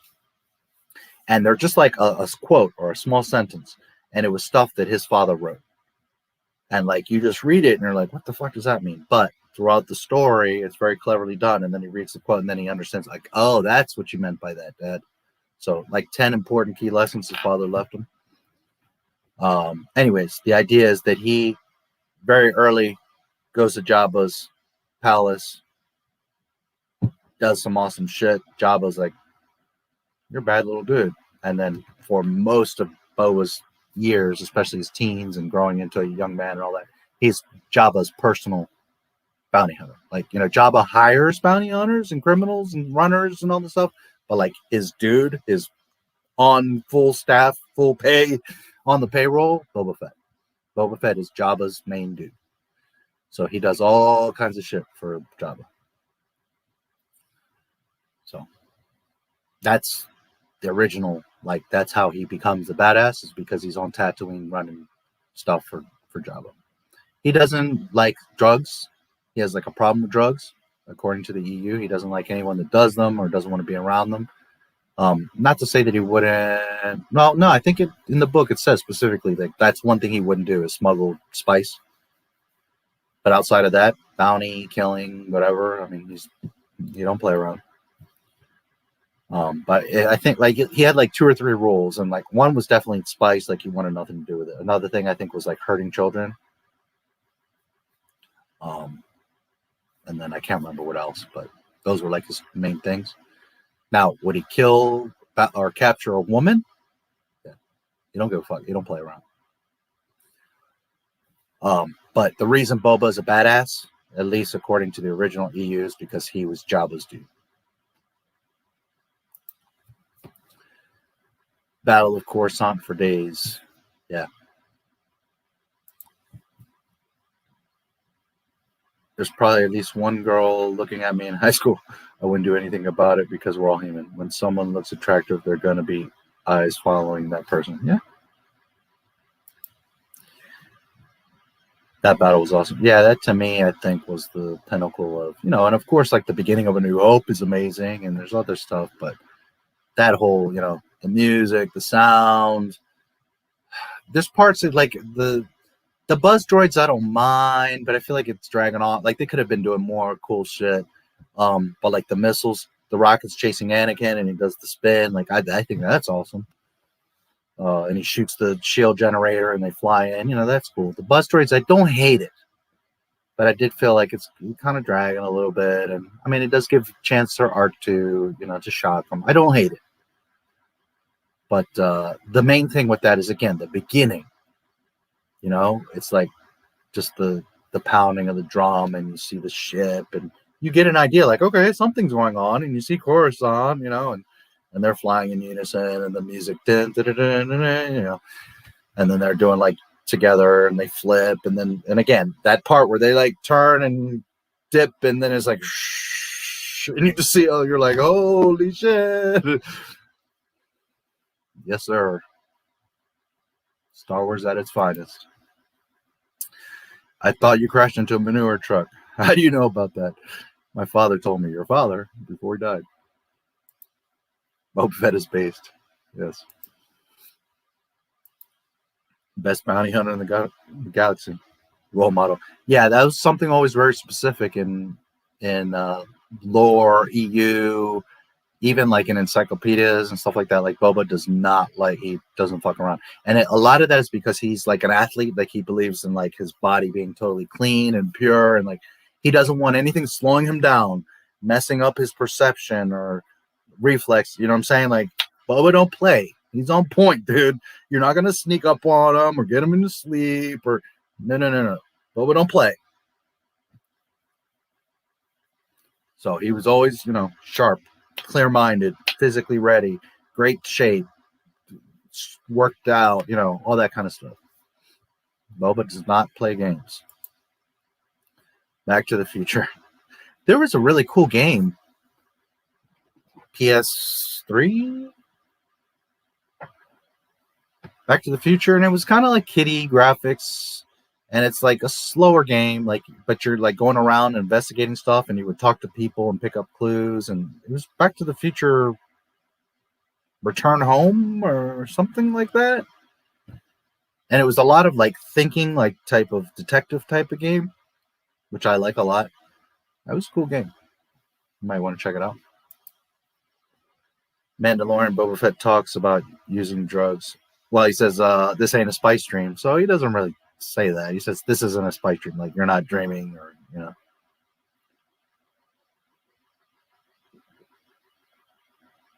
He also talks too damn much. That's not Boba Fett. He's close. It's tomorrow. I like him. It's not like totally off, but it's not. He's talking too much. He's got his helmet off too much. He's holding his rifle incorrectly. He would never in a million fucking years paint his suit. What the hell you think of Dave Filoni? You know how many Boba Fett fans cried out all at once as if a Mandalorian had painted his armor? I mean, no.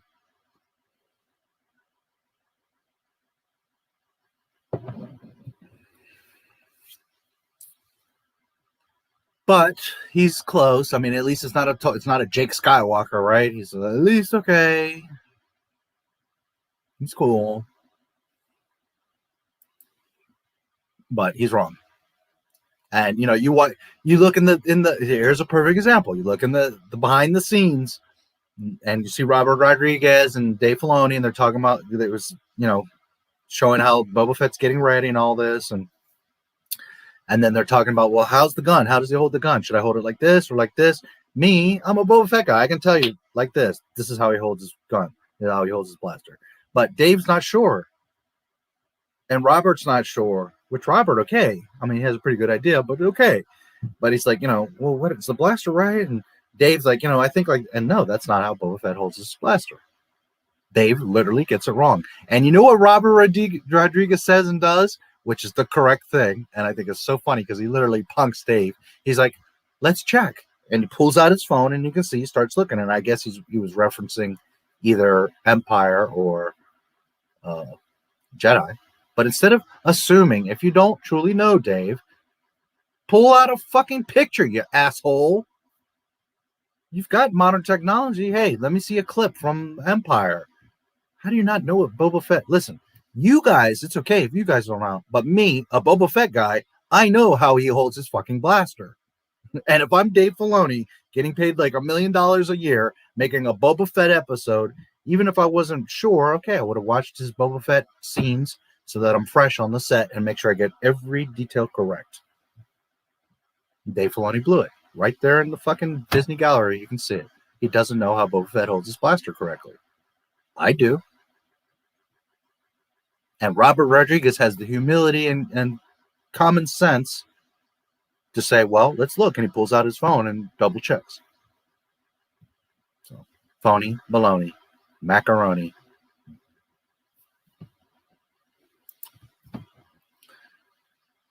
Telltale, yes. I used to love those little Telltale games. Correct. That was a fun little game. I don't know. I liked it. It's mostly like thinking and puzzles and gathering clues and stuff like that. But yeah, that's the one. Back to the Future, the game. I love how it expands the universe, and guess what? It respects the lore. Yeah, absolutely. Well, that was another part because you go back and you meet like the dog and this character and the mailman and all, and it's like it's all correct. The street, the shops, everything. Yeah, it's neat. The tower. I think you go to the school. There's all kinds of shit there. It's been a while, but yeah, that was a cool little fun game. Was the company that made that game? Yeah, Telltale. They made Jurassic Park, Walking Dead, Batman. They shut down, sadly. Oh, really? That's a shame. I know they made one or two other little mystery games in the same vein as that Back to the Future, but it was like a different name, a different like topic, a different IP. But I know they made one or two other games like that. Jurassic Park game, you find Dennis Nedry's rotting corpse. It's set during and after the first movie. Oh, neat. Very cool. So what have we talked about today? Kathleen Kennedy, that I knew was going to still be here. Bob Chapek, lying. EU, as always. Canon, as always. Baby Jen, Padme's ass. What else? Oh, man.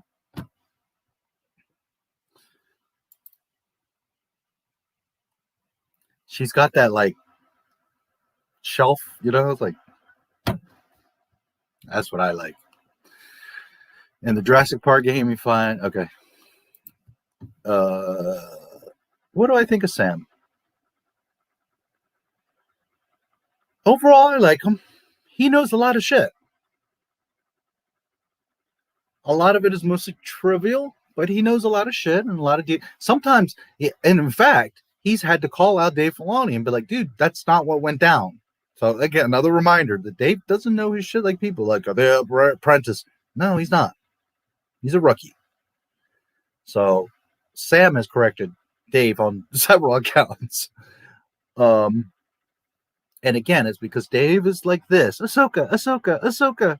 He's not looking like this. So props to Sam, because Sam has on several occasions caught him and said, but guys, this was like this. And they're like, oh, yeah.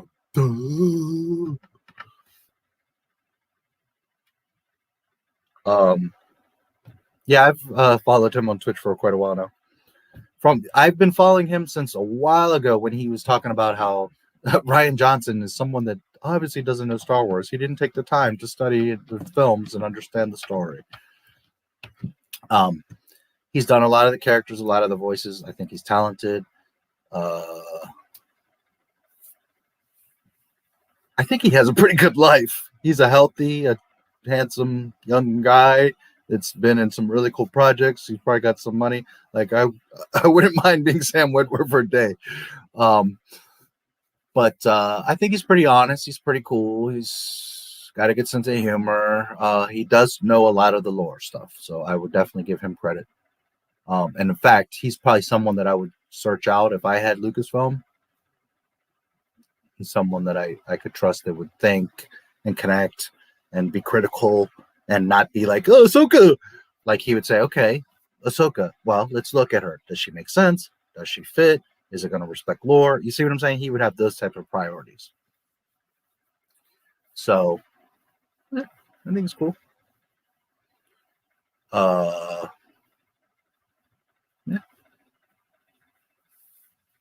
I can't think of anything like he said something dumb or like incorrect or, you know what I mean? So,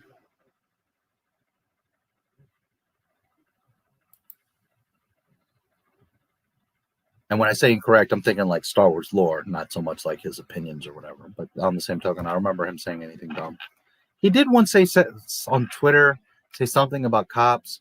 And then, of course, the loony mob started saying, well, but when we were on the defund police and all that bullshit, and he said something like, you know, my friend's a cop, and, you know, he said something. I don't remember. It was on Twitter. Some of you might know what I'm talking about.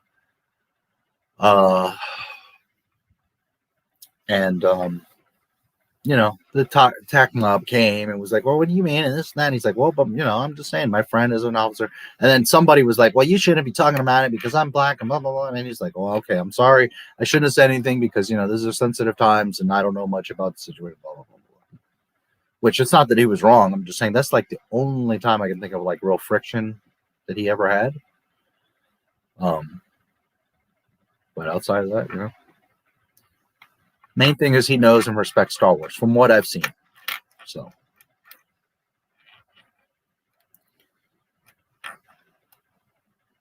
I think I got a little bit irritated with him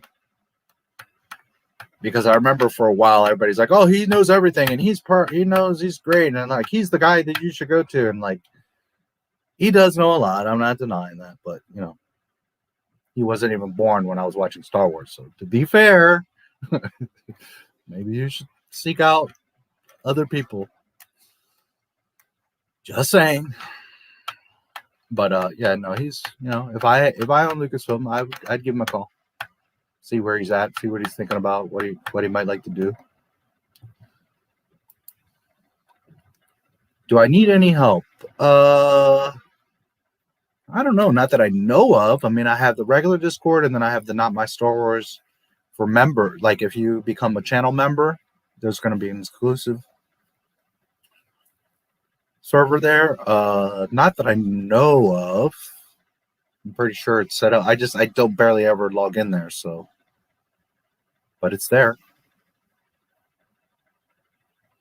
As far as I know, it's working. It's fine. I just am so busy. I never really mess with it. I do need to peek in though, because I know a few of you jump in and out of there.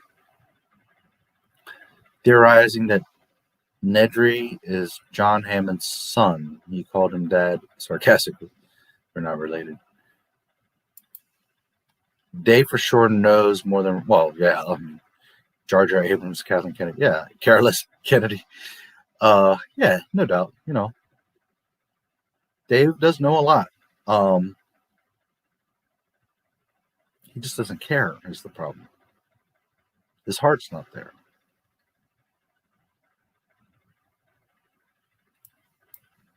He'll sacrifice George Lucas and the lore and the canon for what he's trying to achieve, and that's the problem. You have to be totally unselfish and only want the best, and that is what George wanted. That's the problem. So to find someone that knows the lore on that level and that's truly unselfish to respect George Lucas, there's not many. I'm one of few, I think. I think that Sam, if he had some sort of authority or was working under someone like me, that he would be like me. Whereas Dave, again, is, but my Ahsoka show. Sam Woodwicky, Shia LaBeouf's character in Transformers. Whatever happened to Megan? I wish they showed the Bothans that Mon Mothma mentions, well, that's Jin. Isn't she a Bothan? Isn't that the point, that she was the Bothan spy? That, I don't know, I haven't looked much at Jin's technical specs, to be honest with you, but I always just kind of assume that she's a Bothan, that that's where they get that from. Now that you mention it, I've never really double checked that.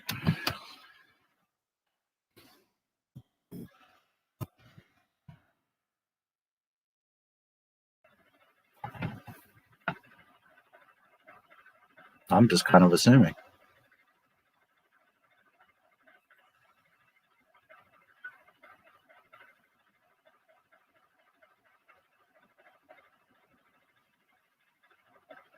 She's got all these aliases. That's another thing. Like, Rogue One made her like this criminal piece of shit. Like, I don't know. The more you look at Rogue One closely, you're like, it's kind of cringy. Born 21 BBY. Wow, so she would have been 21 and right before she dies. See, man, she should have been Rey, dude. The fuck, Disney?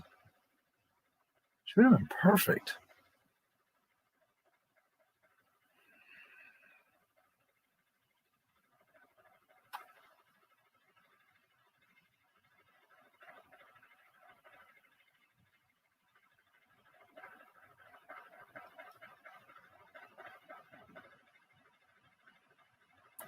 Stardust.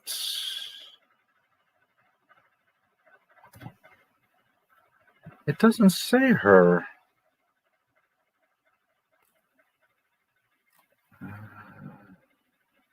Outer Rim planet of Vault. During the Clone Wars. Yeah, if she's 21, she was born like at the end of Attack of the Clones, beginning of Sith, right around then.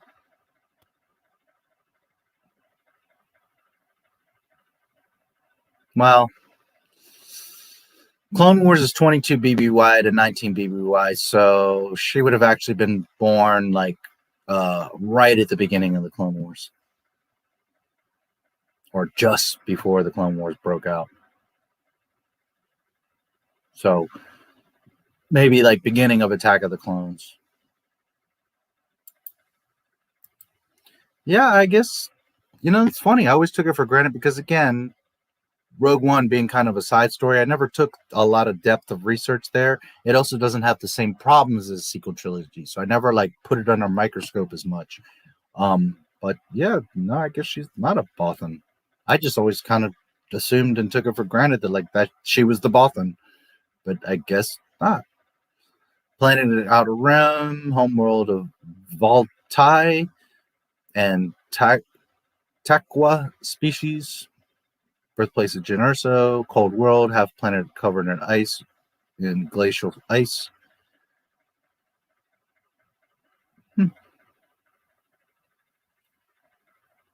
Yeah, that's, well, and there you go. They broke canon again, because where's the Bothans that delivered all the Bothans that died to deliver us this message, right? Because what do we see? We see Jyn and Cassian are the two that die. We don't know any other Bothans. They're the ones. Jyn technically is, at the end of the day, Jin's the one that gets the plans. She's the one that transmits them. She's not a Bothan. She dies for the plans. She gets them to the Tantive. The Tantive is just a bunch of rebels. They didn't get the plans. They hand it off. Tantive escapes. Well, Tantive escapes, and then later they catch up with the Tantive. So where's the Bothans? So there you go. Rogue One broke canon again.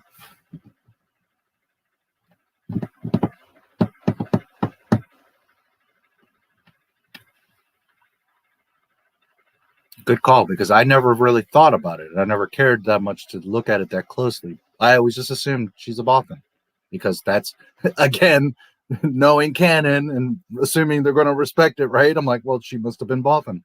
But I never looked at it, and there you go. They broke canon again. Shia LaBeouf was so sweaty in those movies. Kid in Holes, also the main penguin.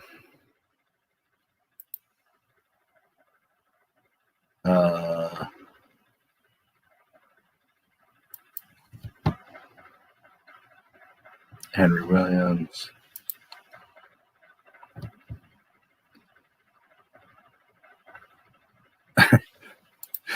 Man, you're going off on some other stuff. Trend, not kid. Sims for Ahsoka, yeah. Oh, I mean, he's the biggest Ahsoka fanboy. He sims for her so bad.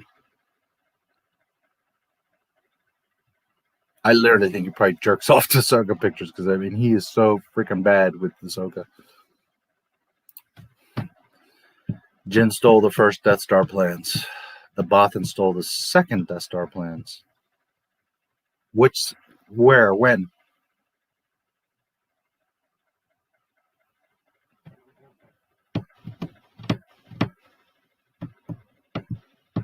Jin transmits them to the Tantive. They download them to a disk. You're saying that's a Bothan? They didn't get the plans. Jin gave them. Jin was the one that stole them. You see what I'm saying? Because the saying is that many Bothan spies died to get us this information. And that's not correct. Jin died to get them that information. Don't get me... Okay. Rogue One is the wrong version. That's the non-canon. But I'm just saying, by what Disney's showing us, Jin is the one that died. Yes, the other ones get chopped up in the hull. I get it. They die. But what I'm saying is they are just like passing, you know what I'm saying? The person that actually made the sacrifice, got the plans, sent them to the ship, and died for it purposely was Jin. Who those rebels were on the ship is inconsequential. Whether they actually were Bothans, they didn't do it. They just happened to be on the ship and just handed the chip over. That's not considered them dying to deliver the plans. That's them having to be there, and then they got killed. So, and yes, Bothans are aliens. So, there's none of that happen. Remember, Jin uploads the plans. They get to the Tantive. They're on the Death Star. They download them. They escape. Or they're trying to escape. Vader comes in the hall, chops them up. He passes it through the door. The guy in the door goes with the other rebels, gets onto the Tantive. They take off in the Tantive. The Tantive is there with Princess Leia. She's got the plans. Where's the Bothans? There are no Bothans. Rogue One broke canon.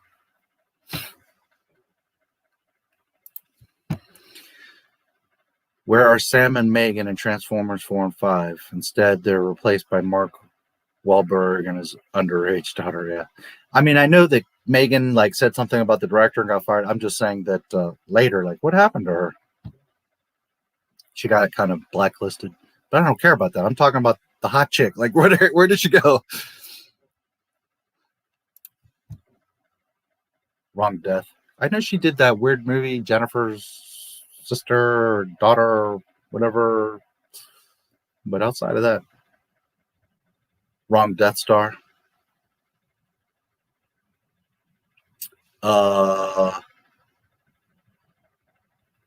Because in Jedi, Mothma says that.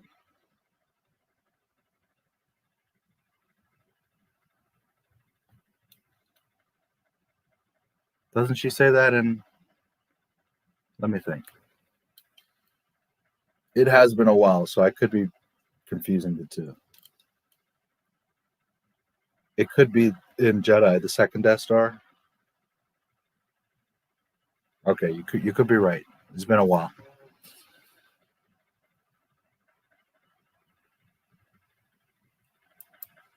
Because the first one, they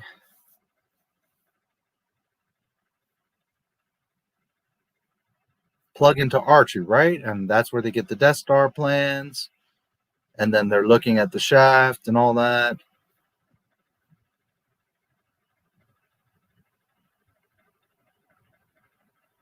It has been a while. Well, I guess we're going to see again when I do part 2. But I'm thinking just from memory, and I have so much in my head, and it's now been 9 hours on stream, but I'm thinking from my memory, Jedi is where they're in the battle room, And that's maybe where she says the many Bothans died, where they make the crew to go to Endor.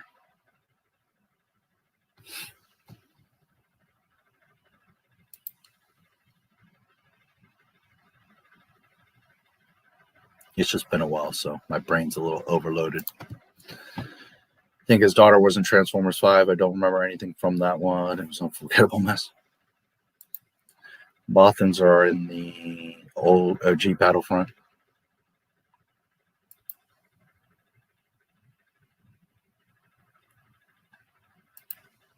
Name change. The icon will take.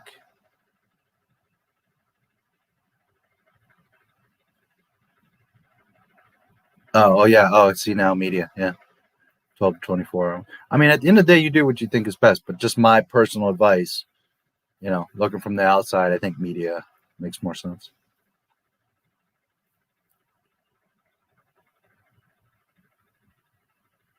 It just tells me, like you're doing right. Because if your videos and then I see you're doing like, news articles and video games, and it's like,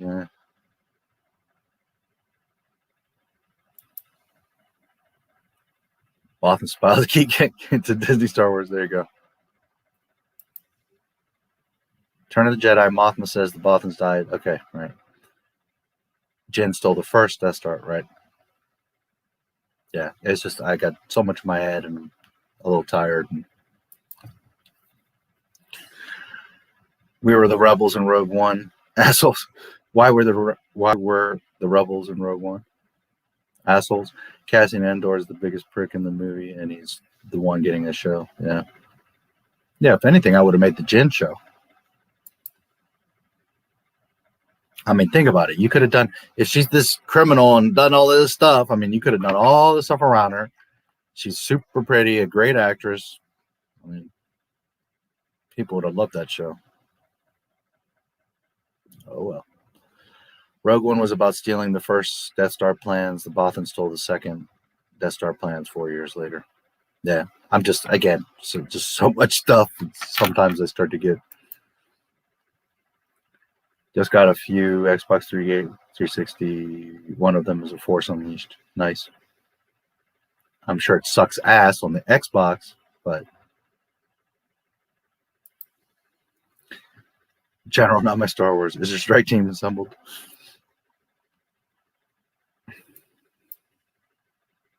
Can't wait to see the Bothans in Rogue 2.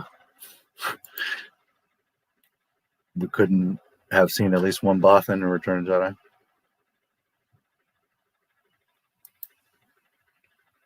Jedi. Yeah, no worries. My pleasure, man. I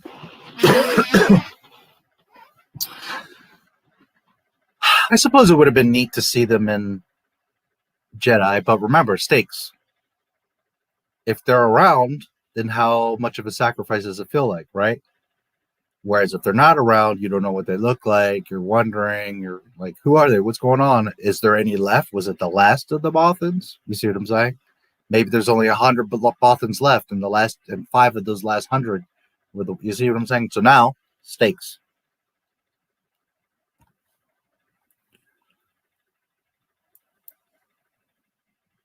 First game was fun. Yeah, on PlayStation. The real problem is Rogue One was the rebel commander who went behind Mothma's back and ordered Cassian to kill instead of apprehend Jin's dad. He should have been jailed or ousted from a rebellion. Yeah, absolutely. Well, it's like when we watch the movie, that's not how rebels behave. Not George Lucas Star Wars rebels. That's not how they behave.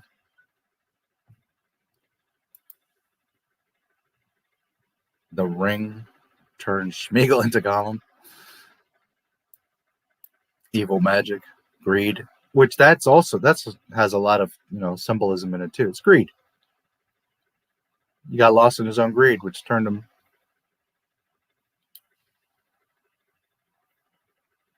evil and yeah, I mean you get it.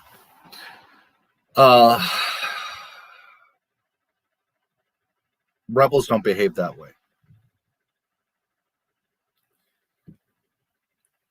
not Star Wars rebels, because remember, rebels are also known as like guerrillas, and in different situations and in countries, the rebels are sometimes the bad guys.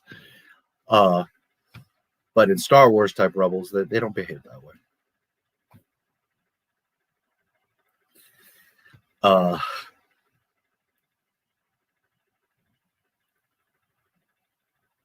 And I really didn't like that about Rogue One. You know, they're all like trying to backstab and be sneaky and do things at all costs, and that's just not how rebels. Real rebels would try to find a solution together. They wouldn't be like, oh, but we can sacrifice this guy, so just go do it. We just get it done. That's not. Real rebels would sit together in a room and be like, okay, these are the sacrifices. This is the things we need to do. How are we going to figure this out and work it out? Even in the prequels, remember that Padme's making the plan with the Gungans, and I think it's Obi-Wan that says a lot of Gungans, might be Qui-Gon, one of them, it might even be Padme, I want to say it's Qui-Gon, says a lot of Gungans might die in this battle, and Boss Nass is like, we're ready to do Misa part, or Wisa part, right? So that's what rebels would do. Be honest, tell the stakes, and, you know, work it out. And if they're going to die like that, then they're going to say, okay, because we're choosing to honorably, you know, do our part. That's different from, you know, whatever we got to do, sneak around, you know, and when you find him, no talk, just fucking kill him, eliminate him. Like, that's what logic is that? Why would you kill the guy that designed the Death Star? How you? The best thing over the chip is getting him, extracting him, bringing him back. Not only is he did design it, it's best to have the designer physically that can tell you and show you, but you're saving a fellow rebel. The whole point is you're sacrificing your lives to extract that guy, not to just take him out and get the disc.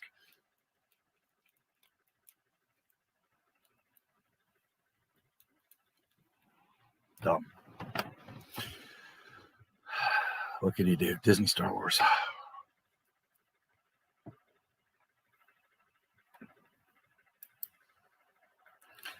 What is it he says? Well, I'm ready, but, you know, I can't speak for anyone else. I don't remember. I'm paraphrasing, but you know what I'm saying. And Chewie, of course, he jumps in, and then Luke comes. You can count me in, or whatever he says, right? He comes in at the last moment.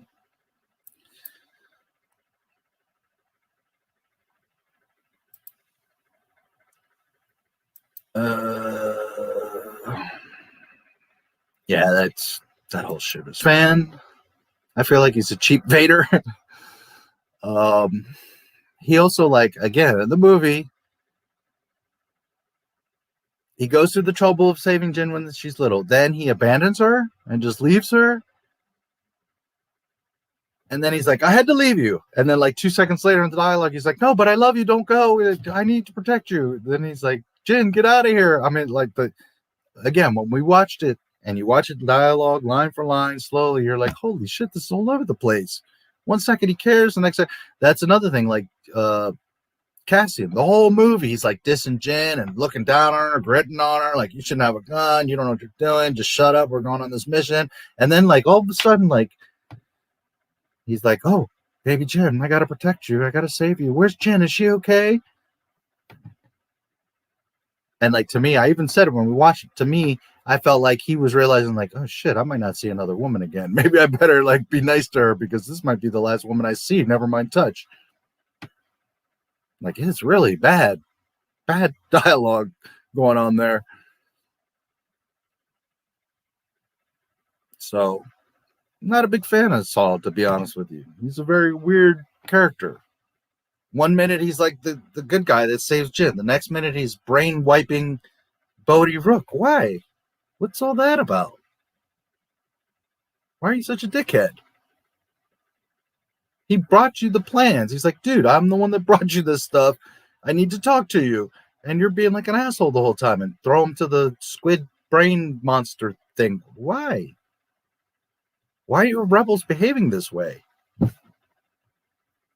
Not a big fan of Saw Gerrera. Don't hate him, but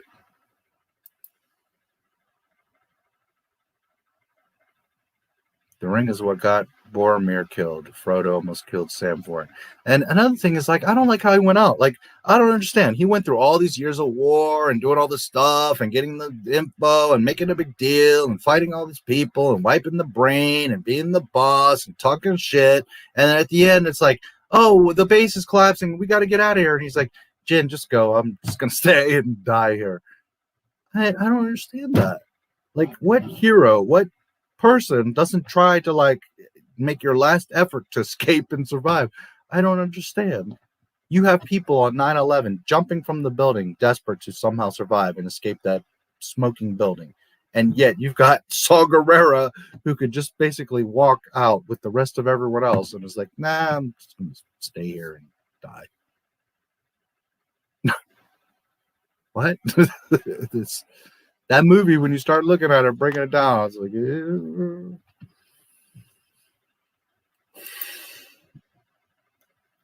I do like that he's an example of bad members of the rebellion being present, but I hate that he wasn't ousted to show the rebellion why they would never stoop that low, hence why they're all good. Yeah, it's not to say there can't be some bad seeds, but it's like they're showing that the rebels are all these band of, like, shitheads. And if they're all a band of shitheads willing to stab each other in the back, then how are they rebels, and, like, how are they going to come together and win? Because they're all, like, you see what I'm saying? They're all contradicting and going against each other. The whole thing is very strange.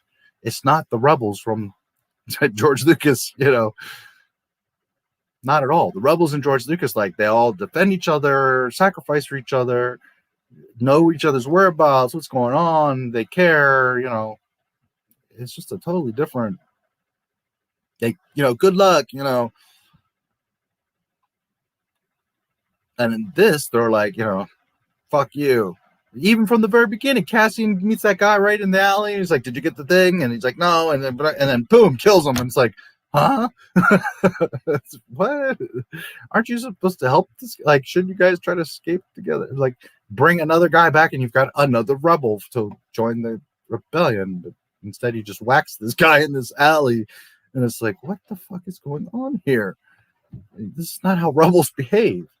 So I don't know. This Cassian show is going to be very strange. I don't know. And I guess the idea is they're going to show why he's so cold and cold-blooded, and, you know, nobody cares. He should be a good dude. He's a rebel. A rebel is going to, like, you know, out of his last rations, split it in half and share with the next guy so that you both can fight. Not like, you know, well, I'm going to backstab this guy so that me and my boy can have all the food, you know, that type of shit. It's like, I don't know. Rogue One is very strange. Saw Gerrera's rebel group is cool. They're terrorists rather than rebels. Well, that too. Like, what is with his crew? The ring didn't so much turn Smeagol into Gollum so much as it extended his life, and that caused deformity, and Gollum was deformed mind, forgetting who he once was. To me, the ring was more of a symbol. It was Gollum's actual greed, and, you know what I mean? That. Not to say that the ring didn't have, we see that it has magical powers, of course, but I think in that sense it was more of a symbolism of him being a little shithead. Never got Xbox One and have no plans of getting it. Xbox doesn't have any games anymore, while PlayStation and Nintendo do.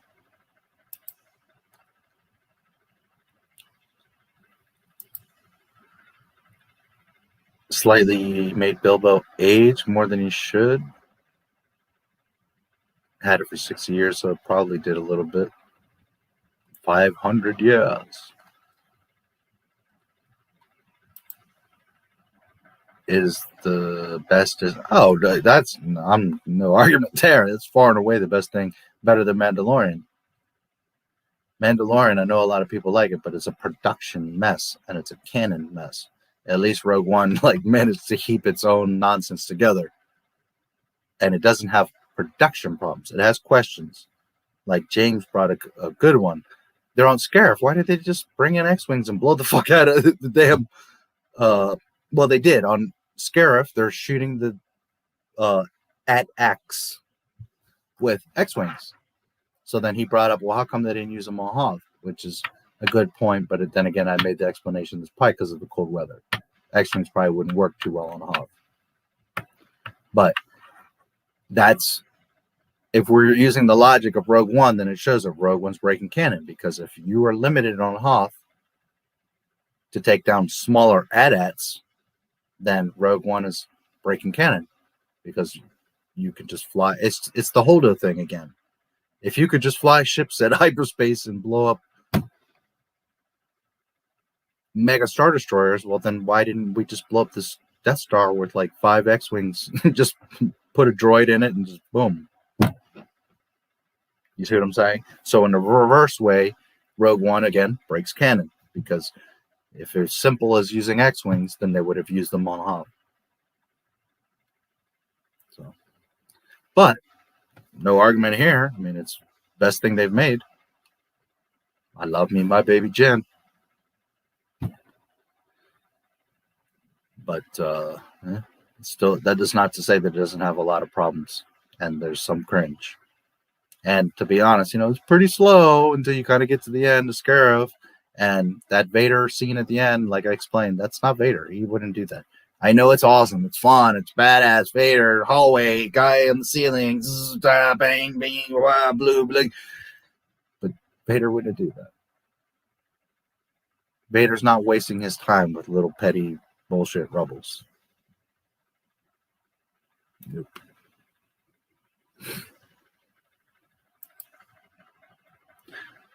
It did extend him, but unlike with Smeagol, Bilbo didn't someone for the ring, so he retained his innocence.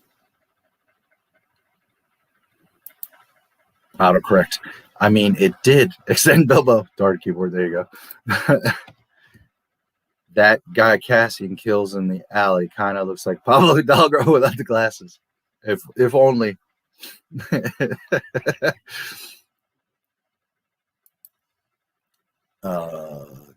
Construction AT-ATs in Rogue One, AT-ACTs, AT-X, they're much larger, and Rogue One had skinnier legs and weren't armored. They were the predecessor of the battle ready. No, they were stronger. They were heavier armored. They were to transport supplies. On the contrary, they're heavier armored. The smaller ones were heavier armaments. But as far as armor and payload, they were more. They were taller, bigger, and more armor.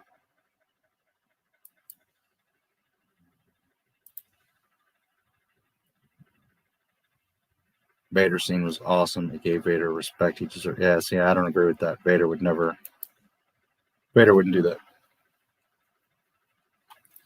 Could he? Absolutely. He could wipe the room with them, but Vader wouldn't do that.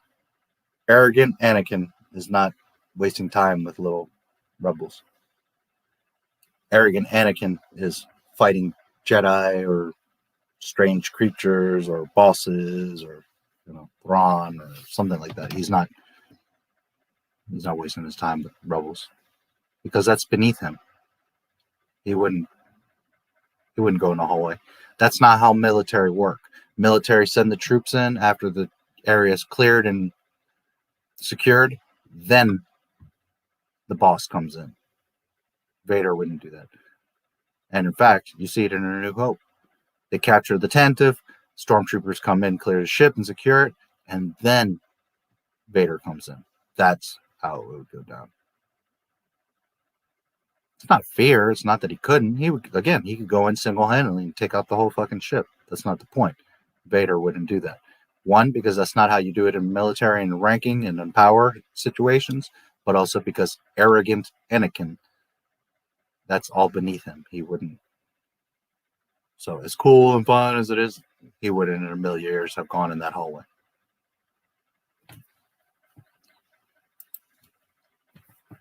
I've never played any of the Halo games. I'm a Grand Theft Auto type person.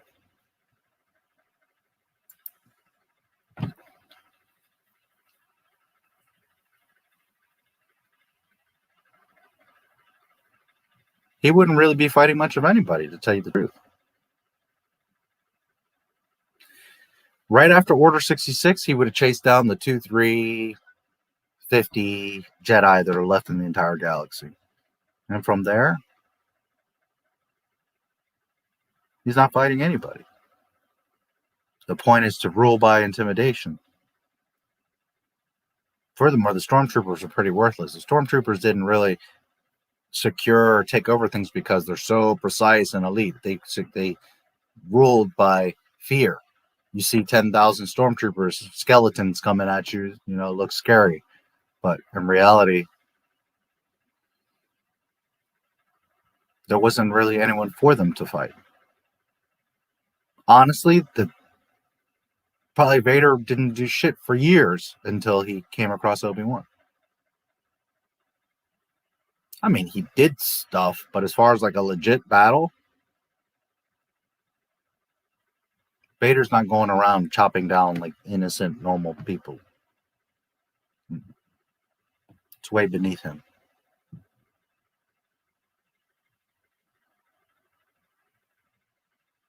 And it's not that important. They escape, and 5 minutes later, they just catch the tent of it's not.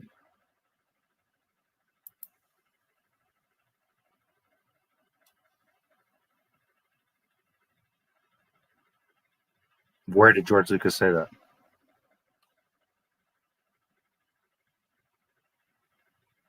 According to Disney.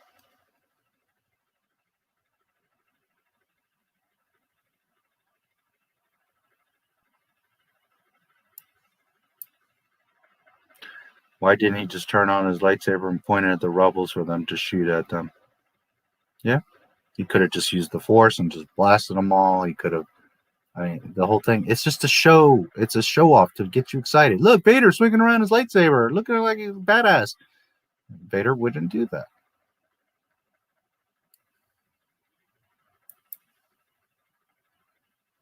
He could lead the stormtroopers and tell them to kill the rebels. Mm-hmm. No, he doesn't. Absolutely not. Absolutely not.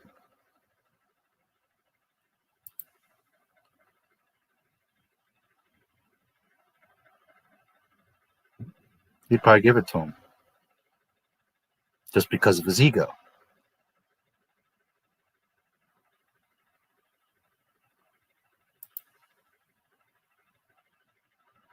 Yeah.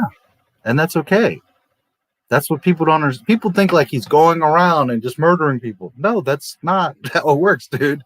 He's got the Death Star. He's with Palpatine on the Death Star. They're ruling the galaxy. They have what they want. They don't have to. Same thing with Palpatine. You think Palpatine's going around shocking rebels and like intimidate? No, dude. That's way beneath them. That's what they have 1,000, 1,000,000 stormtroopers for. Neither one of them is even being seen or running around. That's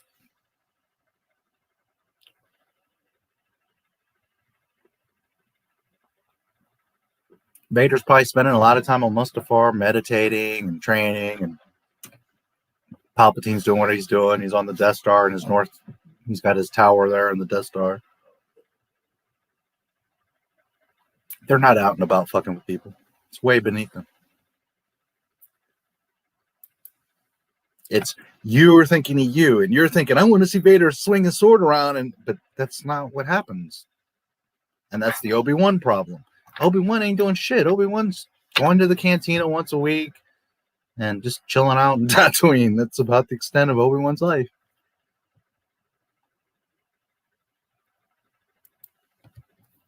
Think of Buddhist monks. They're ultimate warriors. Like, they can whoop anyone's ass. They do all kinds of... But what's the extent of their life? Eating rice and training. They barely leave the temple. They're not interacting. They're not going out and bullying people or fighting. They're just doing their own in their own little world, doing nothing. No, he doesn't. Vader has never been that way. That's Charles Soule's fan fiction. That's not Vader. He's not bloodthirsty. Vader wants control to rule the galaxy. Why does he want to rule the galaxy? 1, order, and 2, to be able to prevent Padme from dying. He's lost Padme. He has nothing to live for. There's nothing for him to even be fighting for, dude. Never was Vader bloodthirsty. He'll whoop that ass if you challenge him, but he's not out and about killing people. That's not Darth Vader. George Washington wasn't going around killing people. George Washington was sending troops to attack bases or do whatever they have to do. That's not how it works. He's not bloodthirsty. That's Disney fan fiction.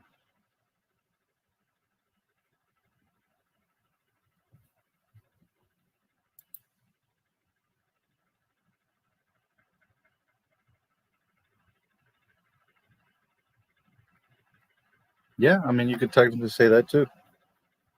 Yeah, Vader, I mean, I know, I get it. You want him to be cool and badass and going around, but that's not Darth Vader. You're misunderstanding who Darth Vader is. It's not that he's soft. It's not that it's just, he's way above that, dude. That's like you going outside and stepping on ants. Is that going to satisfy you? Is that going to do anything for you? It's like not even worth the effort of putting your sneaker on and going outside.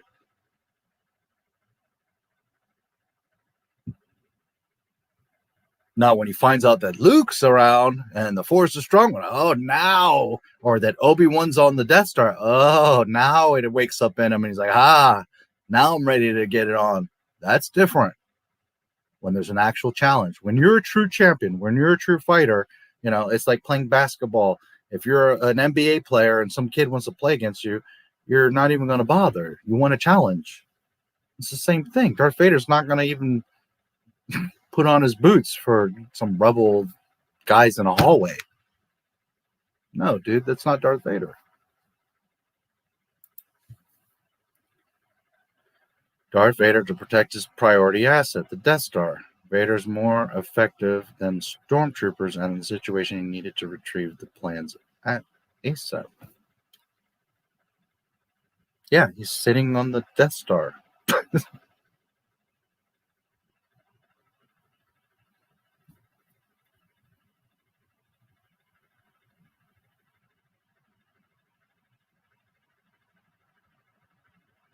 That's it. He's protecting the Death Star, dude.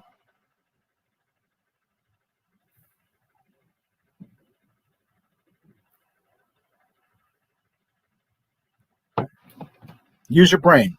The Tantive is on the Death Star. Obviously, it has a tracking device on it. They know which trajectory it goes. It escapes, it takes off, and 5 minutes later, they capture them again. So why is Vader going to lift his finger when they already have them? It's just prolonging it. It's not like he has to go searching the galaxy to find them or that the Death Star's under attack. He's just chilling.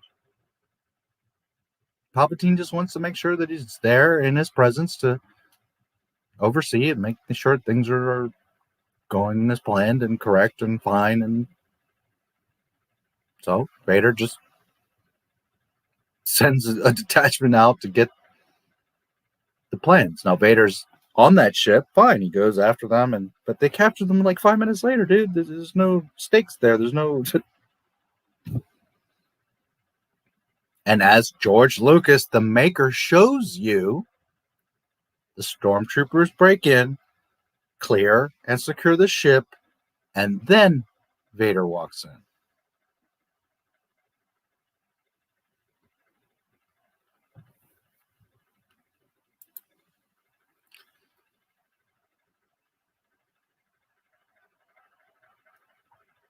I see Darth Vader giving a kid an autograph before he goes through that hallway and chops down a bunch of rebels.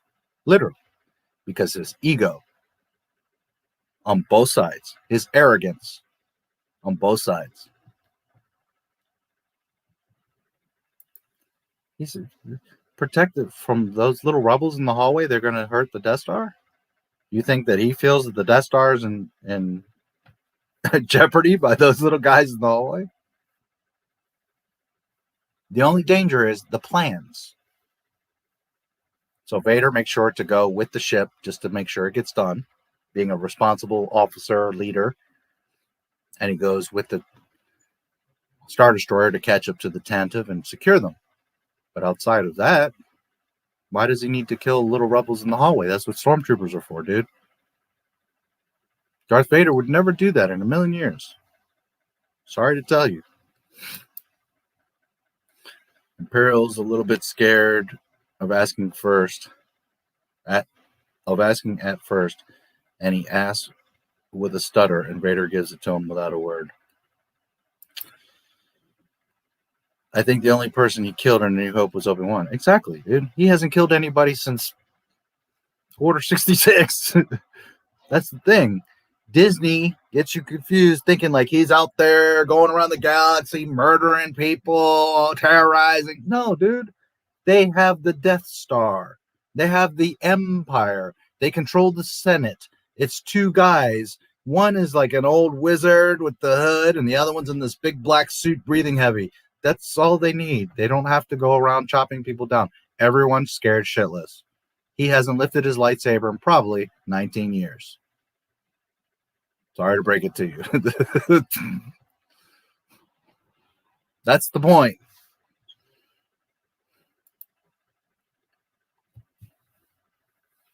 No, he didn't. Absolutely not. No, he was not. They already attacked the base. What are you talking about? He's up in a Star Destroyer when there's AT-ATs taking down the shield, securing the base. Snowtroopers go in. They're already going around. Not to mention in the deleted scenes, they're all over the base. And then Vader comes in. Go back and watch the movie, dude. No. And not to mention, when he comes in, is he swinging his lightsaber and killing people? No. There's snowtroopers all around him, securing the area. Sorry to break it to you, but Darth Vader hasn't lifted his lightsaber in like 19 years. It is what it is. And it's not been him being lazy or tired, or it's beneath him. There's no reason for him to do that. He's only going to fight someone that is serious threat that's going to match him, that's going to give him a challenge. Otherwise,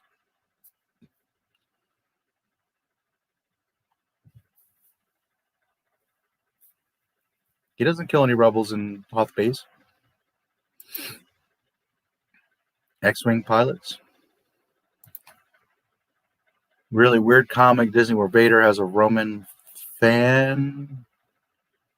She has fantasies of living with Vader and loving him. Then she sees his true face and she's almost like having an orgasm. She died. Really? I didn't know that.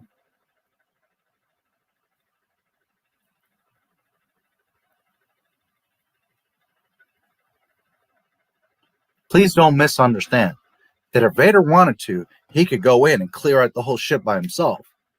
I'm not diminishing him. I'm not saying that he can't, or that if he had the proper motivation, that he wouldn't. But understand that the way that military, hierarchy, the Empire, all of that works, plus Anakin's arrogance. He's not even grabbing his, never mind turning it up for some little rebel guys.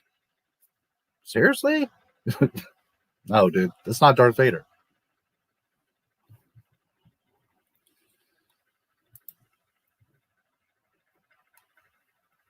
Vader comic on drugs.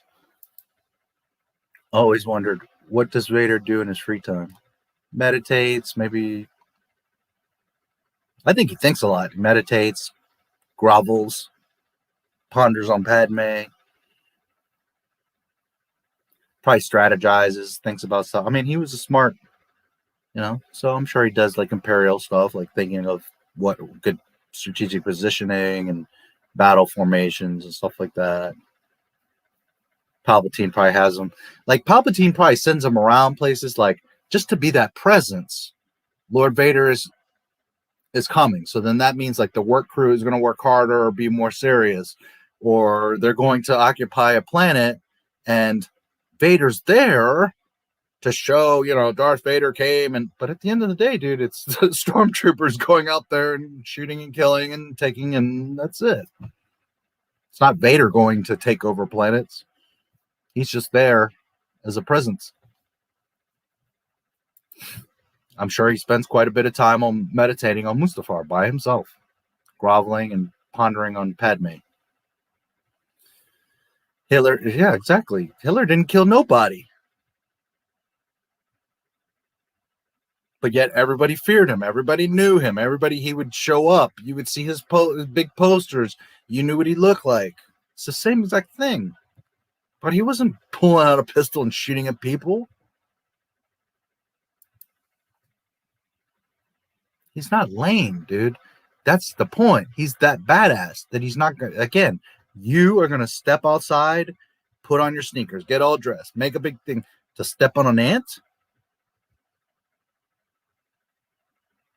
You need to change your mind. You're so big and badass that you're not even going to get up off the couch to step on an ant. Especially when you can sit from a distance with a magnifying glass and just, you understand?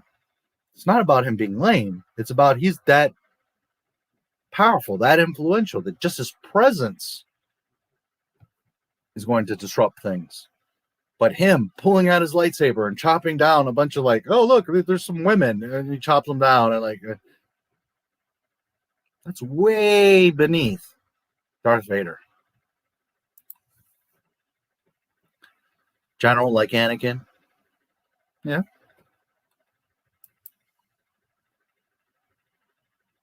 I'm sure he does. He probably has some little holograms. Medal on his free time. There you go.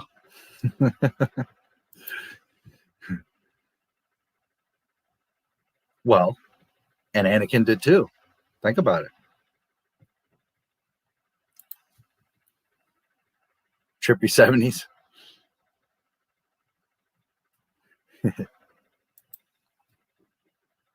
Imperial March. There you go. That's what he's listening to. Jamming out to. I'm not trying to disillusion you, and please don't take it the wrong way. I'm not diminishing Darth Vader. He, again, can wipe the room. But that's the reason why he doesn't. Because he knows, and you know, and everyone in the room knows that he can wipe the room. That in itself, Darth Vader wouldn't do that. Go ahead, little stormtroopers. Do your job.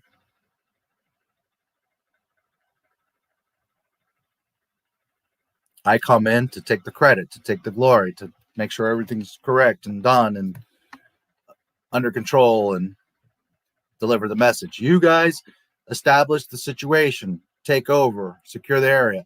I come in and, you're now occupied. You're under the occupation of the Empire, blah, blah, blah. I'm leaving a detachment.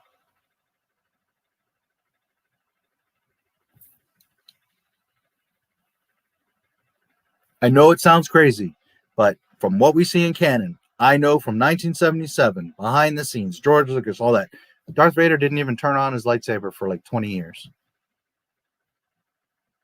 I know it sounds crazy, but it is what it is, guys. He's not out here doing all that. Maybe in Mustafar, he's practicing a little bit, just making sure it works. But as far as him, in battle, taking out his lightsaber, he hasn't pulled out his lightsaber until he sees Obi-Wan on the Death Star. Since, maybe a little bit, a year or two after Order 66 at best. I'll give you, okay, there's 5 Jedi stragglers. He ends up hunting them down and gets them. But outside of that, dude, that's it. You see the deleted scene in Clone Wars where Anakin saw a billboard of Padme? I don't recall that. Oh, the cartoon? No, it's on the side of a ship. She's very sexy, like the old school. They would have the girls on the side of planes. Filoni changed it.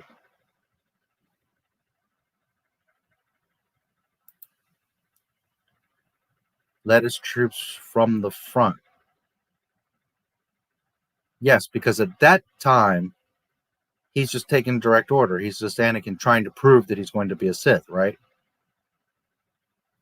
He just bowed, became a Sith, was named Darth Vader, so now he's trying to impress and follow orders. So he just goes in. But once he's established, he's Vader, he's the commander there with Palpatine on the Death Star and understands the whole thing, and that's it. Plus, who did Anakin go and kill? Was he running around the streets of Coruscant chopping down people? Did he go after Dexter Jetsetter? No, dude. He went to the Jedi Temple and killed Jedi and younglings. Now, granted, he goes to Mustafar, but that's one little special mission because it's particular to take out the leaders of the Separatists. That's like, I could see that. That's okay. A very specific, because those are highly influential, powerful people, and it totally changes the balance of the CIS and the trade and all that. That's different. That's a very specific, important event because those are all the leaders, the banking clan, the Nemoidians, all that. That's different. But as far as just going out there and cutting up little normal people, no, dude. Not to mention the connection to Mustafar. That becomes his home. That's where he gets fucked up. That's where he later builds his castle. So that's different. But remember, when he sends him out, where does he go? To the Jedi Temple to kill Jedi, not people in the streets of Coruscant.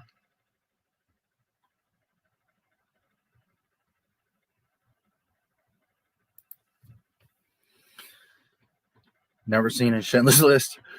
He never showed up to any concentration camps, pulling out a gun and shooting. Yeah, no, because, and that goes for any military, any leadership. They're not the ones. Brave leaders like Vader or George Washington are there on the line with their troops. But they're not the ones shooting. They're not the ones fighting. They're just there, you understand, giving orders. They're close to the battle. I'm not saying that Vader wasn't like anywhere near battles. I'm sure he went to different planets and was doing stuff and overseeing.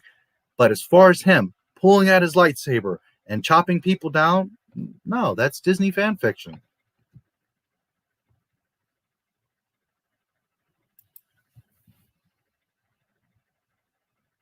Yes, but they need to eliminate all the Jedi.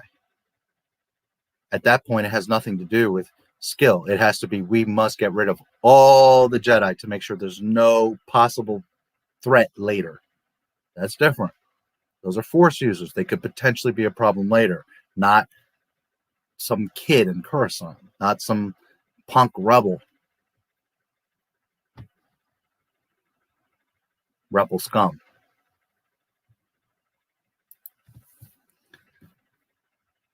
But they are a way to prove his loyalty to the Sith. Yes. Yeah, I think it's pretty awesome. It would have been nice to have seen more of it in Sith. I like Baby Annie. I don't mind that we see him and all that. But I do understand that a lot of people would have liked him seeing him older and fucking people up and more in the Clone Wars. And then we could have also seen him as Vader before he even goes into the suit, but also even if he is in the suit, like chasing down the last Jedi and building his castle. It would have been neat if George did a little bit of that. But at the end of the day, obviously it wasn't that important. He doesn't spend that much time on Mustafar in his castle because George would have shown us that. You understand? That's like us wanting that. But at the end of the day, if it was important, Lucas would have put it in there. He didn't because it's not that significant. To us, it seems like it, but no, not in the story.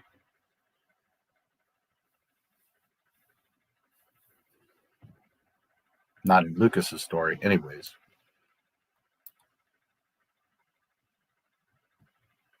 I, as much as anybody, would have loved to see Vader swiping down and chopping down people, but that's not Darth Vader. People have a wrong impression of who he is. Not many people know that Vader did not fight Luke in a hard mood. He was testing him on episode 5. Right. Then on episode 6, he was conflicted. We only see his hard mode cutting Luke's hand or avoiding Han shots. Yes. And really, he doesn't do that until after, remember, Luke catches him in the arm and he's like, "Arr!" Then Vader's like, oh, okay, well, I guess I got to take this serious and now go a little bit harder. Because really, it's not that he's just playing around, but he's kind of, taking it easy. Because if Vader really wanted to go full rage on Bespin, he would have finished Luke. Just to be honest. Maybe Luke escapes, but he would have finished Luke. In Jedi, that's different. Luke's a different level, much more experienced, much more wise, much more trained. That's a little bit different. But in Bespin, Vader could have fucked his day up. So.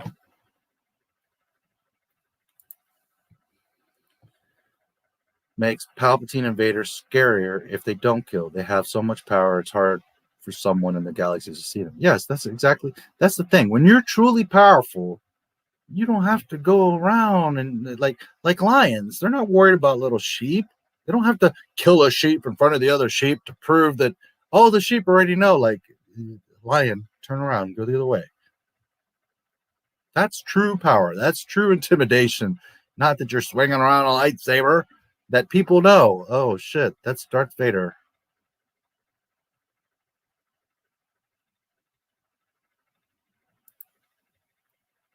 Could have killed the younglings while Anakin takes care of the real ones. Yes, but it's a true test and testament that Anakin's gone all the way. Like, that's it. I mean, to the point where he's killing the younglings to make sure there's not a single survivor. There's a point to that. It's the intensity of even the little kids, because remember, it echoes from earlier, I killed all of them. They're animals, even the women and the children. Okay, so it's to show you the severity of his fall and his turn, to show you not just how hard he's fallen, but the fact that he's making sure there's no possibility to the point of taking down every last kid. And by the way, did you notice that while there was clones and there was a lot going on and they were shooting the temple, that Anakin was going through and killing a lot of them? It wasn't like Anakin was like, okay, go guys. Like, he full out is trying to prove to Palpatine his devotion. So he's going and killing as many Jedi as possible, including the younglings. Stormtroopers for the Empire were drafted in or signed up. George Lucas has said it. A lot of them would just be stragglers. They're just loose militia. They're not like what people thought. They're not this trained, organized army. That's not stormtroopers. True stormtroopers are just loose militia. They would pick up all over the place. Some would sign up. Some would get. There's no draft, but they would. Most of them would want to join the Empire because they believed that was the right way. That they could have a better life. And George Lucas said this, that they're just loose militia. That's why they miss all the time. Not because it's goofy or because plot armor. It's because they're not that trained. They're just loose militia guys in helmets that can barely see. So they're missing all the time. They're not that organized. They're not that trained. The point of the stormtroopers is, one, their suits are based on a skeleton. So when you see them, they're intimidating. But also, when you see 1,000 stormtroopers coming, you're like, oh, but in reality, one-on-one or even as a group, they can't hit a fucking barn. I mean, sure, they're going to kill some people, but in general, it's not that they're truly that skilled or scary. It's the thought. It's the intimidation of seeing 1,000 skeletons coming at you. That's where they would rule, is by intimidation.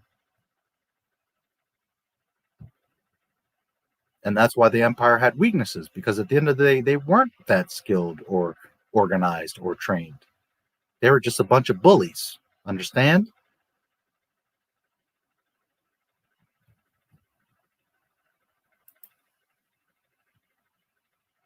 Full Rage Vader defeated Luke in like 3 seconds. Yeah.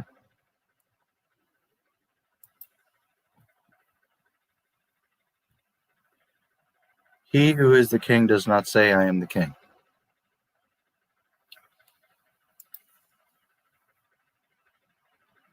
Well, but this is the same, he's known. In fact, Palpatine, he's known because he took over the Senate and all that. But after so much time, he's hiding back. He's chilling. The person that the face knows, the face of the Empire, the enforcer, the intimidator, is Vader. Palpatine would have been in the back, fade out. He would have been, you know, whereas Vader would have been always fading in.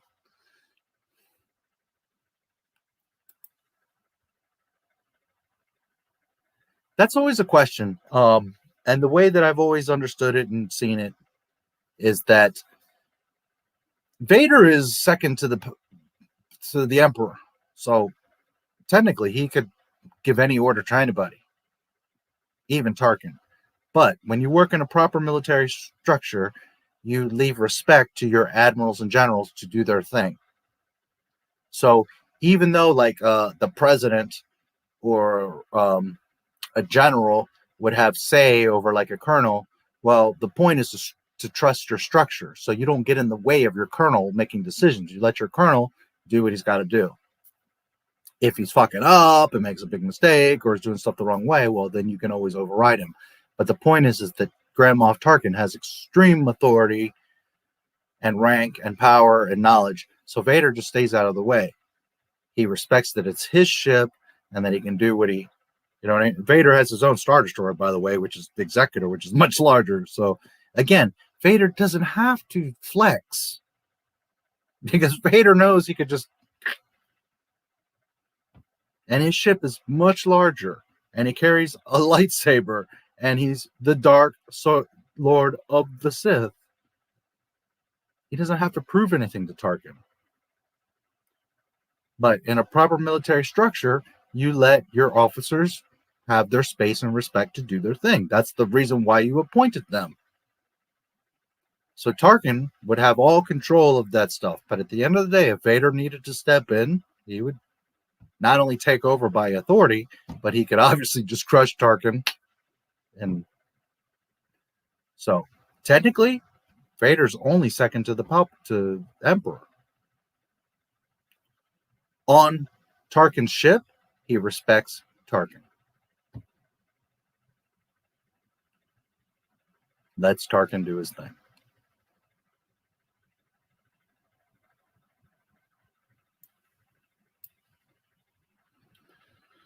Just me, or is it insulting that SJWs claim to be fighting Nazis when people died fighting around Nazis? No, it's not just you. Yes. Roger Rogers. You could have some arguments there because Roger Rogers don't have to eat. They don't have to think. They just keep coming. They just keep going, right? A Roger loses an arm. Well, it could potentially just keep going. A stormtrooper loses an arm. He's going to be like, ah, you know.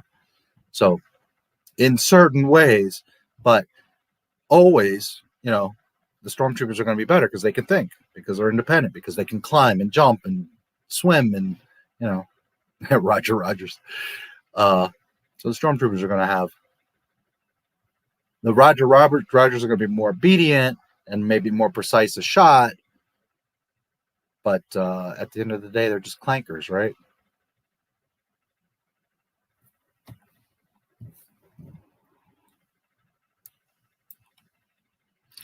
Found an image of a burial that showed an image of some stormtroopers who died when the Death Star was destroyed, and Vader had his hand on it. It was so sad. Where was that? This is something I've always wondered. Did the Empire know Palps and Vader were Sith?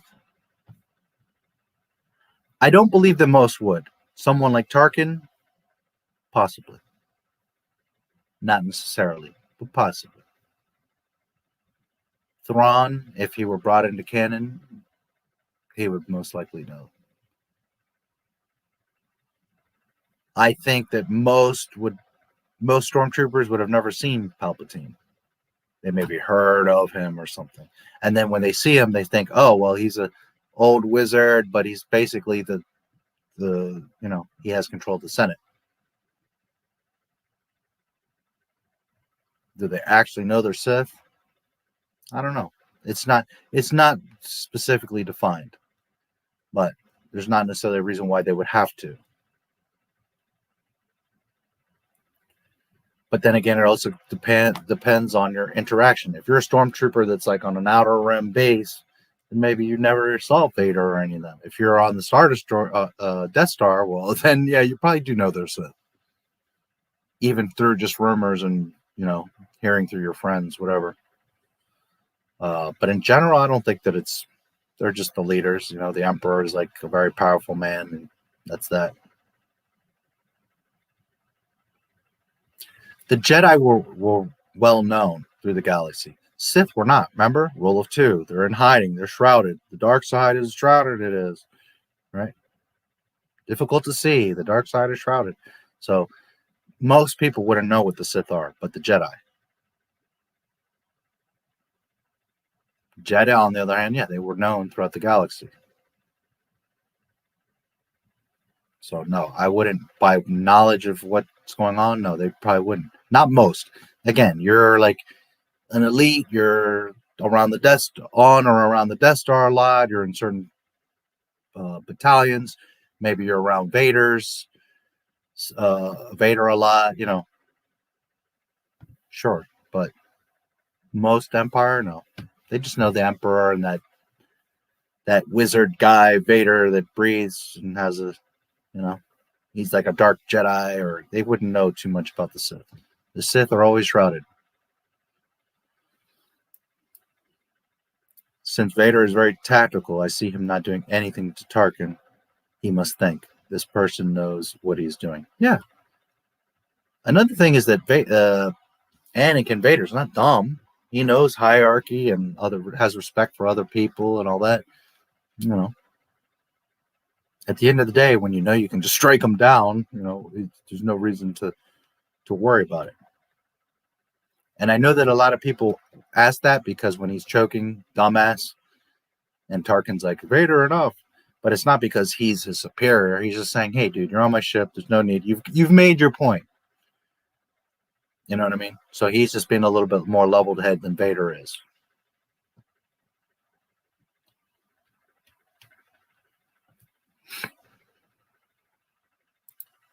Clankus.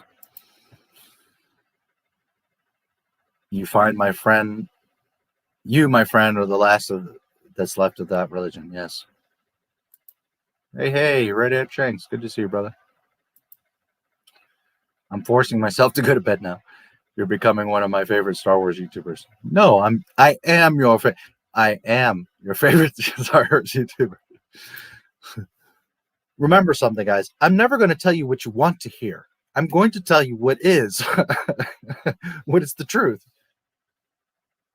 Sometimes you might come on here and you're going to get pissed off or sad or whatever. But tomorrow you're going to say, man, I love that dude. Because he really tells me what's what. Always I'm going to be that way. Never going to tell you what you want to hear. Grandma Tarkin was one of the most loyal members of the Empire until he destroyed the archives in Rogue One. Yeah, you destroy the archives to kill one person. What the hell is wrong with you? Yeah, that's another weird thing. Like, he just said, fuck it. Take Krennic out. Which I'm sure Vader and them wouldn't be too happy about. But then again, you know, they probably trust in him that if he did it is because in a way it's a safeguard, right? They destroy the archives now. The rebels can't get to it, right? You can't risk uploading anything. So it is pretty silly. But yes, it is March. Indeed.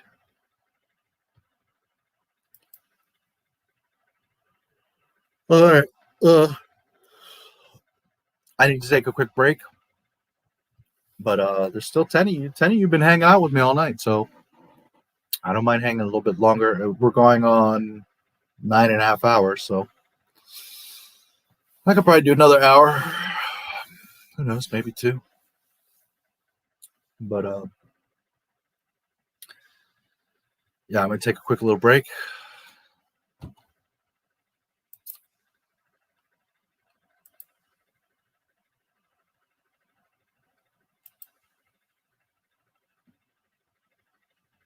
Poor Tanner, all these years he was thinking like Vader's going around the galaxy and chopping people down.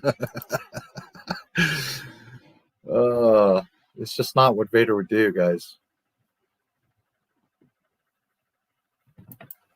And again, that's Disney insulting you. Disney playing off of, well, I'm sure we know that that's their nostalgia. They're going to want to see Vader just chopping things down because that's what they're going to think he was doing.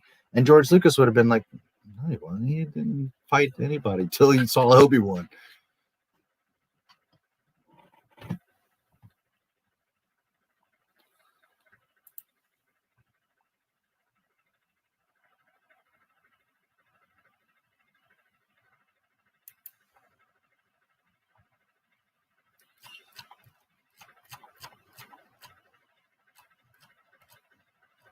What can I put on for you guys?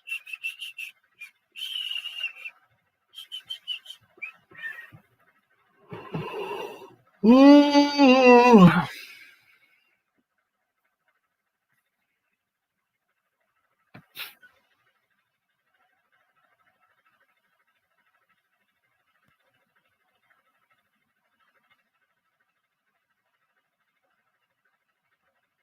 I don't think I've shown you guys the polls video, did I? All right, look at the Star Wars polls. Back when I still had some faith in Ahsoka.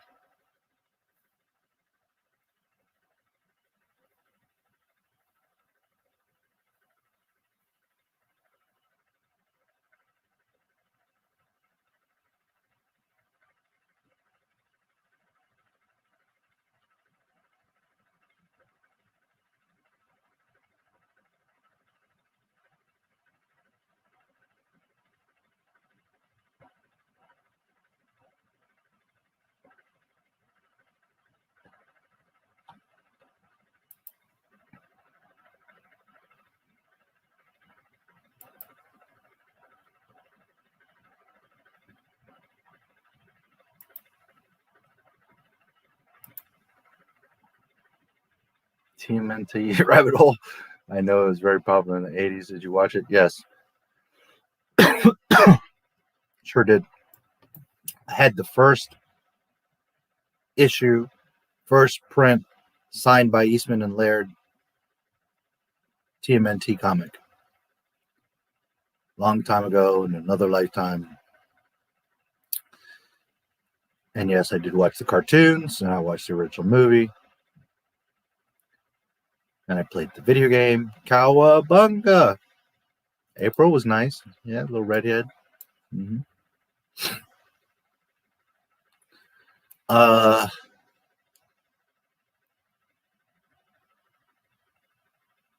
Do you guys want Star Wars polls, or do you want Disney being dumbasses? Which one would you rather see?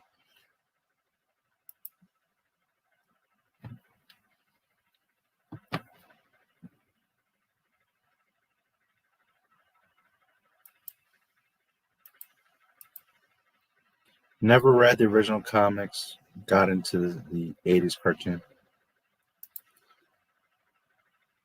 Best and hottest. She was nice. Well, we got a split here. Star Wars polls, and can I get a tiebreaker? Polls. Okay, there you go. Polls. No worries. We'll do the other one another time or later or something. All right. So, where did you go?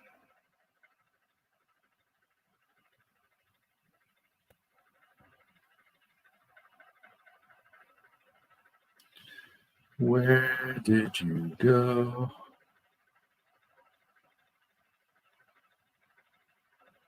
Hmm? There we go. I really need to make a new thumbnail for that one. Man,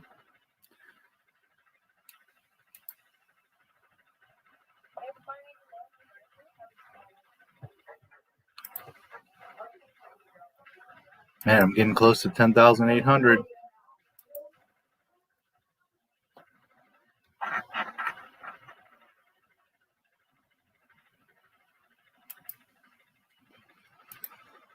Okay.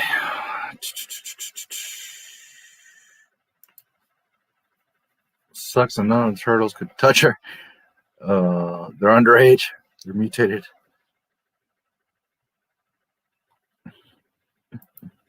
I love democracy.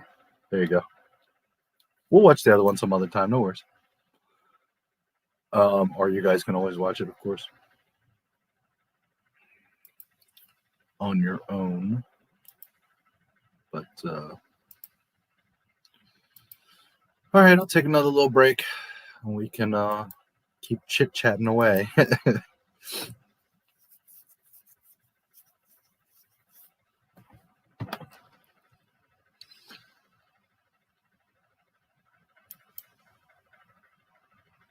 Star Wars polls. My answers and observations.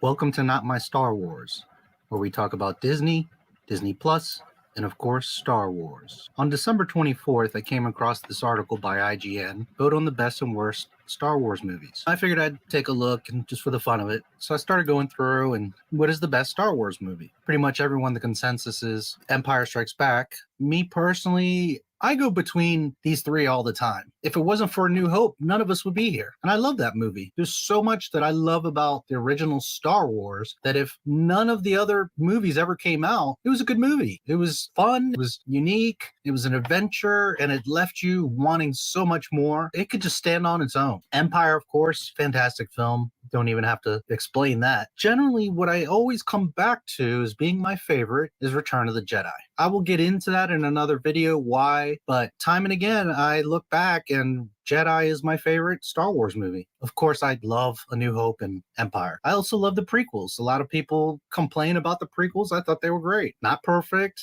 not the best movies ever made, but they all fit in the story. They were very well made. The effects were groundbreaking. They were a lot of fun to me. I love the prequels, and particularly Clones. I would say that Sith is probably the best of the three, but I constantly see people say Clones is the worst and Phantom Menace is above it. I disagree. I would say Sith, then Clones, then Phantom Menace. Again, that's my opinion. I love Attack of the Clones. The point here is that I selected Return of the Jedi. As you can see, Empire wins, always does. But what I thought was interesting is if you look here amongst the 9 movies, well, also the 11 movies, let's say, as everyone agrees, Solo was just a total train wreck. Rogue One, I like very much. I was kind of surprised that it got rated so well, because I know so many people go on about The Last Jedi. I mean, I agree, this is definitely the best of the Disney movies. I was also very surprised that Force Awakens got so low, even under Rise, which Rise is just a convoluted mess. A lot of people defend The Last Jedi. I don't know how, but they do. But I just thought it was kind of interesting seeing these numbers, especially amongst the Disney trilogy. This I didn't bother answering because I really don't like any of them, so I'm not even going to waste my time. And then this is interesting too. What is the worst Star Wars movie? Again, everybody seems to hate Clones. I don't know why, but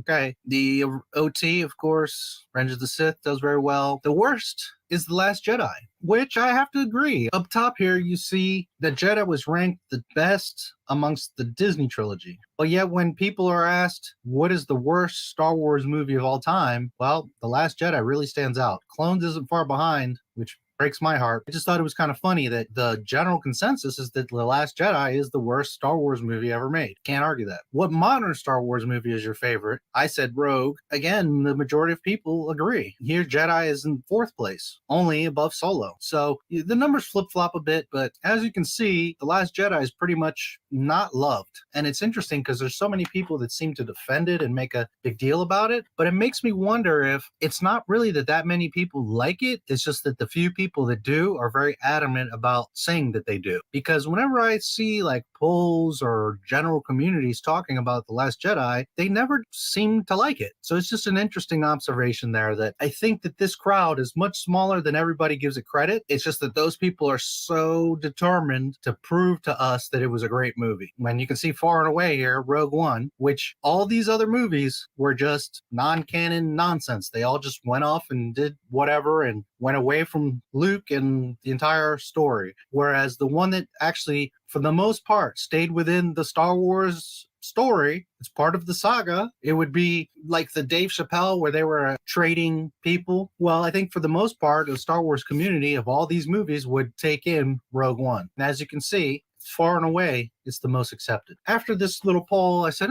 where else can I look? And naturally, there's 1,000 Star Wars polls, especially over the years. But where's the quote-unquote official place where you would see Star Wars polls? Well, naturally, StarWars.com. I picked out some of them that I thought would be interesting for you guys, and I found interesting anyways for myself. Have you ever tried to move something with the Force? I'm pretty sure most people have tried this, even normies.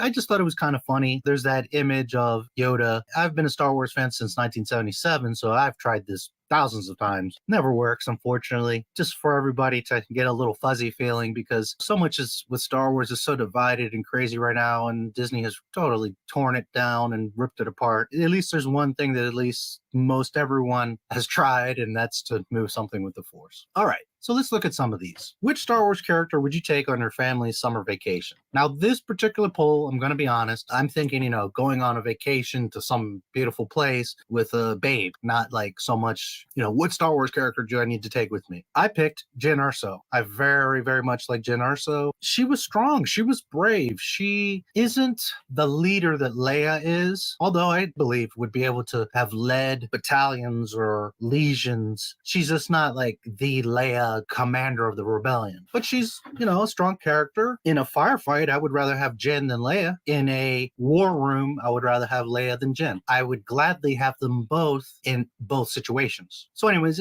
this was a little bit me just kind of personally having fun. I really like Jyn and the actress Felicity, so I chose Jyn Erso. And as a man going on vacation, who am I going to want to take? Well, Jyn. Of course, Leia. Of course, Padme. I just like Jyn. I think she's my favorite female Star Wars character, really. Naturally, Chewbacca, a lot of people would like to take along. I kind of thought about it from a practical sense. Let's say you're going to, I don't know, Miami or Belize or something, and you're on vacation. Well, if you had, I don't know, Darth Vader or Chewbacca with you, how would you even get through customs? Everybody's going to be looking at you crooked. You wouldn't be able to enjoy yourself because everyone would be asking questions. Even if you don't know who Chewbacca is, everybody would be like, who is this big walking carpet that is with you? The police, everybody would be looking at you crazy. Would you really enjoy your vacation? As a Star Wars fan, just suspending reality and having fun, who would you want to have? My choice actually would have been R2-D2, which he does okay, 9. I love R2, always have. I think he's awesome. Also, because from a practical standpoint, as far as like who's going to be able to do the most for you and or with you on vacation? Well, R2, he can serve you drinks, he can open doors, he can do hologram projections. I mean, there's so many things that R2 can do that it would just be a great sidekick to have him on vacation, because he would just, he could hack ATMs, he could do all kinds of stupid stuff. So not that I'm encouraging you to hack ATMs, just saying. The other obvious option would be Yoda. Yoda is one of the greatest Jedi of all time. He could do all kinds of stuff for you on vacation. And that goes back to the problem of everybody's going to be looking at you with this little green frog. So how much are you going to enjoy your vacation? The main thing here I wanted to show you guys, and I thought was really strange, is you've got Rey. I'm shocked that she's one of the highest rated, but okay, whatever. I don't think she's a very good actress, and Rey is just really one of the worst Star Wars characters of all time. What did shock me is Rose Tico for several reasons. And I want to be clear. I have nothing against Asian women, and I have nothing against Kelly Marie Tran. She is not my particular cup of tea, but she's cute. I don't think she's all that. A lot of people are like, oh my God, she was in a dress at the premiere. So what? I don't think she's really all that, but she's cute. I'm not saying that she's on a track, and I have absolutely nothing wrong with her personally, or that she's Asian, or that she's Vietnamese. Not at all. What did jump out to me is that, first of all, she's one of the most underdeveloped and just dumbest characters in all of Star Wars. Literally, people like Jar Jar better than Rose Tico. She weighs lately I'm hearing people saying, well, she was a mechanic. No, she wasn't. She was a maintenance worker. She was a glorified janitor. So what would she even do? What was even the point of having her on vacation? If you're into little Asian women, nothing wrong with that. And there's a ton of guys out here that would be. Okay, by all means. But I just thought that it was odd that such a contrast of not just woman, but character, someone that's so insignificant compared to Miss Mary Sue, is tied, that people want to take Rose on vacation with them. I don't know how realistic that is. That's a problem with polls, is sometimes you're not, like I picked Jyn Erso. Is that really being objective? Not really. That was just me being a guy. So that's the problem with polls sometimes. I think these are sympathy clicks. Like people were like, oh, Rose got done so bad. I would take her on vacation. I want to give her a big hug. But do you really, honestly, do you really want annoying Rose Tico, who crashed Finn's ship and almost killed him, who could have maybe saved the rebellion right then? The one that shocked him and kept him from going to help Rey? The one that raped him and kissed him on screen? This is who you want to take on vacation? I just don't think it's a realistic vote. It's just a sympathy vote. Whatever the case, maybe some people love her, whatever. Out of all these characters, it struck me very strange that you would rather have Rose Tico with you than Obi-Wan Kenobi or Luke or, I mean, Wicket. Who wouldn't want Wicket? He's so cute. I would think if people were being honest, they would want Baby Yoda or Wicket with them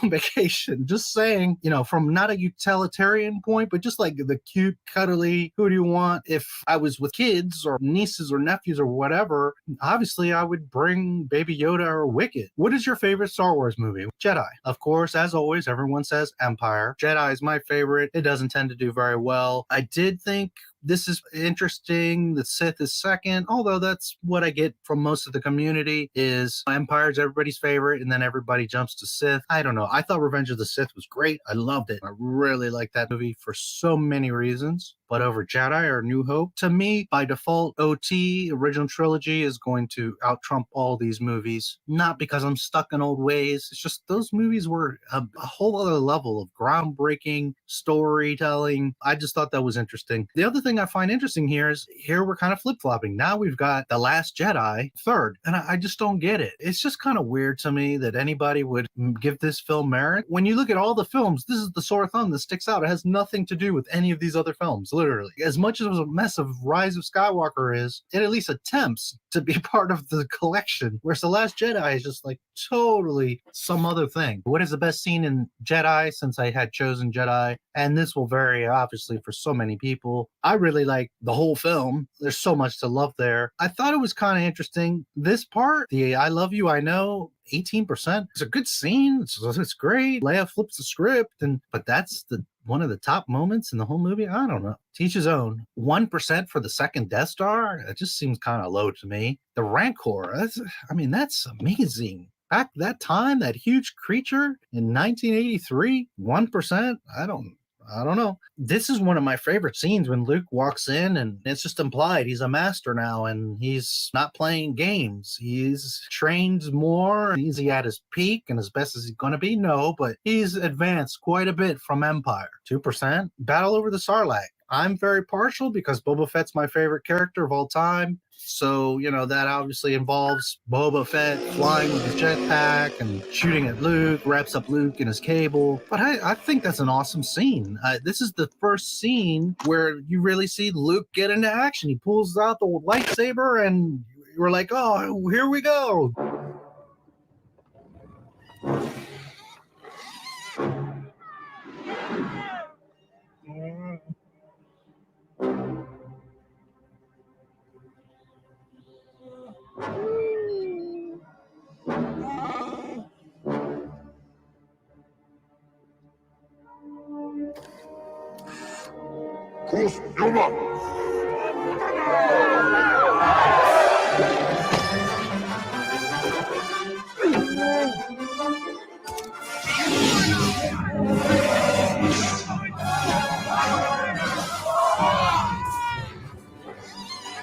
We finally get to see Jedi Master Luke. I just would have thought that would be way up there, and I don't know. Everybody's 4%. Wow. Vader's redemption. Okay, yeah, very important. Awesome moment, no doubt. I love it as well, but 18, I was kind of shocked that these two are the highest rated. They're just narrative. There's not really any action or anything going on. They're great scenes. I love them. I just was a little bit shocked. The celebration, I do love the Ewoks dancing and singing. I do love that scene. I'm all for that scene, but 10% over a lot of this other stuff. I think that this conversation between Luke and Leia is more powerful than this. It's a Trap. I mean, come on. How many memes and references to It's a Trap have there been? And it's that low? The Ewoks versus the Empire. Cara Dune needs to watch this movie and get some lessons because teddy bears take out ATSTs left and right. The Golden God, 3PO floating around. That was a huge scene. In 1983, he's floating around in that chair. That was a big deal. My personal favorite is, and I love all of these scenes. I really love this movie. But my personal, I think, at the end of the day, has to be at the end when Luke just goes full. I think that the whole Force Unleashed toy series, which turned into a video game later and all that, my Vader, and some people say that he's turning to the dark side. He was over being bullied and he knew that he had to strike down Vader. He didn't try to kill him and he didn't want to kill him. He could have killed Vader. He cuts off his arm and he could have just ended him right there. But he turned off his lightsaber, which showed he was very much under control. It was just he had at it. And for Luke to just pound on Darth Vader in that scene, it just shows that he had ascended to another level as a Jedi. And I remember I was so blown away. Finally, I knew from the first moment I saw Luke in the original Star Wars that he was going to be important, he was going to be special, he was going to be the hero. Did I know what was going to happen with laser swords and all this other stuff? No, of course not. And at that time, I thought it was just the first movie, obviously, but that he was going to turn into something very special. And to finally, towards the end of the Jedi, see him just go off. And they don't show it, but I would assume the Emperor is watching this like, one, like, wow, holy shit. And two, this face like, oh yeah, I got somebody even better than Vader now. Now, is Luke better than Vader? I don't know. That's a whole argument. Anakin is the chosen one. He always was. He always will be. But you have to also remember that Anakin was reckless, which got him his legs cut off, which got him barbecued, and he became a machine. So if Anakin would have been patient, yeah, he would have been much greater, but he wasn't. So that's why I can say that, at least in this moment, Luke is a much greater Jedi or Force user than Vader at that point, just under those circumstances. So anyways, that's my personal favorite moment. Which lightsaber is your favorite? Me personally, I always liked Luke's green lightsaber. Not only did I like the color of it, I liked the fact that it was different because everybody else had blue or red. So for one, it just stood out like it's Luke's, and that gave it some importance. Second, he constructed his own lightsaber. That was very significant. A lot of people seem to not know or forget that to genuinely become the Jedi Master, two things have to happen. You have to... All right. So as you can see, I always had a thing for Baby Jen. And that reminds me, because I was thinking live action, and it didn't occur to me when Talon was brought up, but if we're talking any Star Wars female, Mara Jade. Not even close.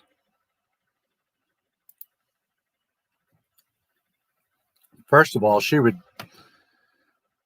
crush Leia, Padme, Jin. She would mop the floor with them. And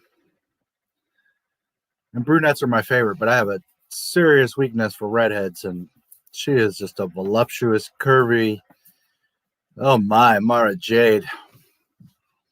So if we're going all out, EU, everything, Mara Jade.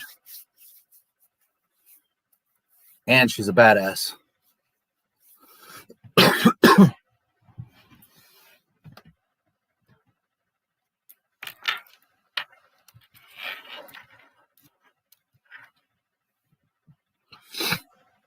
Let's see what you guys are talking about.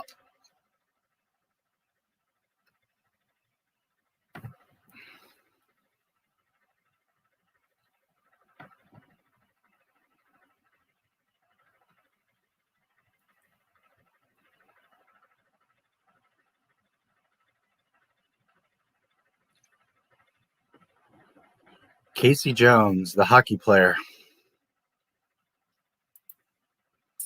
If anyone here is a fan of TMNT, I recently rediscovered my love for that world. You should check the comic, The Last Ronin. Best thing about it is that the original creator is still involved in it.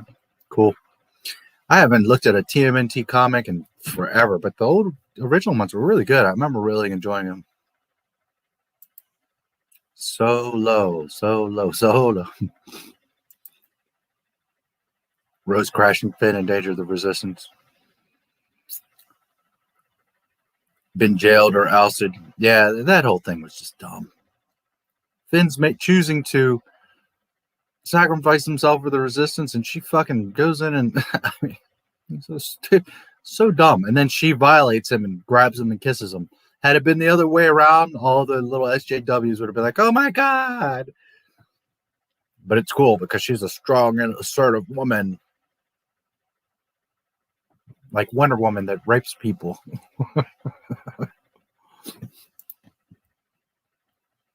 Ula, yeah, I mentioned her earlier. Ula's nice.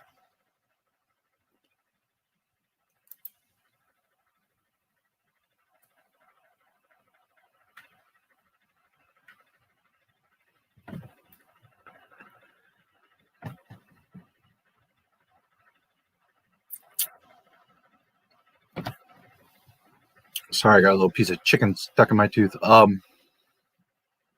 They went extinct because there was only 2 left. And usually only one dies, the master or the apprentice. But George even says it in the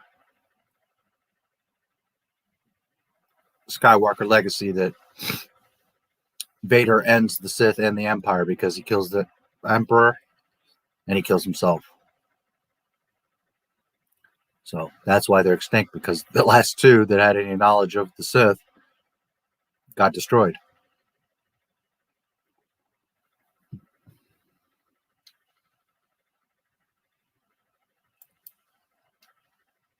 There would be other dark side or bad people, Force users in the galaxy, and over time there would be more. But as far as the religion of the Sith, it was destroyed right then and there because the 2 true Sith were killed.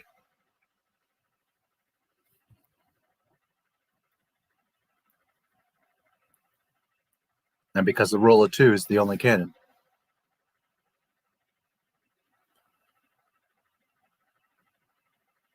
Conscious during his time, I don't know.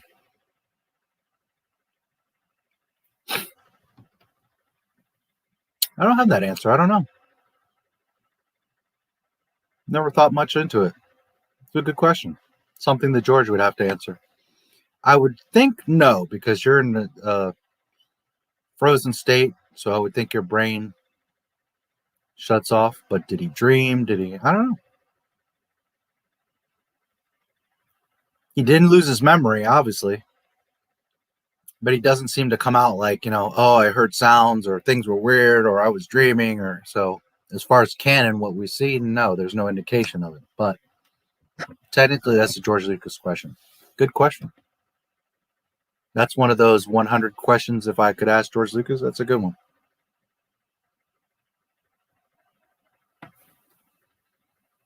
But I would say no, because from what we've seen and understand, no.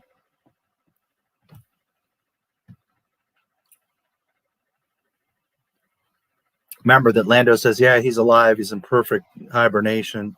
So if you're hibernated, your brain and everything presumably would be too.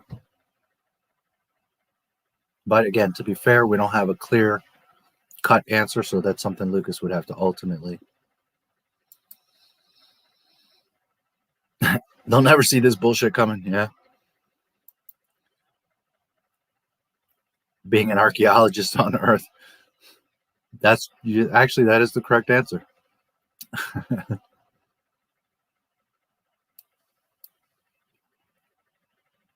Ooh-la. One thing I would retcon is her death. Jabba just puts her in a cell and she's meant to be executed with Luke, Han, and Chewie, but she's saved by them during the escape.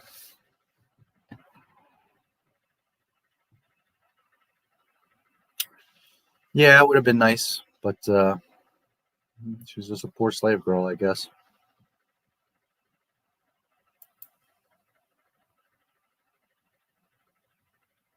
$1,000. The Sith going extinct before the Phantom Menace? Well, don't you know the story? They killed each other. And that's why the Rule of 2 came.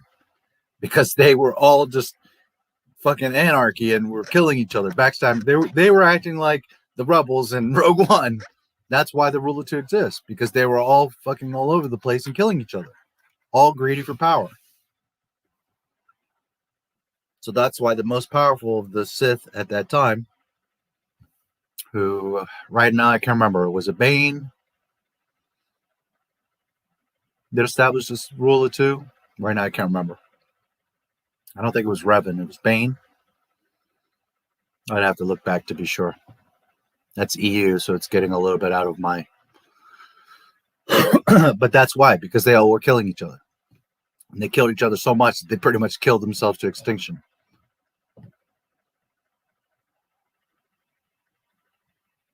And that's literally why the rule of two came about. If that's what you meant. And I think that's exactly what you meant. And there's your answer. More like a carpenter. From Millennium. Bane, yeah.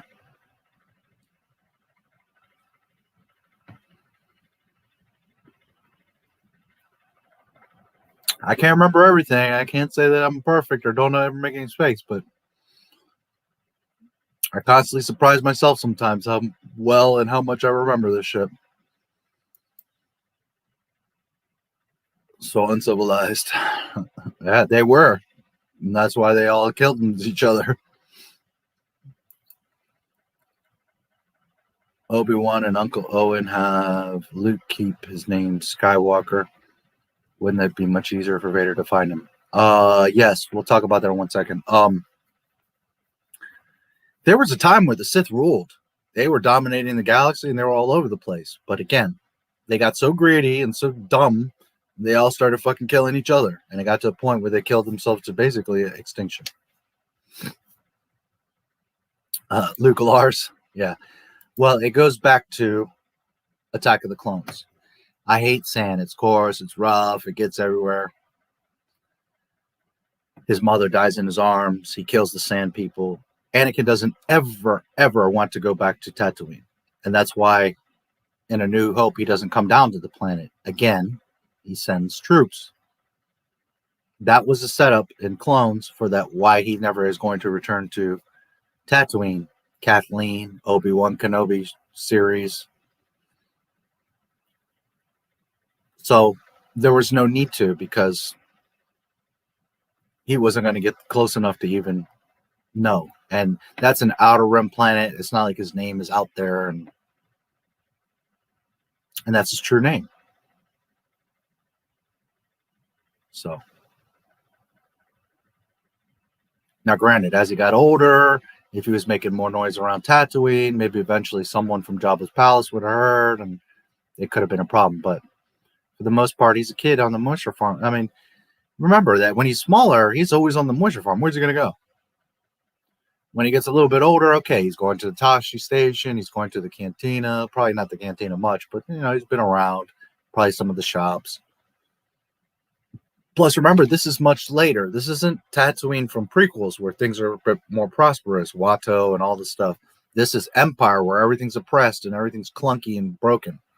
So Tatooine would have been a pretty desolate place at that point. And Anakin is not going to go to Tatooine. That was the point. So it wasn't a problem. And it's not like Luke was going around saying, hey, I'm Luke Skywalker, the son of Anakin, you know.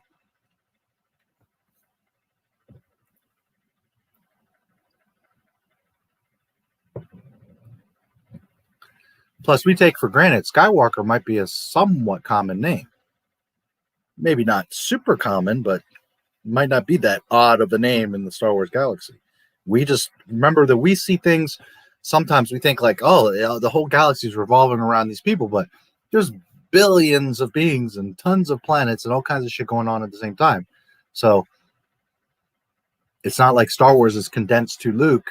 It's what we're focused on and what we see, and the most important part of him saving the galaxy. But there's all kinds of people and beings and life and situations going on all over. So it's not impossible there's other Skywalkers around. Right? It's not Smith, but it's also maybe not such an obscure name. I'm trying to remember if Luke's ever referenced that. But I almost want to say that he said it's not that uncommon of a name. Don't quote me on that. I'd have to double check and look it up and find where he said that. But I want to say that he did say it's not that uncommon of a name.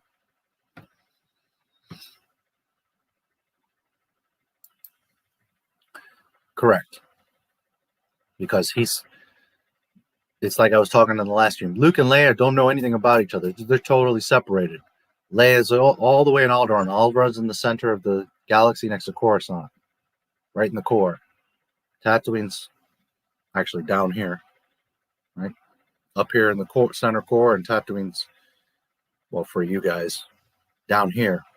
Right next to Geonosis. Naboo is right over here. So Tatooine's way down here in the outer rim.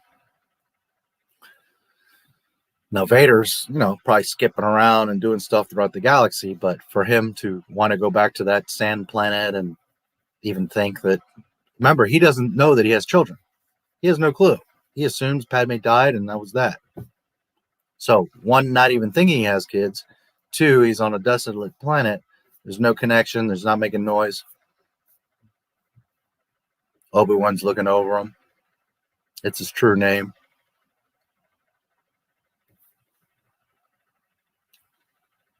Now, if Vader had any indication that he had a child, then yeah, he probably would have sniffed around and said, where would he be? Coruscant, Naboo, Tatooine. Those would be my first three guesses.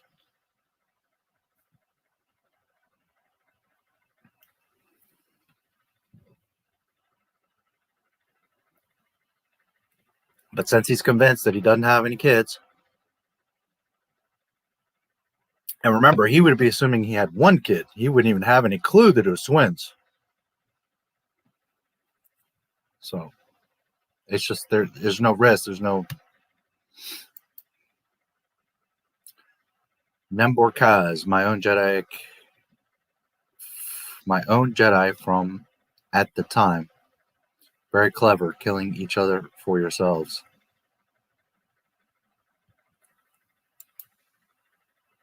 Republic and Jedi pushed the Sith back to Korriban.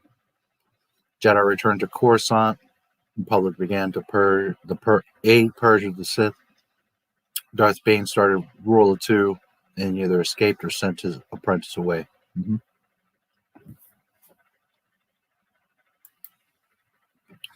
Did Arthur Pendragon still go by his last name even as he was raised by his adopted family in the far country beyond Camelot? There you go.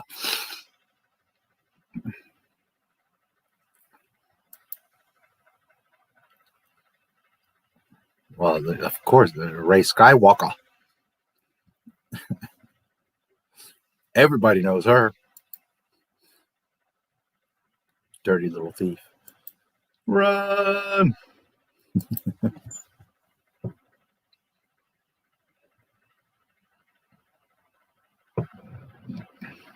Stop holding my hand. Yes. She's so crap.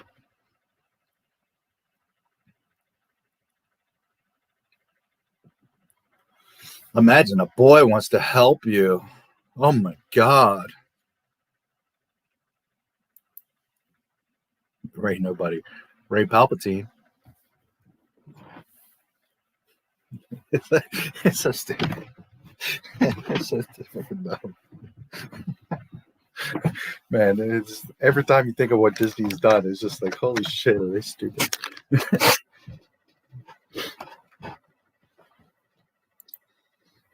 I'm about to end this Sith Matters career. Yeah. That's the thing. They all are at each other's necks. So that's why they had to do the Rule of Two, because it got out of control.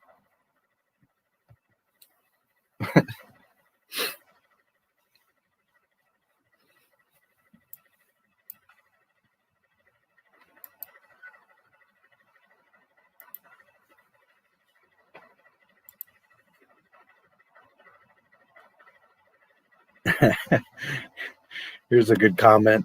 You're radicalized. What is that on? Where is that comment? Oh, on my latest poll of Disney's February. If you guys haven't seen that in the community tab, you'll love it. You're radicalized. So radical, because I show you the truth of what happened to Disney in February. I'm such an extremist. I'm such a hater.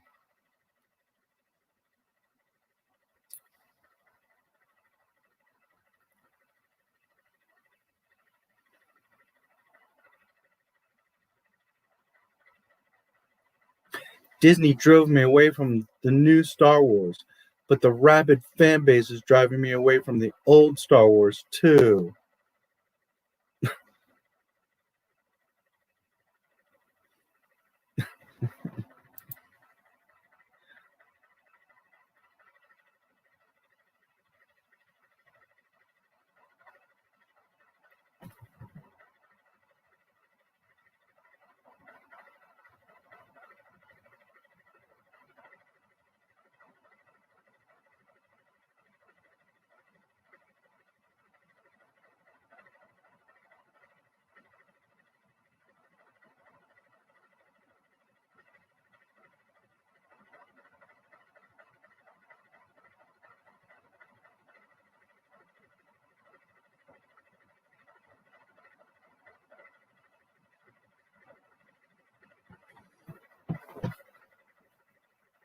They don't actually like Star Wars on this channel.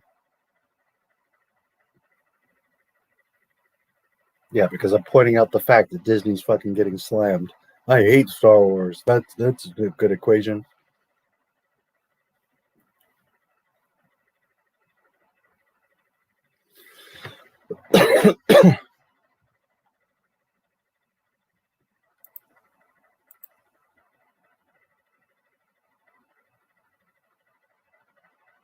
God, dude, give it a rest. Have you thought about getting a job? Maybe some friends?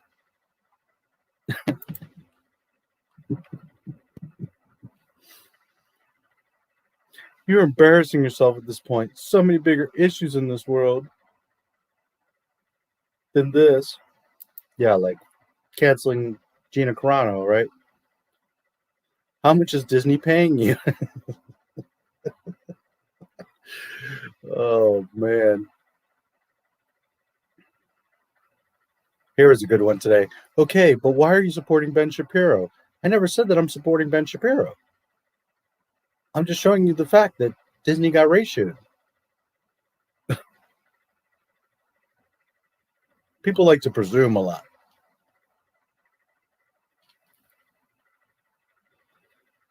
LMAO, calm down. Yeah, it sucks she was fired, but you guys are blowing this way out of proportion.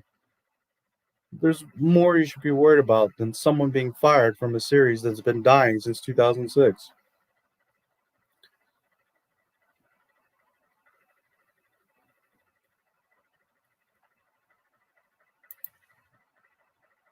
I just, some people just don't get it.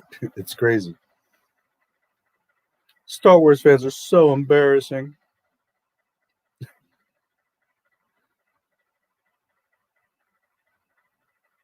And then you got, lol, Trump lost. What does Trump losing or winning have to do with anything that Gina Carano, or for that matter, I didn't even mention Gina. Well, I showed that she got fired and then what happened as a result. But what does Disney getting ratioed have to do with Trump? And here's my favorite type of comment. Nobody cares. But yet you came to the post, looked at it, commented on it because you don't care.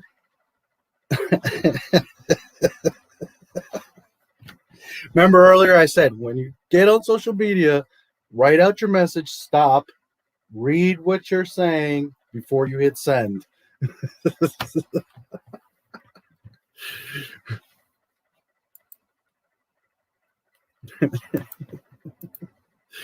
Oh, man.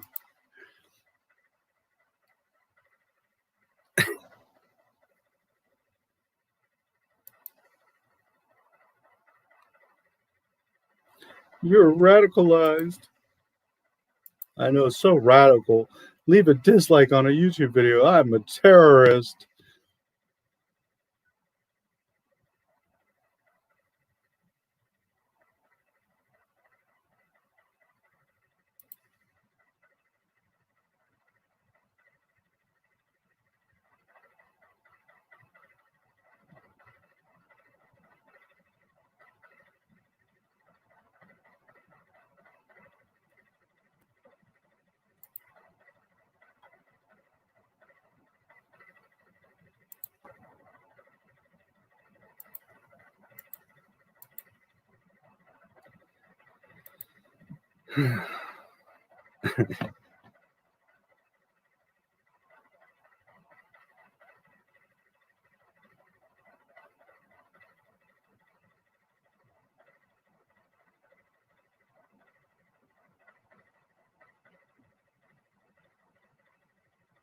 Everyone dismissing the last in a long line of discriminatory behavior because she's hot.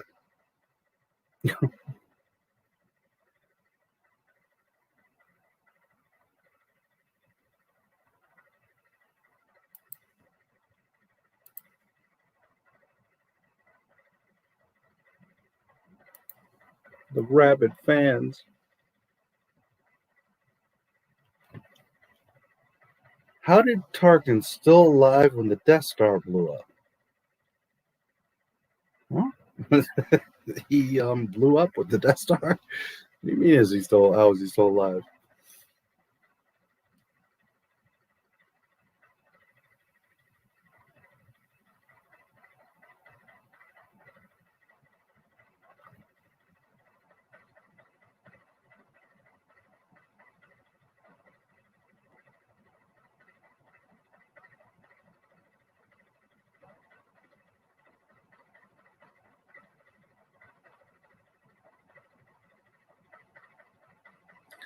Yeah, it's so funny how people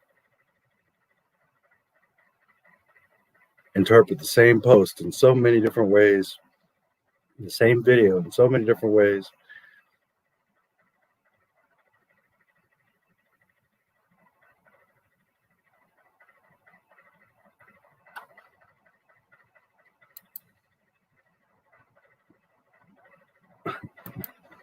Most of it's pretty humorous. I don't know. I think some of these people think they're like going to hurt my feelings, and I'm going to be like, oh my God, you're right. I'm going to delete my channel. It's hilarious. And some people say that this trash channel is still here. You haven't deleted your channel. Okay, dude, you said so. So I'm just going to, delete 11,000 subscribers and give up because, you don't know how to read.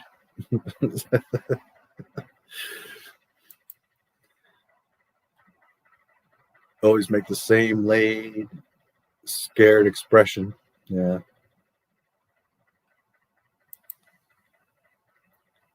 Finn is a monster. How dare you be born with a penis? Ray who? THX sound kicks in. At the end of Trust. Didn't watch the movie. What happens to R2? He's like under a tarp for 3 movies. They finally get BB-8 back so that he can put up the map. And the map is missing a piece. Then R2 magically is like, oh, I'll wake up now.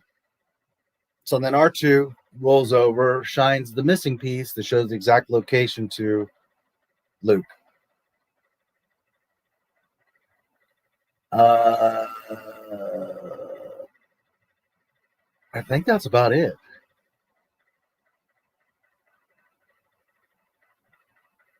Right now, I can't remember any other. Does he go in the X-Wing with Rey?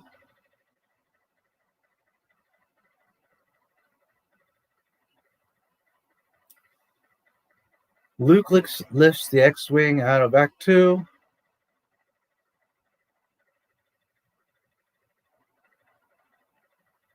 Okay, I don't know if you know this part, so here's some more Disney logic. Luke's X-Wing is underwater on the island of Acto. You see it in The Last Jedi. Rey arrives in the islands, walking around. She looks. You can barely see it, but you can see the X-Wing in the water. Okay. It's underwater for like maybe 30 years. Like literally, like Luke had gone, exiled, and left it there. So it's underwater for like decades. Waterlogged, rusted out, engines flooded. Luke actually takes a piece of the wing off, and it's the front door on his hut.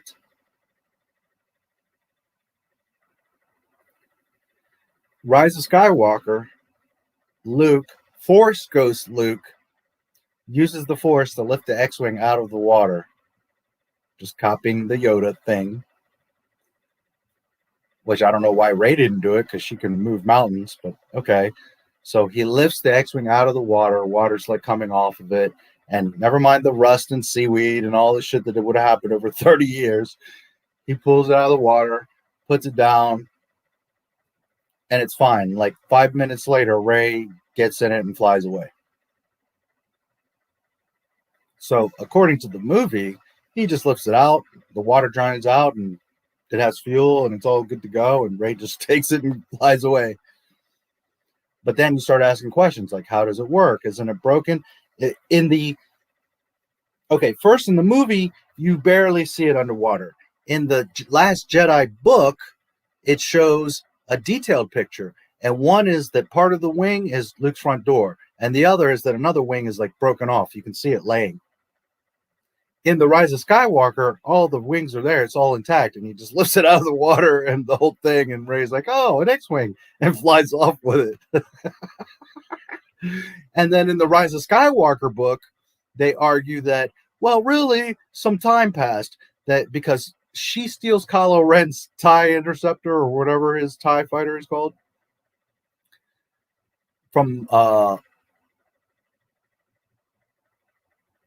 what is that damn moon? Ben Kerr or I don't remember. The other moon, the other Endor moon, where they use the Sith knife and the Death Star wreckage. And okay, so she fights Kylo, fucks Kylo up, she kills him, then she force heals him and brings him back to life like immediately. Well, she doesn't kill him, but she puts his lightsaber through him. He's pretty much fucked. Then she just literally turns right around and force heals him. Okay, he's like breathing there. She runs off, steals his TIE fighter, flies from Kef Burr, I think it is, that moon to Acto.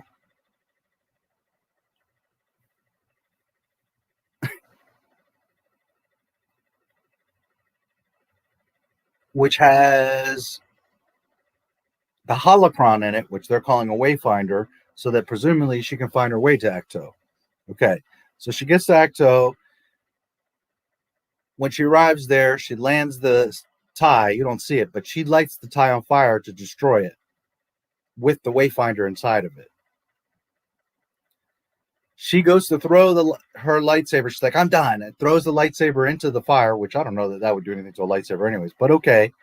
Clone Wars, Dave Filoni wouldn't handle lightsaber maybe, but she throws her lightsaber into the fire with the burning TIE fighter. Force Ghost Luke appears and catches a ghost, catches the lightsaber, and then says, a Jedi would never throw away his weapon or some shit like that, right? And smirks. So he catches the lightsaber. They talk, flim flam, blah, blah, blah. I don't know what to do. I'm done. No, can't give up, Rey. You have everything you need. Here's a lightsaber. And by the way, the wayfinder to get to Exegol is inside of Kylo Ren's ship. How do you not know this? Especially since you just used a wayfinder, but actually, she didn't use the wayfinder to get to Acto. She just knows because they flew to Acto in the past in the Falcon. So I guess she just, memorized the route and knows how to get there. So, but she, all-powerful Rey, doesn't know that the damn wayfinder's in the X-Wing. So they get the wayfinder that's in the, or not X-Wing, in the TIE, in Kylo's TIE, and the lightsaber, and she's got everything she needs. So then she's going to use that wayfinder to get to Exegol, but she needs a ship. So Force Ghost Luke pulls the X-Wing that has a broken off wing and another wing that's the front door, but now he pulls it out of the water and it's all intact. Lands it, she gets in it, flies away. Goes to Exegol. Okay, so then in the book of The Rise of Skywalker, they say, well, actually, hours passed that she repaired the X-Wing because people were like, what the fuck? The wing was broken. What's going on? And then Pablo Hidalgo is like, well, what happened is that actually she was there for a few hours and she repaired it. She took parts from the burnt up, fucked up TIE fighter and used them to repair the X-Wing. X-Wings are flat, angular. TIE fighters are round, curved. Two different ship manufacturers, two totally different ship designs. But she took the burnt up, fucked up pieces from Kylo's TIE fighter and used them to repair Luke's X-Wing, which was not black piece parts or anything on the X-Wing. It just, magically faded and it's all the same. And she now repairs Luke's X-Wing, and then that's how she flies to Exegol. Once again, they have to explain and justify shit in the books. So I'm trying to remember. From there, she flies.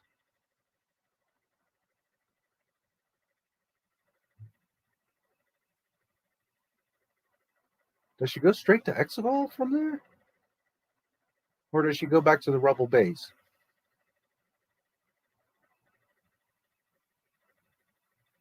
I don't remember right now.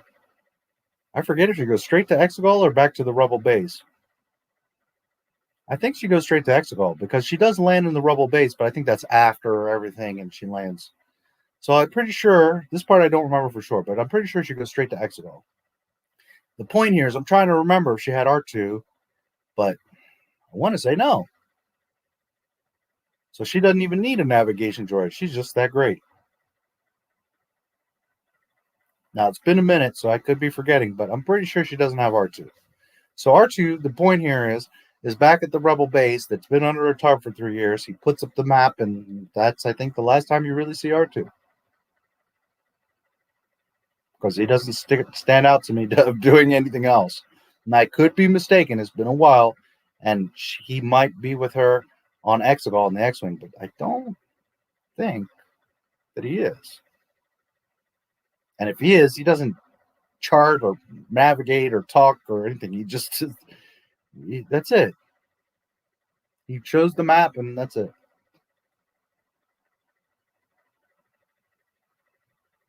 Rise of Skywalker, Disney Star Wars.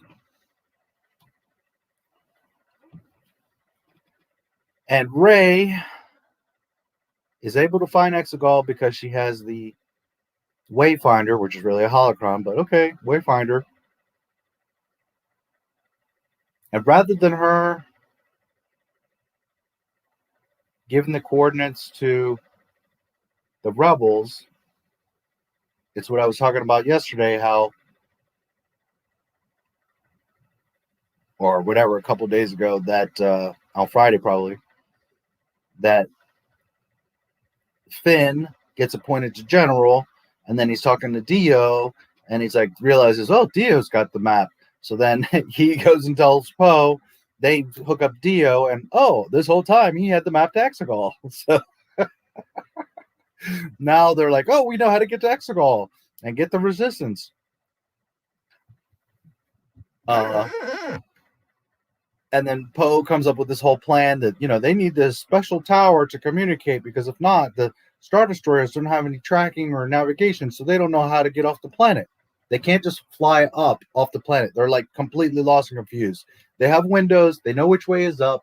They have probably compasses and stuff, but they have no idea how to go up. They can't leave the planet without this special guidance tower telling them which way is up. Literally, this is what they say. I'm not even exact. Like literally, Poe says they don't know which way is up.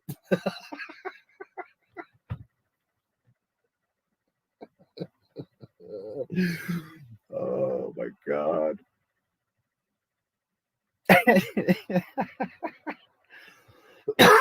So then Lando, there's like, I don't know, 100 rebels at best, or resistance at best. Not even, small camp, however many of them there are. Few X-Wings. So then Lando's like, I'll try to go get help. So he takes off.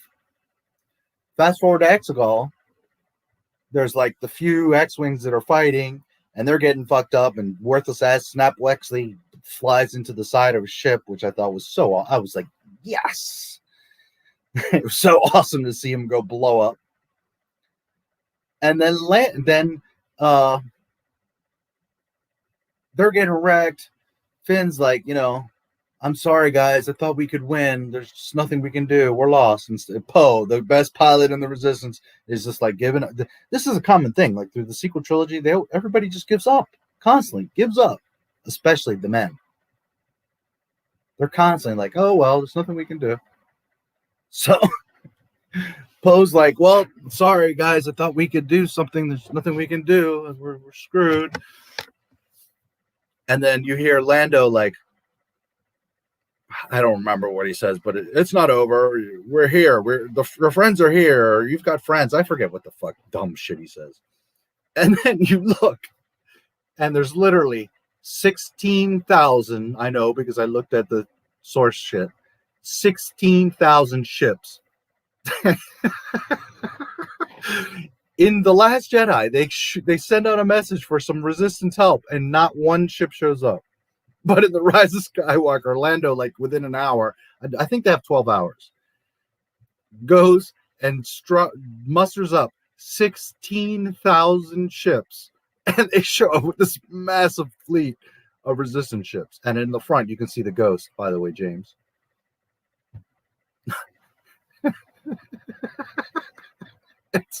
I mean, you can't make this shit up. And then Palpatine's having his whole conversation, which I had described to you before, that I'm all the Sith, and you have to strike me down, and I'll take your body. And then she does it, and then he gets the dyad thing and takes their energy, her and Ben, and then he becomes ultra strong. He like tosses Ben into the chasm, and then he starts shooting the lightning into the sky, this huge force storm, and starts shocking all the 16,000 ships. Akbar just gets blown up. Wedge goes off. I mean, they're all getting disabled and fucked up. It's so absurd. And while what I just described is not like 100% the correct order or what happened, it's like 99.8% of exactly what just happened in The Rise of Skywalker. I'm like not exaggerating. Like that's what happens.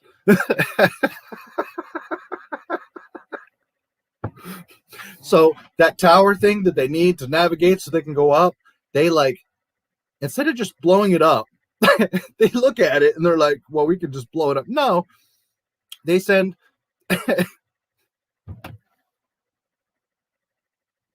nor do they send troops to the surface to take it out. They literally land on a Star Destroyer on these little shuttles. The shuttle opens and they all come out on these space horses, and they're riding the horses on the Star Destroyer. And instead of the Star Destroyer like gunning them down, or the Star Destroyer just doing this and they all fall off, okay, they're all riding the horses on the Star Destroyer. Long story short, they get to the other end. Finn with Jaina, this girl that they pick up, they do this thing and disable the tower.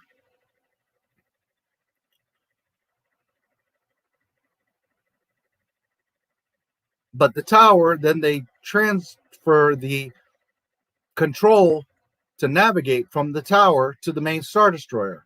That's why they get on the Star Destroyer. So they get on the Star Destroyer. I forget how the first one, the tower gets deactivated. They don't shoot it, though. Somehow it gets jammed or deactivated or some shit. So then they transfer the navigation to the Star Destroyer. So then they land on the Star Destroyer, ride the horses, get to this point, hack like a cannon. Then the cannon turns, shoots the tower on the Star Destroyer, and disables that. So then they transfer it back to the tower, which they should have just blown up in the first place. And if you could just transfer it, well, why not just transfer it to all different ships? Or why aren't these ships built in with their own navigation? They're all dependent. 5,000 Star Destroyers are all dependent on this fucking tower telling them how to go up.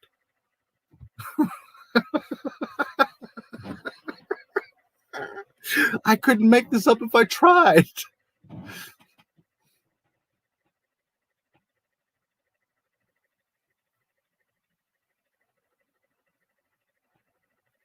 So the whole point is they go through this whole thing of riding the horses and disabling the towers and all this, for ultimately they can't get off the planet because they have no navigation to just go up.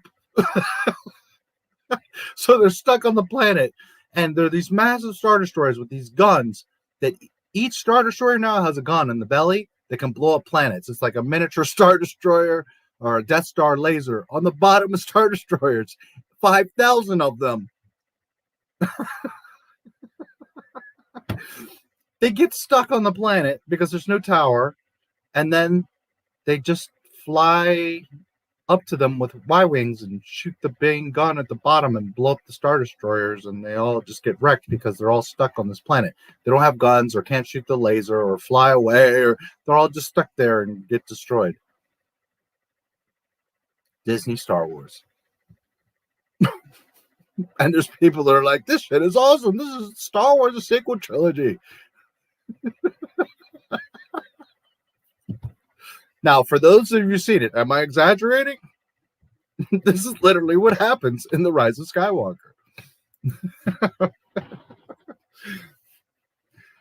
Go to different places that are filled with racist laws and try to take them down instead of countries that already have equal rights. Yeah.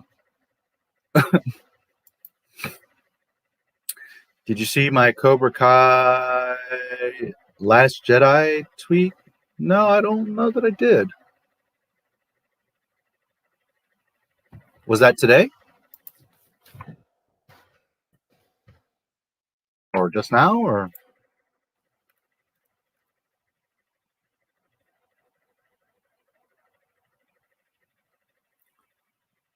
MJ1 Media. There you go. Very good.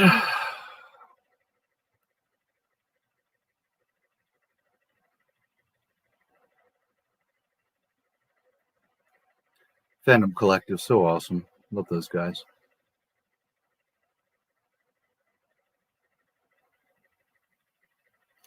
Oh, by the way, I was mentioning Mark earlier, so I had said Boba Fett Lives. Had a great time with Boba Fett, A New Hope special edition today. Thanks again, Mark. May the force be with you. Hashtag Boba Fett. And he retweeted and replied, where's his reply? There's the retweet, but where's his damn reply?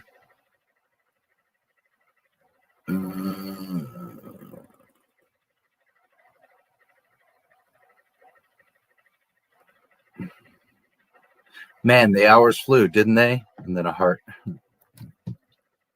That was cool. Okay, did you just tag me?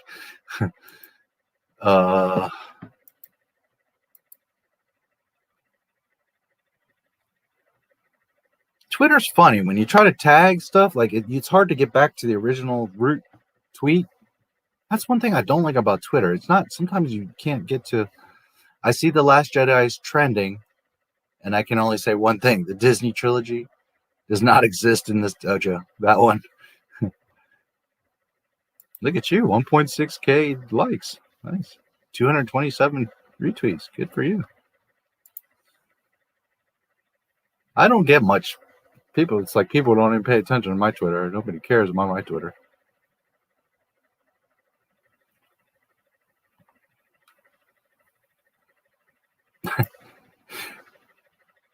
With Crease.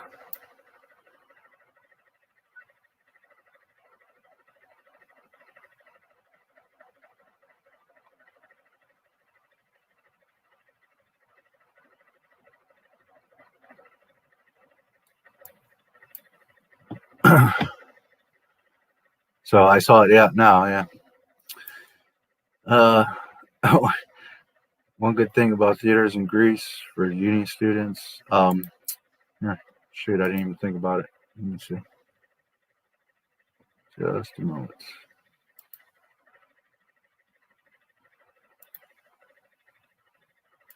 I'll give you a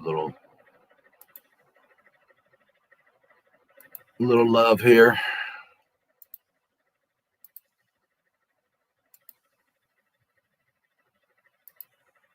There you go.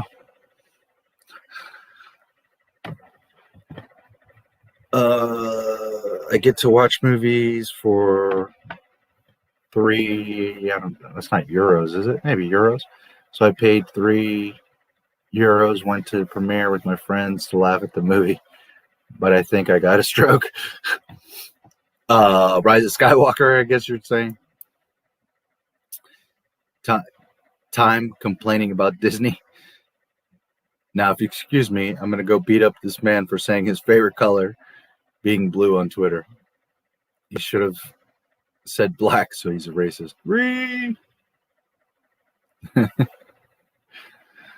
Oh, man.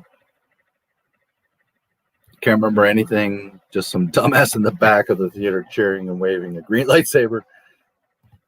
Yeah, it's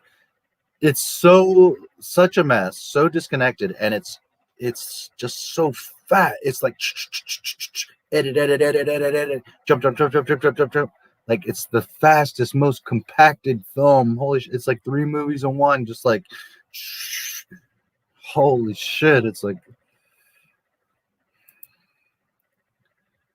When someone asks how Tarkin survived the Death Star, that's a sign they aren't fans. Yeah, that's like a very odd question. Are there movie theaters on Tatooine? Not that I know of. Not impossible, though. I actually met someone who saw Rogue One and was very confused. He thought it was Episode 8 and was wondering where was Rey and Finn. For non-Star Wars fans, that film was confusing. Yeah. It was confusing for Star Wars fans too. I heard the moisture evaporators collect no more than 1.5 liters of water per day. On Tatooine, it must be a luxury to shower. Yeah, probably. There you go. Free real estate. But you're constantly wet, so you can't win for losing. Never get a tan on Camino. That's why Lama Sue's so pasty. I know someone who thought The Mandalorian took place after Tross. They asked me why Luke is so young. Yeah, 5 years after Jedi.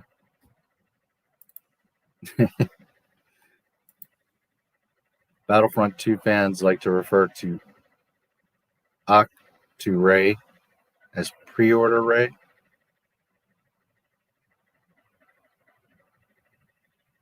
Pre-order Rey? Why? I don't understand the connection. Like to refer to Octu Rey as pre-order Rey. Yeah, but why? What's the connection there? Why is she a pre-order? Because she was for pre-ordering the game, you got her unlocked, or I'm not sure the context there. I don't play Battlefront, so.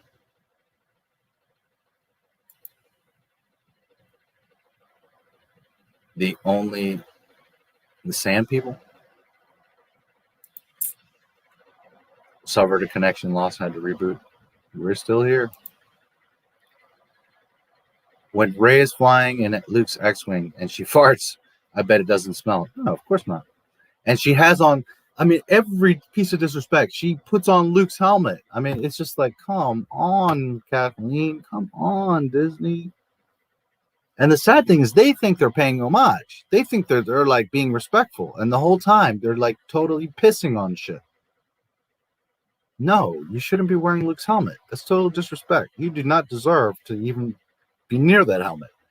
And the helmet is way too big. So she literally looks like a little kid when they put on like an adult's helmet. It's so ridiculous. It's so silly. Hello there.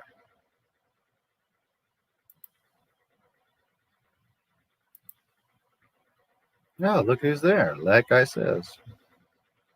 What are you doing popping up at 5 in the morning? Hello there.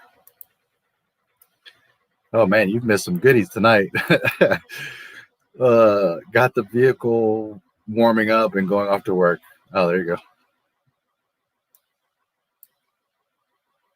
It smells like strawberries. Of course it does.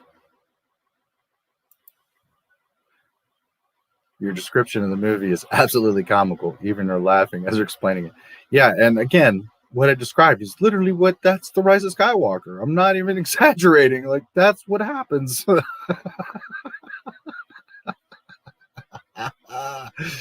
I would be embarrassed. If I read that, I would be like, what? You're not really going to make a movie of this, right? This is a joke? And JJ somehow thought it was a good idea. Rebels in Space War. Yeah, it's so fucking dumb. How could you not laugh? Someone thought his stroke-inducing fest was good enough to be a movie, and then was actually greenlit. Yeah. 16,000 ships. One movie before, they couldn't get one ship to help them. Lando goes off for a few hours and comes back with 16,000 ships. If you've maybe seen the pictures, it's like this big thing of just ships. That's on Exegol. 16,000 resistance ships. Which doesn't make much sense either, because in the old Star Wars, they were lucky to muster like 30 ships, 100 ships, and all of a sudden, Hosnian Prime and 5 planets that get blown up by one blast. The New Order or the New Republic is all fucked up, disarrayed, nobody, and they mustered up 16,000 ships. Why didn't you all do something in the first? But why are you all waiting to the last minute? You got 16,000 ships, and you all are just now like, hey, let's get together and fight. The whole thing is just so ridiculous. But JJ's like, oh, this will look cool. It'll be amazing. They'll love it. They'll see all these ships and be like hooting and hollering in the theater. Meanwhile, you're like, huh? What the fuck? The whole movie is just fucking face palms. It's just 16,000. And I know that specific number because I've looked into the source material and exactly what was the proportions and everything. 16,000 ships and 5,000 Star Destroyers. They can't fly up.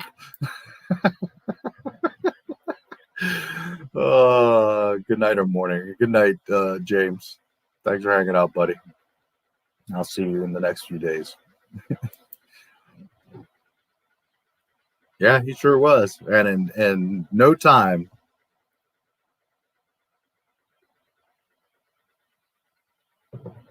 been vanished for like 30 years, been just hanging out on Pasana because he stayed there looking for the knife. And all of a sudden he just gets in the Falcon and musters up 16,000 ships. Alrighty then. Thank you for subscribing. Let's see. Thank you for subscribing. Double Dogs Entertainment. Thank you for subscribing. Cameron 12587. And thank you for subscribing, Kevin Mayer.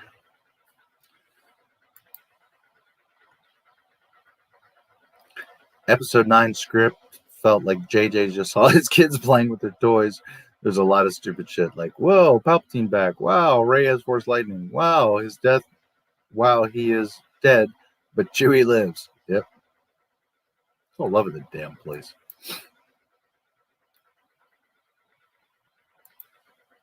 Horses.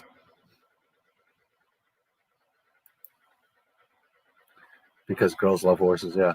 And they're literally space horses. They have like, you know, like not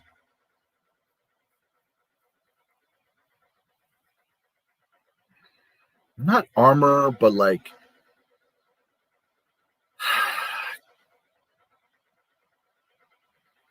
not quite a mask, but like an ornamentation over their face and like on the sides to make them look like not just like a normal Earth horse, but it's like literally a horse that just has stuff on it to like make it not look like a space horse. I mean, it's just and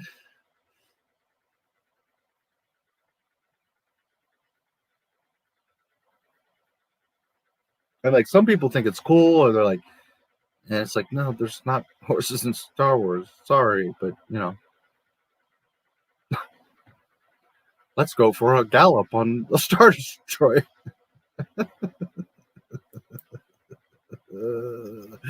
No, that's one thing they weren't. They look like natural colors, brown or whatever, but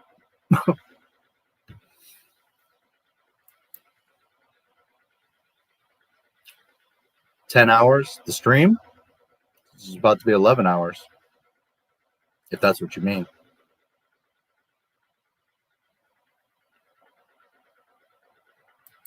A week or so ago, the tweet. I think is what you meant, that you tagged me. Trust, that was truly hilarious. Oh yeah, and that's just like the last. That's not even like the whole. And by the way, there's Sith troopers all over the place that actually don't do anything, but you know, these red stormtroopers that are called Sith troopers, even though there are no Sith. But yet at the very end, they're like, oh, Palpatine, the ultimate Sith, is back, and he's got Sith troopers. And I believe those were Sith Star Destroyers. And by the way, they're underground. Exegol from distance looks like this ice planet, but when you're on it, it's like this like electrical storm planet thing. And Rey lands, walks into like the Exegol castle thing, meets Palpatine. They start talking shit. Kill me, I'll jump into your body, you'll take the throne as Empress Palpatine, blah, blah, blah, blah, blah. Ben Solo, or Kylo, is he Ben at that point? Yeah. She stabs him on Kef Burr, the moon that I told you. She heals him, leaves him there like a bitch ass, takes his TIE fighter, which, by the way, the book later describes that inside the wreckage of the Star Destroyer that was blown up and totally disintegrated into nothingness. But, you know, all of a sudden there's these huge parts of wreckage that landed on Kef Burr. And the throne room stayed intact. There's like glass in the window still. This thing was blown up, flew through space, went through the atmosphere, impacted into the ocean, and yet there's glass in the windows. But okay. It lands right side up. And the way that Kylo gets off of Kef Burr and to Exegol with no wayfinder, I guess it just knows the way at this point, is that he went into the depths of the Star Destroyer, and there happens to be a TIE fighter there that was standing right side up and wasn't damaged, and he gets in that TIE fighter, and it has fuel, and it's fine. You know, it's been there, I don't know, 30 years, and he just gets in this TIE fighter and flies to Exegol. Because Disney Star Wars. So, from the time that he gets stabbed and she takes off with his ship and he finds that and flies, he just becomes Ben Solo. Like, just because. He goes from Kylo Ren to Ben Solo. He decides to become Ben Solo. His dad, Han, like, becomes not a Force ghost, but he's like a vision, and he's there and he talks to him, and I guess that routine makes him now want to be Ben Solo. So he flies to Exegol, lands outside next to Rey, Luke's X-Wing, and then goes inside, and there's that whole thing. I won't even bother with that mess. He does all this shit, and then that's where they meet up, and they fight side by side, and blah, blah, blah, blah. Oh, the whole thing is just... I could go into more detail, but it's like my head's going to start hurting. Maybe we'll do a watch of it at some point. I'll be laughing the whole time because it's just so damn ridiculous. But, you know, if you see it, you'll just be like, what? But I'm sure, like, if you just hear me describe the whole thing, you're just going to be rolling because it's that ridiculous. I mean, it really is that ridiculous, this film. Episode 9 of Star Wars. You literally, I'm not even exaggerating, Spaceballs you would take more seriously than this movie.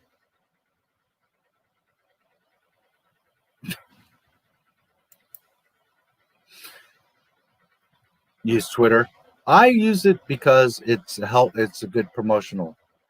I post my videos like whenever I upload a video, I post it. I post it to like 10 Facebook groups, Twitter, Tumblr, VK,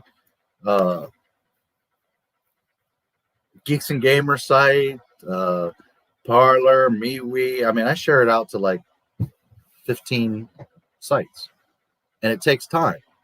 After I upload the video, I go through, I check my SEO, my tags, everything. I make sure everything's all set. and I share it out. So I spend like another hour after I upload the video getting it out, making sure it's all clean and correct, and I have links and everything. And that's part of why my channel has grown so much, because most people just upload the video and just walk away. And you're cheating yourself of all the extra exposure and that you can get out of it. And remember, like I was telling you before, MJ1, most people just worry about how's the video going to perform today or in the next couple of days. All my videos are set up so that even 5 years from now, it might pick up and take off. So it's all how much you put into it. But I usually spend another half hour after I've uploaded the video just promoting it, putting it out there, double checking the spelling and the links and sharing it.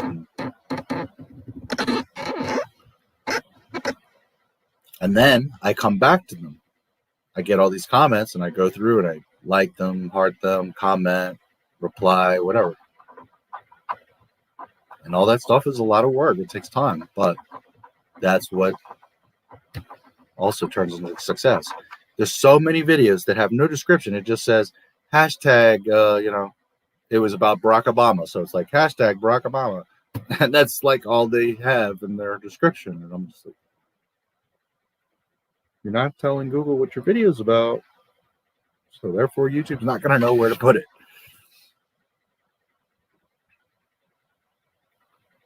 And some people just put like a link, buy my book. That's it. So remember when you're searching, remember I was showing you the search results, how it shows your description there. And if you're searching through, unless you have like the most amazing, like 3 girls in bikinis that's going to make you click on it, unless you have some amazing thumbnail, you have an average thumbnail and your description is buy my book. Why the fuck am I going to click on that? Unless you have like the most clever or amazing title in history. Now you have a decent thumbnail, you have a proper description, a nice little sentence that says, hey, this is da da da da da da. It matches in search, it's highlighted, the title is catchy, it makes sense. Now, okay, yeah, I want to click, I want to see. Because not only does it like draw you in, but also if I know you took that much effort and time to get all the details and match it up and all that, then that shows me that you're thinking, that you're working, and that most likely if you went through all that trouble, then you probably put that kind of love into your video. It's like anything in life, you get out of it what you put into it. So anyways, that's the long answer, but that's why I use Twitter. Some people live on there and like to go back and forth and tweet all kinds of shit, and me, for 99% of what I do on Twitter is to share my videos. Today I shared that same image that I shared on the community, the Disney Lucasfilm February. So there's a rare occasion where I'll share an image or something, a poll, but for the most part it's just to share my videos. It's another outlet of exposure. And remember that Google is always looking at links. So you put up the video and it's going to have whatever performance, but when Google and YouTube are looking throughout the internet and they see that 10 other sites have that link back to this video, that's bringing link juice to the video. So now Google sees, oh, Tumblr references your video, Geeks and Gamers references your video, VK references your video, Facebook group references your video. See what I'm saying? Now all these links are pushing back to the video, which help give it juice, to help give it reference. And then it compounds because now someone on Tumblr not only sees it, but gives it a heart. And someone on Facebook, man, on Facebook, holy shit, do I get a rile out of people. So they'll, like it or smile, laugh or whatever. And then there's like 10, 20 comments of people like, you're an idiot and you're stubborn, blah, blah, blah, or yeah, fuck Disney and blah, blah, blah, So it turns into, now YouTube is getting the signal from Facebook that not only was it liked and 1,500 people looked at the post, but there's also 300 comments, and all that juice pushes back to YouTube. So if YouTube's seeing that it's performing well on YouTube, plus on 10 other sites, it's getting interaction, then YouTube's going to say, oh, this video is valuable. People like to see it. So then it's going to help it show up in search and recommendations. But most people don't do those extra little steps. I do. That's how I got to 11,000 faster than other. Because remember, I don't have the one benefit that so many other YouTubers have. Jeremy is not mentioning my channel. Nerdrotic is not mentioning my channel. There's so many other channels that they shot out, and I'm not mad or jealous. I'm just saying that if those guys would take the time to say, hey, check out Not My Star Wars, my channel would be like... So the way that I got it to do it is because I'm sharing it. I'm taking the time to do the details and all that. Hilarious. Yeah, Rise of Skywalker is... in light of how Cobra Kai is doing what Disney should have been doing and the fact that it's kicking the competition, I thought it was fitting. Yeah, absolutely. Mark and I talked about that as well a little bit too. Funny me. Yep.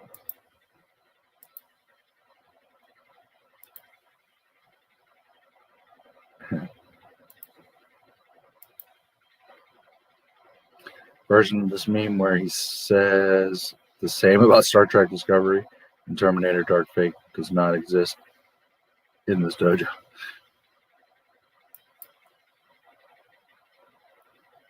What could have been, yeah.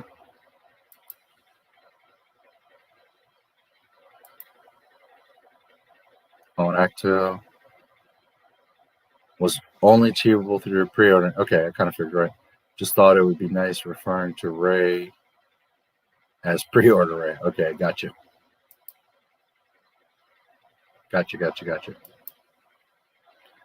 Is some people had to get the hooded Ray skin by going through a ridiculous trial. Oh boy.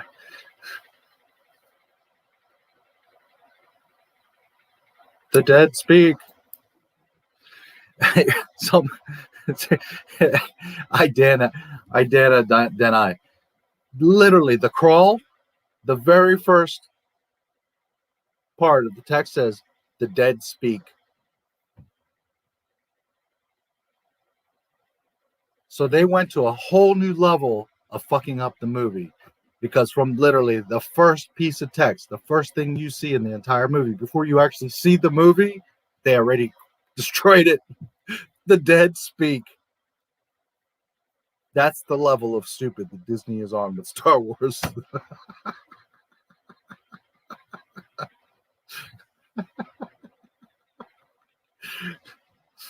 It's so stupid that if, like, you came to me with my Star Wars knowledge and said, hey, rate the most ridiculous, dumb story that you can, I couldn't even get to the level of stupid that they came up with. Oh, my God. Some 6 people sat and read Rian Johnson's first draft. No one said no. All of them were like, this is a masterpiece. Let's greenlight this. Yeah, it's known that Rian Johnson wrote one draft and made the film. And that's The Last Jedi. Cringiest thing I've ever seen on Draws was the Fortnite scene reveal, right? Anybody watches it, beware. It's yikes. JJ was basically saying, hello, fellow kids. Yeah, that's another thing is, for those that don't know, that's how Palpatine announces himself to the galaxy, that he's back. On Fortnite, he did a thing like, hey, I'm back. So that in the movie, that's where it prompts to where the dead speak, because Palpatine had sent out like this radio transmission to the galaxy, which why would he tell everybody he's back? But okay, he tells everybody, I'm back. So then the movie starts with the dead speak, which is Palpatine in Fortnite that said that he's back. Because Disney Star Wars.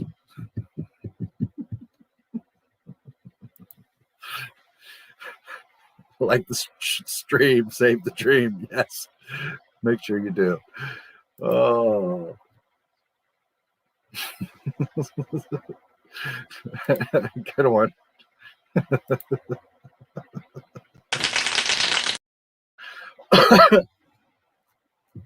Hey, don't mess with Kathleen. You better fade in.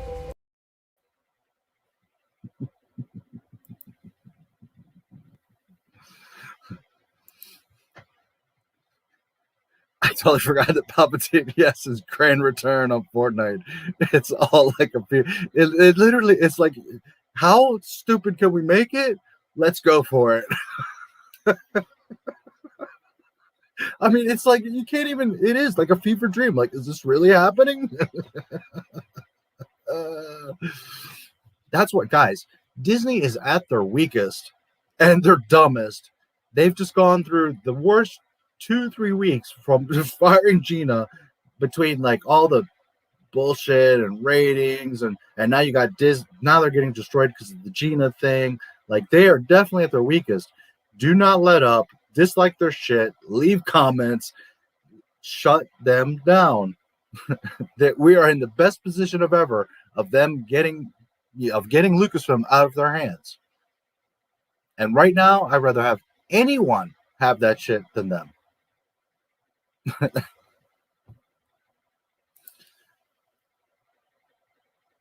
Lando got 16,000 ships in some hours. Imagine if he put days or months of effort, he would have an empire even bigger than the Palpatines. Yeah. Well, I mean, technically it did, because Palpatine had 5,000 Star Destroyers and they had 16,000 ships. So had he taken a week, holy shit, he'd have like 300,000 ships. And, again, member berries. They had the Ghost, the Falcon, of course, all kinds of other ships. They had from Resistance,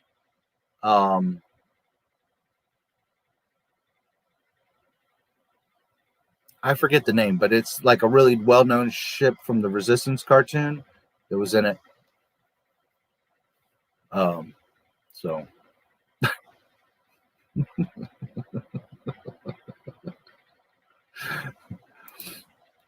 oh man, I haven't laughed this hard in a while. JJ's Fortnite character was wearing some mighty tight pants as well. I didn't see him. I just heard about that whole debacle.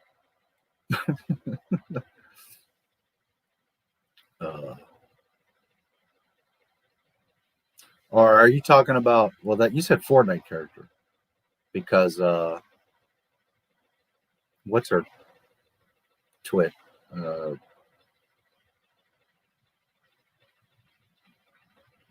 What's that worthless ass fake bounty hunter called?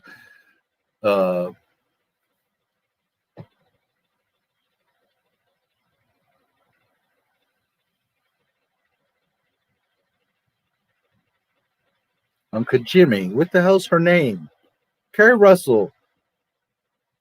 With the ridiculous long hair dryer helmet, whatever the fuck she's wearing. What the hell's her dumbass name?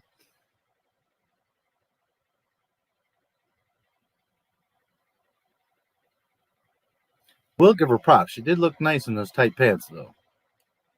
She had a pretty sweet ass on her, too. Man, what the hell was her name? Zori Bliss.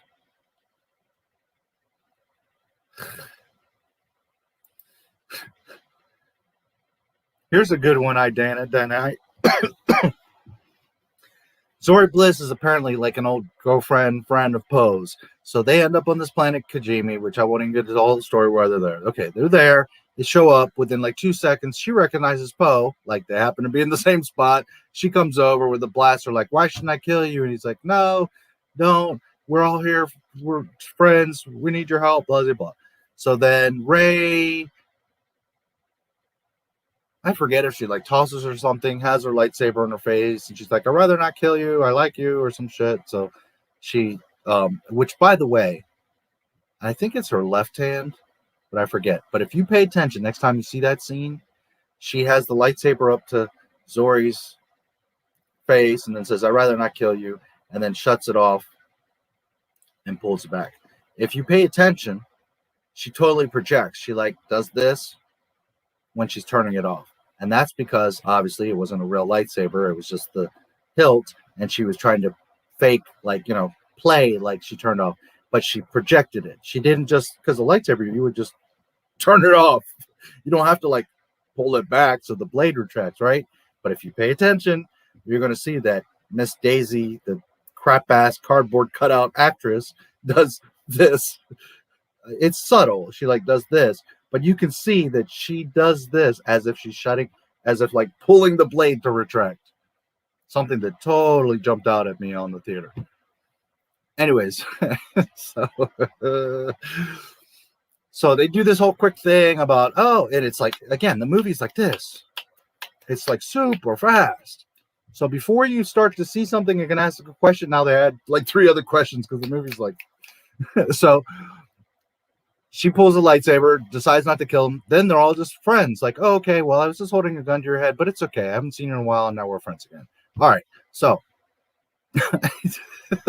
they're there because they need to decipher the knife. Then they find out that 3PO can't decipher the knife, so but the reason they go there is because Babu Frick, the little guy that can decipher the knife, is there. So they go there so that he can take apart 3PO and try to get the information to decipher the knife. But he can't, so then they have to erase his programming so that he can read the knife. So there's a scene while all that's happening, you know, oh, my friends, say goodbye to my friends and all that mess. There's a scene where they're like up on roofs, Poe with Zori Bliss, and they're like looking over. And she's talking, blah, blah, blah, blah, blah. And then she hits a button and her little eyepiece, her like eye shit goes up, right? Like a piece of glass.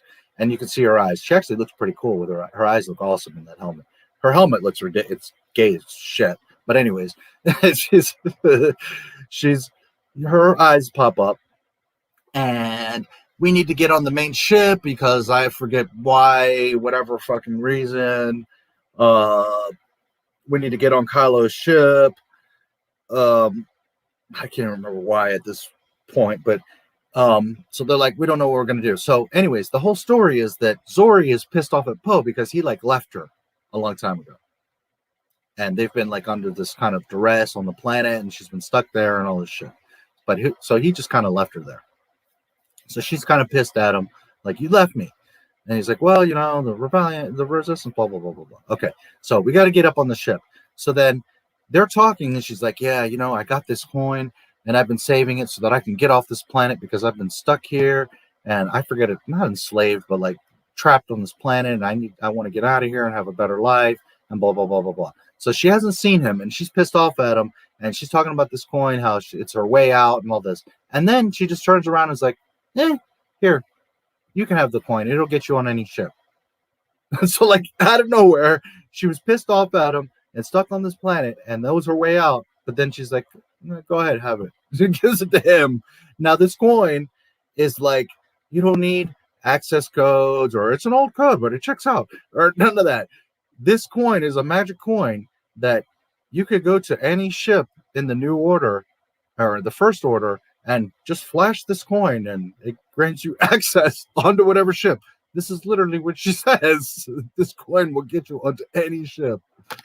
Like, they're not going to scan your ship or ask for access codes or anything.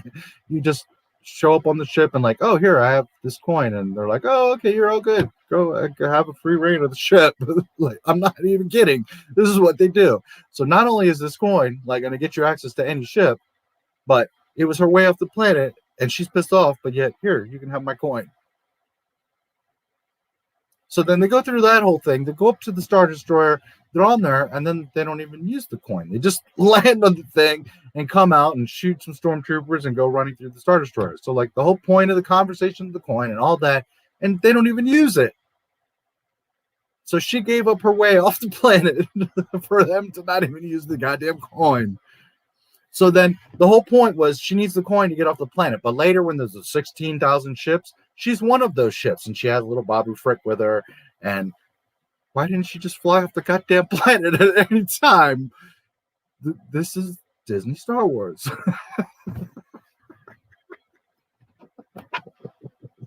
Oh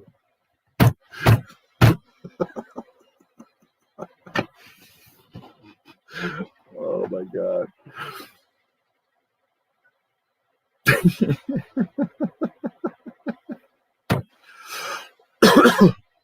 At least we not forget, Rey steals again a boat to get to the throne room. Nice moral for kids, Disney. Not only does she steal the boat, but this girl grew up on a desert planet where there's no water. Well, there's a little bit of water, but you understand she's never been swimming. But yet in The Last Jedi, she falls into water and doesn't drown miraculously. And then in Rise of Skywalker, she gets on this little tiny raft thing with like flaps, which she just knows how to drive. And she has no problem being in the middle of this massive ocean. She's never been around water. And she's like in the middle of this ocean, which freak anybody out. And to make it even better, it's this massive storm with huge waves. And I always forget the name with George Clooney, that film where there's the massive waves and like the ship is like this. And that's what she's doing. She's never been on a boat, navigated a boat, never even been around that much water. And she's literally going across the storm of waves and shit to get to the Star Destroyer. The wreckage of the Star Destroyer, which, by the way, you see in my intro how she like flies and jumps across. Why didn't she just fly there? At this point, she could fly. From the beginning of Rise of Skywalker, she's sitting in the air like a Buddha, you know, just floating with rocks floating all around her. Yeah, that happens.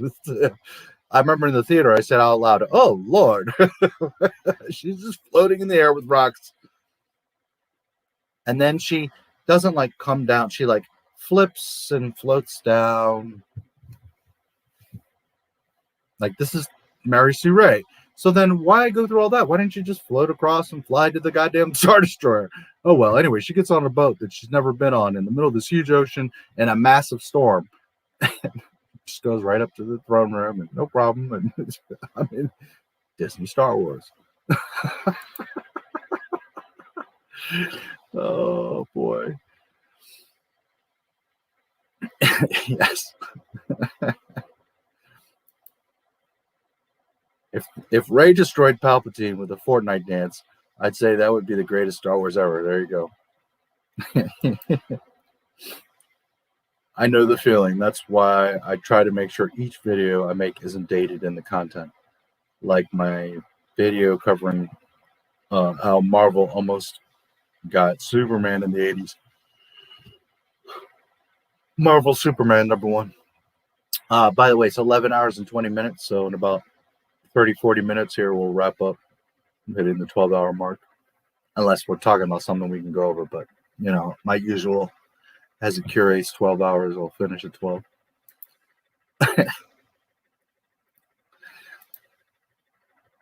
I follow your Twitter. If you see Vampire Silence, yeah, seems to ring a bell. That's me. And what would be a non-canon fight on Star Wars you'd like to see? Either it be a main character or background one. Well, one that comes right immediately to my mind is Mara and Luke. Another would be Mara and Talon. Talon trying to seduce Luke, and Mara's like, "Bitch." That'd be badass. Holy shit, Mara versus Talon. Ooh, I would love to see Mara wipe the floor with Rey. That would be fun. Man, Mara and Talon, that would be badass.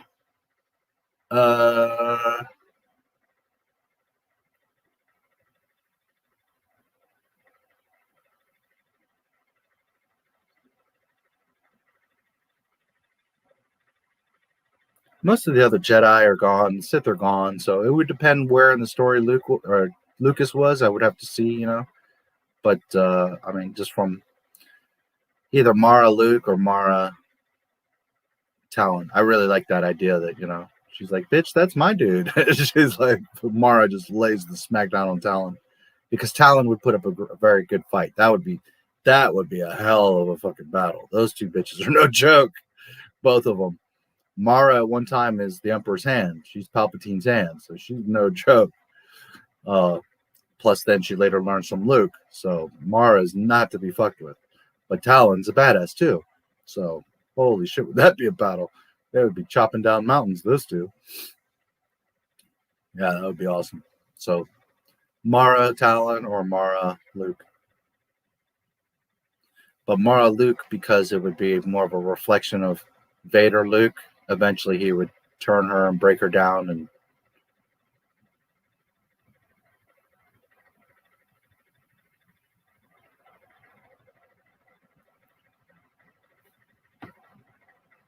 Vampire Silence. Yeah, that rings a bell. I have to double check that. Do I follow you?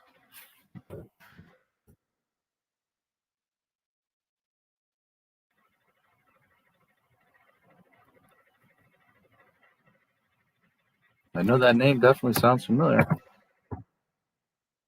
Have you been stalking me for a while now?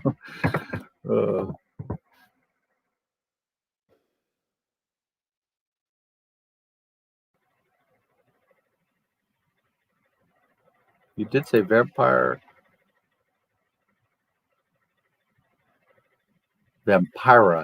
Silence. Okay, maybe no, I don't know that one. See, I knew you were a vampire. I told you were. Paris, the Jedi vampire. Yeah, that's got to be you. 2 followers. Well, now you got 3.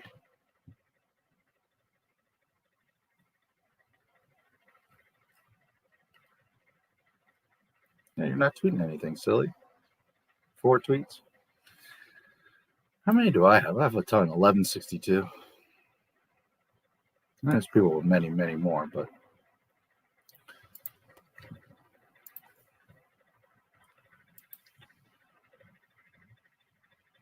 Link Juice is my rap name. There you go. That's a good name, Link Juice. Did you all hear JJ? Yeah. Yep. I don't know. I don't know how anybody would be like, yeah, come on down, dude. Wow. Ooba, ooba. It absolutely is. And I've been meaning to clip that. One of these streams, you're going to see that pop up. It's definitely better. That scene alone is better than the entire sequel trilogy. Never mind episode 9. More canon and more entertaining and more understandable. Ooba, ooba. Now her as the main character for, yeah, well, that's speculation. I wouldn't run with that too much.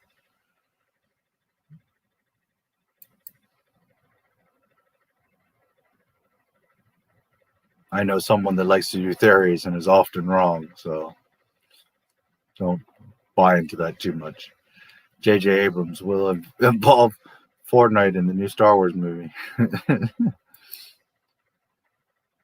Message deleted by Kathleen Kennedy. Yeah, that was a good one.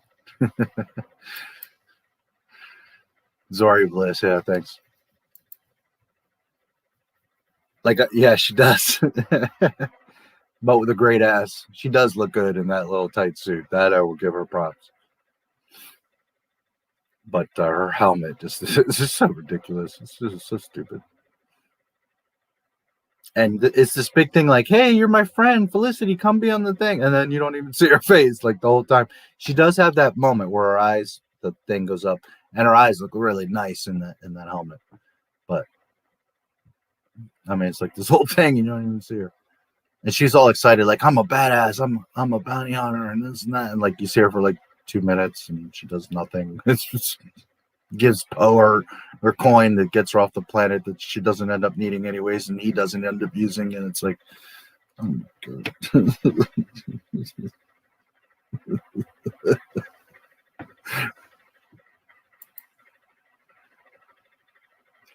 6-inch action figures on sale right now for $15.06 on Amazon. Reduced from, yeah, I don't know anybody that even, people don't even mention her. Never mind, does anybody collect that thing? Power Ranger. Oh yeah, she is the Power Ranger. Only she doesn't do anything. The coin. Who came up with the coin concept, Disney? Fire that person now. Yeah, that coin was so fucking stupid.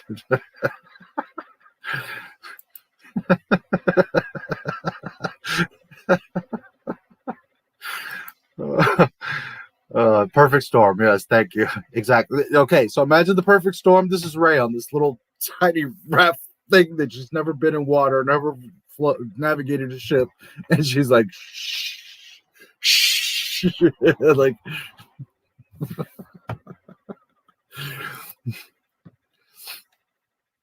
Ain't that gross? Oh man.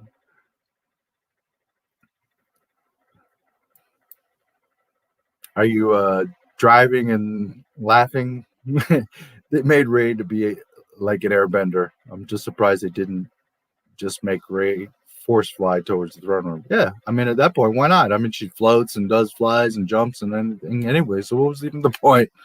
Like at this point, we're gonna get offended. Like, oh, she flew across. Oh well, we're not. That's the one that's gonna get us upset. After all of the shit that you've done, at this point, that's the thing that's gonna. Oh no, that's too much. But we'll have 16,000 resistant ships and 5,000 star destroyers that each have a cannon that can evaporate a planet all of them in the next 5 minutes. So, we can't have her fly across the thing to the star destroyer wreckage. That would be too much. So 2 minutes later, she stabs Kylo, basically kills him, and then just heals him, because the flying across the water would have been too much. I'm off to bed. Have a good night. Yeah, I'm going to be going too soon here. Good night. Rest up. Vice Admiral Holdo on sale, $11.99, reduced from $19. I can't even believe it has that much value. Pretty much the non-canon fight you want to see are hot girls fighting each other and Disney out there saying that men don't want to see strong women. Yeah, absolutely. I would love to see Mara Jade and Talon. Holy shit. Because not only would it be like they're both amazing to look at and gorgeous, but they're both like legitimate badasses. Like, holy shit, they would be wrecking shit. It would be amazing. Like, imagine mud wrestling, but like legit and like times 1,000. Like, holy shit. Hell yeah.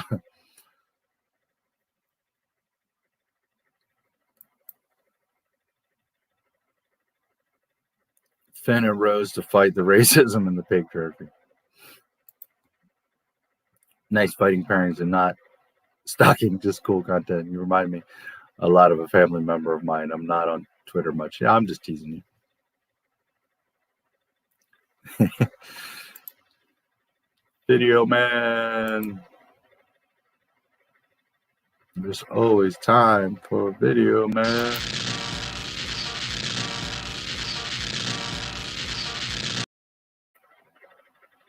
Man, I want Video Man on live action.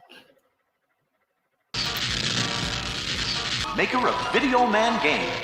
Location unknown.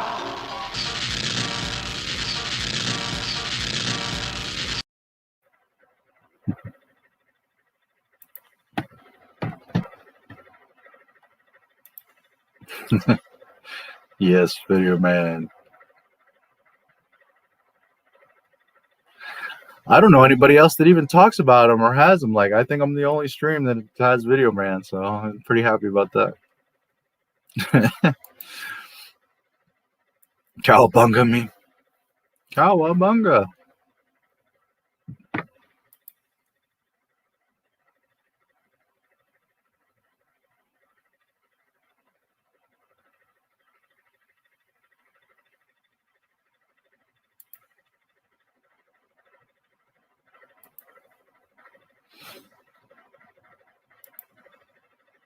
Another power stream, yeah.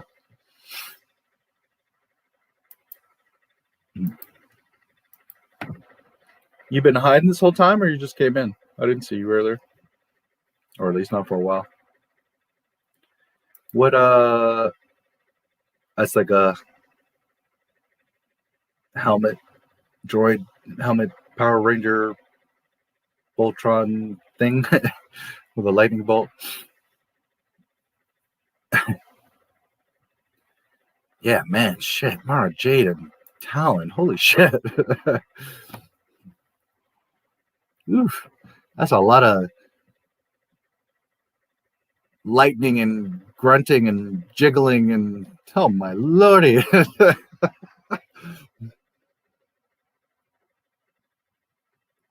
Ooh-wee.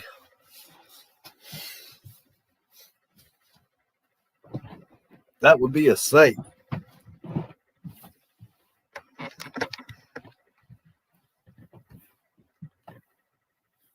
And they're both really highly experienced in Force. So they would have all kinds of force powers and skills, but they also are badasses with their lightsabers. So I mean, that battle would just be like just a big ball of sex and rage and holy fuck. Oh my lord. Good morning. I had a nice night of sleep. How are you?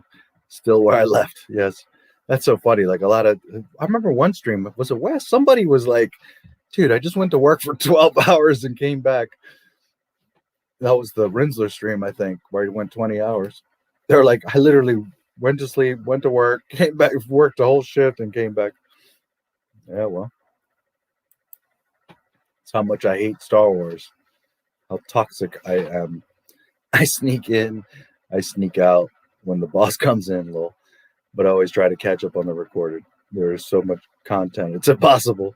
There you go. Disney didn't shut down the 501st Legion cosplayers. No, they're still. In fact, they're in the Mandalorian. There are a lot of the extras, the stormtroopers. 501st. Which goes to show how cheap Disney is, because they talk about it in the gallery, and they don't mention anything about that they were hired or contract. They just like called them up and were like, hey, can you guys help? And they showed up and were in the show. I mean, I would think they at least paid for the flight, maybe gave them some lunch, but I don't know that they were even officially contracted. They just they probably had to sign all kinds of waivers and NDAs and stuff, but I don't know that they even got compensated. Like, hey, you can be in our new show. I don't know. I'm just speculating, but there's not even a hint or mention of, oh, they hired us or they contracted. They're just basically like, hey, they called, you mind helping out? And they showed up. And that's all the stormtroopers you see at the end of season 1 Mandalorian, where the Death Troopers are out front and they're holding the thing. He's like, you've got till nightfall to give me the baby. And there's all those stormtroopers, and IG-11 comes in, right, and starts killing them all and all that mess. That's 501st. So they're too cheap to even make all those stormtrooper suits and hire people. They literally got the 501st to come in and Disney. Star Wars character name for yourself? Ugh. You know, I've never thought of that. That's so ironic. I've never, as much as I love Star Wars, I never really considered, like, who would I be? I mean, in video games, I'm always a bounty hunter. So that I know for sure. My class or whatever would be instantly bounty hunter. As much as I like aliens and all that, I'm not like a racist against aliens. I would be pretty much myself, you know, human, male. Never really thought about it, to tell you the truth. I have like a specific gamer name, so every game I play, I use that name. You know, I don't even think like, well, if I was a Star Wars character, what would be my name? I've never. It's funny, it never really occurred to me, because I have a gamer tag that I use for everything.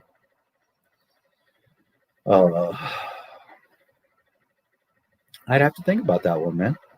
No idea. No idea.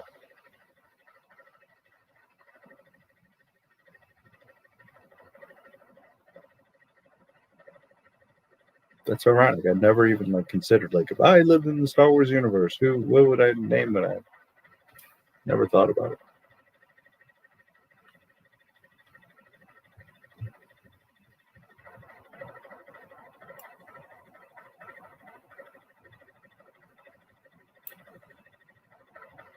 CBS shut down the Star Wars fan fiction movies, so Disney did something good. What do you mean shut down? They're no longer, that's probably their licensing ended, I guess.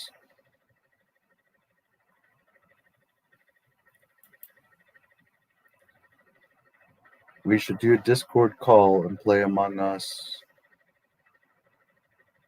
with the names of Disney execs, directors, and writers. Kathleen Kennedy was the imposter. That game looks cool. I would like to play it sometime. I think it's on all PC and consoles. I just don't really have the cash for any kind of luxuries right now, but I would like to play that sometime. It looks like it would be fun. Yeah, I will think about it. I've just never really considered it or thought about it, but I will for sure.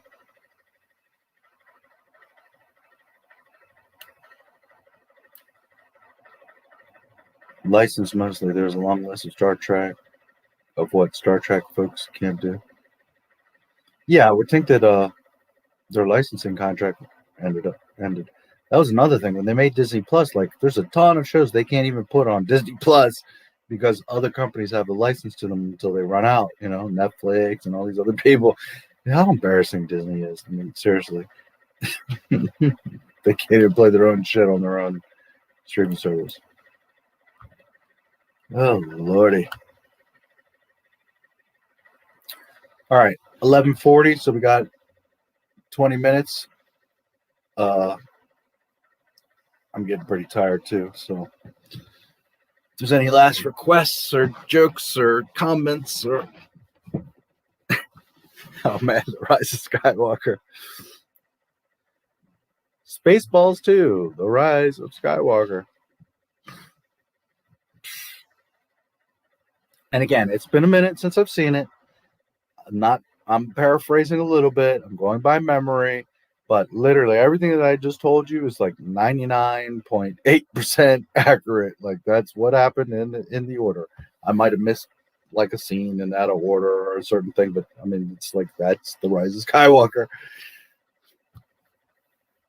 It really is that bad.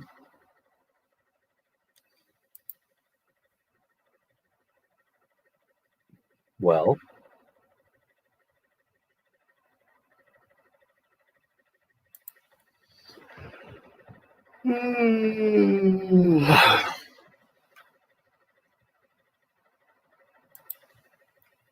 the Disney Soy Wars trilogy. Yeah. The Squeakquel trilogy. Who was it? Dana, or I think I said that earlier. The Squeakquel trilogy. Yes.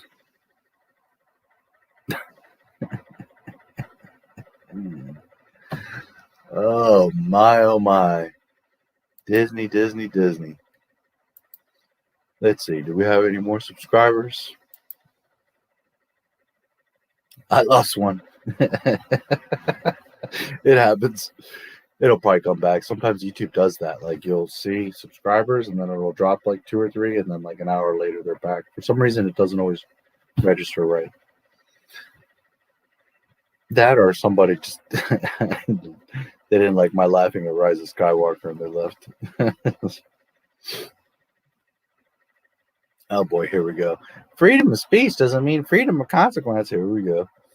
Let's see what we got. Some fucking dumbasses. Freedom of speech doesn't mean freedom of consequences. She technically can compare conservatism to the Holocaust, but that doesn't mean they're gonna hand her a golden medal for it. If a corporation's beliefs aren't reflected in the peoples they employ, it's mostly they'll fire them, whether it's a good or bad reason. And however much you disagree with Disney's decision, it's Disney's decision, but get over it. People are dying. Okay, so number one, you didn't read her tweet because it didn't say anything like that. And number two, Disney is literally standing with racists. And you're sitting here defending Disney's decision. So it just goes to show how fucking stupid people are. But you just go by what the narrative is, what the other people say, and you assume that that's the truth. How fucking sad for you. Disney Star Wars had us back for a few minutes, then they didn't. Yeah.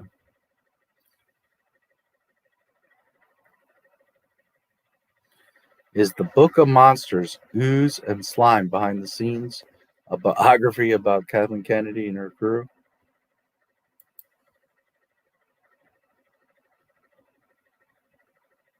And we are winning. Keep up the fight. Keep fighting, rebels. You're radicalized. That was the one from earlier. Oh man, I kind of like feel sorry for people. The one that I just read, you know. she can't compare conservatism to Holocaust. She never compared anything. She just said, "Be careful. This is how this shit started." Corporate's beliefs are reflected in the peoples they employ. It's mostly they'll fire them, whether it's good or bad. How much you just disagree with Disney's decision? It's Disney's decision. Get over it. People are dying.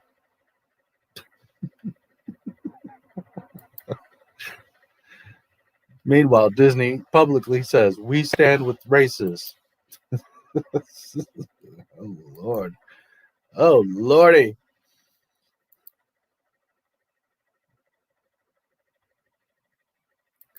I got a worse joke.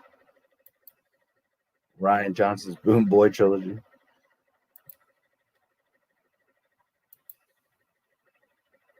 How's the weather? It was kind of nice for a couple days, and then today was very windy, and the temperature dropped. I live like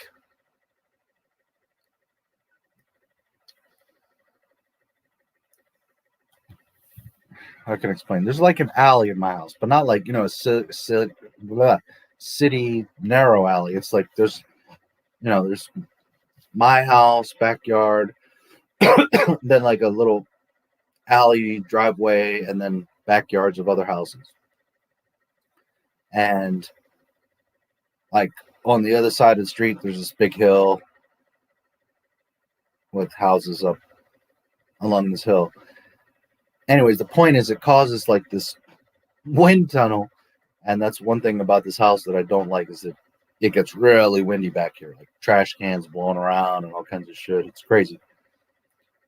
It's not all the time, but there's times where it gets just stupid windy back here. And today got really windy and really chilly. So the cold, really amplifies when you've got that wind. So 13 degrees. I have no idea what degree. Well, I could actually check my phone.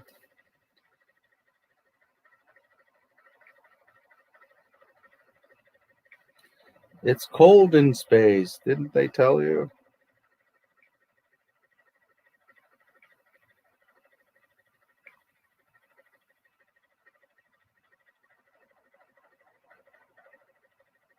Uh, 21 degrees.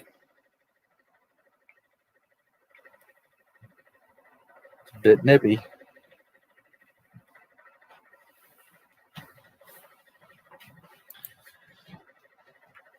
A sequel trilogy was one big older maneuver. Yes. When will you be streaming next? I noticed today during that stream that he said, "I'll see you tomorrow." So while I'm not really looking forward to it, and I'm going to be tired, if there is some other thing, I'm going to keep an eye. Maybe later today, but I would say very unlikely. But if there is another little meeting and he's going to, we got some tidbits today, so maybe I'll listen today or yesterday, although I really doubt it. So assuming that nothing today, then I would say Friday, because I don't know of any other major events coming up. I need to rest and do some editing, and we'll do a New Hope Part 2 unless some other major thing comes up. So I would assume Friday for New Hope Part 2. Anything could pop up, but assuming no, there's been a problem with the toilet in this house, and like once a month it makes this whole fucking mess. It all drips all over the kitchen, and like I like was screaming at the landlord, so they're coming tomorrow or today at 9 a.m. to put a new toilet and check the pipes and all kinds of shit. So I'll probably take a little nap. They'll come at 9 and do that mess. I'll probably sleep a little more, and assuming there's not another conference thing, I'll probably just edit today, try to make a quick video about the Kathleen Kennedy is a treasure. That shit. And then yeah, again, unless something comes up, I would assume Friday evening we'll do New Hope.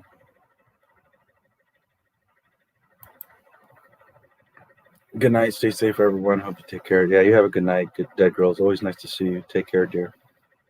I will see you soon.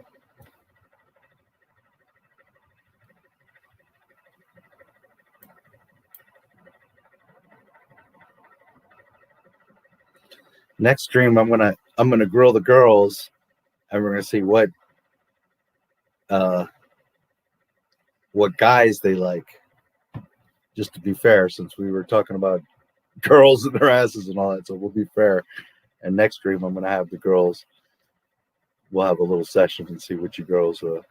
I'm sure Han Solo is gonna pop up, and we'll see. 12 degrees Celsius here, but sunny. 49 degrees where we are, and we're freezing. Yeah, it's pretty cold everywhere. That global warming.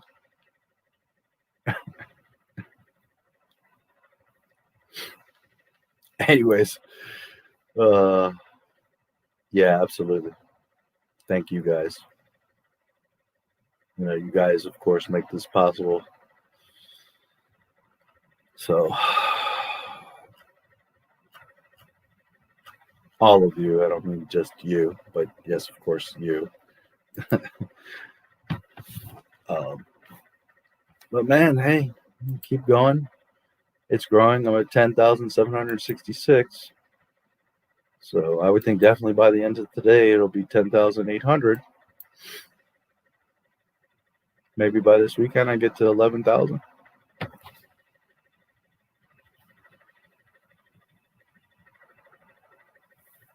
I need another like big push of video that takes off and gets me a bunch of subscribers.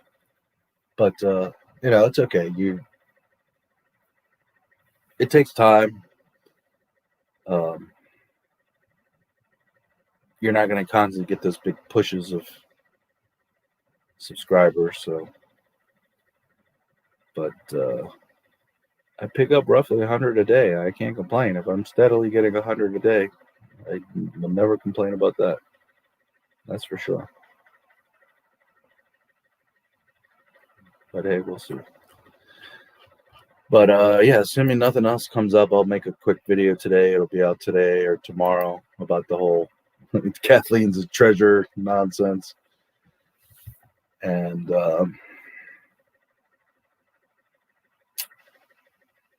then I will focus. I need to work on some of the bigger ones. I need to start chipping away at them. And we'll do a New Hope Friday evening. Rumor says Henry Cavill. Yeah, I was hearing about that. Captain Britain. Yeah, now he's going to be flip-flopping and what a mess.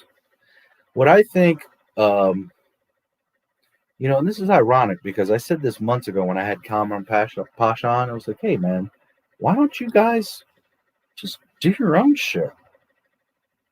I don't understand why you guys wait around and are so dependent on Hollywood. There's tons of you that are writers. You know, I understand you don't have the same kind of budgets, but there's got to be one or two cameramen out there that are like against this bullshit. And there's got to be one or two gaffers and 8 carpenters and like 6 directors and 30 writers. I mean, why don't you all just separate from Hollywood, say fuck it, and we're going to do our own thing? If you guys come up with stuff, you could fundraise. There's people that'll, you know, money can get together.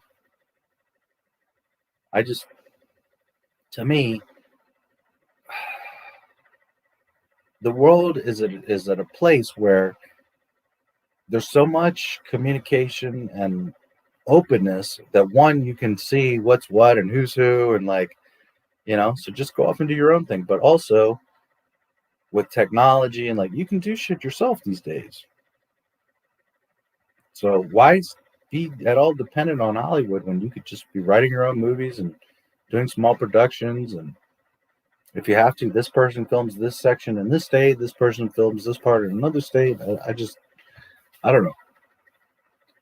Of course, you're not going to have the same budgets and luxuries and all that. But if you guys want to really make stuff, there's not really any reason why you shouldn't be able to. So what I'm getting at, I'm thinking and hoping there's going to be a major shift, and I think that Gene is going to be the catalyst. That especially when people see that she did make her film and that it becomes well received, assuming it's, not totally terrible, which I think it's going to actually do very well.